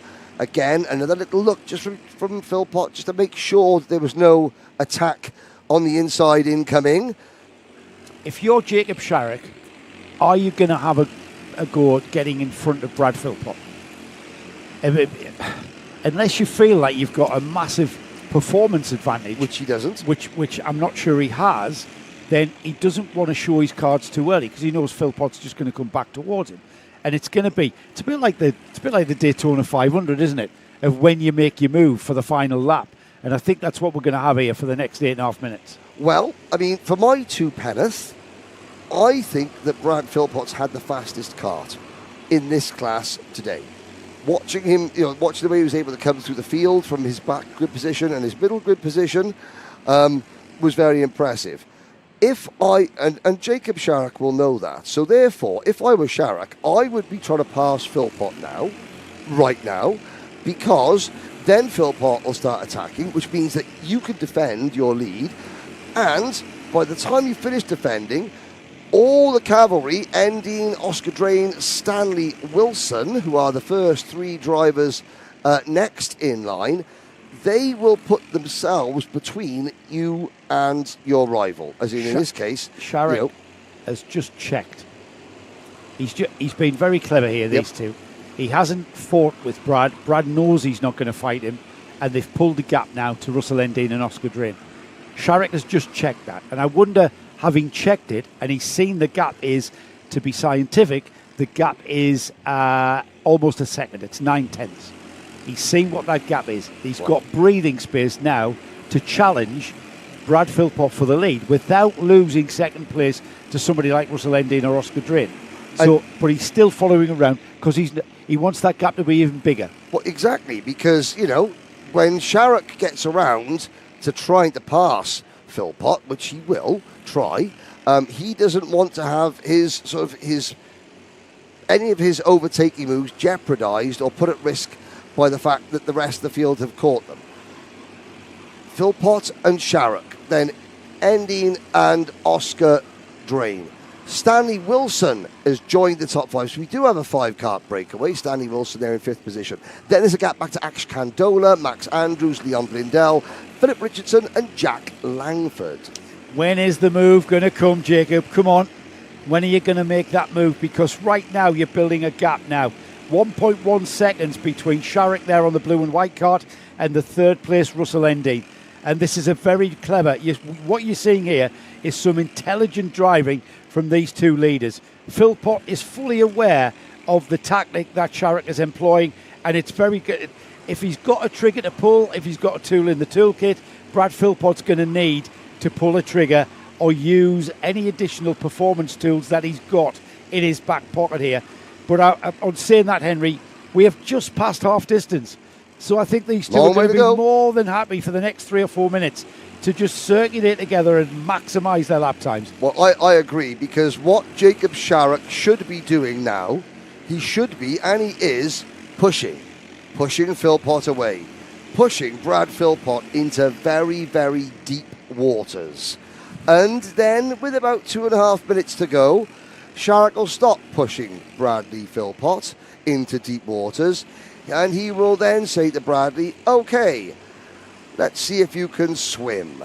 And then it'll be game on. Well, I think, you know what, Henry? I think he already knows that Philpott can swim.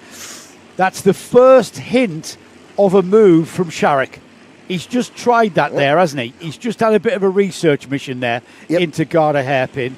Let's see, 5 minutes to go. And he knows that Philpott will not let him through. Philpott instantly went to defend. So he's like, right, if I go again, Philpott's just going to keep defending. And there, we're going to have a 3 or 4 or 5 kart battle for the race lead. So I will tuck myself back in and continue to push. Because that is Sharrock's assignment for the next 2 to 2.5 minutes. Yeah, I think so. It might be longer than that. He might wait until the start of the penultimate lap, the last lap. It's very brave. I mean, I think what's in his mind, Henry, because these two know each other intimately on the racetrack. Congratulations! I think it's all good for racing. On the racetrack, that is. Sorry, I thought you were talking about Philpott. Yeah, I am. I'm talking about those two there. Oh, right. Okay. Sharrock knows that if he makes that move too quickly and too early, then Philpott's going to come back. Here is the move we've been waiting for. The move that you've been expecting has happened, and Sharrock has moved into the lead. Now, when does Philpott come back?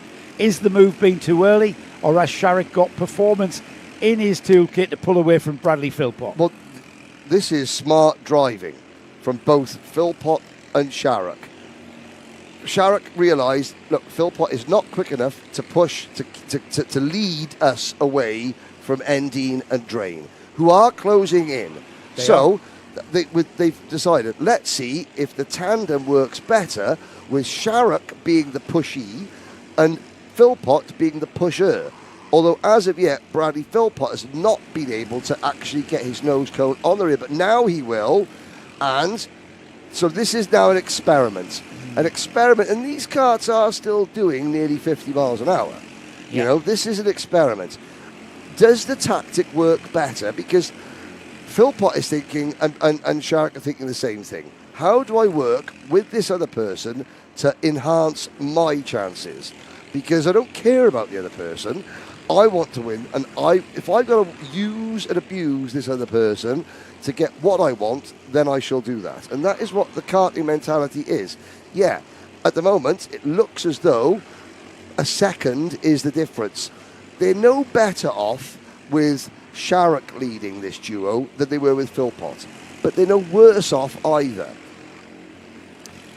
Sharrock beginning to defend. You know what's going to happen here, though, if he continues doing that, and he's going to defend into the first hairpin. Philpott alongside. Here comes Endine and Oscar Drain. Oscar Drain, I should say. They are going to come back. They're still side by side all the way around the second hairpin. It's not going to work. Here comes Drain. Drain has got, no, that's Endine, sorry. Drain was looking down the inside. It's now a 4-kart scrap with 2 minutes. The metaphorical 2-minute bell has sounded, and now we go down the inside of Paddock. Philpott slides wide. He's not the lead, he's lost it and gone to 4th place as Endine has gone into the lead. Sharrock trying around the outside of Drain, but Drain sits there, so a complete change here. Philpott commits over the curbs, clatters over the curbs, run wide. He had no hope of stopping there at all. But Sharrock also loses out on the crossover, and suddenly, what are those things about? Was it good things come to those who wait? Sharrock pushes Bradley Philpott wide. They both now need to chase down the leader. The leader is now Russell Endine. He's got the lead of this race, but he's got Oscar Drain absolutely all over his rear bumper. Down the hill they go, through the right, through the left, and then into the Paddock right-hander. Here they go, up to the hairpin at Garda. Can Drain have a look at this one? Into the hairpin. It's Oscar. It's Russell Endine that defends into Garda. We've got 2 contact warnings, one for Jacob Sharrock, one for Brad Philpott. Well, that's fair enough. As 1-1 shows they're trying, and now they're really trying, because around the outside goes the number 56 cart of Oscar Drain. Can he hang it tough, high, wide and handsome? No. And now it is Sharrock that comes back into play. There's going to be tears as Philpott's still in 4th, and now we're being joined by Stanley Wilson. Stanley Wilson says, here's my invitation, I've arrived at the party. Yes. Here we go then, looking down the inside of Endine is Sharrock, down the hill, into Paddock. It'll be the run-up to the Garda hairpin. This is where everyone is vulnerable. And look at that, Drain down the inside of Sharrock, didn't quite make it move. Bradley Philpott around the outside of Drain. He's going to have 3rd place soon, and then he can start challenging. That's the podium at the moment. Endine, Drain and Sharrock. Yes, on to another lap. Sharrock in 2nd, defend. He went in tight, Endine defends. Philpott went to the normal racing line, gained momentum, but now he's lost track position. He's got to be careful there. And fair play to Oscar Drain for sticking his nose in and then realising that Philpott was just coming back across to take the racing line, and he backed out. Oh, and there is a NASA panel that looks slightly skew. Is that a back? That's not a back marker, because there are more now closing in. Philip Richardson, Ash Candola, Max Andrews, Jack Langford, Leon Blindell. The top 10 less than 4 seconds apart. And that was real. That could have been naughty. Philpott was heading towards the barrier there, gathered himself up. They're heading towards the final lap board.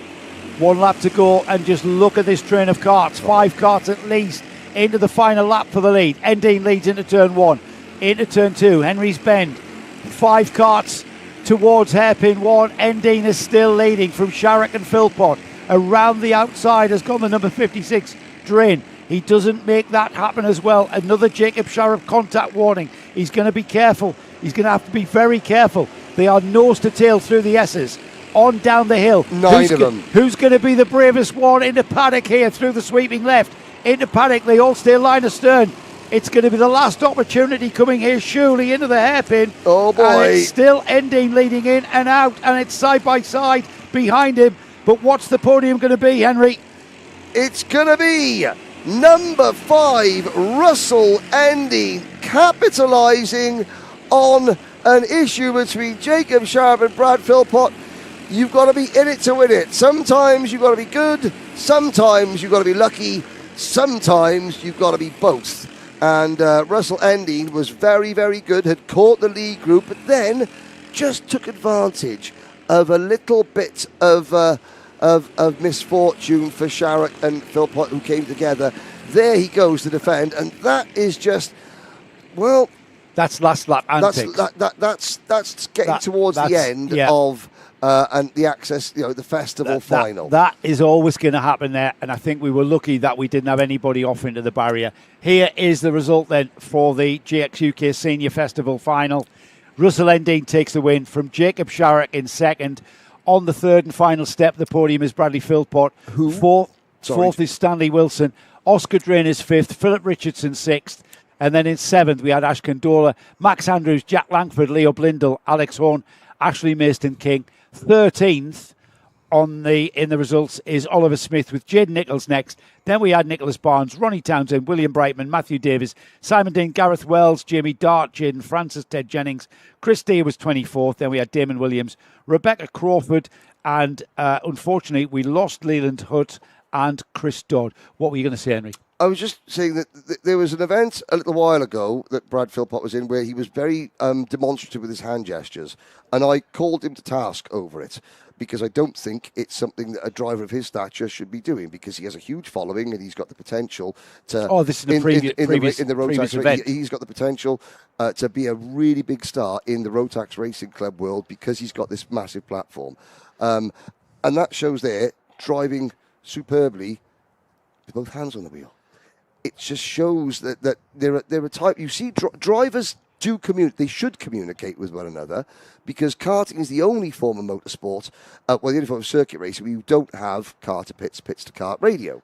So communication between mechanic and driver is key, but also between the drivers themselves. And you saw that. But that was excellent driving. That was proper. That was really good, and so yeah, it just goes to show. Johnny Elliott Racing's taking it to task a bit about Brad's engine. Brad must have had a proper rocket back when he did a few Wilton rounds with DHR and was quicker than Teddy Clinton, who was seeded in the British sixth in the British. What he's saying there is Philpott's a cracking driver. Yeah, don't need to go any deeper. I don't talk about that because that's. Some of the worst takes in sporting history have come from there. Right, let's go. What we got next then? We have got our final race of the weekend. And we're going to walk them to the grid, up the hill.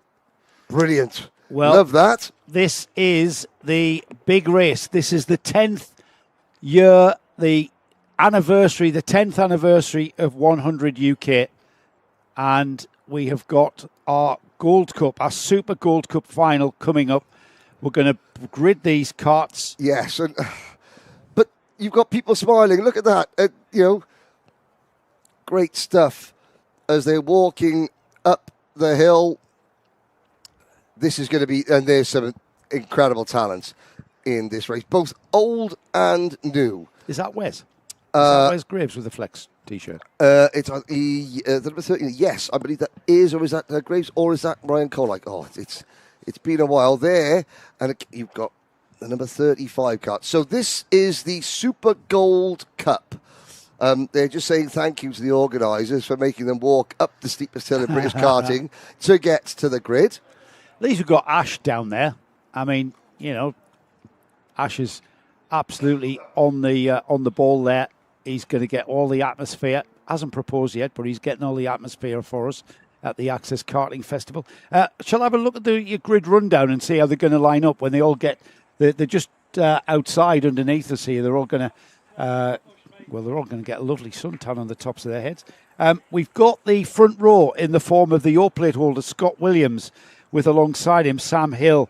We've got that man that never gives up, Michael Cornell, alongside Daniel Mentz on row 2. Oliver Misters is on row 3 with Thomas Hadley. And then we've got Paul Strether and Sean Taylor lining up on row 4. Ryan Gill and Edward Scoffin share row 5. Matt Lawrence and Matt Rivette share row 6. Dominic Pine and Cody Pennington are on row 7. Row 8 is Arlie Dobson and Brendan Williams, with Richard Wake and Ross Goodwin on 9. Row 10, Simon Diver and Ben Miles. John Stafford and Hayden Taylor on 11. 12 is Leo Engels and Lee Hackett, with Joshua Cope and James Purchase on row 13. Row 14 is James Ogden and Marcus Gray, with row 15, Mikey Crook and Callum Bergman. Now, and this is another, when you walk the karts out in the British Championship, you've got one driver and one mechanic, and they walk in silence. Now, it looks very professional, but they're not talking to each other. You couldn't tell which driver was which, because instead of walking with their own cart, there was like, someone's pushing the cart, I'm going to go and have a chat with my mates, and chat and have a laugh and a good time as we walk into the grid. And that is so important. And there was a shot of the drivers coming to the top of the hill. You couldn't see a cart anywhere in the shot, because there was about 5 or 6 drivers. This is the walk out to the grid where you're supposed to stand with your cart. But no. 5 or 6 of them just having a chat because they're having fun, reminding ourselves that karting is fun. And of course, there has been issues. There have been, we've seen drivers despairing and having issues and, unhappy. But, overall, you say to, again, even young Milo Purchase, losing a wheel, obviously really devastated. And yet he was, ask him at the end of the weekend, did you have a good weekend? Not a good race, because the answer would be no. But did you have a good weekend? And the answer would be yes. Because when you're windshield time, when all these drivers, their families, wherever they are in the country, when you're driving home looking at the windshield, there is Dave Klassen and James Ogden. The number two, but yeah, the windshield time is what's important. And when you're reflecting, going up and down the highways and byways of this country to and from various race meetings, the windshield time is when you have time to reflect on, was this good time? Was it worth it? Was I happy doing this? My chosen sport, did it make me happy this weekend? More and more often, you get the highest levels of karting, and the answer for the drivers is no. Did it make me happy? Because it does, but it doesn't. They don't look happy because they're under so much pressure. Now, obviously, there's reasons for the pressure, and they're very and no one would say I'd rather just sit at home than be put under this pressure. But in here, is there pressure? No, not really. Well, there is. Of course, there is. Yeah, there is, because they want to do well in their race, don't they? Yes, but the pressure they doesn't overwhelm them and affect their entire enjoyment. They haven't got outside pressure from sponsors or teams or whatever else is on that outside. These parents, parents who've got their mortgage on it, their house is mortgaged on it. And this is what the Access Karting Series is all about. And it's everybody out there is racing because of the love of racing. Yes, in a nutshell. Oh no, and the one thing in the atmosphere I felt you've said it right. Is the love of karting, the love of what can we do on? If we're going to do something on a weekend, we'd rather go here with Access Karting and do this. It's the highest level we can do it at, in this particular category of kart in the country. But more importantly, we're going to have a good time with people that we get on with, and people that we enjoy spending time with, and people that we enjoy racing with. And that is the key. They enjoy racing with each other.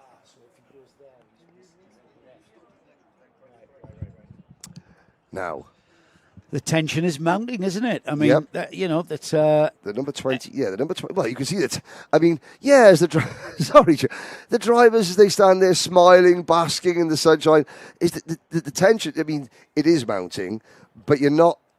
All these drivers, they are thinking about the win. They are thinking about the big race, but they're thinking about who they want to beat around them. So if your number is that 33 or 99 there that we can see, it's 83. It's the 38. It's the 83 at the back. So the 83 near the back of the grid is James Purchase, right? Yep. So James has got more on his plate today than perhaps anybody out there because he's the organizer. So that's the bad example. The 88 is Joshua Cope.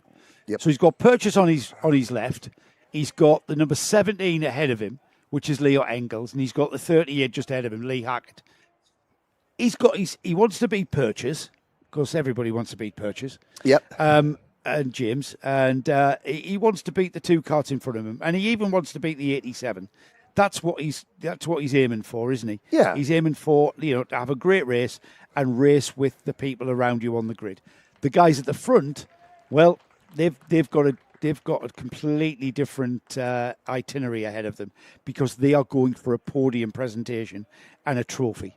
Yeah, but I think when James, when they look back at this, they think that frame, that shot there, a full grid of 100 UK senior karts on lining up, waiting to go out for the 10th anniversary. When they drummed up the idea behind Access Karting, I wonder, could they have imagined a decade later the support, the because it's the support from the paddock, the support of the customers and the drivers.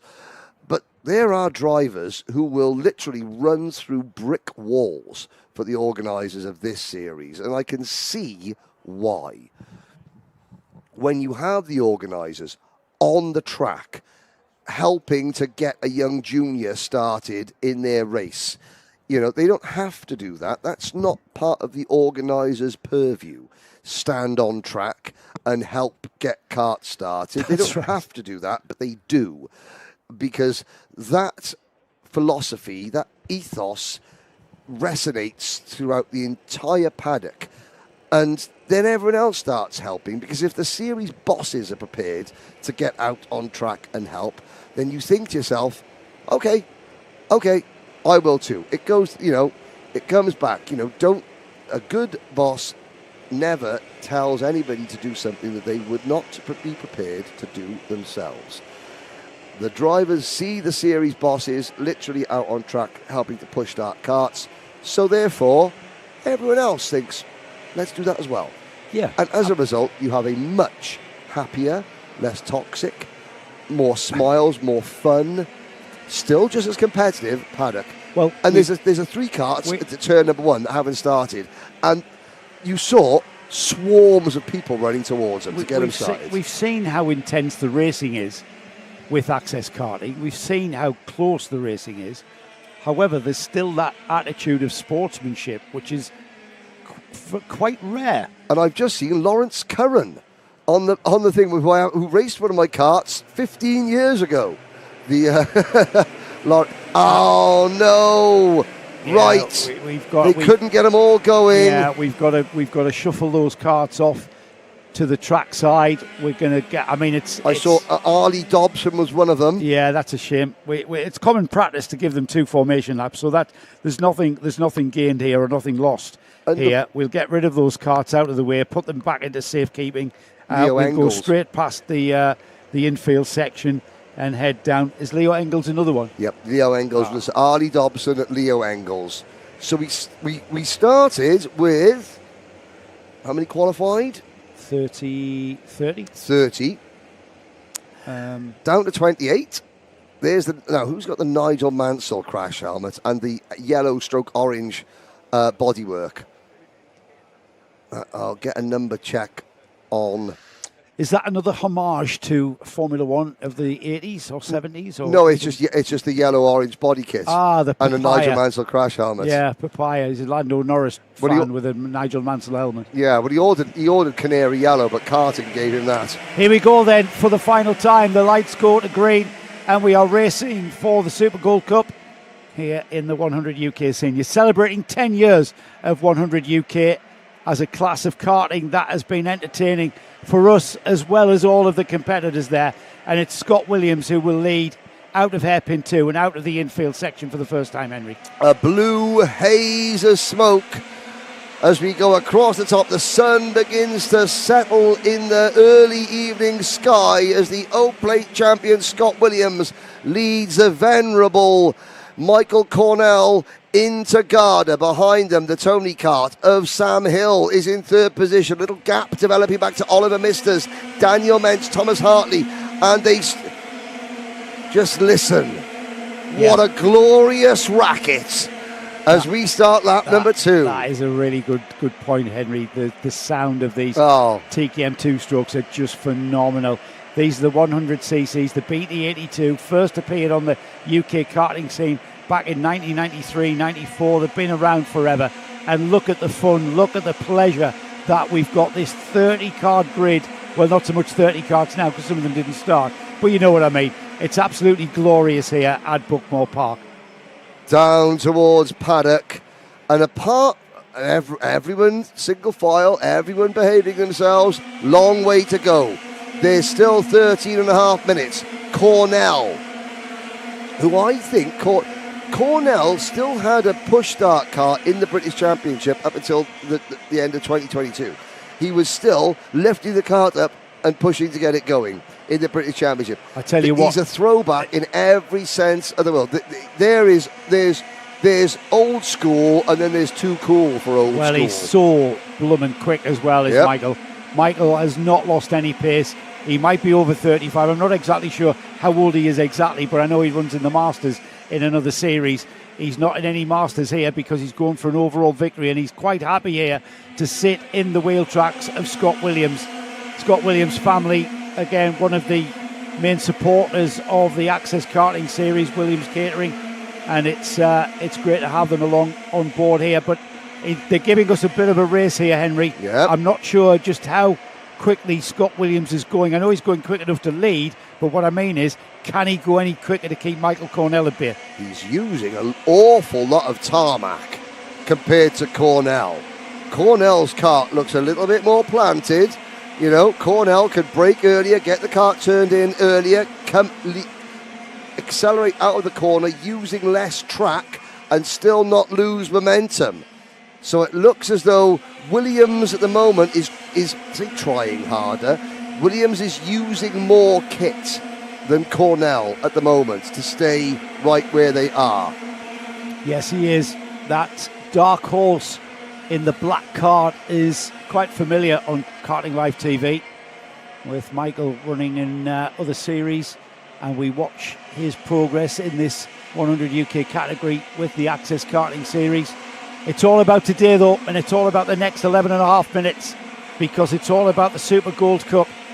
This is the 100 UK 10-year celebration that we're here for at Buckmore Park 4, and it's celebrating 10 years of this class of karting, brought about by Matt Scott, who had a concept race back in 2016, and the formula worked, and it became so popular, and we found new homes for these karts, dusting them off, put them back together, renewed the bearings and the seals, no doubt, and off we went. And we've been racing for 10 years ever since, and we've been racing as close as what we're seeing now. Now, I'm not saying that Michael Cornell should start to panic.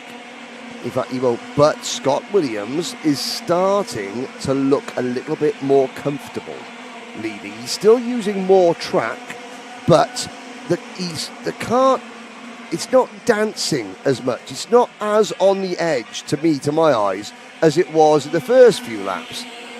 Now, the chasing pack, Sam Hill, Paul Strather, Oliver Misters, Thomas Hadley.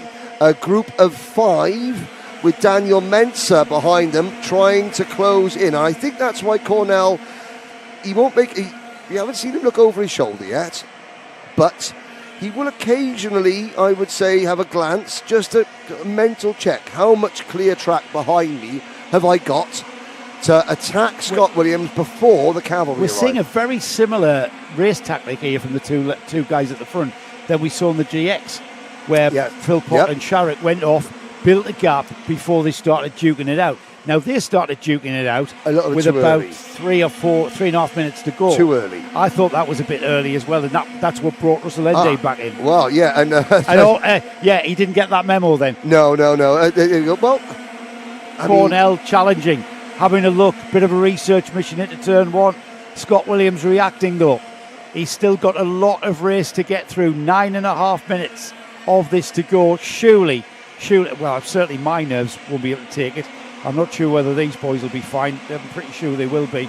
They're quite comfortable in this situation of racing their 100 UK TKMs. As we get into the Garda hairpin then and head back towards us, Henry, Scott Williams seems to have responded from that little bit of a metaphorical nudge from Cornell, and he's pulled out a bit of a cushion there. I say a cushion, it's about half a cart's length. James Ogden moving up to 8th position. Another driver scraped into this race. Oh, there's another one gone. That's the number 25 kart, and that would be Ben Miles out of the race. But Hayden Taylor to Ben Miles. So we've lost. We've lost Marcus Gray. We've lost Joshua Cope. We had the 2 drivers that didn't take the start. And they went out on lap 1 actually, which is the 2 that we saw being hauled over. That's a shame because the number 27 has been running well all day. Sam Hill has passed Paul Strather for 3rd, Hadley in 5th, Misters, Mentz, Ogden 5 seconds off the race lead with 8 minutes remaining. gap out to a half a second, would you believe, Henry? Scott Williams. All he took was that little bit of a notice of intention from Michael Cornell, and he's pulled out a gap now, and he's pulling away.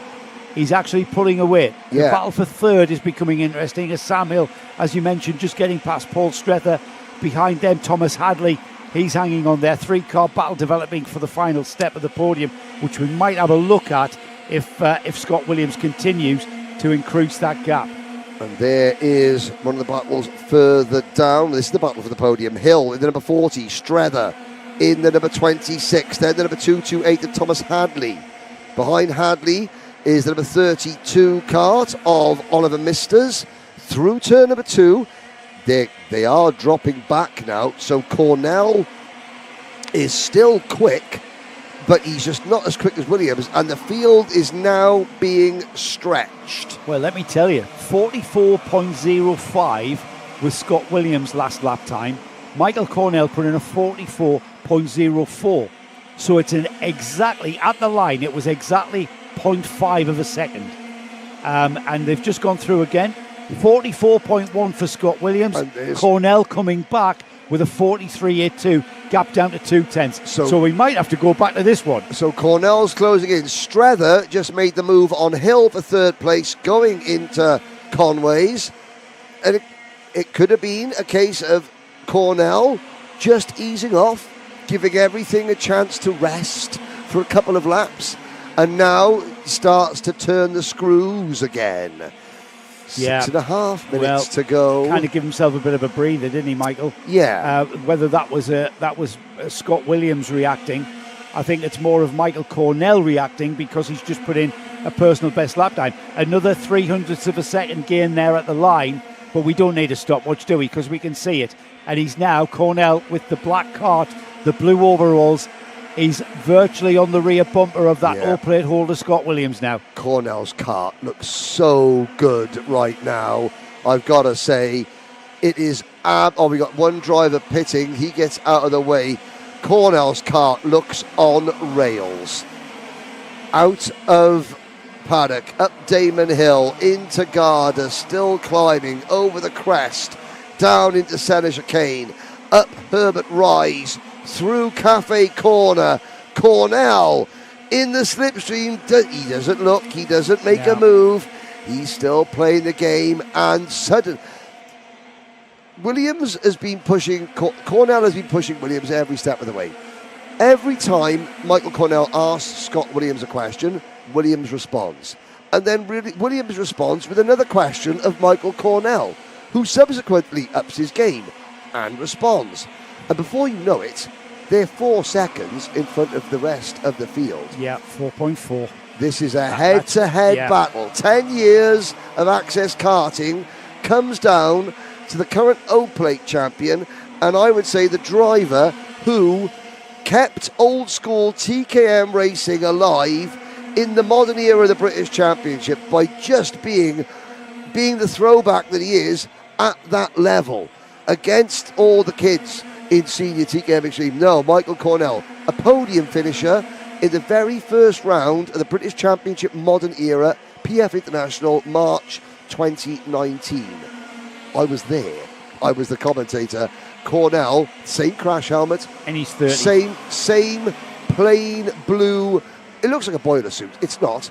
That's, Look, I thought he had his wetsuit on. Yeah, no, but that is what Michael Cornell does. He wears that really cool sort of like 80s style. It's even got the 80s style graphics on the helmet. And he kept this spirit of karting alive in the British Championships. And now he has to fight the British Open champion in this category for the biggest prize this championship has ever given out. The most important, the most significant final of this championship. A decade of smiles and laughter. We can talk about the racing. No, we can talk about the racing all the time. A decade of fun, competitive karting boils down to Scott Williams and Michael Cornell. The rest, well, they're a long way back. Hill, Hadley, Strether and Ogden, your top 6. We won't see them this is what it's all about. Well, Sam Hill is now 5.5 seconds behind this battle here. That is switched back on. And we've still got 3 minutes of racing before they pull the pin from the hand grenade, and we might see a challenge from the blue overall Michael Cornell, or we might see Scott Williams respond again. They're getting towards the tyre. I mean, I don't think these Vega tyres really go anywhere. I think they plateau. They become the sort of tyre that will last way beyond this afternoon. So unless you really overdrive now and overheat those tyres, then the tyre management isn't going to be a factor. However, what might be a factor is a back marker that's beginning to loom in front of Scott Williams. Yes, if I were a betting man, and unfortunately I am, I would put Cornell down to try a daring move into paddock. His kart looks pinned through there, and it's a high risk. It's high risk, but it's high reward. And I don't think Williams would expect it. He's got to be really, really close to Scott Williams to do that, and he's not close enough. He's not close enough, and I've not seen him really be that close to be able to do that. And I think we're now flat out. I think we're nigh on flat out, but I think, when you go to the very edge, Henry, you can drive past, but then you go to the edge towards the final part of the race. And I think that's the stage of the race we're at now with these two drivers. As Scott Williams begins to go to the edge and pull out that little bit of a gap that he needs. The edge of adhesion. The absolute edge of performance where your equipment sticks to the race circuit. I've got to say, though, Williams has countered that line from Cornell. Williams, what Scott Williams is doing through Simon Sweep is actually really, really clever. He's taking a line that just stops anybody, or stops Cornell from even thinking about that late lunge. Yeah. By positioning his kart a little bit wider through the middle part of the corner, as he arcs the kart out then to take paddock bend, he's not sweeping back to take the racing line. He's sort of sticking in the middle of the circuit. We'll watch and see. Yeah, I was going to say, let's have a look at this. Through the S's, down the hill, into the left-hand sweep, and then... Well, he leaves the door a little... Yeah, but I think you realise that Cornell just wasn't close enough. You get the feeling in your peripheral hearing of just where your competitors are. And he just hasn't got that momentum to get alongside. And we are 2 more laps of racing in front of us now. And Williams has responded to that situation where he is now absolutely on it. And Cornell is also on it, and we've got an absolute ding-dong, flat-out, on-the-limit battle all the way to the flag now, Henry. And James Ogden has just put himself on the podium in P3, and he started... he was well down the order after 2 failures. Williams, this is a really important lap for Scott Williams. This lap is a blinding lap. Williams has extended his advantage by at least a kart length, maybe 2, on this lap. Still, that hunkered down driving style. Cornell, metronomic. Well, last lap. Last lap of the weekend, last lap of the festival. I actually think Scott Williams has managed this race he's run a bit wide there, perfection. though. Not perfection. As I say that, that's the only non-perfect bit of cornering we've seen. And Cornell was there. Couldn't believe his luck there. He's drawn up. Is he close enough to do what you've said, Henry? I don't think so. No, not quite. One more opportunity into Garda. Well, Karting Live TV and Access Karting have grown up together, Joe Bradley. Bring them home. Here we go then. Scott Williams goes wide. Cornell almost alongside. We've got side-by-side action over the brow of the hill through Cafe. But Scott Williams losing all of the track and more. What is the gap? 0.08 of a second. Brilliant. Incredible finish. And that Henry, was just indicated just how on the limit and on the edge those two were. And it shows how much that event means, because Scott Williams, chinks in the armoury, the pressure, the nerves, the weight of this event. He wasn't perfect on that last lap by any stretch of the imagination. He just does enough after a fantastic, 22 laps. You could see drivers still coming across the line. we had 21 out of the... Oh, Sam Hill, who was third, retired. Here's a look at your final provisional results. Here it goes then. Scott Williams takes the 100 UK Senior Super Gold Cup. What a race indeed it was, with Michael Cornell pushing him all the way. Third place, final step of the podium for James Ogden. And then we had Thomas Hadley, Richard Wake, Dominic Pine was sixth. And then beyond that, we had Ross Goodwin, Paul Strether, Oliver Misters, Matt Rivett, Brendan Williams, Ryan Gill, Cody Pennington, Hayden Taylor, Mikey Crook, Lee Hackett was 16th, Matthew Lawrence was 17th, Edward Scoffin, James Purchase was 19th, John Stabbard, Callum Bergman, Sam Hill, in fact, Callum Bergman was on 21 laps. He was the car that got lapped. Yes. We lost Sam Hill right near the very end there. From the top we lost five. Sam Diver, Daniel Mentz, Sean Taylor, Ben Miles, Marcus Gray, and Joshua Cope. That then winds everything up. I hope you've enjoyed our coverage. A big thank you to everybody on the YouTube who's helped us, especially Dom Cliff. Yeah, Thank you, Dom, for all that info and those little factors. And anyone else that pulled us out of the mire for things that we were getting wrong. Look forward to seeing Access Karting back on Karting Live TV. That comes in September, of course, at Warden Law. So from one end of the country to the other, we wish you well. Thank you, Henry Baudet. No, thank you. Thank you very much. It's been, I've got to say, the paddock is incredible. Paddock. You've enjoyed this, haven't you? Yeah, this and Clay's the Masters have been my two favourite events of the year on track at the paddock, both of whom we have been with Nick Damon. Absolutely. Big thanks to Ash, Paul and Simon, our cameramen out there on the track. They've kept us entertained with some great pictures from Buckmore Park. We'll say good night and we'll wish you well. See you next time.